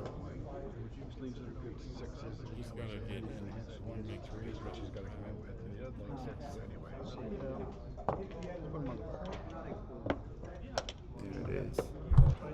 Now, certainly Rory and Dennis cannot take this if they fan. That's a huge drop with the ace point made. I would think the score.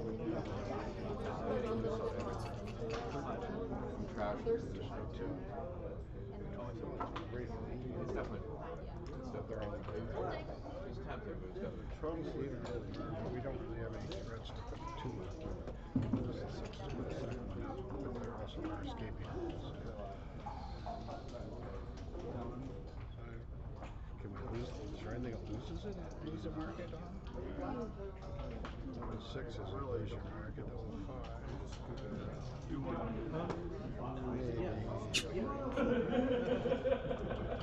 5. Thinks he's too good, maybe. And this bears it out. 6-4.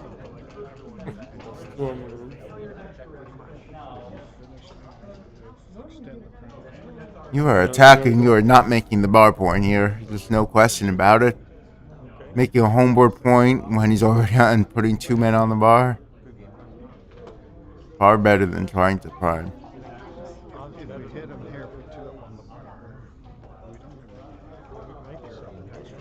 we can make it 7 ways. We can't. At least 2 ways. We can't hit them because of what they've been spending.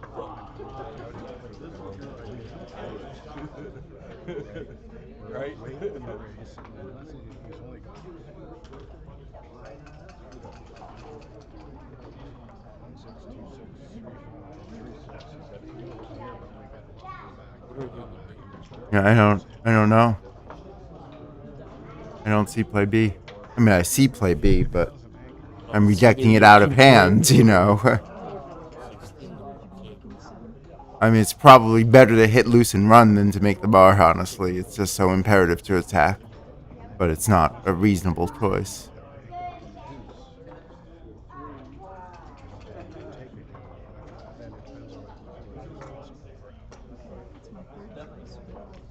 What? Okay, I'm The irony is getting hit. I'm very confused. Yeah, dance. Now that okay, this is I'm surprised. I'm really surprised by how this has been handled. To me, it was a clear pass last turn, and even now, I'd be more inclined to.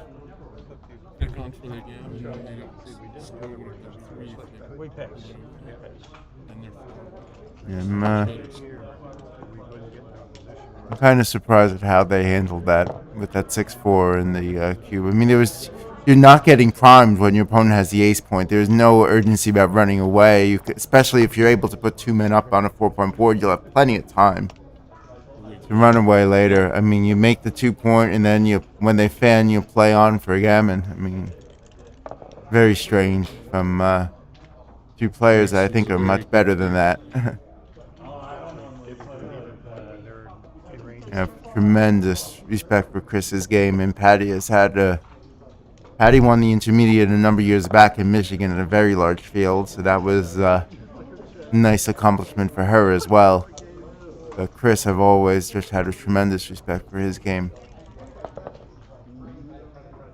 Double twos is nice. Some scores you come 23-21, but not this one. Seems clear.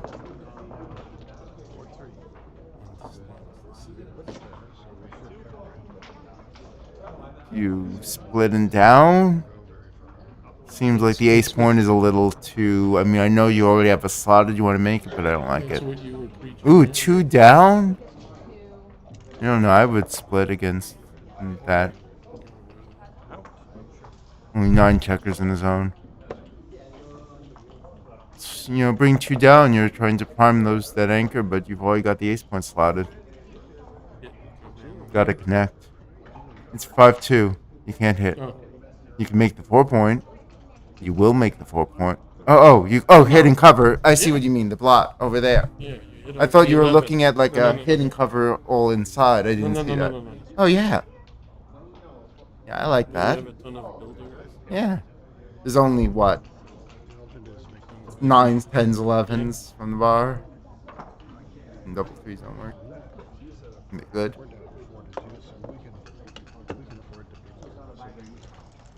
There's a fan here, you've got some cool attacking chances. Yeah, but double threes is excellent. I mean, it works in a different sense. And then you bring 1 down. You do not want to step under the gun of those 5 builders, of course.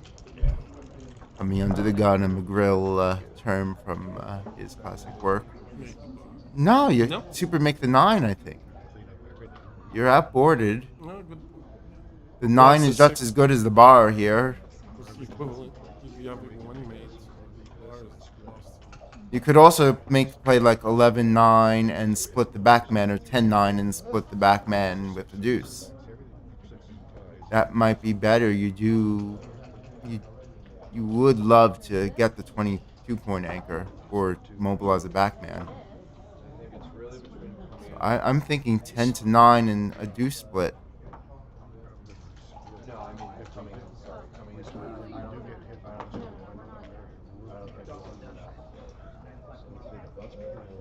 I'd like them to at least look at, because if you're going to split, you're going to split with 2. That's definitely better than splitting with the 1. It sees more daylight. It's a better anchor. You're starting, and I think you need to split there.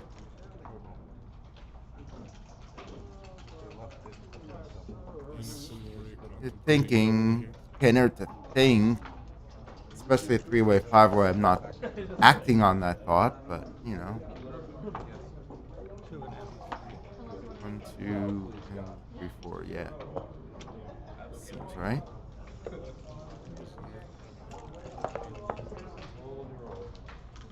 $5 point. Then they played their 2-1, right?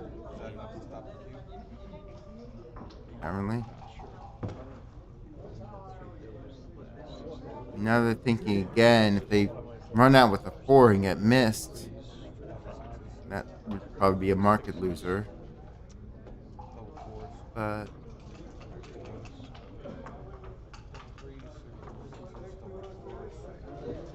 anything without a 4 and even 4-1, 4-2 are nothing that's special. And there's a couple other random good numbers like 6-3, 6-6, 3-3. 4-3, you could run out if you miss with that. You've lost your My inclination is to wait, though. You lose your market by rolling some good shot and getting missed. You lose your market, you know? Still gets you.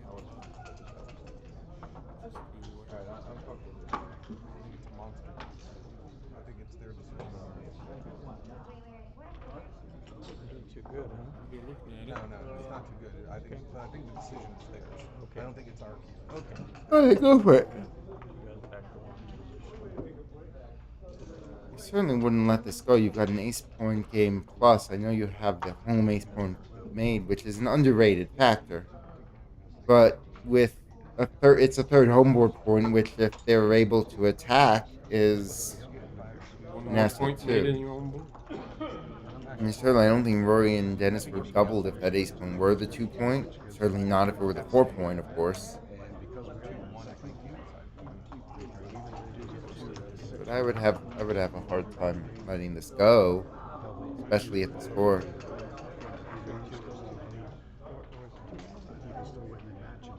Get an attack going, get him on his way out, and if not, you just fall back on a really bad ace point game. But a really bad ace point game can win. Yeah,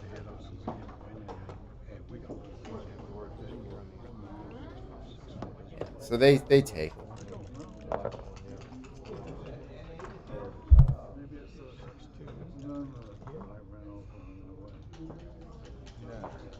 That's 6-3's due.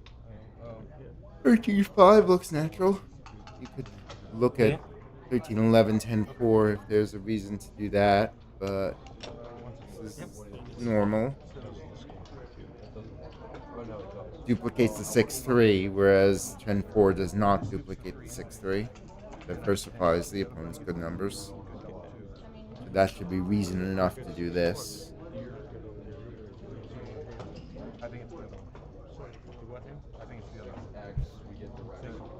And this is why they took, right? You have, if it doesn't run, you can maybe attack with 3s, 5s, and 6s. I don't see why you give him a good 6-4. He gives him a good 6-4. He's already got 6-3. But he's got 6-3 on the other side of the board. Right? Yeah, So it's the same number. It's the other way. I think it gives the 6-3 duplication on both. for that. You have 2s, 4s, and 5s to attack. 2s, 4s, and 5s. And there's no other reason, like maybe if it diversified something a lot, but even then, that 6-3 duplication seems to be pretty significant because it's, you're a big favorite if the naps fail to hurt you, right? So give them the fewest numbers that hurt you.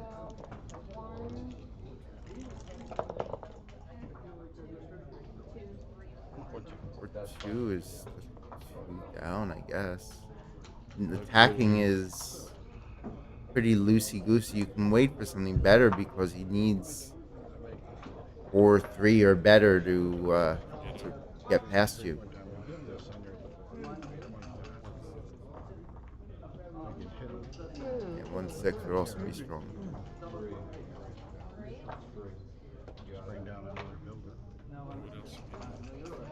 I mean, you can, like I said, you can either hit loose, which seems very wrong, even at the score, or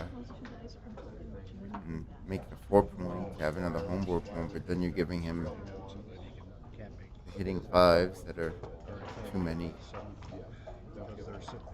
Joe, what do you do with that 4? Oh.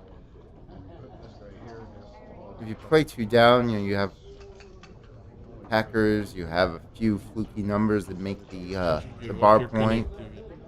So we're in no worse shape the other way. Make the 4? Actually, having to hook all of that is probably good. Oh, it's all right.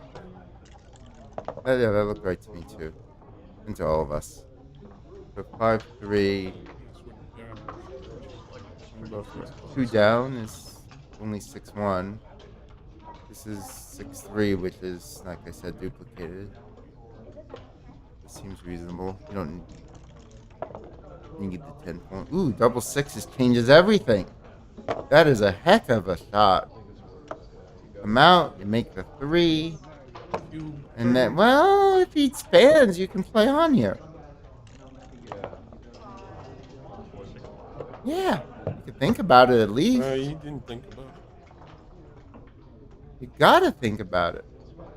I mean, I may be wrong, but yeah, I would have played on, I think.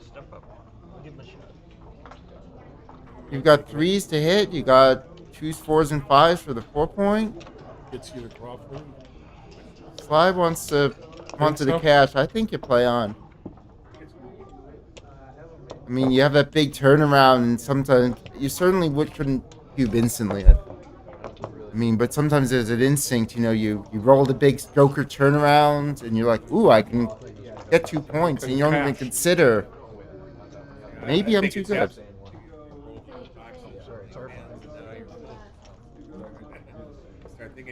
I think both traps can happen. But certainly when you don't think about whether or not you're too good, that's the holy shit, I just won the game, trap. Yeah, they're both mental traps, and it's so hard, to sort of treat every position as a puzzle and not get caught up in the flow of the game, and the emotions around it and the swings in it. But he's been rolling good, and This 5-1 is kind of. Is that one of the parameters you've lame. I've been rolling. Yeah. Just checking, Joe.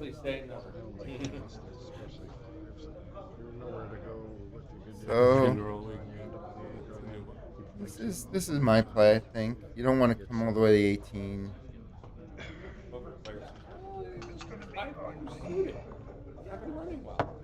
It's suited. I don't like this just because usually when you're hot, you have sort of both of your We'll take care of that. backman advance and vulnerable to attack. Exactly. Just come down, you're attacking here.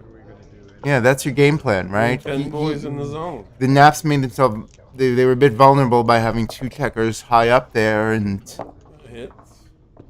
you're attacking, yeah. There's a few- And you got a better board. If you come back. You got a better board. Keep going at him.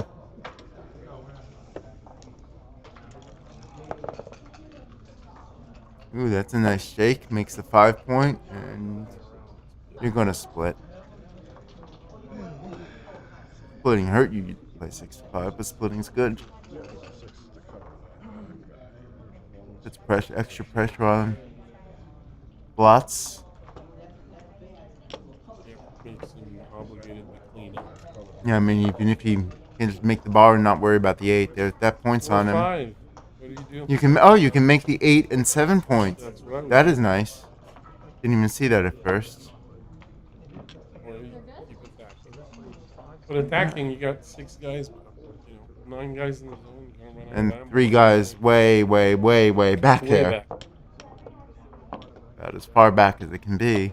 Yeah, that contains them better. I mean, you got a pretty problem. You still have a heck of a lot of work to do with the back checkers, but this seems better than that sort of weak blitz. At least whatever happens, you've got that structure. The 2 points a little bit. A priming game that you're playing that has some problems, but is structure okay versus a weak blitz. It's not. They go for the weak blitz. Rory's out with guns blazing.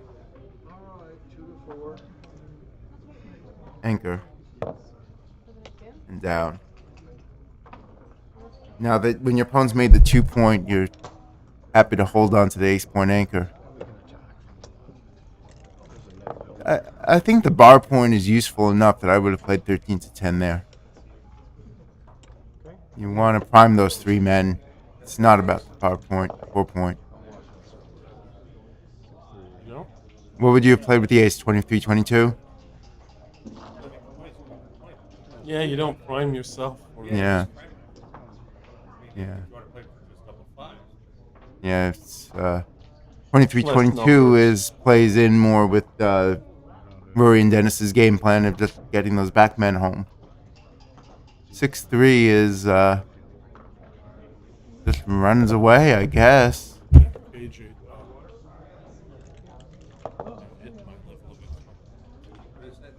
3-3. It's a beautiful number. It makes the 5 point. It hits, and it. You step up here or step down. Probably step up.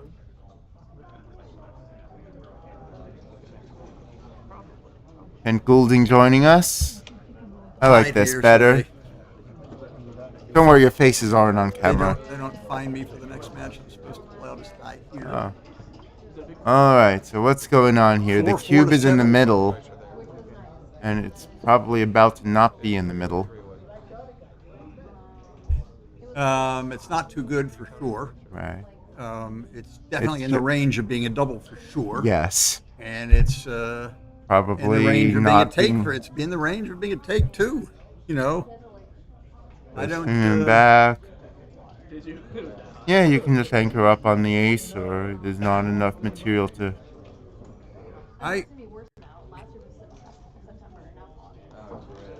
This is one of these things that theoretical and practical aren't necessarily the same. This position I need to stare at for a while. Certainly, if you could say, for instance, pop one of the black checkers from the 23 point out to the midpoint, now you're much closer to dropping that. Now you're much closer to completing the game. And where in the middle it falls. If this is an easy take, it might not even be a double. But if this is not such an easy take, even if it isn't a double, you should double because you might get a pass. And I don't know where it lies, because White can turn this around without escaping from Black's home board. White can turn this around by building his own prime. At the same time, I think this is a theoretical double, just because it doesn't take much to lose that market. Like you said, even just escaping one of the backmen. Yeah, no. All of that. I think after due consideration, this is the Knapp's problem, not Rory and Dennis's. Yeah, I think it's just. I mean, even if I'm playing XD, I think this is a clear cube, regardless. Oh, you're and you probably got right. some nice threats, double 5, right. making the bar, just running away. 4 to 4. Where's their take point at 0-0-3? I didn't think of that. Gammons aren't even entirely one way, but there's a lot more gammons. And Chris and Patty have been playing oddly scared this match. They dropped a cube early on that I thought was a very clear take. They've made some very, very safe plays in a position where they should have been going for the throat. Hey, look, Senk and I played Pat and Chris 2 years ago in the finals of the doubles here. Yeah. And they're a tough team. They've had some success. Like I said, they both had their successes individually as well, We might have played them again last year, and they knocked us out, but Yeah. it wasn't in the finals. Actually, I think they've had less luck in the doubles than they should, but I First know of all, what that's like. is the match score enough to push you and you pass more often? Yeah, you pass more often in 3-way 3 by a considerable amount in blitzy positions. And the gammons are higher take point. Yeah. Right. That's why I think the double is absolutely And massive. the gammons are more ones. Well, they let it go. That might be right. I would take this, even a 3-way 3-way. But I think the double is very clear. I don't think this is a bluff double by any means. Well, there is a certain smoke and mirror aspect. They've been, like I said, they've been pretty conservative, pretty cautious this match, and I think this is about that pattern. Maybe I can sort of see my first instinct in seeing it was dropping, and then looking at it more and listening to the two of you. I came around to this you got to take this camp, and it looks like we're on break here. So entertain us with some fascinating story of the past. My plan is to go see when my next match is, and then I can give some fascinating stories from the past. I'll be right back. I don't want to. Tell us how you used to slot the 5-point. Well, that I can do. Oh.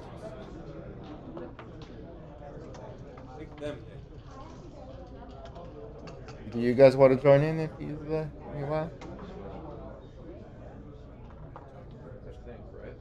All right. I always love doing commentary with two people a lot better than just myself. Certainly, I'd learn a lot from you. I'd learn a lot from you guys. That's the thing about these tournaments. When you got lots of good players, it seems like every tournament these days has lots of good players.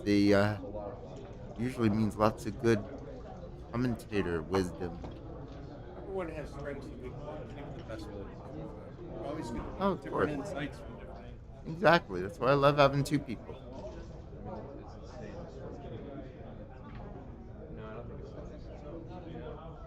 You back? KG is coming back. Yeah. So, all right, tell us how it used to be. Well, there's used to be and used to be. I wasn't.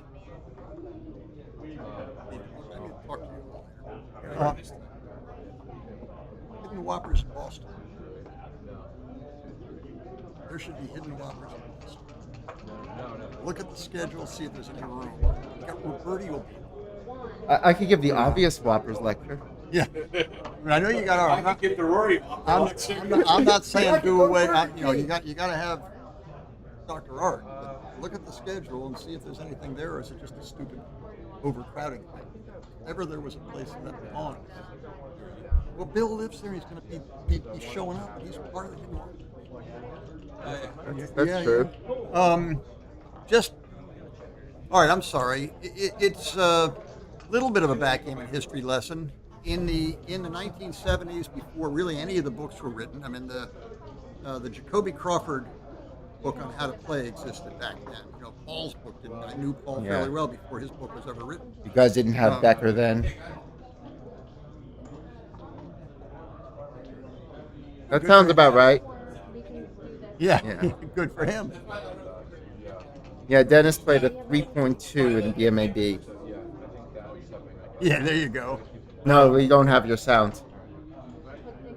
So the idea of slotting it, people played backgammon. It's just hard to imagine that because things have changed so much. And I think I played a small part in that going way back. But it was sort of in many circles sort of a socially acceptable, well-to-do person's gambling game. And the idea that there was even any skill in it was questioned. People thought about running and racing, and the best roll is certainly 6-5, Lover's Leap, you run away. If you didn't run away with 6-5, you got laughed at. And people ran away with 5-4, people ran away with 5-3. Everything was racing. And if you lost in the race, bad things were happening. And the cube was, it existed for years, but had no idea what the cube meant. Very few people did. And if you got a blot hit early on, you may well get doubled. And then if you were the person whose blot was hit, you might well pass.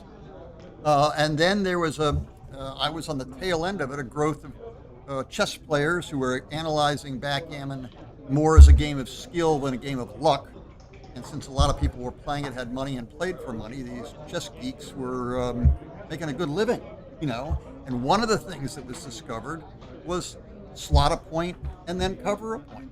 And so we were slotting left, right, and center and experimenting. And against the average player in the mid-1970s or whatever, if you slotted your 5-point and got hit, you were probably going to get doubled. And you may even, have re-anchored on their 5-point or something and very much have the better game, and then they spot you the cube. So we started slotting all kinds of stuff. Paul McGreal, I watched him in tournaments. Paul McGreal was 6-1, would slot his bar and slot his 5. And that would distribute all his checkers. We were looking for positions with checkers crawling all over the place. And you get there by unstacking your big points. For a bunch of years, led by Kit Woolsey, who was a fledgling player back then, a bit older than on the top end of the age limit of the players that played well. I was on the very bottom end. But he was experimenting with stuff like this. I worked a lot with Kit, and we would slot with 5-2, down with a 5, slot the 2, 3-2, down with a 3, slot the 2, or down with a 2 and slot the 5. But the one thing, 2-1, 5-1, 4-1, and 6-2, it's going to be on the 5. There just wasn't really another consideration. 5-3. No, 5-3. There was down. 5-3. There was different fads for a while. 2 down was a big fad. We were Backgammon for Blood recommends 13-5. Yeah, we were playing super. A lot of us were playing super pure, and the 3-point was you don't make the 3-point until you've got the 5-point and the 4-point. All right, back so to we actually reality. have an actual backgammon match going on in the here and now. Really?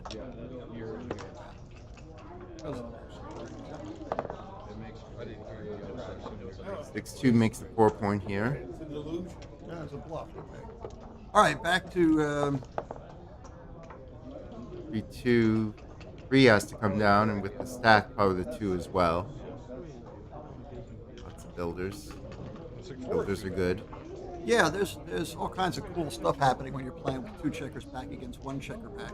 The 1 checker back is much harder to lock in because if it runs away, it's gone. There's no one left behind. And here it's a Swiss cheese attack. Plus, Dennis and Rory can if they can build. Do you consider hidden split here? Yeah, I actually would, because what I was about to say is if Dennis and Rory can build a 1.5 or slightly improve their forward position, they're going to have a powerful double. I mean, it's a tempo hit, and it also fits in with the idea that since you can't pin a single checker back as easily, you want to attack it. Yeah, no, I think, and I don't think they want to give Rory and Dennis a full roll to do to build their bar point or their 4-point. And this can go if Dennis and Rory build particularly their 4-point, and the Knapps don't roll something good, they suddenly get on the verge of being too good to double. I mean, it can go really south, really far. So this is a good tempo play, sort of serve and volley. That's a good response. Now we need an anchor. Being down 6-4 is hardly the end of the world. Oh, there's more than that. It's an anchor and a hit. And a hit. And I think they got to send the checker back. Yeah. There's no playing positionally doesn't get them anything. They just have to pass. Can you not see it? Or if not, pass this turn, next turn. I think the hits stand out. Yeah. They got to see it. I think. Once you see it, it's clear. I think they didn't. Whoever was touching the checkers didn't see that. Was Patty. We'll see this looks like sort of a no-brainer. Well, it's not a no-brainer. This looks clear to me. It's. What do you think? I think it's clear to hit. Very clear. Best thing you do, leverage your anchor and get ready to hit them. So bring one down. I don't think they have. What's your game plan is to like? Yeah, the theory here is almost like they've got a 1-3 game. The theory here is we're gonna get a. How do you not hit? But how do you? Yeah, maybe so to get the anchor. But I mean, you could play the 3-point game, which is the main part of your equity, with actually having your opponent on the bar. This is if that's a 5-4, then jump on the 9-point. Yeah, 9-point. What else? Yeah, 9 points arguably is more important they can than the look bar at here. 10 and 8 if they're worried about top count. This is easy. I guess you take a second to consider 13-8, 14-10. I don't mind them thinking about this. How many shots is some 7s, 8s, 9s, and 10s, but not many 8s. Well, they're hardly even winners. That's also true. The Knapps don't really have a great 4-3, 1-6, 6-4, double 4s, 6-3. 9 numbers. What do you want to do? You leave them the. No, I'm not advocating for 14-10, that's the 14-10, 13-8. Yeah. That's the alternate. Okay, they're gonna look at it. Yeah. Have shots. This is pretty strong. Also, the trick you have is builders, but 9. Yeah, one less block. Yeah, I don't mind this. I'd have actually made the 9. It's really, really hard to play. It's really hard to play from the 3-point when your opponent has the this 5, 6, 8, 9 structure in Yeah. front of you. There's just the only jokers don't. Maybe I would have needed more time on that one. Actually, I'm not really sure which is right. The other point which we're seeing now is Naps don't have a lot of time to sit back. They're going to lose their midpoint Right. or start being squeezed. Another reason So which you didn't nine, want to. 9 points a great point to have in that regard. Yeah. Force them to squash with double sixes or something. It's another reason why it didn't really make a lot of sense to sit back on the 8th and not for hit. sure. You don't have the time to keep all 3 checkers back there. Yeah, no, the timing was just way off. Hitting was, I see what they were thinking, and 68. Are they close to the 25% magic number here? well, the same thing I've repeated a million times. I never had much interaction with Stick Rice, but he's a very good player. He's still out there somewhere, and one of his quotes is, a 3-point game is almost always almost a take, which means it's not.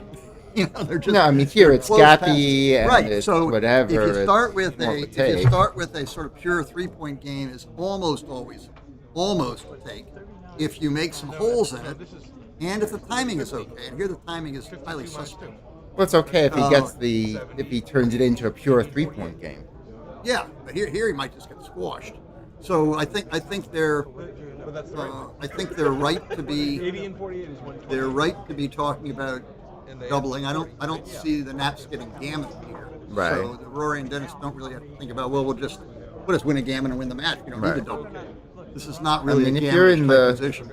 72-73% range, you're very happy to give a cube here because Naps blow past that. Pass at 25%. Right. I mean, in a weird way, they pass more than normal because they don't have any. They can't take 25.08. Yeah, as opposed to 22% or whatever because of the cube big there. One is fine. So. One is great. Or 24.92, excuse me. That's a lot of shots. No, you just 60. I'm trying to decide how quickly I would take this. And I would send it. I think it's a double because I'm not a. Ooh, they did. Well, they rolled. No, so. they did they, or is that the 5-4 that was sitting on the board and then? Didn't the Naps fill something in after that? I think it's another. I didn't see them roll. Maybe I was. Maybe another. I was distracted. We were talking our ears off. This may be a second 5-4. It's a stupid 5-4. It's a very stupid 5-4. Why'd they roll that? I mean, I wouldn't. Grandmaster rolled. No, they didn't. They didn't. That was must have been their last one. All right, it's 6. Oh, they did take. It took looked it. like they were dropping.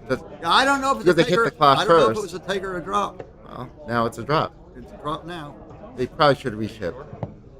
Yeah, they remembered. This is a take. Yeah, we got that right. It's very important. I like to go out on a limb and sometimes, but sometimes you just got to make the really safe call as a commentator. Just so you look like a total idiot. Yeah, I have no problem looking like a total idiot. It's fun. Do you want the 9 point or you want to take the block to the 8 point and wait patiently? It's White's 2-1.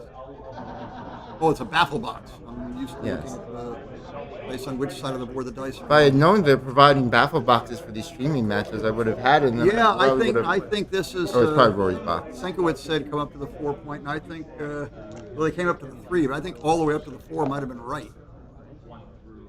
Yeah, if you're gonna come up, I mean, you're not worried about being attacked. You're worried about maintaining the extra contact and coming up more. That's yeah. If they had a checker on the 4 point, that 5-2 was a hitter. Yeah. Which is another reason to be there. You got twice the You combination. get some extra numbers. That's a nice They shake. Taking finally the 4. fill it in. And now we What roll. do they want to roll? 62. You sure? Or 2-6. How far are we from? How far are we from box couples getting us? 66, 83, 113, 119, 120, 124 for White after the roll. 66, 74, 105 for Black after the roll. So box couples almost evens it up. Yeah, I mean they'd be up 5 except for the fact that Black gets to roll first too. Okay, so box couples puts them in the game. It that has to go the right way. Yeah, wrong box couples. So you have to specify not just what the roll is, but who rolls it.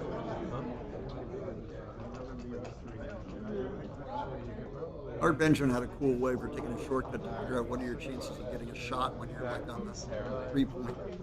You look at, wait till the 8 point's cleared, then you look at how many numbers. You get down to a strip 7 point and 6-4 leaves a shot, so that's 2.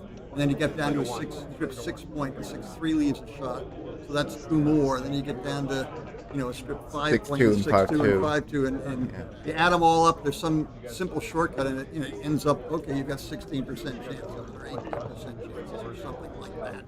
Of just getting a shot. But not even hitting it. No, I think it was of actually hitting it. There's some built into the formula.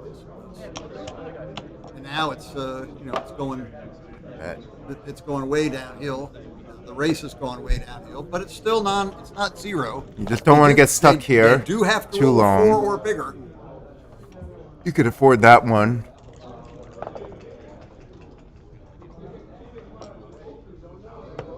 Yeah, just rip.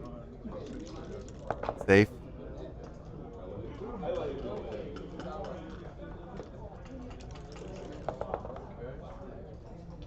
Five two. I mean, you're perfectly safe. You're not stripping anything you don't want to be stripped. So. There's the. It looked a little cocked. That covers. No. Supposed to cover. No. They played it in the wrong order. Yeah. They played it in the wrong order, but it's not. It's not critical, but it's wrong. How many 4 A's? Oh, you got 5 checkers off already. That's getting tricky. 5-3. You're gonna wait and you hope for the 6-3. 6-3. Some days they roll 6-3. Sometimes they roll 4-1. What's the right play here? Is it clearing the 6 and leaving 2 sets? Or do you play 2 off of there and leave 6-3? That's just as many numbers. So it doesn't seem like it's right, but can't be wrong by much. That is true. Keeps But the 3 prime, which can crack. do you care about the 3 prime? I mean, once they're cracked, all these shit. but they're not going to leap it willingly anyway. Well, We'll choose. Those at least go to the 2 point. I just keep taking checkers. Yeah, I guess is the race. Yeah, take men off because the shots are so thin. So you have them off in case of them, but more likely you're just trying to eliminate the tiny racing chances that the naps have.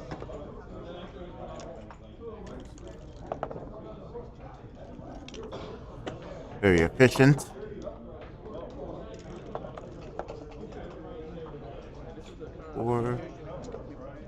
Well, you can start. One side starts with 3 1s, the other start. 6-3 is way too big. Right. Big doubles. KD trying to find the drama here. Yeah, it's not much to be found. To keep our audience here for another minute. There we go. Oh, look, anybody game now. 17 pips, so he's going to take. Oh, he's rolling doubles. It could take 5-4 here. Could take 6 rolls. Could take 6 rolls. Yeah, I think you want to make sure double 4 6 men off. Ooh, down to 9 pips. They're off in 3. Yeah, We got to get off in it's at least 3 2 off here. It's still possible. Okay, so now little baby, big set, little baby, anything. Still possible. Little baby. Go to the ace board. Doesn't matter. 4-2 and 5-1 are the same likelihood in one row, but there's a little rule. Yeah, the rule. There's a rule which is at worst ties. Yep. 5-1 and 4-2 are the same though. Yeah. There's a couple of You happen to know that, but don't stack them up. Get off the 6. Closest closer. This is not going to happen. Are they actually counting here to see what the difference is? It's the same. 23. Good for them. Yeah, but they should know this. At Rory and Dennis's level, they should know that it can't be worse. Like you said, to be 3 apart is never worse than 1 apart. I don't care. It's a different way. Either play. I guess. Yeah. And that's it. That's the wrong set. Yeah, got a set with the wrong set. All right. Thank you. Lots of fun.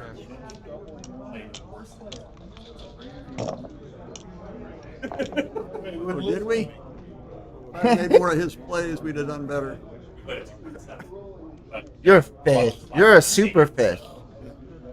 Our biggest blunder was doubling that game that we gammoned you in. Yeah, it wasn't there. And as a matter of fact, the game where you had When did you transcribe this? Didn't take us that long. I know he's the best.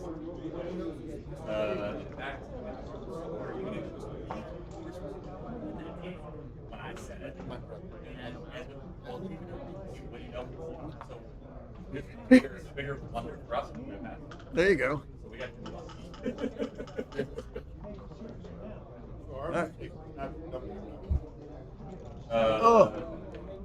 We had. Oh, I don't remember that with me. Oh, we rolled 6-4 and broke the 7.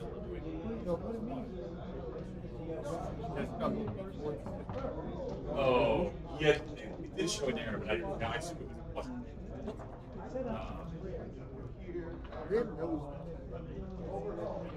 I'm gonna stretch. Ben, Yeah. what's the special key? Oh, you can use the H button. Yes, Oh, H. it's a hint.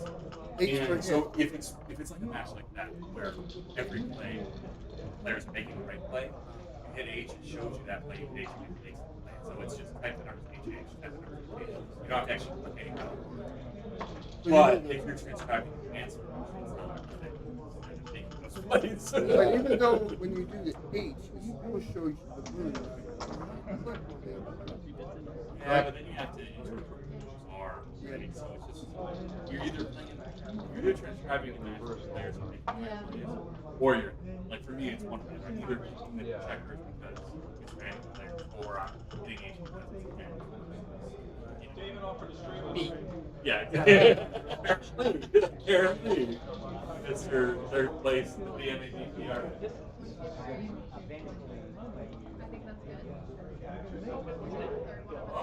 Well, I guess DB's over. Oh.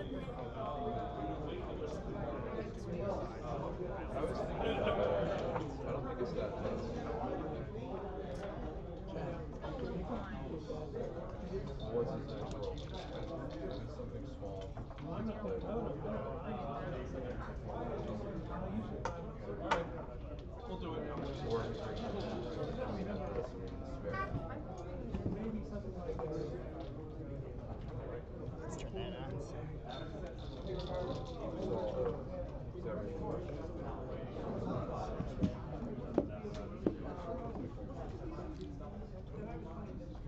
Chris, how are you? Good, how are you? Great.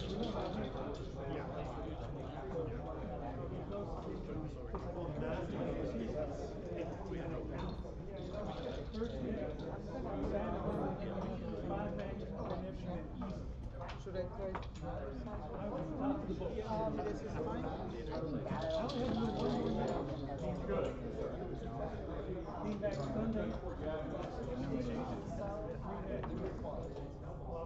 Just use this clock.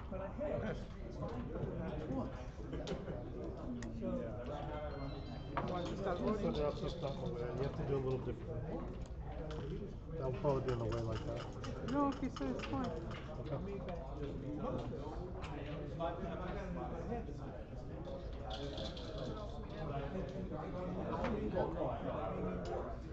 I don't want to add the third camera.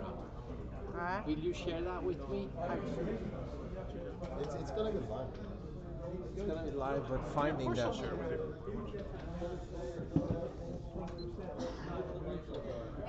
Oh, let me get some water.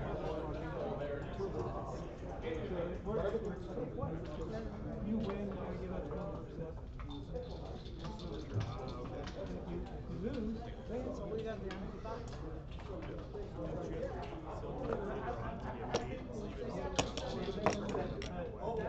That's my board. It is? Yeah. I never worried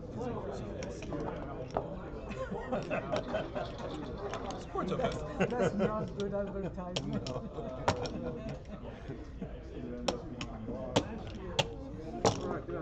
I'm sorry. Bu benim mi? O senin. Okay.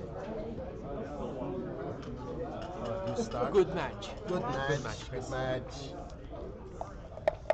Is the camera ready? Are we good to You go? got our names up and all that? All right, thank you. Dice on checkers is good, right? Yes. Dice and checkers, okay. 6. Is that how it goes normally, the dice and checkers? I think so. Yes. Yes. I like that. Good job, David.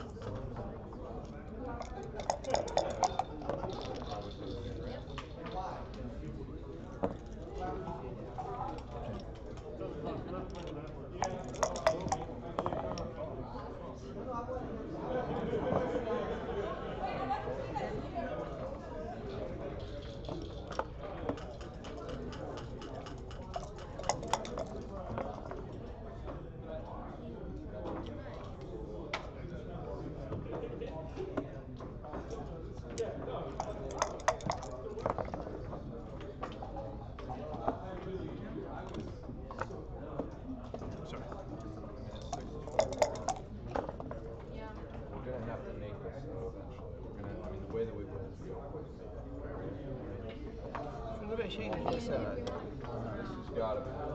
Yok, kırılıp mı? Ne oynayacağız?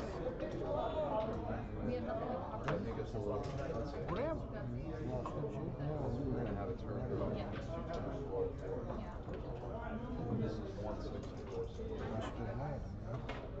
Kıralım diyorum ben. Ya da o. Hangisi? Bizi tekrar götürürsen olur. Geçmiş olsun. Yani şunu. Orada bir tane açıyor var. Evet, gel bence. Bu ne lan? Oğlum gelmiyor.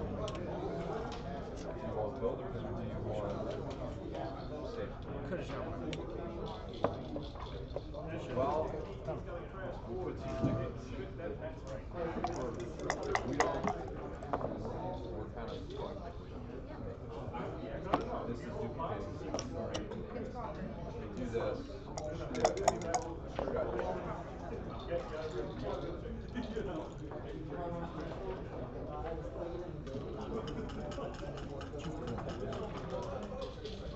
Gel çıkartıyoruz.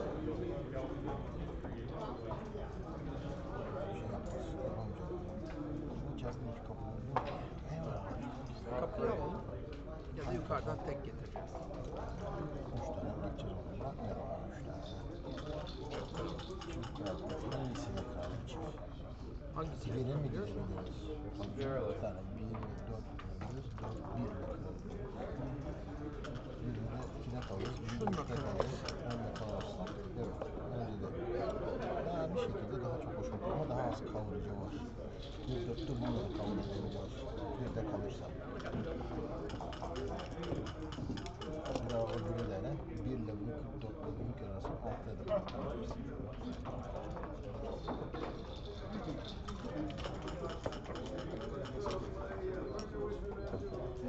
Evet, daha güzel. 2-3 atmazsa Oh, all right. That's it.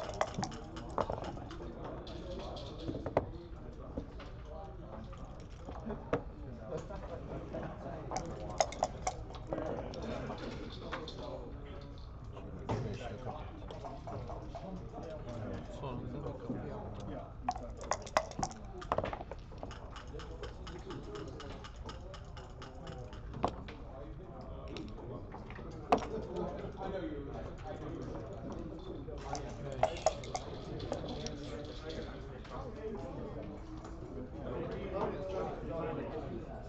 Bununla 5'e gidip 3'te bunu evet, açalım. ben sevdim onu. Zaten o zaman ben bozuk.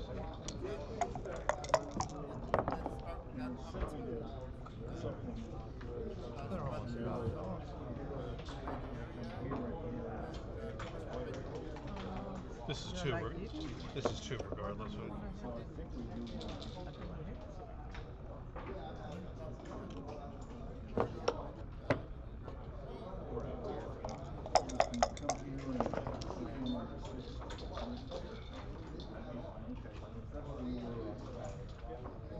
Ne diyorsun? Bir de kırma da var. Yok açmıyor mu? Bizim olduğumuz Got 4 men back. Fight for the best point you could fight for. My view of things.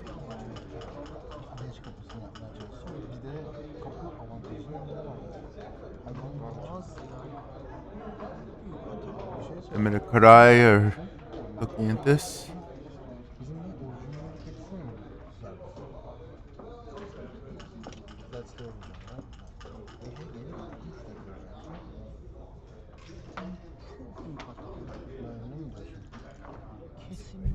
I'll be right back.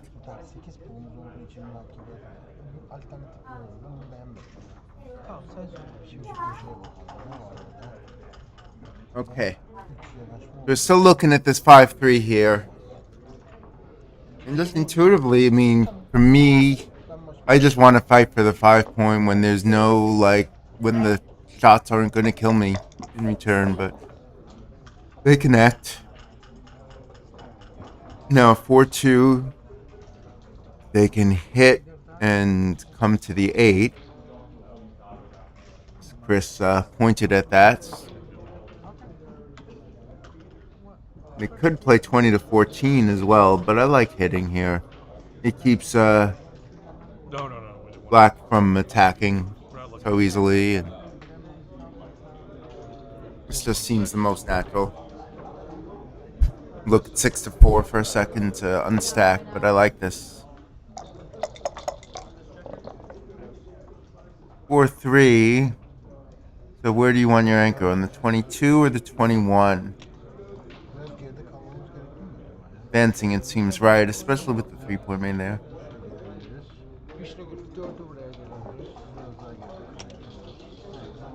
You kind of come into the 3, I would think about hitting with the 4. 6-3 here for Chris and Irina.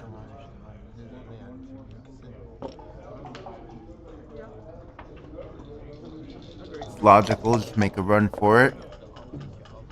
And 6-4 hits twice. And just fight for all the good points you can get there.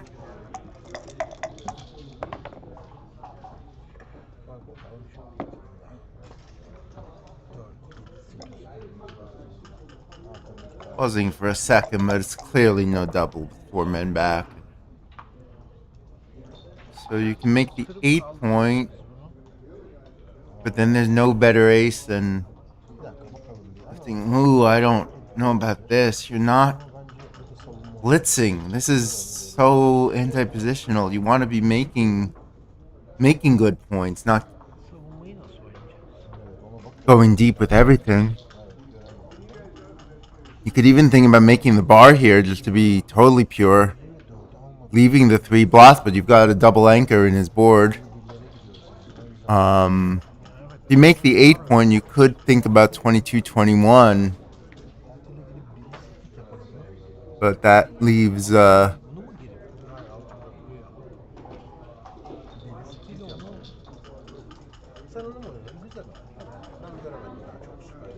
Now this is not the right game plan. I would have made the bar point, I think. It keeps the forward game going and it keeps the backwards game going, and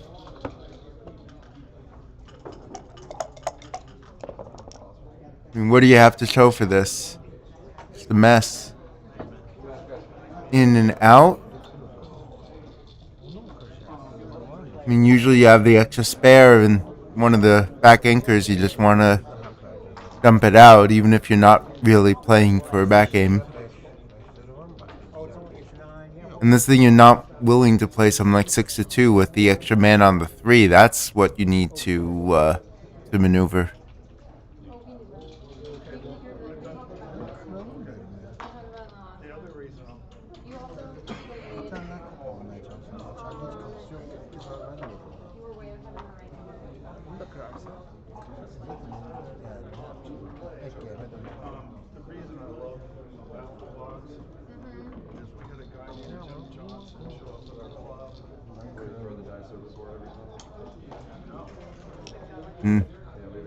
See, the problem It's just everything's going so deep right now. Black definitely wants to win going forward rather than backwards, but the structure is just getting uglier and uglier, so that if the forward game fails, the fallback plan is even worse than it normally would be. I guess this is the consistent play, and it's at some point, having committed yourself to a certain game plan, you just got to go forward with it. But the structure looking quite poor. Now a decision for Chris and Irina. Slotting the 4 seems natural. You're going to have to leave something. Hitting doesn't accomplish much, so just slot and come off the heavy point and give yourself 3 builders to make it if you're missed. Now this hits on the 5. That is obvious. And that hits as well. Actually, it's not forced. We can come in 1 and make it. You can look at making the home 4 point, but if you came in with the ace, would you rather cover or would you rather hit? Actually, this makes some sense. It's hard for them to cover the 5 point. It's hard for them to play. Their small numbers play really badly here. If they fail to jump the little 3' there, then they have to give up the midpoint and leave blots everywhere. Or I like this play now that I look at it, just because it gives them some bad numbers, and you still can have a crack at that checker later. There's that 3-1, and now they're just forced to play this very shaky blitzing game with 5 men back. Maybe shaky, but there aren't really the kind of market losers that would call for a cube. But this is definitely not the kind of game they want to be playing. Double 5s is a solid number. They're going to make the 15 and probably play 13-8.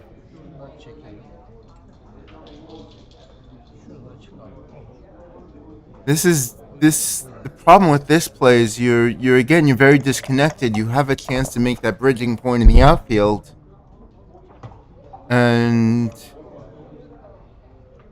connectivity is not there right now.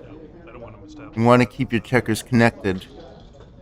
This is 4 glare. I can't really see. It's a 3-4.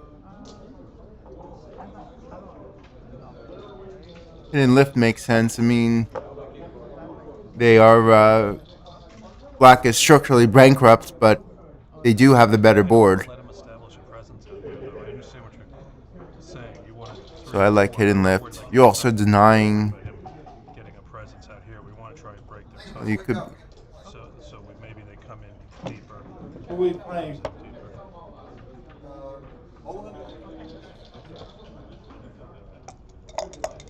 That's exactly right. 3-4, and now yet more attacking. This time they decide to go there. I'd probably be hitting there. It's not a great blitz, but what else do you have?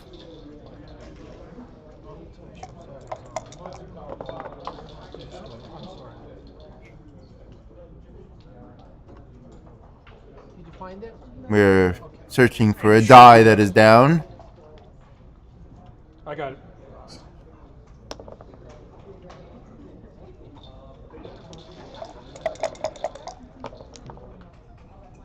Double 3s is another terrible shake for Black.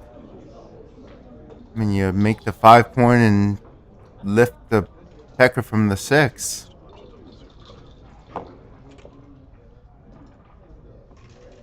And now what? Ooh, they break from the inside. Usually you'll break from the back.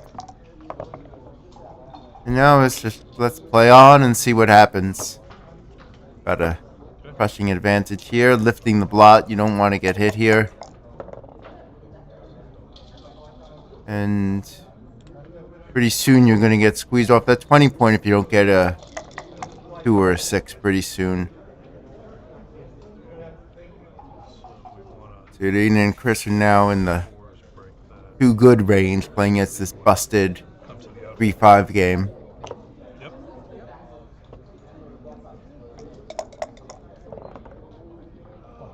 That's an excellent number, getting the 6 and the 2. And yes, stepping up seems better than making the ace point. Now that things have gotten a little worse, white decides that it is time to cube. Might have been tempted to think about playing on there, but it isn't so busted that they don't have a fighting chance. Only one dead checker. Not that many gammons, so probably certainly a very reasonable choice to cash there. 1-0.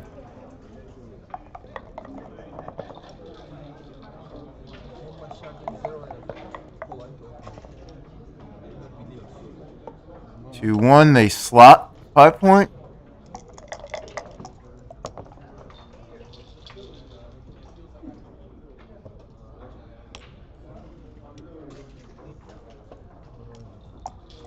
Good response by Christian Irina.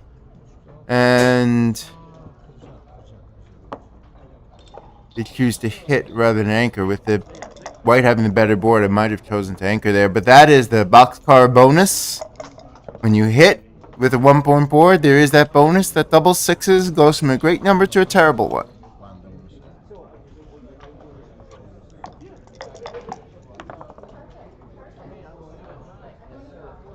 In with the ace and 3 down with the big stack. Get ready to prime those guys. Or you're looking to escape with the slot. Problem with down is it is a couple extra numbers because black is split. I still would consider it though. The midpoint does need to be developed at some point. The split seems... Wait, 4-3 is an excellent roll, making the 20 point. That is far more important than any raggedy looking hit. You have a chance to make an anchor that keeps your men connected and puts you in the game a long time.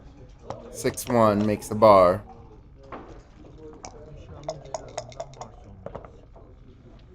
Now another 4-3, and now if you want, you can attack. Not really much else because... And you can hit, yeah, and keep the 8 point. I didn't even see that somehow. It's been a long day. I don't think my energy's all there right now. But, hitting is clear.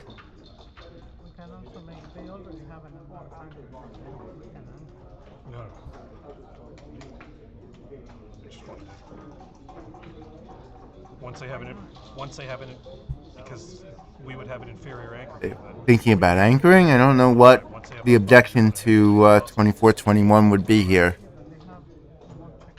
I don't care. I'm sure about this one. You just hit. It's that simple. Hitting is a good thing. 1-6 in. You're not going to give up the anchor. You're not going to slow up the bar. Probably. And now white gets their anchor.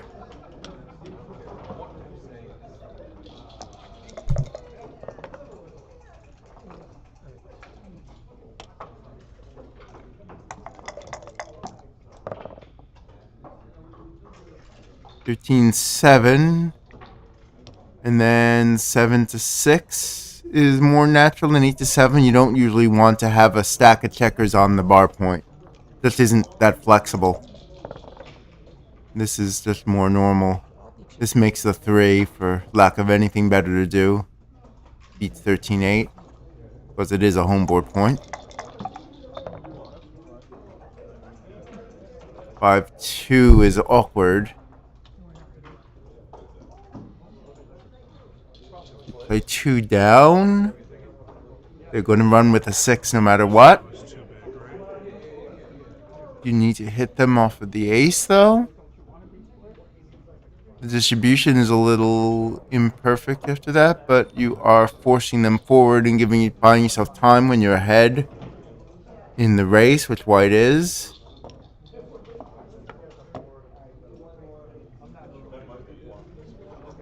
It's also just 4 fewer numbers, 11 numbers instead of 15, I'm inclined to hit. This is another play. I don't. It's a little more balanced, but I don't like it. It's if you're going to leave a shot, you might as well hit them. You know, covering the 3 is less important than just pushing them forward. And you may not cover the 3 or have to leave shots or give up assets when you do so. So I don't care for this play. But they rolled an ace, so I guess it was correct. You think about 20 to 15, what with them having to cover? Probably not.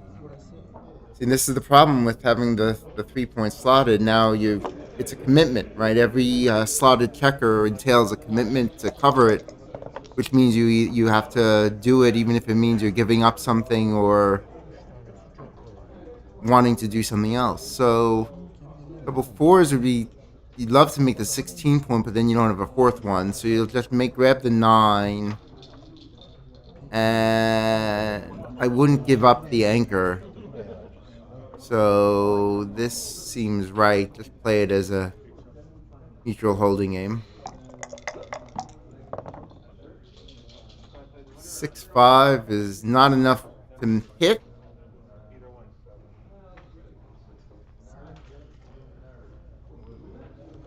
This is ugly. They're going to just play safe.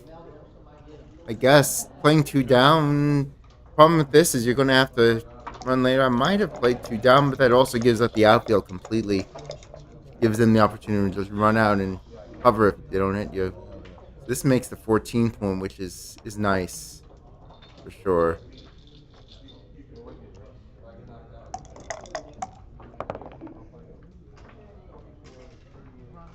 Five, 3 for white as they finally adjust those checkers.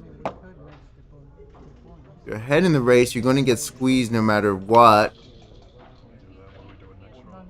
The question is, is black going to have to move where you'll have time to move off of the midpoint next turn?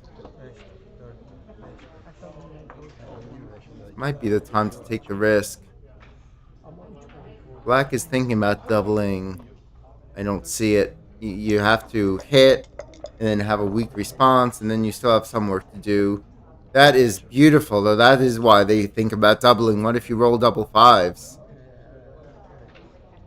Come out now, right?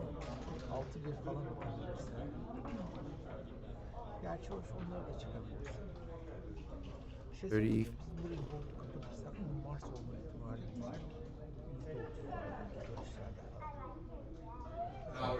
If you make the 9-point, you're just giving him a whole bunch of space. Well, you could play 20 to 10. Because you are behind in the race and you want to have that kind of contact. This is the problem. You know, white comes in and now he has daylight and you can't double this.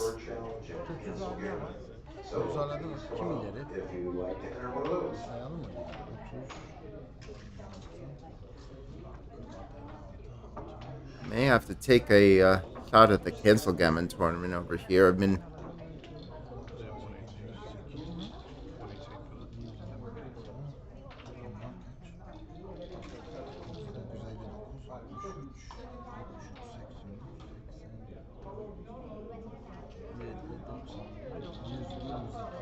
I gotta give it a crack. You know, if this can't be a double though. 3-2, 8-3. I know. Chris and Irina will try to roll something that isn't just 3s and 2s, but I think that is 3-2. And the prime holds. But again, there's the race lead. That's a problem for you can attack here because, you know, 1-2 and 1-3. If you played 8-6, 8-4, 3-1 or something like that, not all the aces are good. 1-2 and 1-3 are bad. And it keeps them from running out in one turn.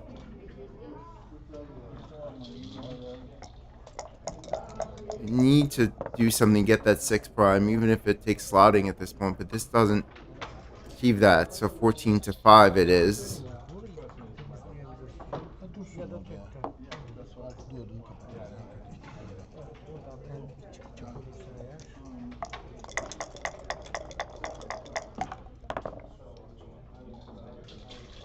Or 1. At some point, you do start thinking, even though you're behind in the race, because it does, running out does leave shots. The problem is you're nowhere close to making the prime. Did not attack here.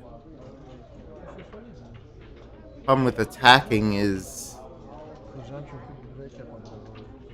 you could possibly wait till their board gets weaker. So yeah, that's right.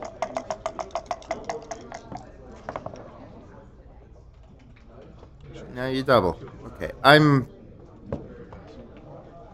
not really awake, and I'm going to go play Cancel Gammon.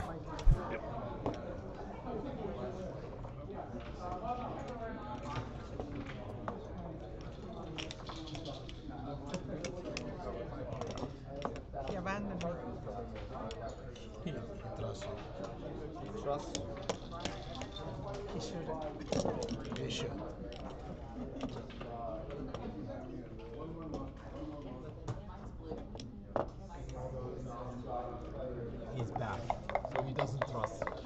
He doesn't trust you that much. Just get my drink.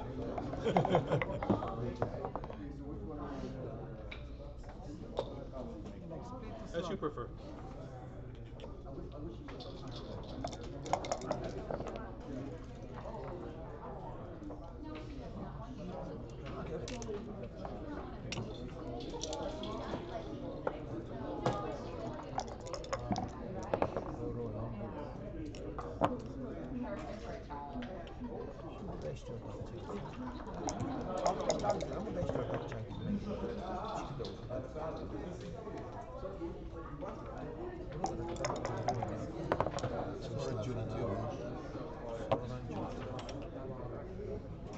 Açılışta çok iyi çalıştık ben ya.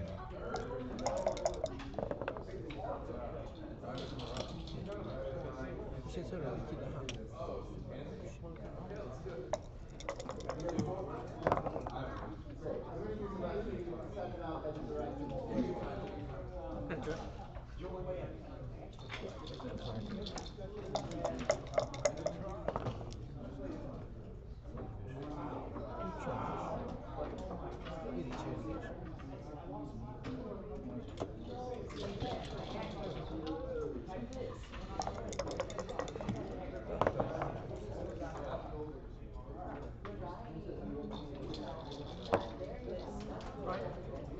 Or 2 down and 6 out.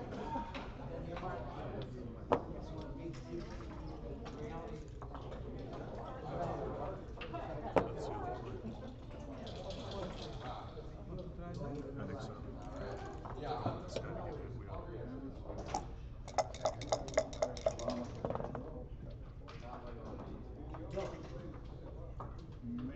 İkisini de nasıl gözüküyor? Yine aşağıya neydi ama başka bir şey göremedim zaten. Bu 4 ay bunu kıracağız zaten. Başka bir şey göremedim. Beşinde çıkma var. Buraya gelmem.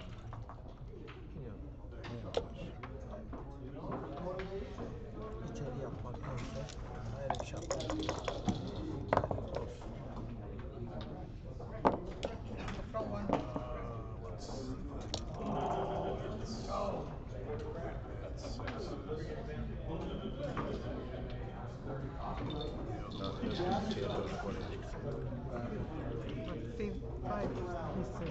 Yeah, I like this.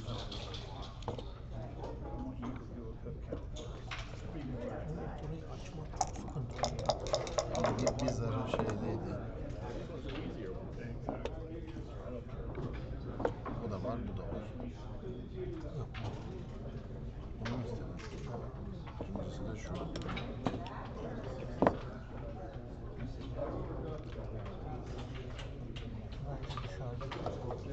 Aa, sen dur ya, bir açıklayayım. Ama direkt şart yok.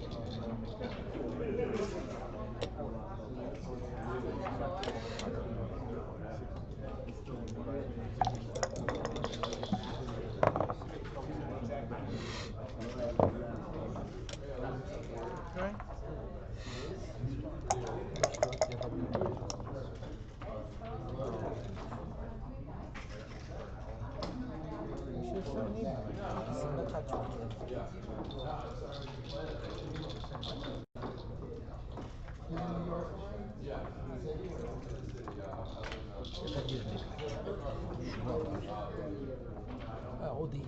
İki tane akış bırakmayalım. Birini kaçıyor, ikisini. Bir de bizim bu ihtiyacımız var gibi yani kaçmaktan öte. Önüne bizim kurmamız lazım. Nasıl görünüyor? İki tane Tamam bak 4'ü 5 atarsa da bir ton şart var. Atamazsa da bir ton da atamıyor. Yani %50'de de atamıyor. %50 atıyor, %50 atamıyor. Atamazsa bir tane kapı yaparız. Bence onun önünde duralım.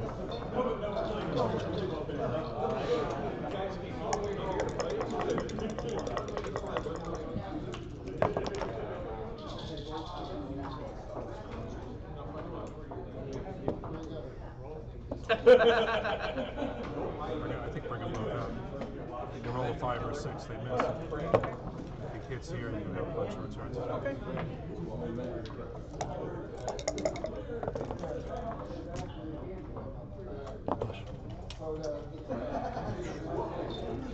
Oradan bir tane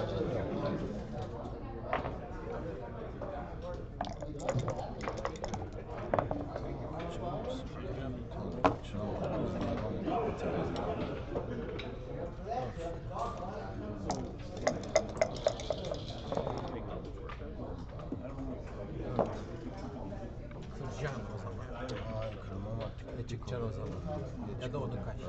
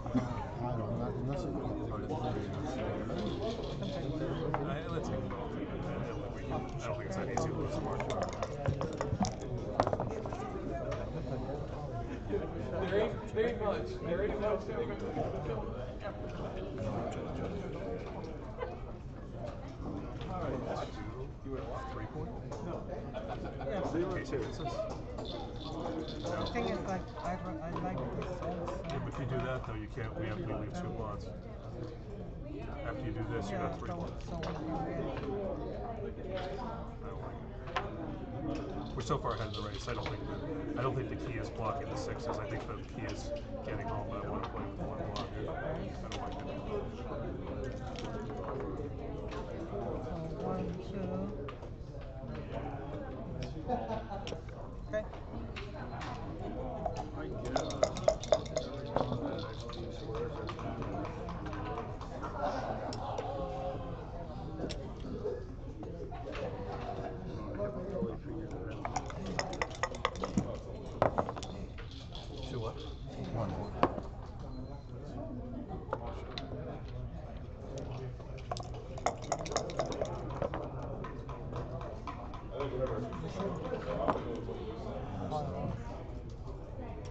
Onlardan birinin dışarı şu olabilir. Öbür olabilir.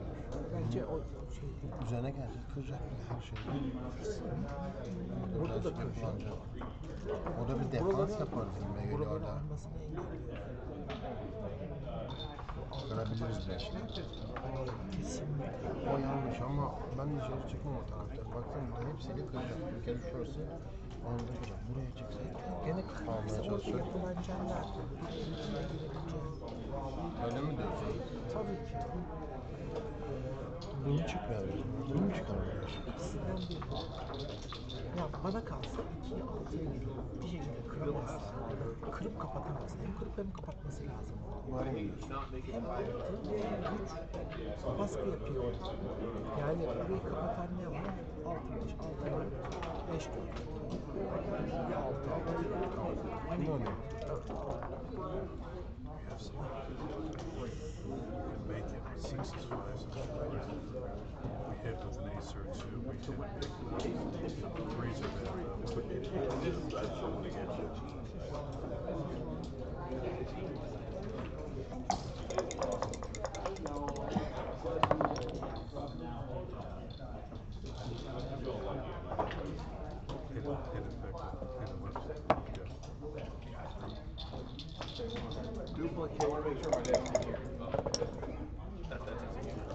bad. We needed to make this 7. This is a double barrel. Okay. This is a double. Those 6 guys are worse. They may not make the ace one.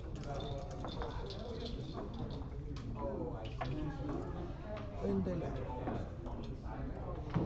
Bizim defansımızda 4 kapısında 5.yi de girsek oraya ne yapacağız?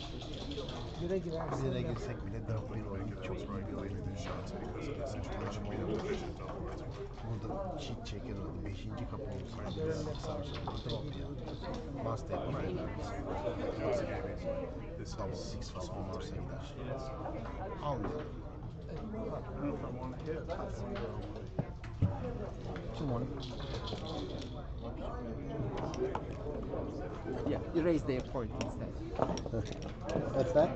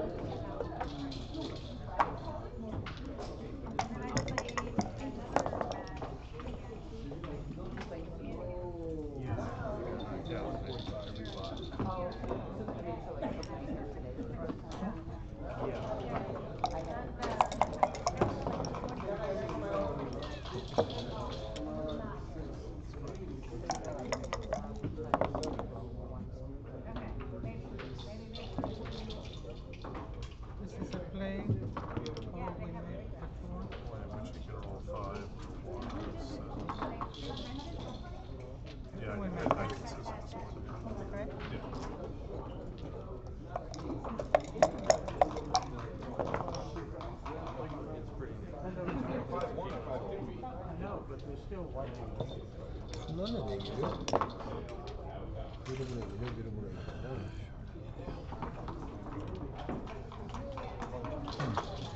Bir dakika ya bakalım bir. Şuraya gelse bize bir faydası olur mu? Onunla kapıdan sonra. Bilemedim. Bu ne o ya? Bir kapısını almışlar. Biz de başladık.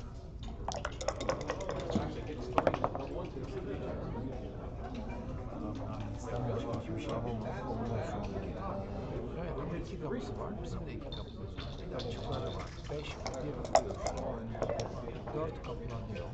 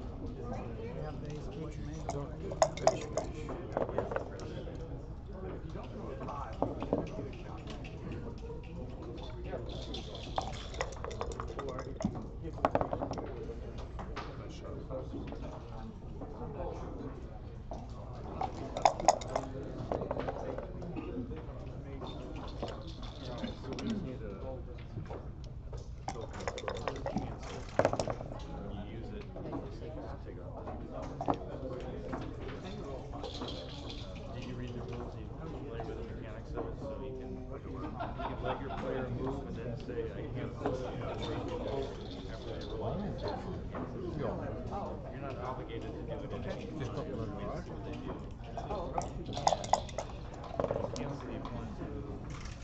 before they re-roll, they can actually decide to double if they didn't. Ya da 4'ü geleceğiz, 3'ü geleceğiz. Bunu daha çok sevdim ama kapıda fena değil. Varsa ne olur kapıda? Uç kapıları var. Ama şu da var yani. Bunu alacağız, buradaki 8'i de açmış olacağız. Öyle bir şey bize kalmayacak. Evet, güzel.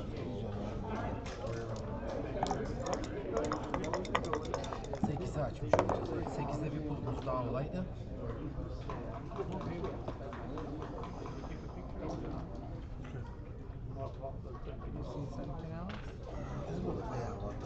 Evet, iyi ama şey değil yani. O bir tane kapı görürsen zaten kaybıyor. Yani düşürür bizi.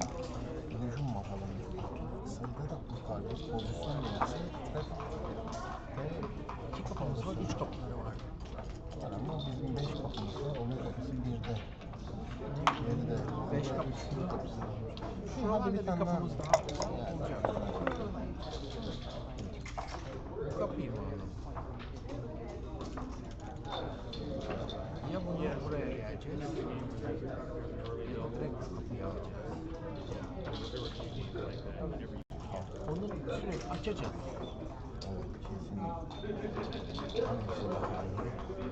Biri bu.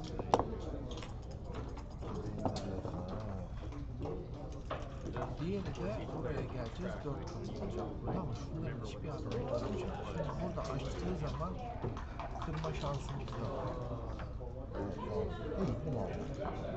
Bence herhalde yani 6'lar 5'ler oldu gelebiliyor. Küçük zarlar. Buraya gelirsek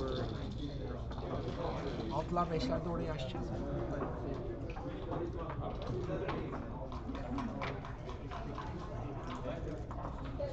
Hangisini istiyorsun?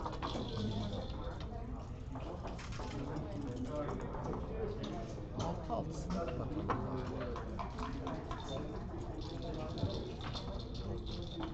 Ya iç kapıyı al. Çok da yanlış olmaz. Al 5 kapısını.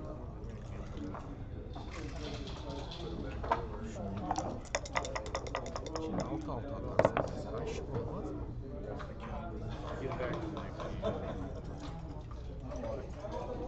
Nerede oturalım?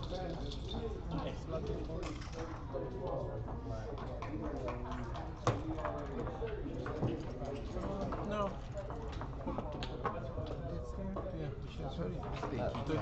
Their fours aren't good. Not all the sixes. Huh? Oyunlarda gerideyiz. İlerideyiz. İşte fazla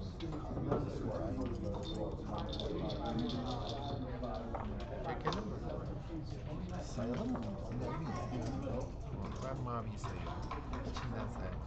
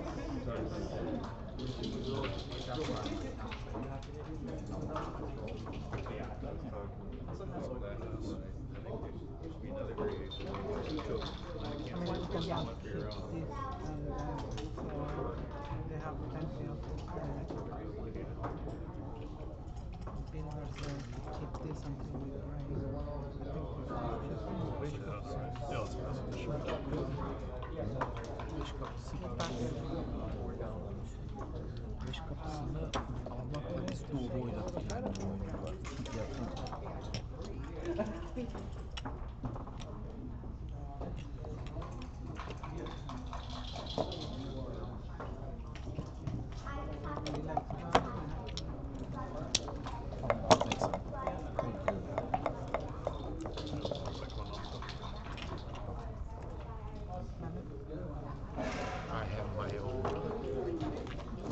I don't need yours.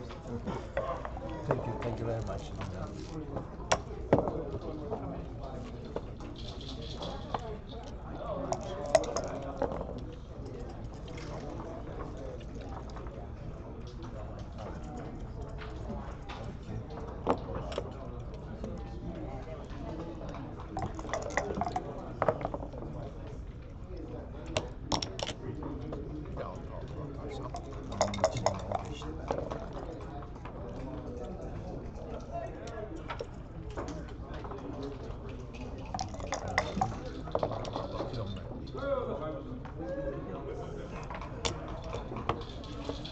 Where is Mr. Fogerlund?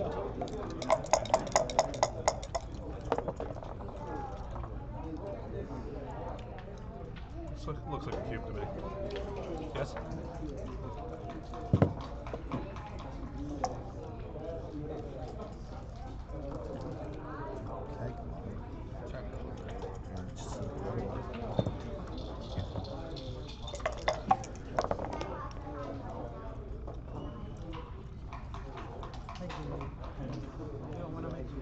I think we just want to escape that guy.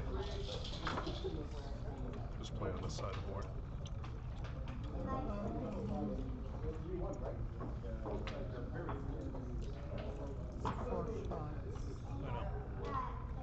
If we do this, they come in, we still play against it. I'm pretty confident that's good. Okay? Yep.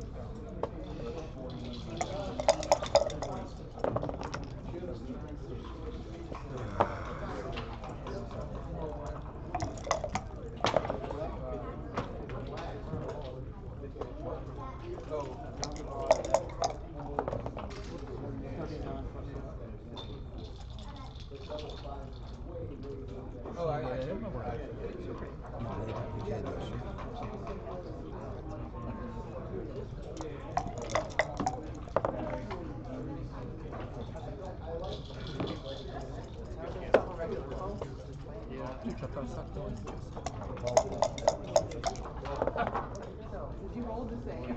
My opponent did that to me last time. Sorry, just look at it. It stinks.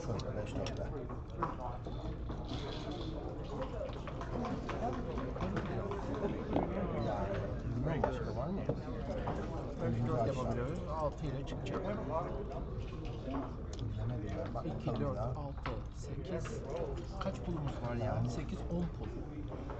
Var ama yani ona 2 tane pul zarar vermeyelim şimdi yani.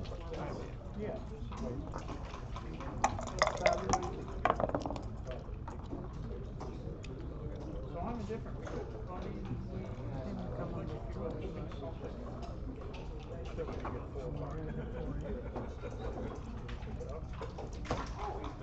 I guess it'll come in before there's a connection.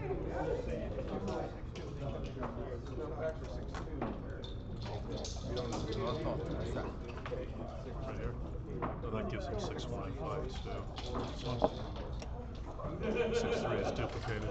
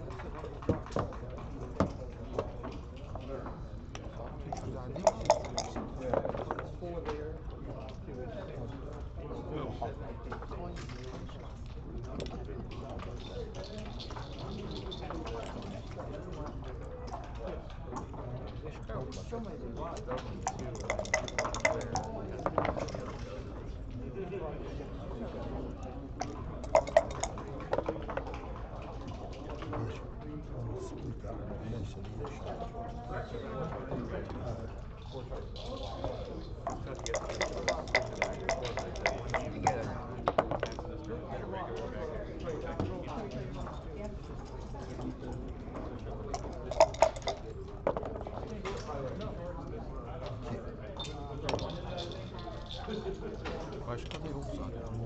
Baksana ama o kadar açık verildiğini bilmiyorum.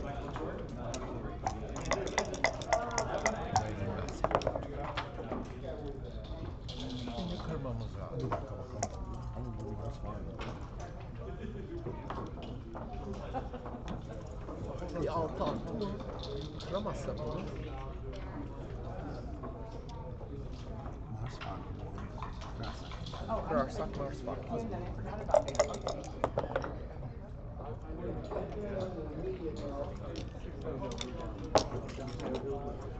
İki tane. Öbür türlü de 2 tane veriyor.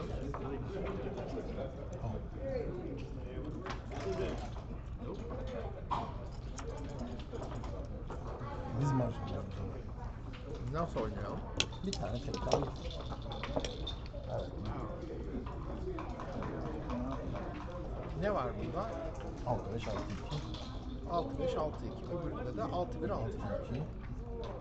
Üçler o kırıyor. Kuşlar oradakiler kırıyor. Öbür türlü buna bakıyor. 2 1 atarsak pro öldürmemiş olacağız. Onu yapayım. Aynısı. Ha, ama 6 1 atıp geri atarsak ikinciyi de kıracak o zaman. Bir o var. Avantajı, dezavantajı. Şöyle oynayalım. Kul öldürmüyor. İnşallah atmaz.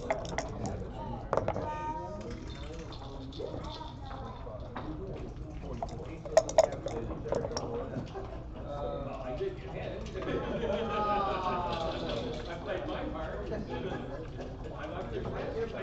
Devam et. Her yerde. Kalsın mı burada? Altıları duplike edeyim diyor. Hem de üçlü onu kırabiliyoruz. Ben bunu mu? Bunu mu oynayacağım? Öbür iki ha orada. Koray. Böyle mi? Bilemedim. İkiler duplike. No, that's not allowed.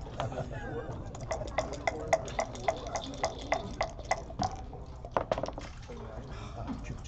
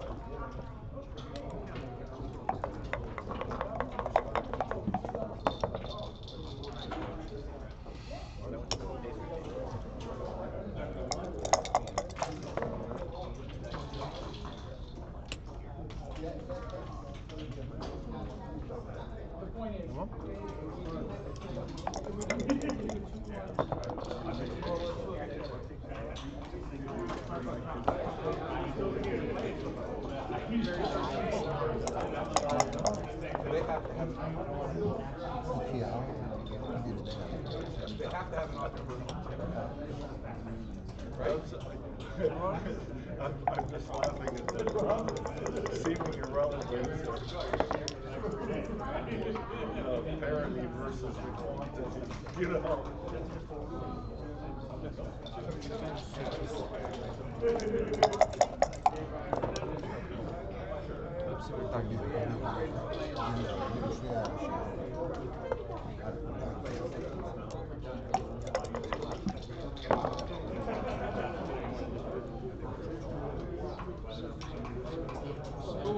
I'm gonna make 5 points. Yeah, I know. Yeah. Just make the 5 Make them first. there first.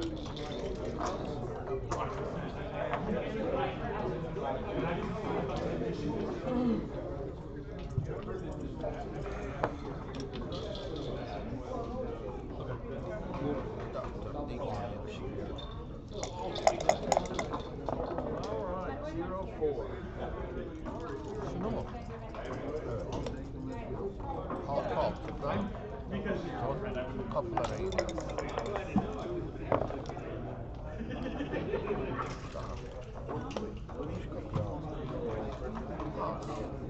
Altı, 2, 6, 4.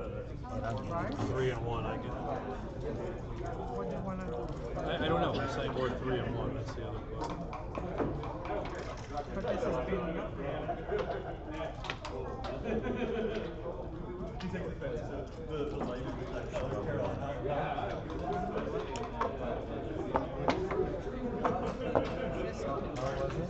You had 3 checkers. There's 3 checkers. That's it. You can also make it blue. No. I make the back. Wait, But go we ahead. can do 1, 2, 3, and 4. Keep the mid. Maybe original play is right to make it. I don't know. I feel like it's really, really bad to get a second checker back here.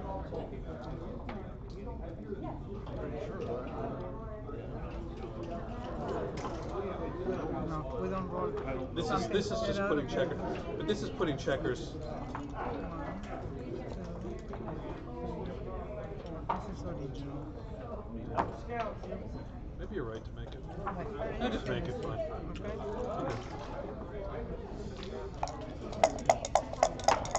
İki atacakmışım.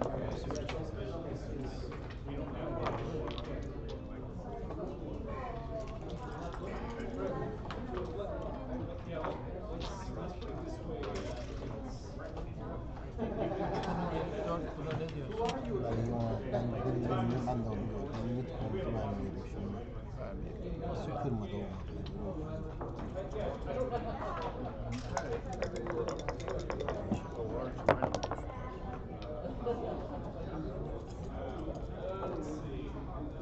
I don't think that makes anything there. I just play 13-8. No. I'm trying to play Chris. You don't like this?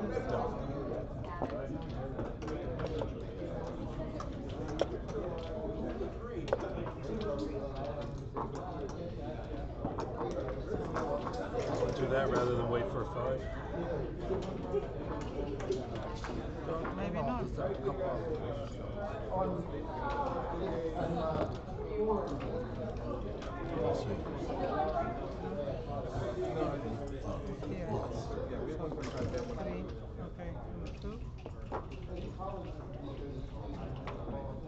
Maybe you're right, just make the bar. Fine, no, make your play. Come up. If he makes the bar, we want to break it out.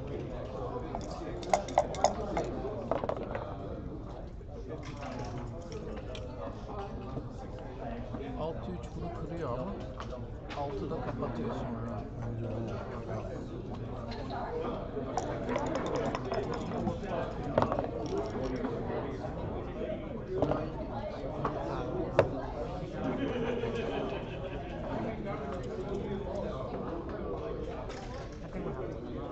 I come out.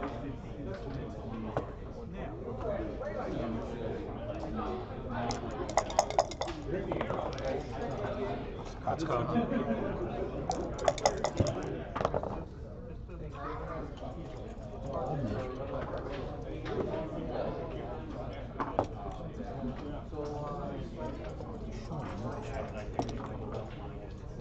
Ama bizim o kapıyı almamız lazım. Neler kırıyor? 6 tane number var. Kıramazsak eğer, kıramazsak eğer çok gerek yok. Şimdi şuraya aşağı. Bizim o kapıyı almamız lazım. 6'lar Bir şey söyleyeyim mi? Varsa da giremezsek bir tane de şey var. Bir tonla dövüyormuş var. Bu oyun ya. bunu bırakıp şu 2'yi şöyle gelmeyelim. Hayır, hepsi oynuyor o zaman. Bak da işte çok oynuyor. Ha, maç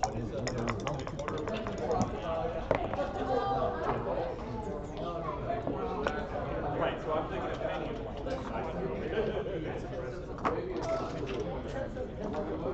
I would go behind. Save more 6s. Yeah. well, like you're they're 75. Hayır, hayır. That's the one we just 6 atmamız lazım.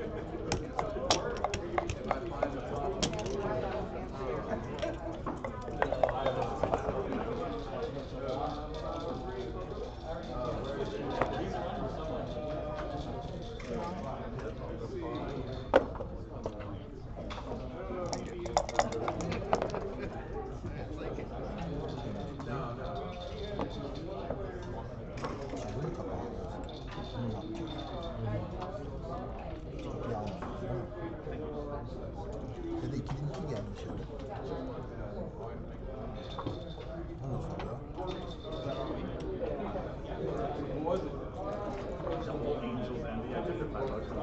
Bence öbürü doğru ama aradaki fark çok küçük. Hangisini istiyorsan yarın. İyi gelmiyor aşağıya. 9 kapısına. Bence doğru oyun. Tamam. Bakalım ne diyor.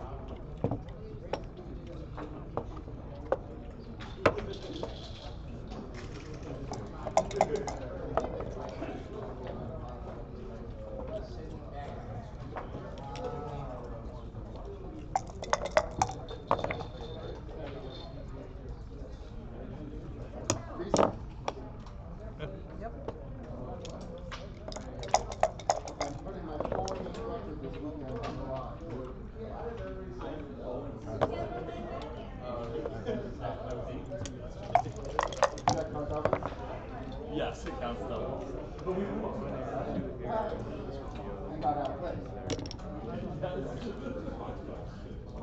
want to do?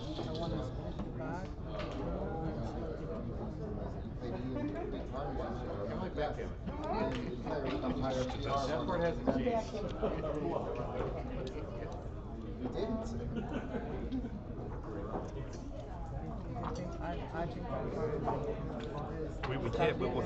We can't let them consolidate the position here.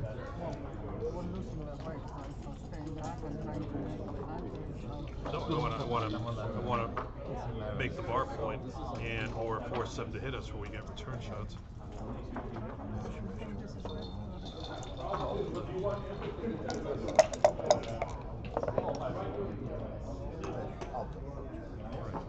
Benim oradan tutacağım mı? Evet oraya atacağım. Tamam. Toparlanma böyle olur.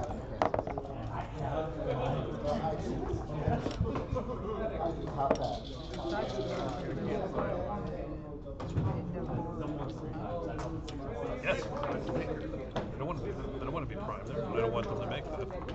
We're just going to come out. It's an even game now. Yeah, I figured that. Sorry, I didn't.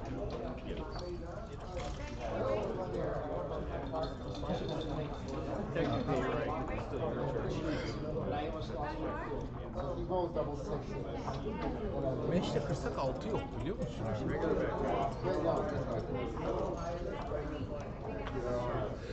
Ürünlerin Ya iki tane açık veriyorsunuz zaten. birileri Kapıyı da içeri iki tane.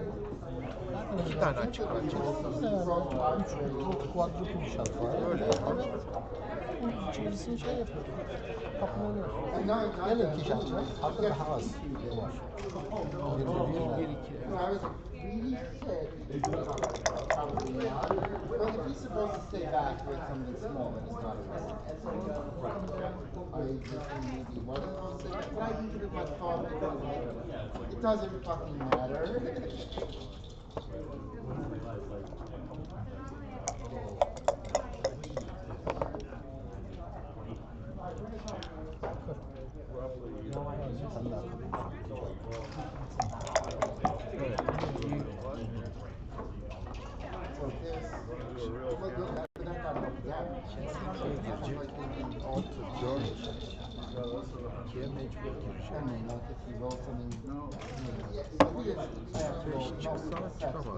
We're going to get hit next roll. I don't want the blood. The question is, do we come out or just go down? Bu el artık geçmiyor. Yani %90 diyor.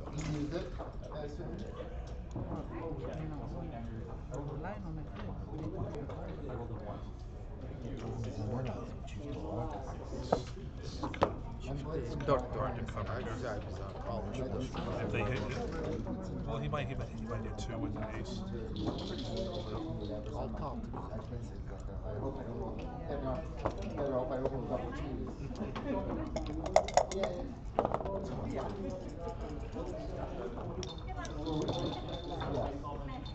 Sormadı ama çok doğru bir oyundu yani.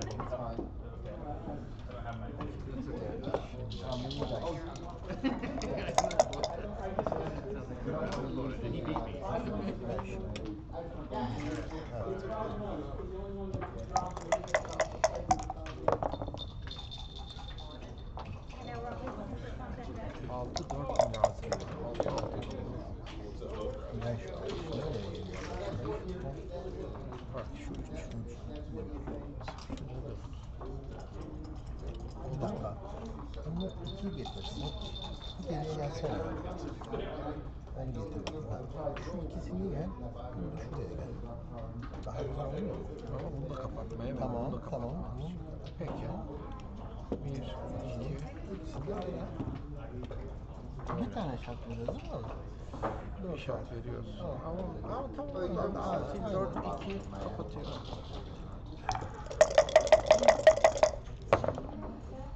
Remember we texted you?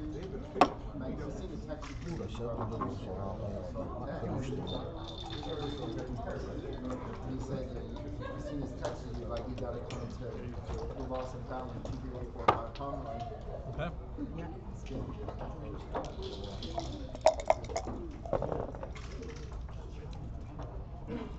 Evet. O mu? Kaçalım mı? Yok o. Ha bir dakika dur bakalım. Senin izlemesiz oldu değil mi ondan sonra da? Bir de clearing'i var. Ama bir şey söyleyeyim mi sana? Bizim o kapıya ihtiyacımız var şunları temizlemek için. Gel onu 3'e. İstersen 3'ten 2'ye de gidebilirsin. Bak. O bence tuturdu. 3'ten 2'ye. Biz artık şu anda Rex daha hızlı. Fark etmez. Yukarıdayız Rex'te. Bırak bizim işimiz yok. Biz vurulmasak oyunu kazanırız. O vurulmamak için 3'ten 2'ye tekten gelecek.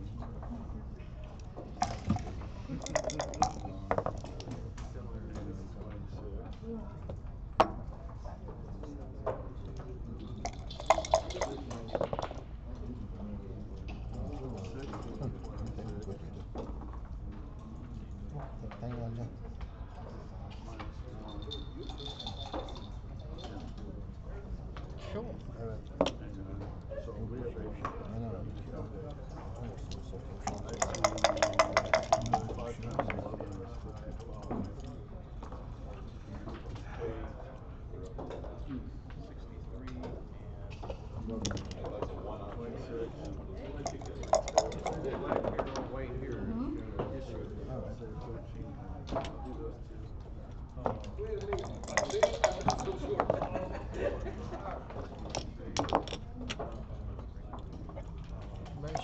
Video çekerim.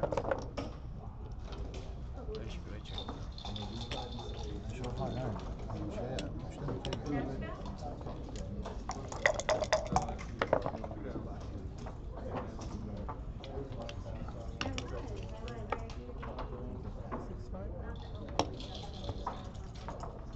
Or this way, so we have 6.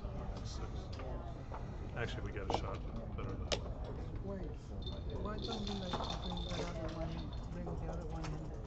This is our original position. Yeah, so 6 with this, and 65 in there. What's that? 4 builders.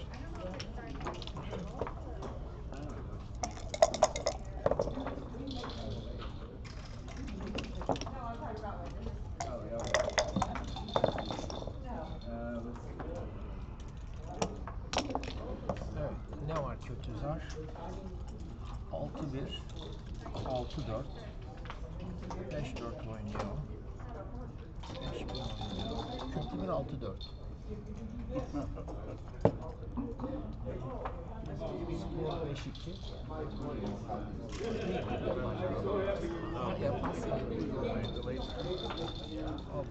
So if we win this game, we get the 68%. If we pass, we have 16%. So it's 16 over 68, which is like 24%, which is a little more than a money take. This is obviously a money pass, so it's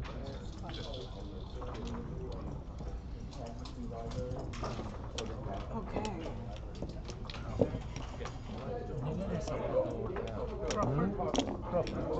I didn't do this back and forth. Oh, okay. Yeah, thank you. Sure. You going to the bathroom? Me too. Just.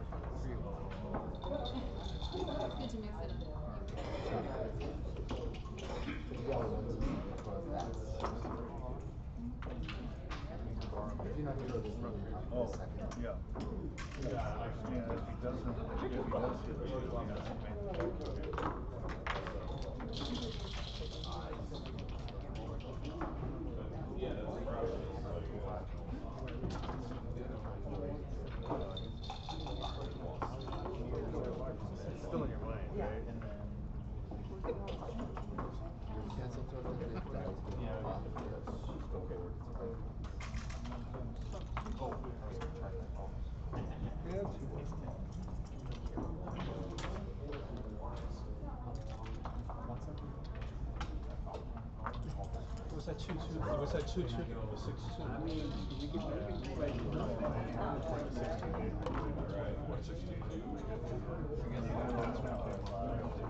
Like basically very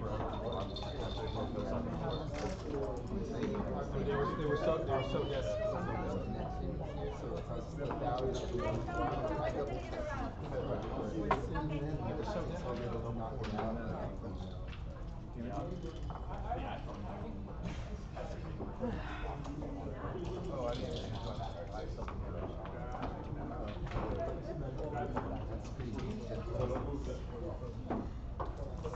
Do we start or wait for it? We wait. Wait. No, he said something when he was going. I didn't know what he said. No. All right, He's here. Let's do it. Shall we? Sure.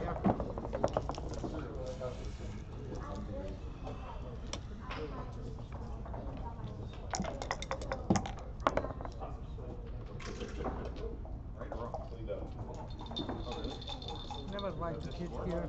This is DMV, right? So this is One of us has to be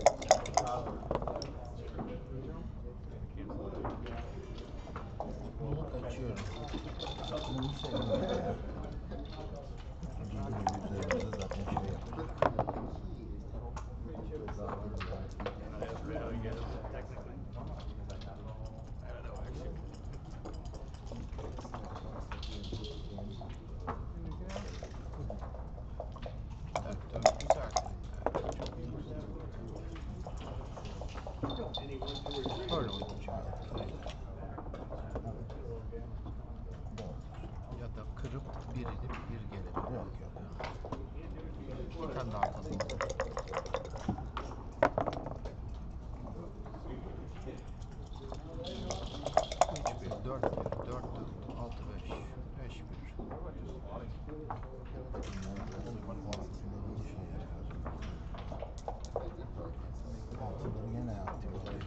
Alacaksan dışarı çık zaten.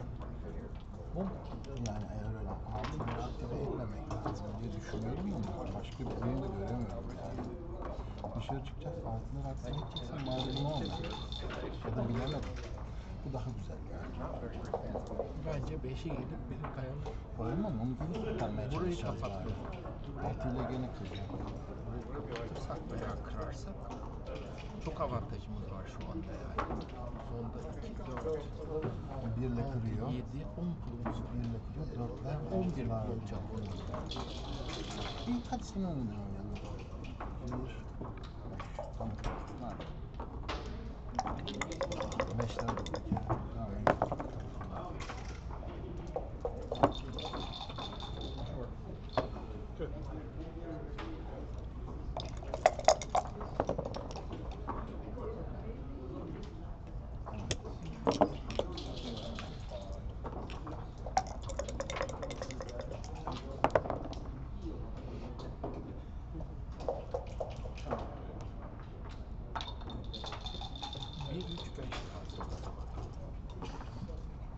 I would just swap to 5 point.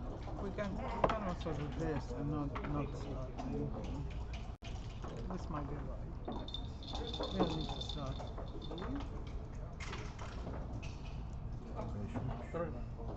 I'm also okay slotting the 5 point. I mean, we don't care about getting gambling stuff. We need to counter prime here to win the game.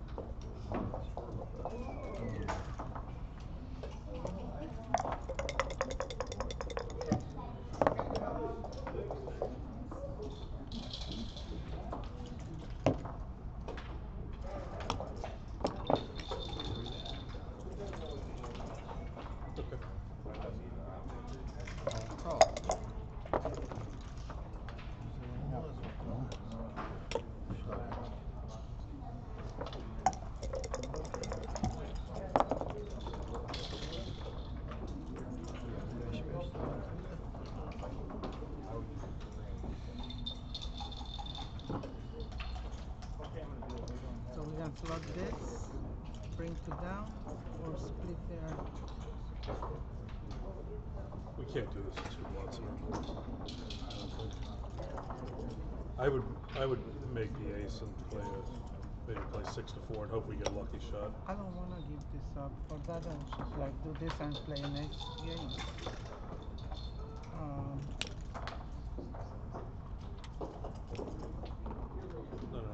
I don't think so.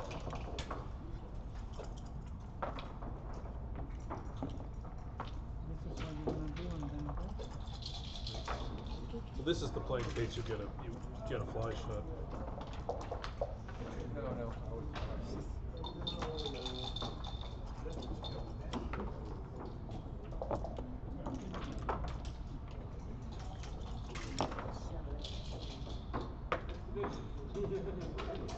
I think this is like too focused on being pure. I mean, I want to give us. I mean, if you do that, how are you going to win the game? You're basically waiting for him to fill out the points, and then you play an 8-point game. We don't even have any time for that.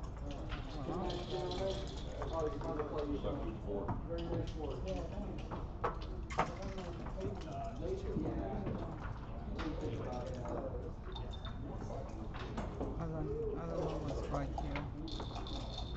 First, I thought, sitting there.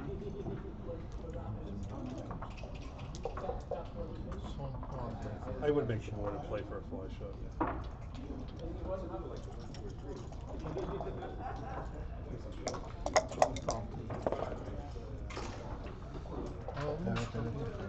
You hit some. Well, if we had 3 blots on our board, it wouldn't matter if you hit. No, it wouldn't hit us. Yeah.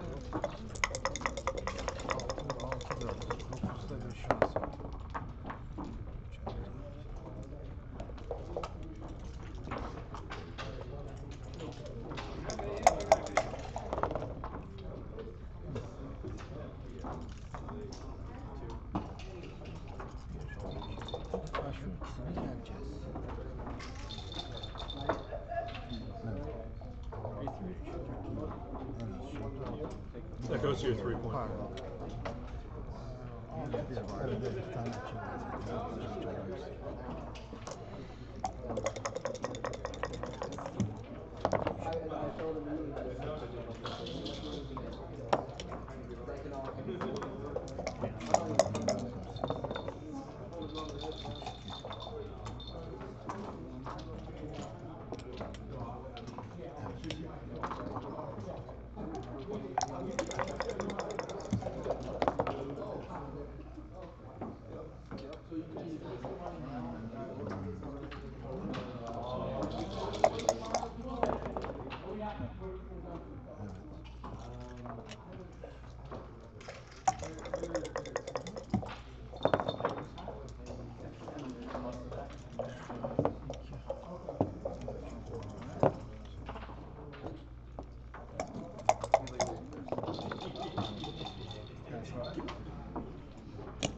Bir dakika, 3'ten mi alacağız? Ne yapacağız? 5'ten alacağız bir kere, 5'i alalım. 3'ü de alacağız. 6-5 atarsan 6-6-5-5'i şart veriyorsun. Yani 5'ten 2'ye de gelebilir. 6-5'e şart veriyor. Hangisi daha fazla? Eşit. 6-5'e hala halükarda şart veriyorsun.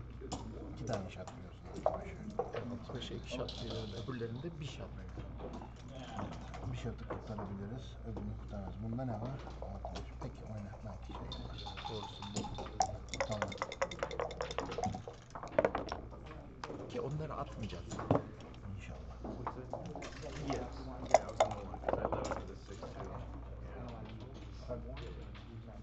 Bunları atmayacağız da ne yapacağız? 5 ya. 3'ü de saklayalım. Başka yok. İnşallah atamayız. O da 2 tane açtı yalnız board'unda.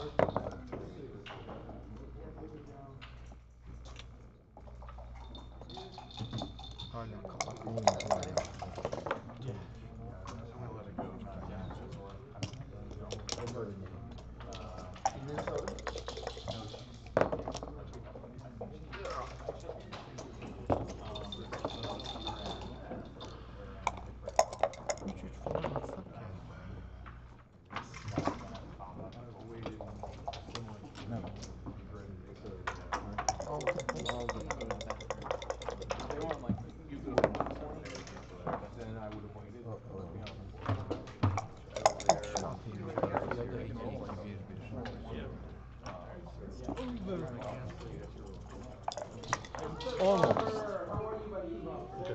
Thank you guys. Thank you.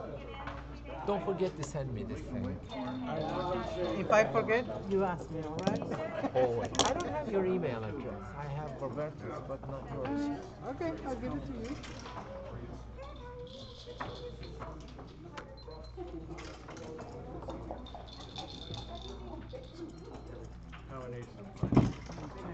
I'll ask Roberto. For what? No. I'll give it to you.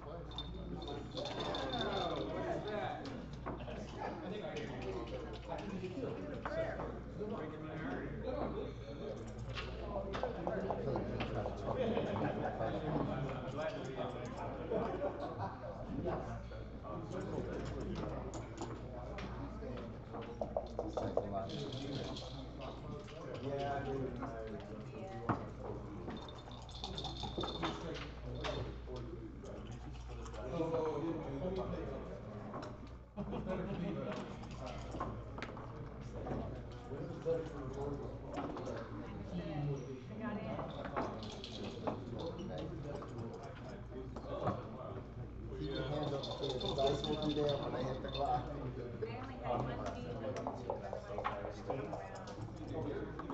I mean, I can see, rest me, but like,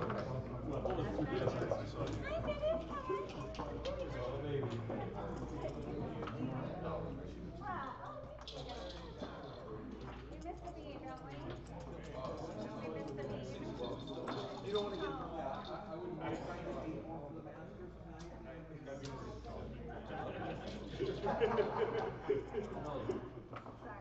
Just buy the whole field. I don't know how you got into I told the bartender Marky Jello give me I'm gonna tell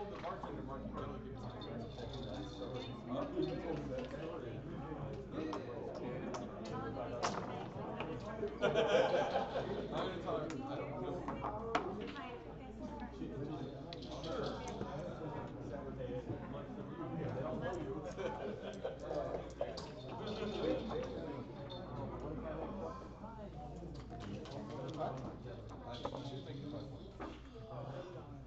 Our next match is gonna be streamed as well.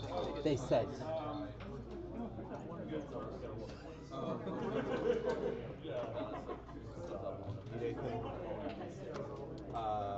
Josh, how did it go?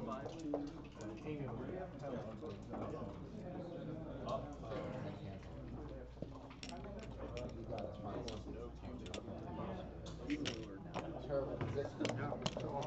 Sonra da şeyi ödedim ben. 640 dolar. Ne ödedin?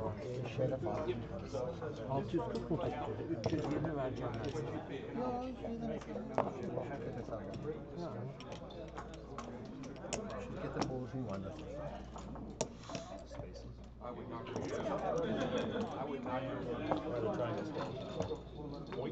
Points.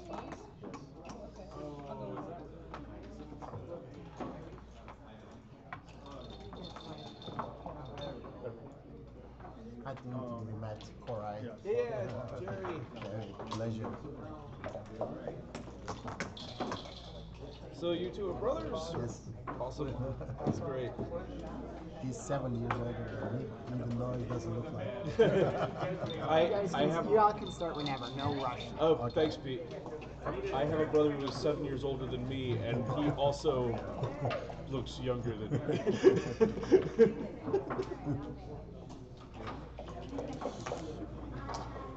He doesn't play backgammon though. No? That's the reason. That's the reason he looks younger. You live here? Yes, I do. Ah, nice, very nice. I haven't seen you much tournaments. You don't travel much, I guess. Huh? Not too much. Do you travel internationally? No. There's a Cyprus tournament. Probably you heard about it in November. Yeah. One of these days I'll try to make it down there. We are going this year. If you come, we'll entertain you. Oh, it did. I look like double six. Are you single? I'm single. A lot of advantages over there. Think about it. All right. My suggestion is, yeah, Cognizant in this mess, but I don't really want to take any advice. What was your last name? Flannery. Flannery. Oh yeah.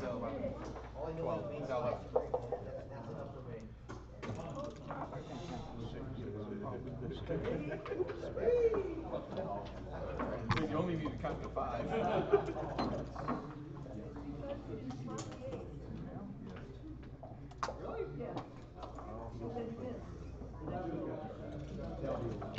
Alright, I'm gonna see if I can get So we're good to go? We are good to go. Could I bother you for a copy of the extra key? Never mind. It's fine. I'll send you. Yeah. But it's gonna be on the YouTube.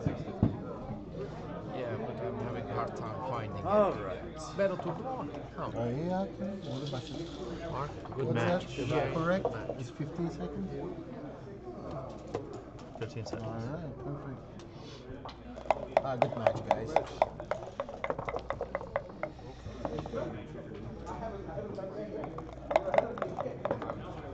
Way too different time.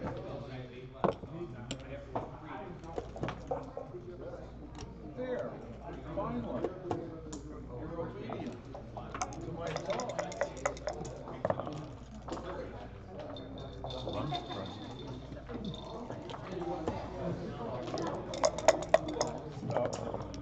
Stop. Are we? Yes. What is our goal?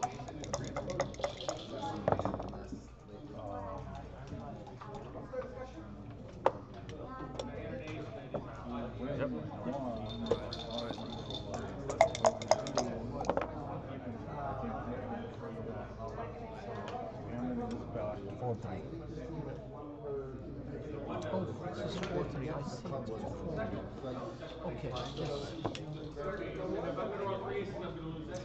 Don't see anything else, I guess. That's the right. Got something else going on. Cannot give up that poor right now.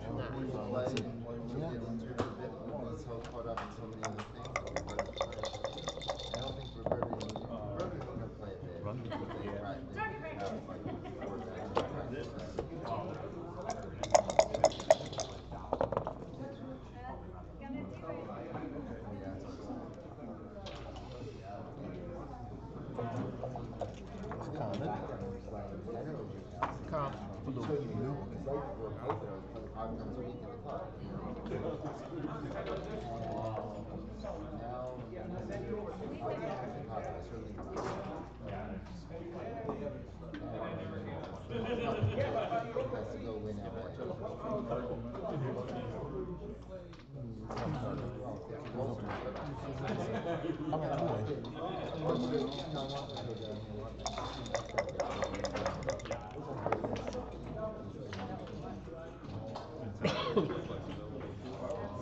Saymaya devam et.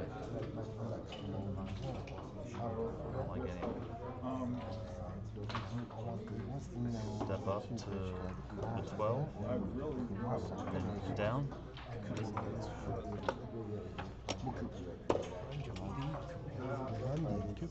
Kırarsak biz ne oluyor? Ama kırmazsak kafa 4 bit öndeyiz. Ne kadar hızlı? Kaçta %20 şansımız yani kırmak için. Yani 30 zaman kırdığın zaman senin değil ki kapalı board değil burası. Bence bu çok bence değil. I was down 18 trips. Do I go?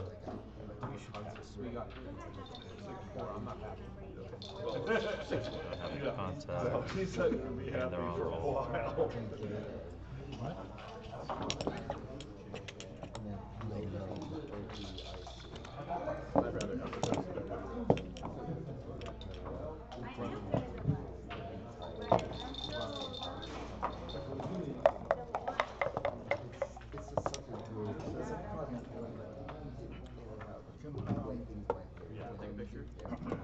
Yeah, I'll ask these guys what they think after.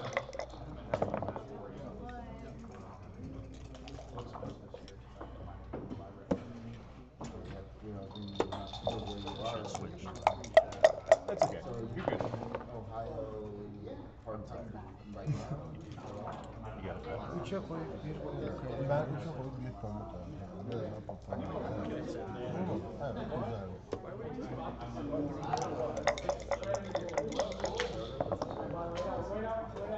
Five. Yep. If I hit it, he'll hit something.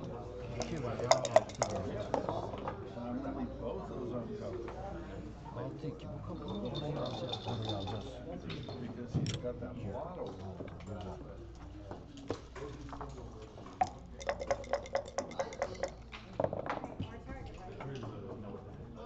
See, he's going I think I like down. It's just another builder for the bar.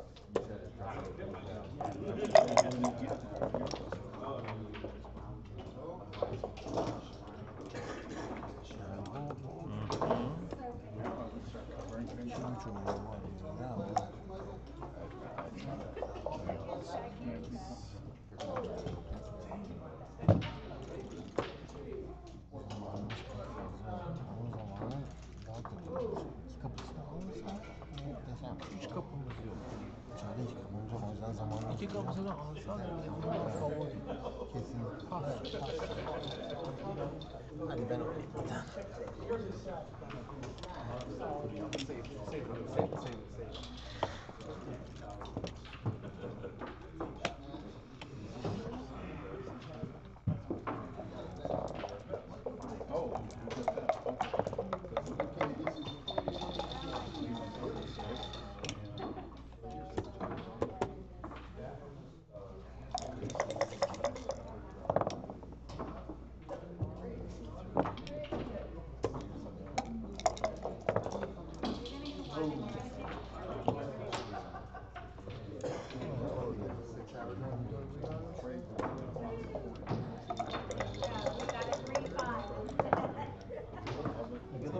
Okay, so that's gonna make a 4 prime.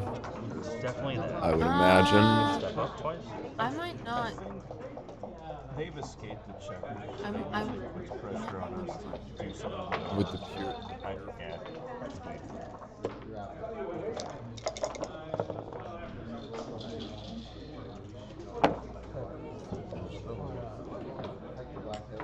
Bu değil mi? Tabii.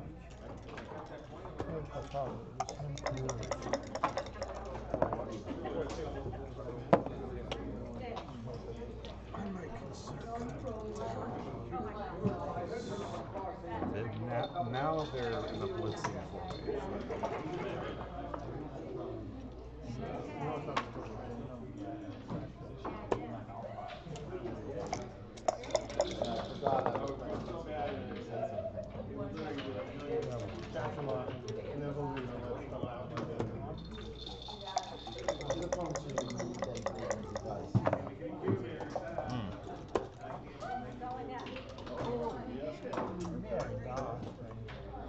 Evet, çok kötü bir dağılım var. Zaten kötü de bir kaçıyor.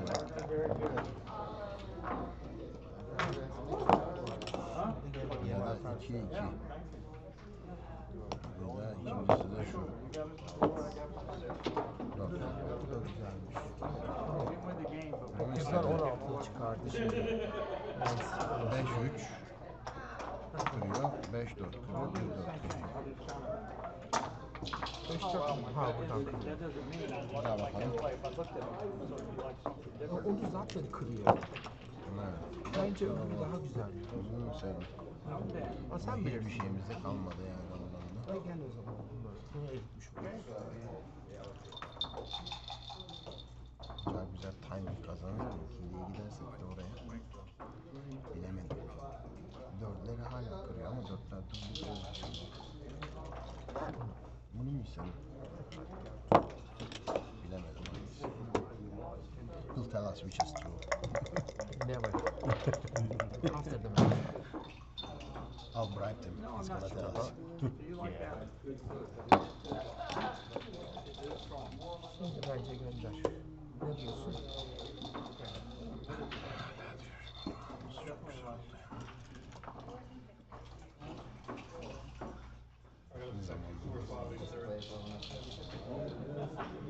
İçerideki çok gönderdim mi? Hı? Olacaklar ama.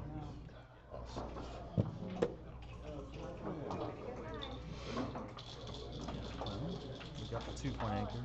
Just reduces gammons. They got 2 gaps. Could be difficult for them to get in. But we are behind in the race, right? We're behind by a lot in the race. by a lot. You got the third checker back, which is more contact and also safer. Like, we got a good front position. If we make a shot, like, turnarounds are pretty quick. You know, like, it's not like we have a bunch of work to do. If this guy were safe, if this guy were over here, I'd definitely pass it. But he's not there. What are those sixes? 6-3. That's bad. Well, 6-3 just makes that. 6-3 makes that. 6. What is that? Still no bad sixes right now. I'm not married to this, and passing does put them on an auto-way score, which is another thing that matters. Like, I'd be more inclined to take it if it's 2-2 instead of 1-1. It's a bit of a reach. I think we can let this one go. Okay. And you drop pass.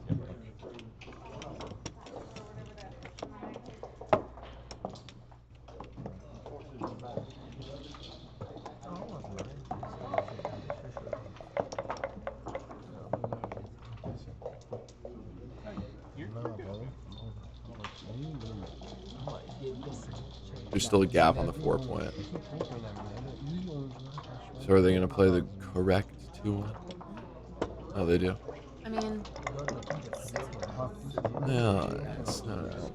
So you do have to hit that, and then you make the 4 point. Yeah, see. Okay. And that's not what you want to roll from the bar if you're blue. I think stepping to the 20 maybe? Or the bar. I don't. Dupes. Oh yeah, 6 duplicate. Yeah, right. Yeah, 6 duplication. Yeah. So one of those is getting hit. It might be the one on the 11 point. What we could do. Send a 4th back. Oh, you can make the 20 point too. Yeah, lots of good things to do here. That looks pretty solid to me. Yeah. I kind of like hitting. I like putting a guy on the roof though. Yeah, just send a third guy back. I mean, you let him make the 18 point, and then all of a sudden he can get out. Okay, well. Even making the 11. Yeah. Would be pretty sad. And you got to split the back checkers probably for return shots because that guy's getting pounded on for sure. Cube. Let's think about it. Usually in these early, yeah, I think I like the cube here. I like the cube. In these early positions, often the lack of structure on your opponent's side is a good indicator of a cube as well as an anchor.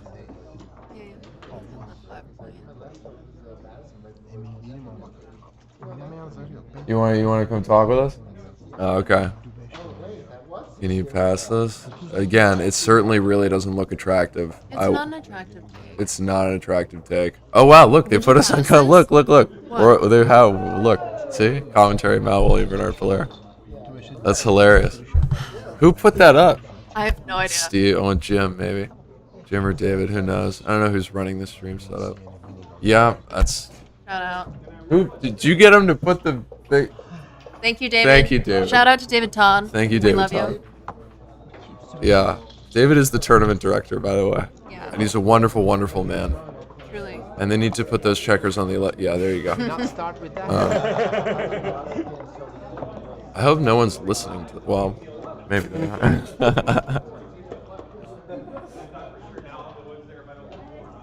Be like, get these people off college. No. Okay, so 6-3 picks up the outside checker. The outside checker. No debate. Love when that happens. Excellent. So we're 5 away here.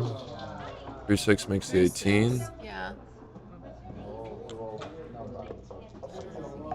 Excellent. And boxcars is not great. Wow. Yeah, This is so weird. I mean, Just hit and leave too. I mean, it could just be like hit, make a point. The first thing Hit and make the deuce I point. know, that was the first thing I saw, but I mean, yeesh. We're looking at it. Well, at least it's the first thing Gerry saw too. Yeah. I don't like giving up big. I mean, there's not a lot else that moves here. Yeah, I mean, usually sometimes you want to put. Oh god, that's a lot of plots. I like this. At least No. I have 4 ways to dance. Um. One. Yeah. Yeah, I mean, I think this is it. I mean, I don't see what else it would. what else are you gonna do, man? You just Not my favorite. cross double your sixes. fingers. Okay. And he hits it. 3 hits. 2 probably comes down. Well, probably comes 13, 11. Yeah, I would try to. Little unstacking in stretch it there. out a little bit. You already have the 18. Not incentivize the hit by stepping up. Ah, true, yeah, because then you get a good ace off the bar. Well, I mean, not 5-2. Let's see. You gotta make the 8 point. Remake it. That's a great shot, actually. I'd be really happy to see a 5 off the bar here. 3-1 makes the 5. Nothing crazy. I want to see how high your bullet pressure can really go. Maybe so. Hit him. Got another checker back. Oh wow! And Yeah. there's Gotta be more specific these Is there something? Is there? sure, yeah. There's not. I can Cool. go get water. I mean, this is, Thank you. Come on. It sound like you're paying me for this, even though you should be. No, I'm kidding. Let's see. Comes in on the 5. Bad. Are you hitting? I mean, you have so many checkers back. You gotta break a 18. Gotta What are break you a gonna point. do? Gotta break a point to do it, though. That sucks. Yeah. But you don't want the guy to consolidate his position, right? No. Otherwise, what are you coming out with? I think you probably just hit. 14. I Can't think be- you hit your every 5 made. Can't be that bad. Thank you, David. Thank you. Wow. St. Louis, the best tournament ever, by the way. Yeah. If you're not at this tournament, you should be very sad. No, I'm just kidding. Oh, not really. Okay, so he doesn't hit. Interesting. Double 3s would be pretty cool. 5-3 is nice. 5-3 is very nice. I think you make the 3 point probably, right? Or you Or could double double hit. hit. Yeah, it's so loose though. It's pretty loose.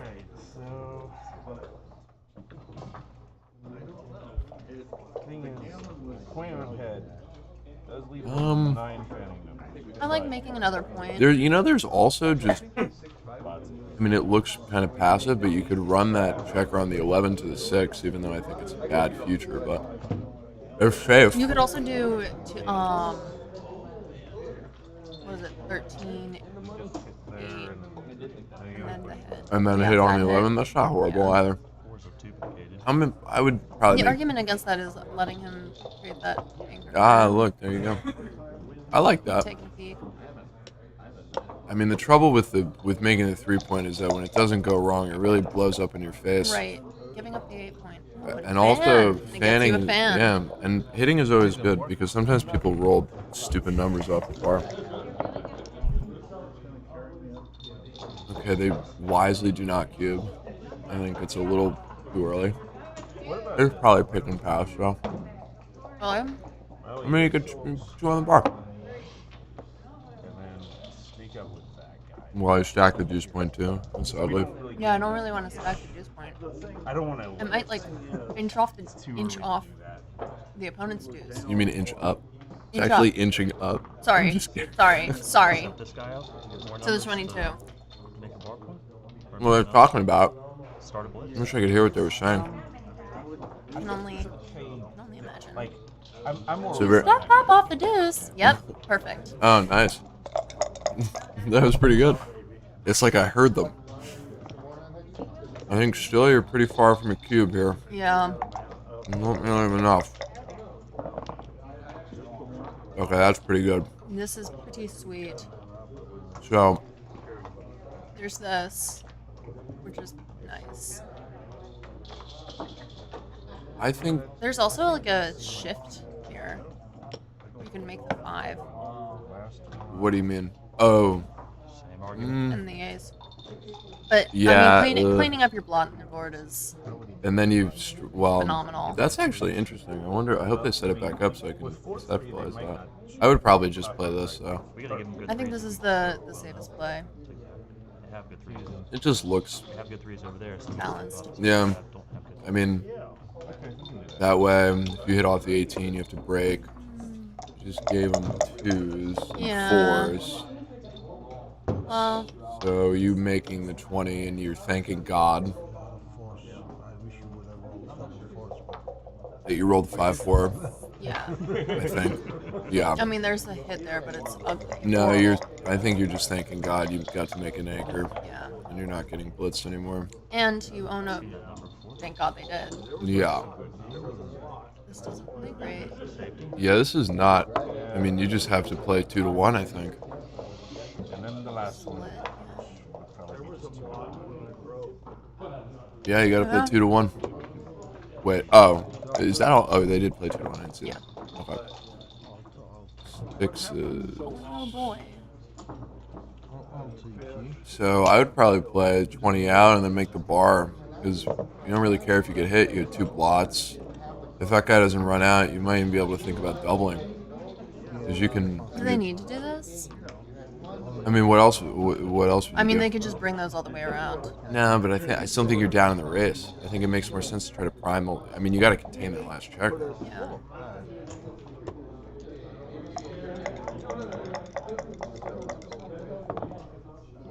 So now. Well, they can hit and they can cover. I think you probably one of those. That's a lot of shots, man.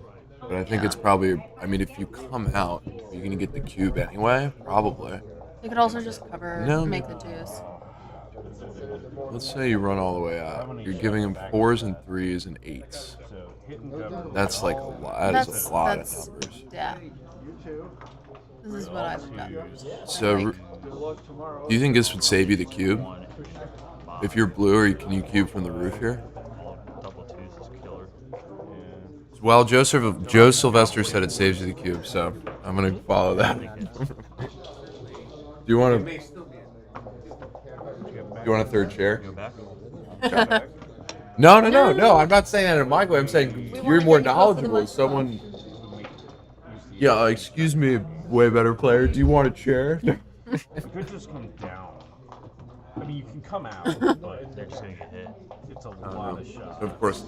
Still could be. Okay, so they made the ace. And they're talking about. This saves you, yeah. You can't consume bar. Yeah, you can come out. That's it? Yeah. Okay, we can do that. It'll be some return. Right, because you can. Yeah. Right.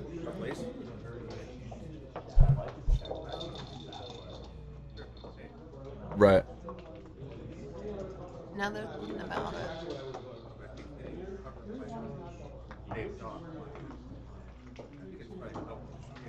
Yeah. And they're thinking about it. They're taking a minute. Right, yeah. Psychologically, you're less likely. Yeah, you're playing people. Always a good thing to remember. They're taking a minute on this one. I think you can cube this. I think you should. I think they've made their ace point. They're shooting at that checker. Even if you don't hit it, you still have the 18. Yeah. So it's not like you're dead. They're still back. Oh. No. You got the 5. Yeah. It was a great one. Okay, so are you too good? I think that they could have missed their mark. Yeah, I didn't think about it. Could have been too good. Yeah.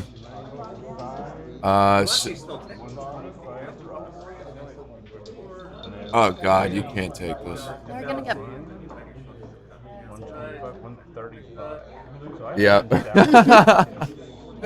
The future is right. It could potentially be grim. Yeah. I mean, I think you got to leave this one alone, especially Yeah, I at think 5 they away. missed it. I think they're Mr. Mark. I think at 5 away. 5 away, 5 5 away. away. You might If want they, to. if they get the gammon on this, Oh my God, they took it. A ballsy take. Okay, they took it. Okay. They said, I know how to roll 4-5 from the bar. Yeah, and then get missed and then get saved. Yeah, exactly. Yeah, Absolutely not. of course. Oh, yeah. 4-2. Comes in on the 4. Wow, I'm really surprised they took that, actually. That was, yeah. I'm really surprised Okay. they took that. Double Double ones. one. So that, you know, we all know where this is going. Very nice. 3-6 for the bar? Midwest. Oh, 3-4. Okay. 3-4. Pretty good. Okay. Oh, Nice. wow. Yeah. Very nice roll. 5-2. Now hitting loose looks a little scary here. Yeah. Yeah. Yeah. Wow. I think it was, yeah. Okay, so Gerry's coming out, and he needs to dodge his ace shot. Yeah. And he's, well, Mark, excuse me. Mark Flannery's coming out. No one ever rolled an ace. An ace. An ace. And okay, now we're hoping to roll 3-6 again. 3s are good. Yeah. Probably a slot to 5. Yeah, which has been fantastic. I think it does. I think. Oh Okay. God. Jesus. Oh my God. So it's clearly a take, by the way. Clearly. Yeah. Easy. Genius. Yeah. It was a genius take. It was a actually. genius take. Genius take, actually.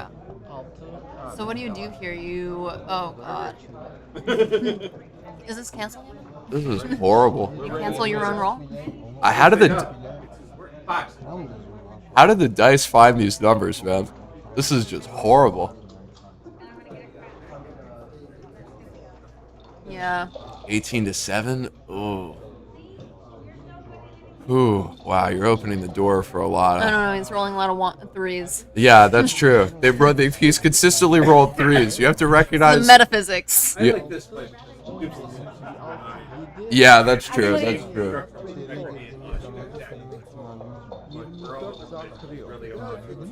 Agreed. You have to break for everything else. Yeah. And Yeah. it's all kind of a shot in the dark. Yeah.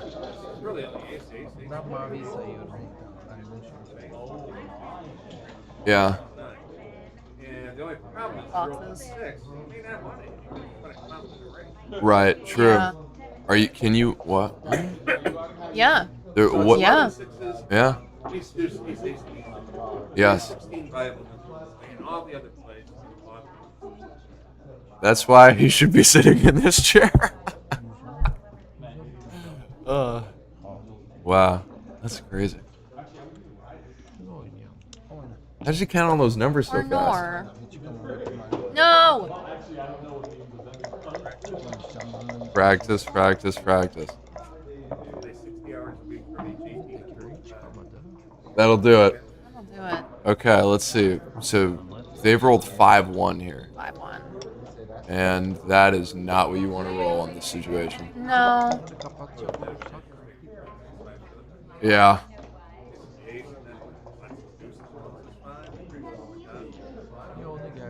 Oh man. Make it twice. Here's the problem. Like I say, even when he gets away with it, he's got to use the Yeah. Right. Yeah. Right. Enough. So we've saved you the checker. Yeah. And they're holding a cube. They're holding the cube. That's true. They are holding a cube. Genius. Yeah. Genius take. Yeah, it was a genius take, actually. So we all need to, you know, we all need Yeah, to check the vibes review our, yeah, we all need to review our metaphysics.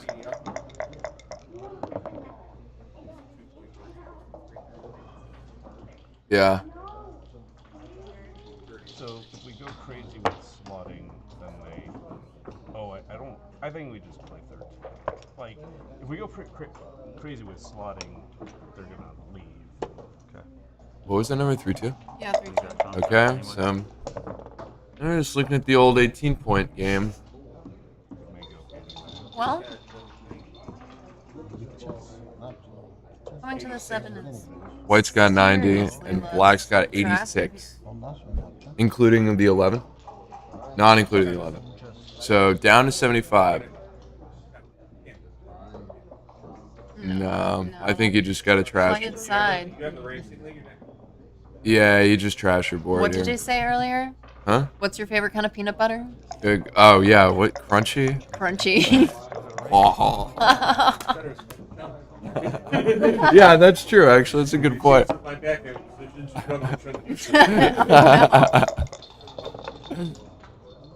Oh, double fours. Excellent roll. So now you're just kind of not hoping for 3-1. Yeah. Well, or you roll 6s. Yeah. So. Yeah. Yeah. That's a little wasted. Wow, 4s Ooh. again. Oh my god. Yeah. Okay. Take back my genius take comment. Yeah, it turned out. Yeah, turned out not to be. Got a lot more play out of it than we suspected. That is true. This game. This is a variation I didn't expect to see. But here we go, 5 and 1, and it's looking a little awkward. Maybe. There's still a little bit of Still hope. got some time. If you roll 6s, you got to roll like 2 sets, right? 2 sets of 6s probably to even catch up. I mean, her opponent's distribution is a little.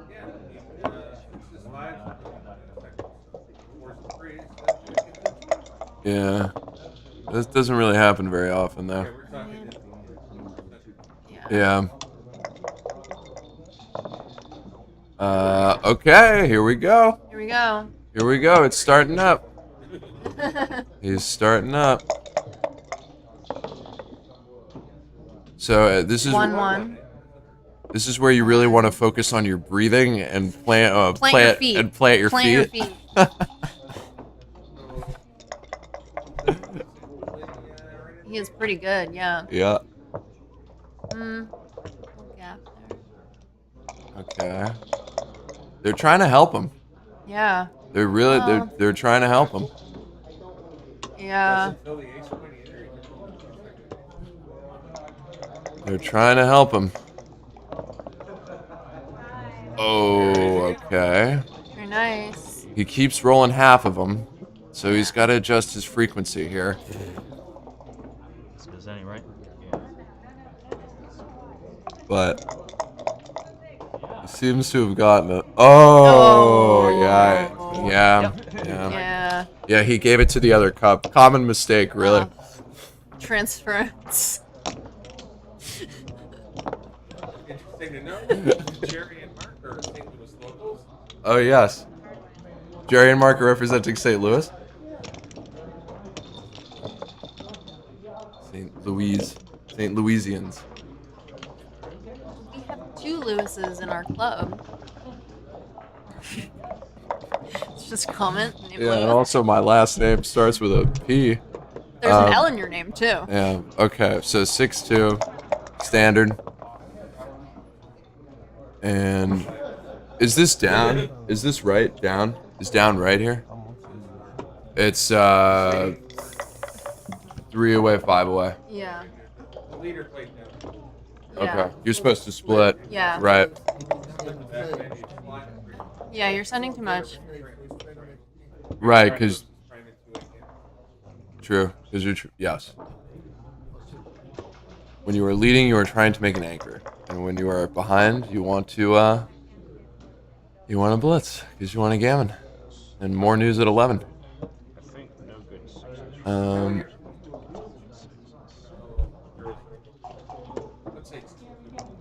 It's 10:45 now.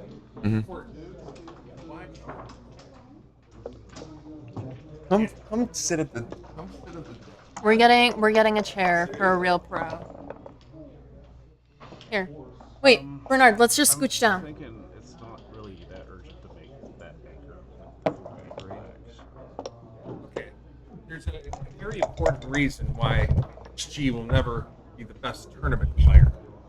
Because when I play a match, let's say it's 2-2 to 11. I've already seen 2 or 3 games. And I can tell just by watching my opponent where he moves concisely and quickly. Right. And I know when he's playing correct or incorrect. Uh-huh. But where he's looking. Unlike chess, it's not touch move. He's looking at this, he puts Right. it back. He's looking at this and puts it back. Uh-huh. And now it's clear to me that he doesn't have a solid conceptual understanding of those positions. Yes. So I might make a play early in a match that XG says, oh no, you just made a 0.03, whatever, 2% error. Sure.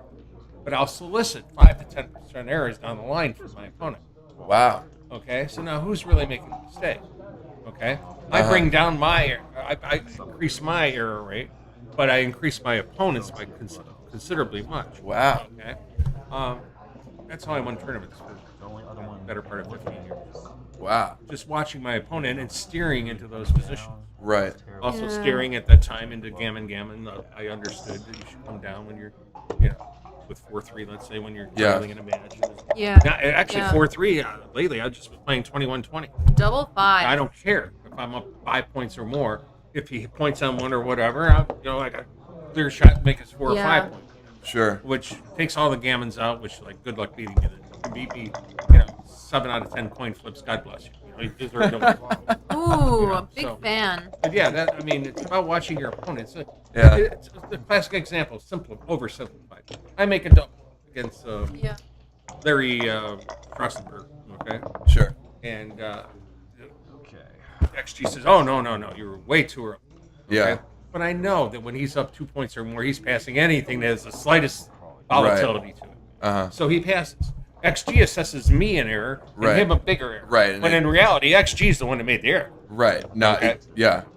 Because I want a point. XG's still playing the game. Right. So. Yeah. That is very true. Yeah. So XG's a great tool. And it's you gotta play but the- it's based upon it play insists people upon too. itself. It's XG playing XG. upon itself. It It's does. XG playing itself. It's Thank XG you. playing Thank you for XG. saying that. And Thank you for saying that. It's fine, but what if its tangent is technically incorrect? Yeah. So it does that exponentialize, its own 0.000 rating. Yeah. And much of that is just staring into positions that are going to be racist because it's playing itself. Yeah. It's playing save. And it knows how to blitz and this and that. But it's a human game. Right. I'm not playing XG. How many Mochis are there? How many Tanseys are there? Yeah.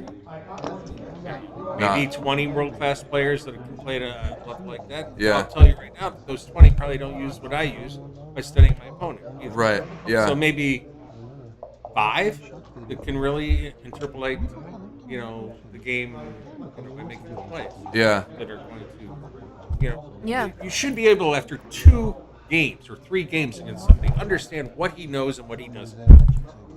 Against the average open player, or even the slightly above average open player and down. Yeah. Now the 80th percentile up, they all have a great understanding. They can work it out over the board and whatever.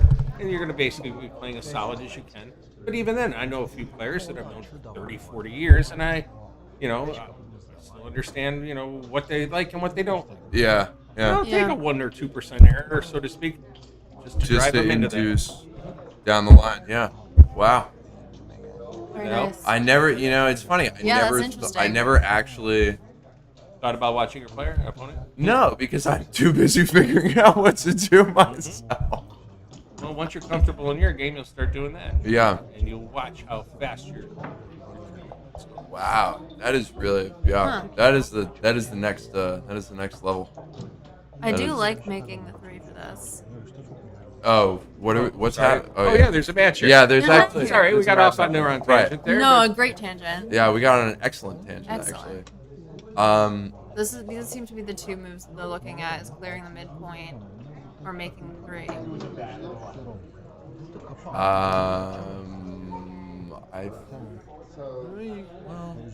The problem with making the 3-point, I guess, is that it's behind the anchor, and you're getting rid of your structure a little bit. You're unstacking the 6.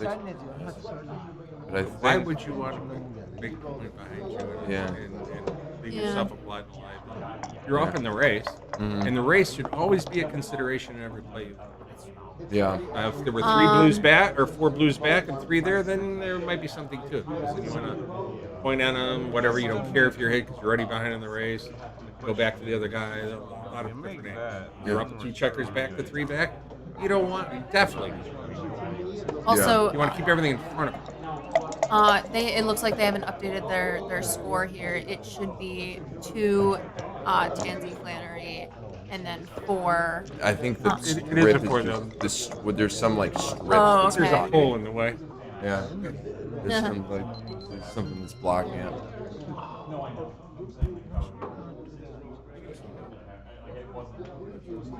And so they come out with the 5. They put their hand up to the camera. Oh. That's what I'm wondering about. Oh wow! Somebody can they hear us? 50. No, they can't hear. Why are they? It's funny. They're adjusting the camera as soon as they said. Well, I mean, it's obviously. Well, I hope. Yeah, but they didn't move the scoreboard. I gotta just tick the scoreboard. Yeah. They got to move the scoreboard a little bit. Who is listening? I don't know. Somebody must be listening to something. Okay, so a lot of time to think about this 5-1. Looks great. Yeah. I don't think. Wait, where are the other 2? Oh, the midpoint is right. The midpoint is clear. Was there any is there any merit to staying back with the checker on the 22 for a little bit of extra contact, or is it just inviting getting pointed on? On the 22. Yeah, because they moved that checker 22 to 16. No, but they hit the clock after. Oh, they didn't think about leaving back. Oh, the clock's running. So that's Is it running? Yeah. Yeah. They better fix that. Someone better tell them about that. Oh boy, their clock's running. I'm trying to remember when one I've ever seen anyone run out of clock, but I haven't played. You haven't seen me play. Yeah, you wear it down? I wear it down. Okay. Oh wow. Okay. Oh, okay. So they immediately swing the cube. All right. What was the 50? Very important. 40. 30. Yeah. 114. I think like they'll have several opportunities to make that point. They don't even have to make it. Just run 5. Yeah, I mean, it's better for them if they make it, but you know, you can imagine a world where they never do it. Oh, it's a huge. lot. I don't know if this is. We passed. Yeah. Yeah. And they give it up. I think that's. I would give that up. I mean, you don't want to get a off this game, right? Yeah. I mean, but those outside prime games are often takes, but I don't know what the race was, so that's probably a plus. I didn't do any better. Well, we both banned with double 6s, so... Yeah. Now, I mean, his take point technically is like 25-26%, but now, you know, he's going to be doubling in any kind of volatile position whatsoever. Sure. And once again, it's a question of, you know, looking at your opponents, Mehmet and Koray, what we've seen and how they move. I think and where they've taken and where they've doubled. And it should give you some ideas to where you should adjust your take point up or down in the previous game.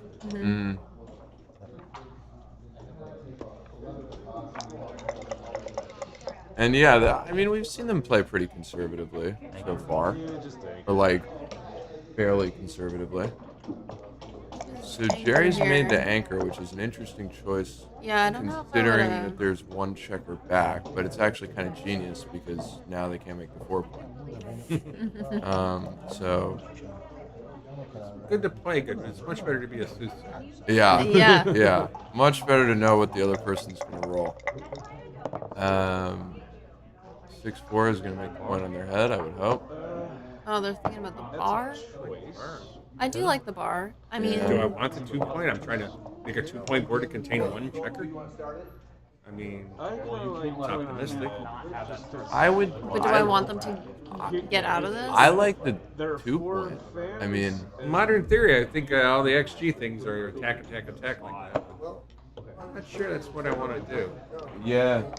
Yeah, gammon go. He might know that his opponent is passive, put up the slightest dance at third point, and all of a sudden you can scare them off. They're gonna play very conservatively. So now you gotta hit. You gotta hit it. Well, this is why you make the 2 point, because you're trying to hit everything, and then they got a blot on the board. You got an anchor there hanging out.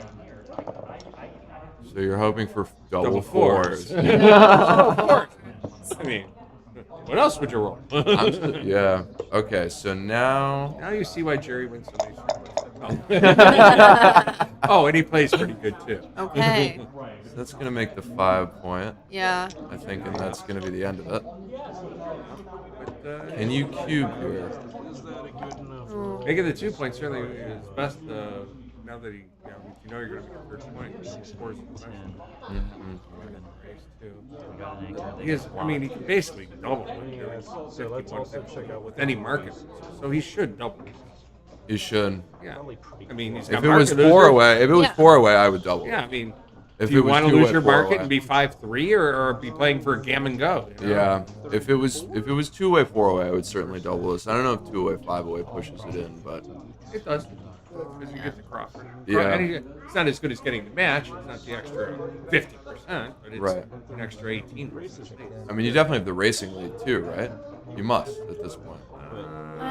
Black feel like I won back. Yeah, but you get 13. 14, Wow. It's pretty darn close, actually. Okay. Yeah. So the race is close. 36. If you would like to cube this, I am on board. All right, nice cube. I love the cube.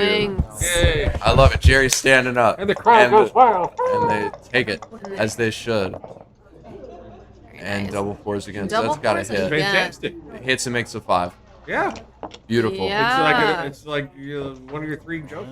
There you go, baby. And then if he fans now, how would you feel if you hadn't doubled? Yeah. Or when he fans now. Big swing on that roll. Nice cube from Mark and Gerry. 3-2 covers. Covers. I'm down. Yeah. Sometimes you got to pay off to double ones. Yeah. You're praying for double ones. Seeing Ghost in the Shadows. Yeah. Not what you want to do. Yeah. So that probably slots the bar. What is it? 5-2. 5-2. It can't slot the bar. Oh, it can't. Sorry, excuse me. Never mind. But you should come into the 4. Make sure you have attackers for the ace. Yeah. Yeah, you should come into the 4. You're not trying to build the bar. You're trying to close the bar. Yeah. You have enough to gain. Yeah. 16 crosses to get up the gammon. Right. Long process. Yeah. We want to be able to attack whenever they get back in, right? So, not sure what they're thinking about here. I mean, I think that I would be tempted to try to mobilize my back checkers, but I don't think it's worth it. I think you just play this. Offense, defense. Yeah. You're on the offense, you make offense. You want to try to close. Right. Defense, make defense. So, hoping for a joker here, but doesn't find it. Back in 1983, Lower Birdie wrote a book called Advanced Backgammon. Maybe Makes one of the few of only. It could close him out. That's good. No, it can't close him out. But he wrote a book called Advanced Backgammon. Right, and there was a series of problems. I used it as a warm-up for all my tournaments.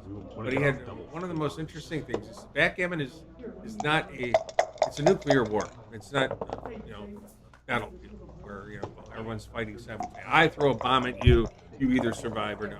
Right. You throw a bomb at me, I either survive or no. And so you should keep your game orientated in that fashion. If you're offensively orientated, almost always the offensive play is correct. Yeah. Makes. Yeah. Whereas, okay, and he closes And he them out. closes them out. So now all he has to do is keep it even. Not double fours. Yeah. What is that? Yeah, that horrible. That leaves a blot. Right. Yeah. And then you want to bring the deuce in to the 5 points. So this should be done. Yes. That was horrible. 13-5. So now, great roll. That was legal. Of course, it doesn't really matter if you. Only when you do your. Right. Yeah. I gotta get that down. 6-1 probably just takes off the 6. Actually, I think I take him off. I would imagine. Yeah, like 6. Or no, you could play it totally safe. Yeah, he doesn't have to do anything special. I know it seems weird, but Still has. It blots Yeah, on we go 6s anyway, and right? 5s. Are we, Yeah. but are we But here's the far thing. ahead? And 6-5 No, leaves some it's money only going 22 on and top. 12.96 to get hit. Yeah, So, I think you just hit. Yeah, you So should. it's under 2%. Yeah, grab it. You should just take grab it it off. off and hope the next roll goes. fine. And now The other way is definitely safer because even if like you clear with 6x here now, Yeah. you know you got 6-5 leaves a shot. The other way with the 2-2-4 distribution, 6-6 and 5 points. Okay, 4 off, 5 to 3, pretty Yeah. simple. Yeah. All right. And now the 6-1. 6-2, close. Okay. Yeah. So So it's 33 and 12.96 after he dances. So we're only up to 3%. Getting okay. 5 and 3. Alright. So now it gets even If you more. could, yeah. You kind of want your opponent to come in here, and he and does. he All right. does. So Very we're going to nice. see Crawford from this excellent cube by Gerry and Mark. Excellent, Truly. excellent cube. You'd be kicking yourself if you didn't cube that, and then you rolled 44. Excellent, excellent cube. Ooh. Okay. Crossover's the Nice. most important thing now. Maybe we could see a 4, gammon 8, save 9 here. versus 8. I think he's going to need one big set of mine. I've seen- Oh, Not you. nail in the coffin right there. That's the nail in the coffin right there. Oh, never mind. I don't know. What are you doing with that guy? No, it's crossovers. This is wrong. You don't want to use one checker for 12 pips. Yeah, bringing one in doesn't. Yeah, that did not. It doesn't but he do did. enough. Did absolutely nothing. Well, Okay, she's got 2 rolls to do Yeah, it. let's see if he gets punished for this, for not making all the 4 crossovers. Yeah. One big set, and he punished himself. 'Cause he'd still need Okay, another it's set. Jen. It's over. yeah. Yes. Yeah. Very resignedly pushing the clock button there. Not the double 4s. Yeah, excellent, excellent double take. That also hurts to be on the other end of, by Yeah. the way, which everybody has. Watch your lead. So you really don't want to get gammon if you're Gerry and Mark, and you really want to gammon if you're Mehmet and Koray. Yeah. So Gammon see. go, gammon save. Yeah, let's see if they can pull a gammon here and swing the momentum back. Mark's been rolling the whole time, interestingly, whereas I think Mehmet and Koray have switched rollers. Yeah. So there we go. So 6-4 makes a deuce. Great. That's a good start for gammon potential. And now your gammon potential is low because that happened. And 2-1. Are we slotting the 5 here? I would. Yeah. I think I would too. Huh. You're not trying to battle him in a prime versus prime game. That's No. what he's driving. Yeah. Here's the girl 6'5". This is brilliant. It covers the whole outfield, and you can't do anything. You can't run. Yeah. Actually, I think I would run here. But I would probably run Yeah. safety one of those checkers. You know, and just- Oh, I do Or you not can like that. hit I on do the not deuce. like that. I think running was a good idea. Although I guess they Okay. want a gammon, so They it's do want to win a gammon, but at the same time, I don't want to put myself in a position where I'm an underdog. Yeah. Which, Yeah, I don't think they saw the running play. Actually, I don't think they looked at. I think if they looked at it, they would have made it. But I don't think they saw it. I know Gerry, he definitely knows his match equities. He doesn't want to get gammon, but So take 5-6 take some chances, you know. Yeah. 5-6 is an excellent roll off the bar. Yeah. So is 1-2 for that So's matter. 1-2. Keeps them in the hole. It's all pretty easy. Man, your neck really gets craned when you're sitting here. TV's very high. I'm gonna have to call David. I'm outraged. I have to call David about this. Double ones is a great shot. Nice. Makes the 5, and we're splitting our back checkers here. I think you probably should at least do 1. We are joined by Megan and her daughter Mackenzie. Mackenzie. Yes. Good evening. Megan and Mackenzie. Good evening, Megan and Megan's Mackenzie. dad is David Todd, the director of this tournament. And speaking of David is a huge proponent, probably more than anyone in the country, at playing back games and flooding the outfield and leaving slots, especially at like double match point or here. Boy, is he. We're trailing. And it's funny because if you watch or you look at the XG ratings and error, blunder. Oh wait, David's winning. So it's like 2 wrongs make a right. Yeah. Well, in David's case, three lefts make a right. Yeah. Wow, double threes, what a crusher. Double threes. That's got it. Yeah, you just make the 5 prime. Easy. But it's forgotten how often if you end up with like a 2-3-5 game or just somebody who hits. Yeah. How often he gets scammed? The guy, not playing backgammon. Yeah. Backgammon. Yeah. Which is why it's often right to do that. We're not coming out here? Whoa. Break the anchor? Well, he's flat. He's totally flat. Yeah. I mean, I guess. But it's game and go, too. Yeah. Oh, this is not. You don't want to give up. I don't really like this. David, we're just discussing your genius. Your backgammon genius. Yeah, we're talking about the robot. And how, even when you're down like 6-5 Crawford, flooding in that when you're trailing often leads to a back game where you can win gammons. The guy ends up leaving a double shot, you pick up 2 blots, 40% gammons, you close them out going forward. So Gerry is really hoping to make settle into a 3-4 here, I think, right? Yeah, he wants a 2. But he doesn't have the timing for it. Yeah. He can't do it, which is why it was consideration coming up, but he can't get it. I think that hit on the deuce point was a little crazy. I think maybe coming out. I think you're right. Oh, wow. So 6-2 hits. Oh my god. Okay. And you're gonna put 5 back. Ooh, that fan hurts. Boxes here, and it's all over. Or 3-1. I saw him come up for a second. 3-1. Okay, it's 3-1 on the hits. attack, yakety yak. Okay. That's the board advantage. Okay. Got it. Performs with a 1. Got that second anchor. God bless him if he wants to play a back game. Not a good back game. Not a good score for it. So if we're blue, we're remaking the prime. What's he thinking about? We're remaking the prime. Yeah. Maybe. What's he doing? I don't know. Why wouldn't he? Why would you cover the 3-point and make your bar? Well, you let him crunch. That's what I would do. Yeah, he They comes didn't in look and at he it. You do. They didn't look at it. You do when you want to gammon him. But then he comes in and he crunches, right? I mean, Yeah. Well, does he? Well, what is it, 1-6? Yeah. Maybe after. What about coming out here?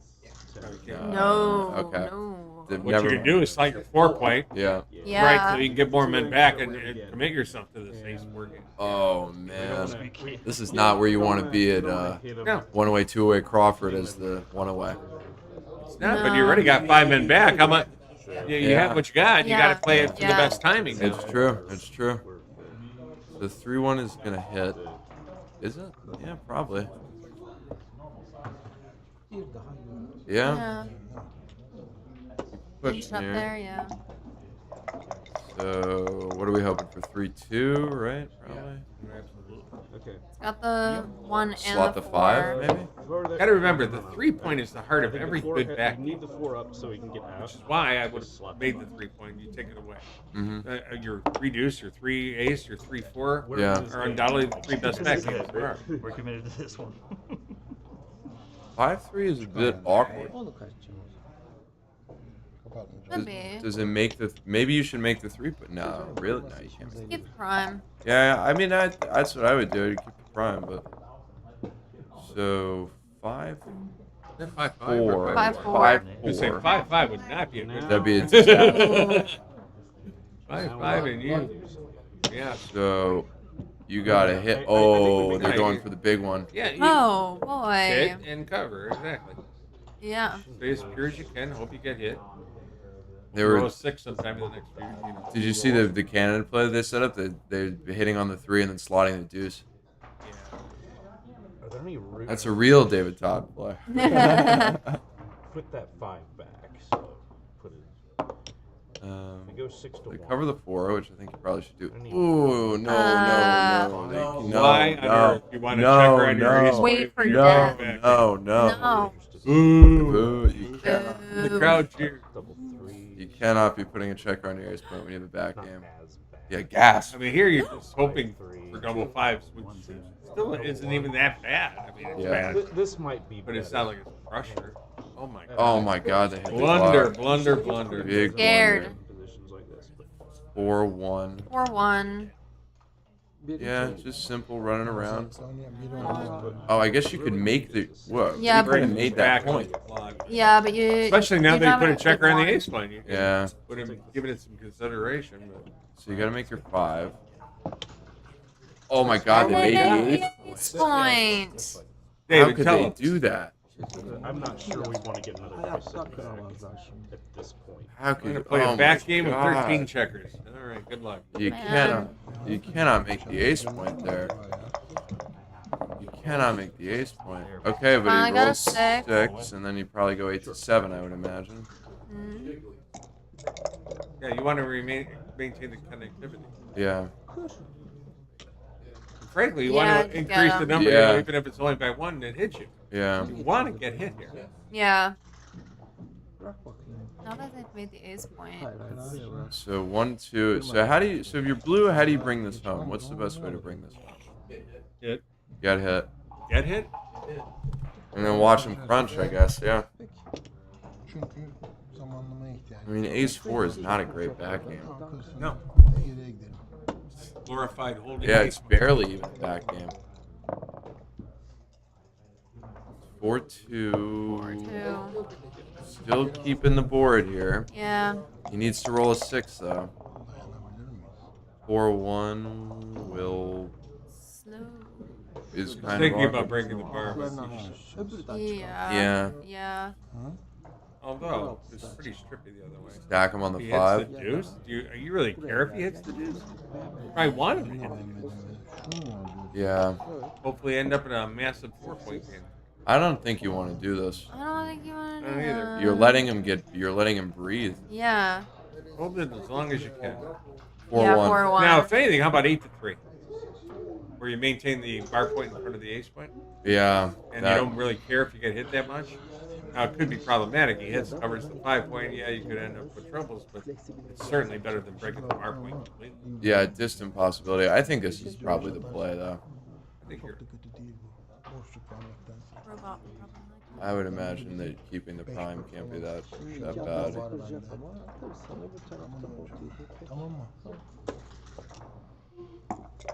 Okay, here's the roll. Hoping for 6.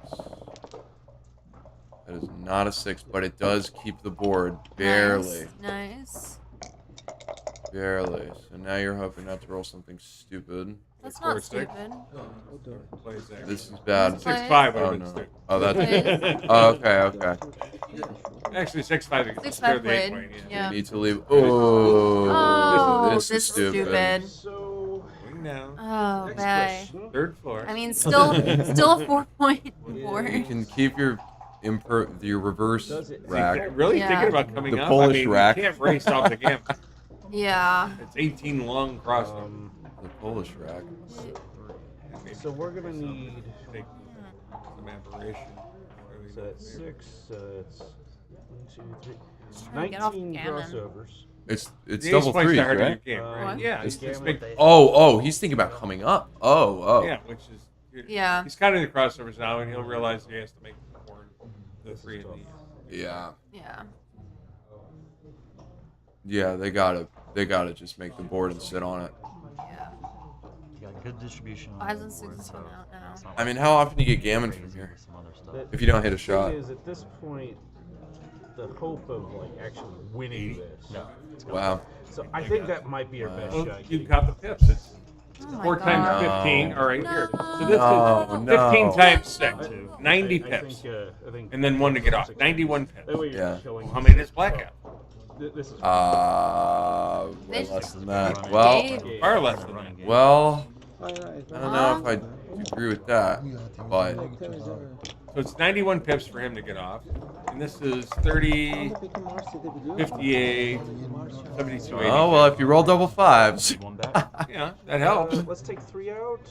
2, 3. They better keep going. Yeah, So it sure. wasn't about If 8. they give us a straight shot, Definitely. we 70. Okay, It well. would be a double and a take, so 70%. That 3 70% slows gammon. down the gammon a Or little the bit. 5. O 3-2 de gene 5'ten. I would just probably. I don't really know what the merits of either play are really, but I would just probably. Okay. I don't really think it matters. So now you gotta free that checker on the 21 for sure. Get that moving. Yeah, I think just keep the crossovers here. We're still just in get off the gammon mode. We're not seriously hoping to win this game. If they give us a shot, we'll just deal with whatever. Double 4 is probably the only double you want to see if you're yellow here. Okay. It's going to be close for them to get off this gammon. Yeah. It's going to be very, very close. That's not going to help. 21 to 18. I think you got to get crossovers. Yeah. And then Why not 21 to 18? gets us 4s, 5s, and 6s to get in. Thanks for what?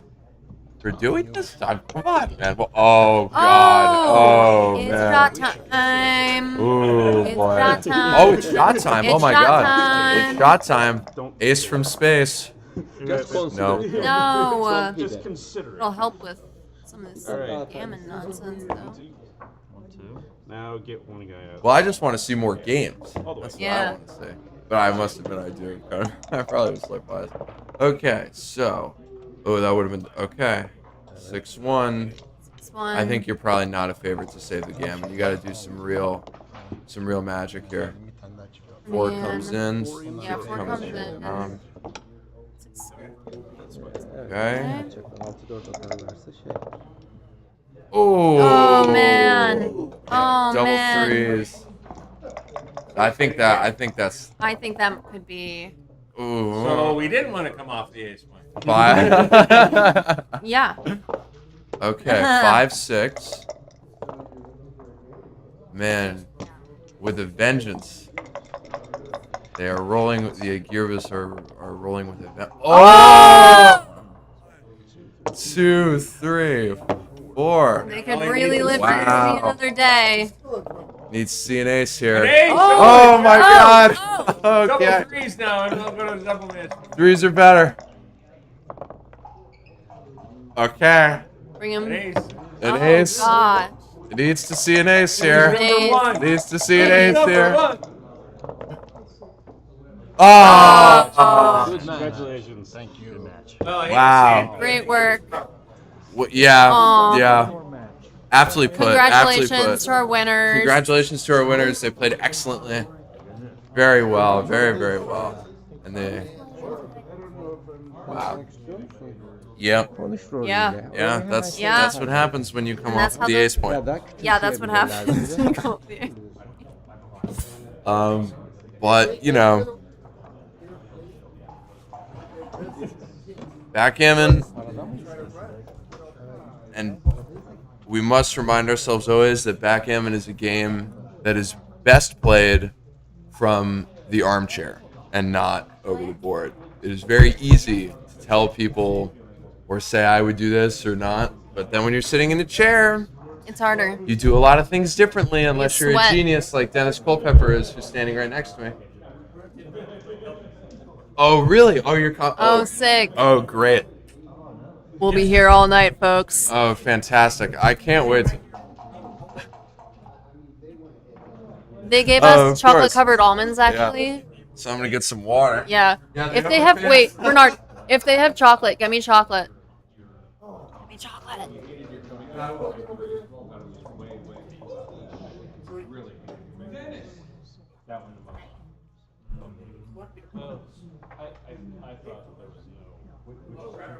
I thought there was no. There really was. I felt that Gammon by hitting a shot. But lose more games by getting another ball back. Like, let's go! Like, there's not a lot of hope in that position. You're already crushed. The extra guy back doesn't help. Get some more chocolate-covered almonds. 108, baby. Not 1.08. Thank you. I love this. This is great. Okay. Yeah. And Joe Sylvester is inside, chewing them out. Oh, over good. there. Good. He came immediately over to them and started chewing them out. In Amazing. fact, you might be able to see them on camera here. I think you can see Joe there. Oh no, he left. But man, that guy is a genius, man. That was crazy. He called like every number in 30 seconds. What's on the stream chat? I'm looking at it now. Shut up. What? A lot of it's about the pricing of backgammon.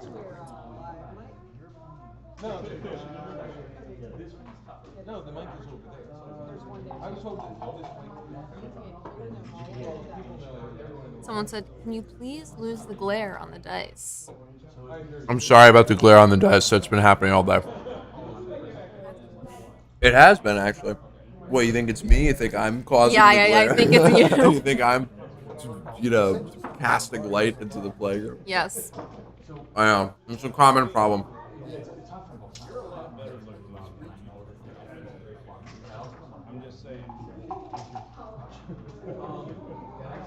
Okay, so I think we're going to see Dennis Culpepper and Rory Pascar versus Mehmet and Koray Agirbas, which will be Very exciting. I think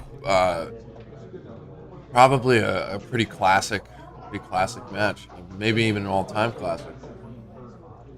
So I would love to see that. I hope they do it tonight. It sounds like they're about to. They doing it? Well, Dennis said that he was about to do that. It's 11:20. Oh, yeah.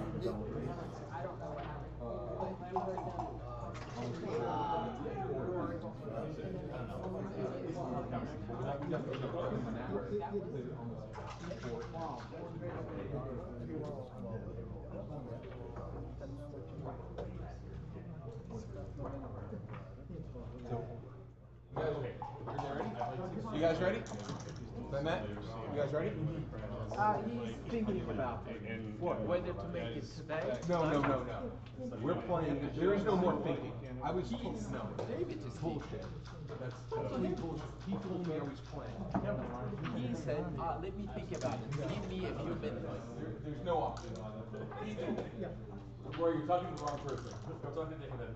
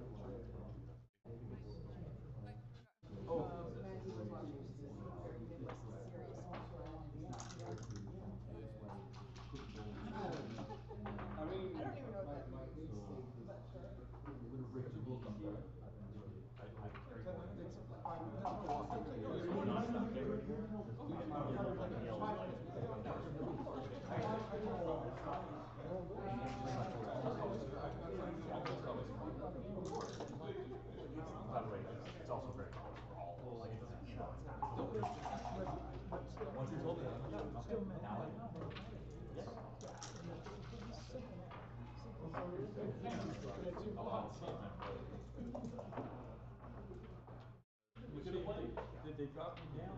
I'm gonna see. They should have dropped me down. I haven't checked. You should be there somewhere. I think it's online. They've not put me in yet. I think you're playing Sean right there, where your finger is. No, he moved down Look online. It's online. They killed my plan because I was playing in the doubles after I couldn't play the singles. I'm really sorry for you. But so Culpepper is on the I want to get make sure I'm putting here at the bottom.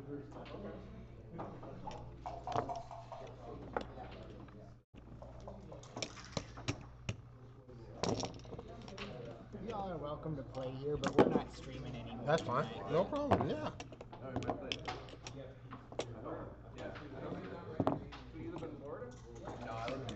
What channel are you broadcasting? Not today.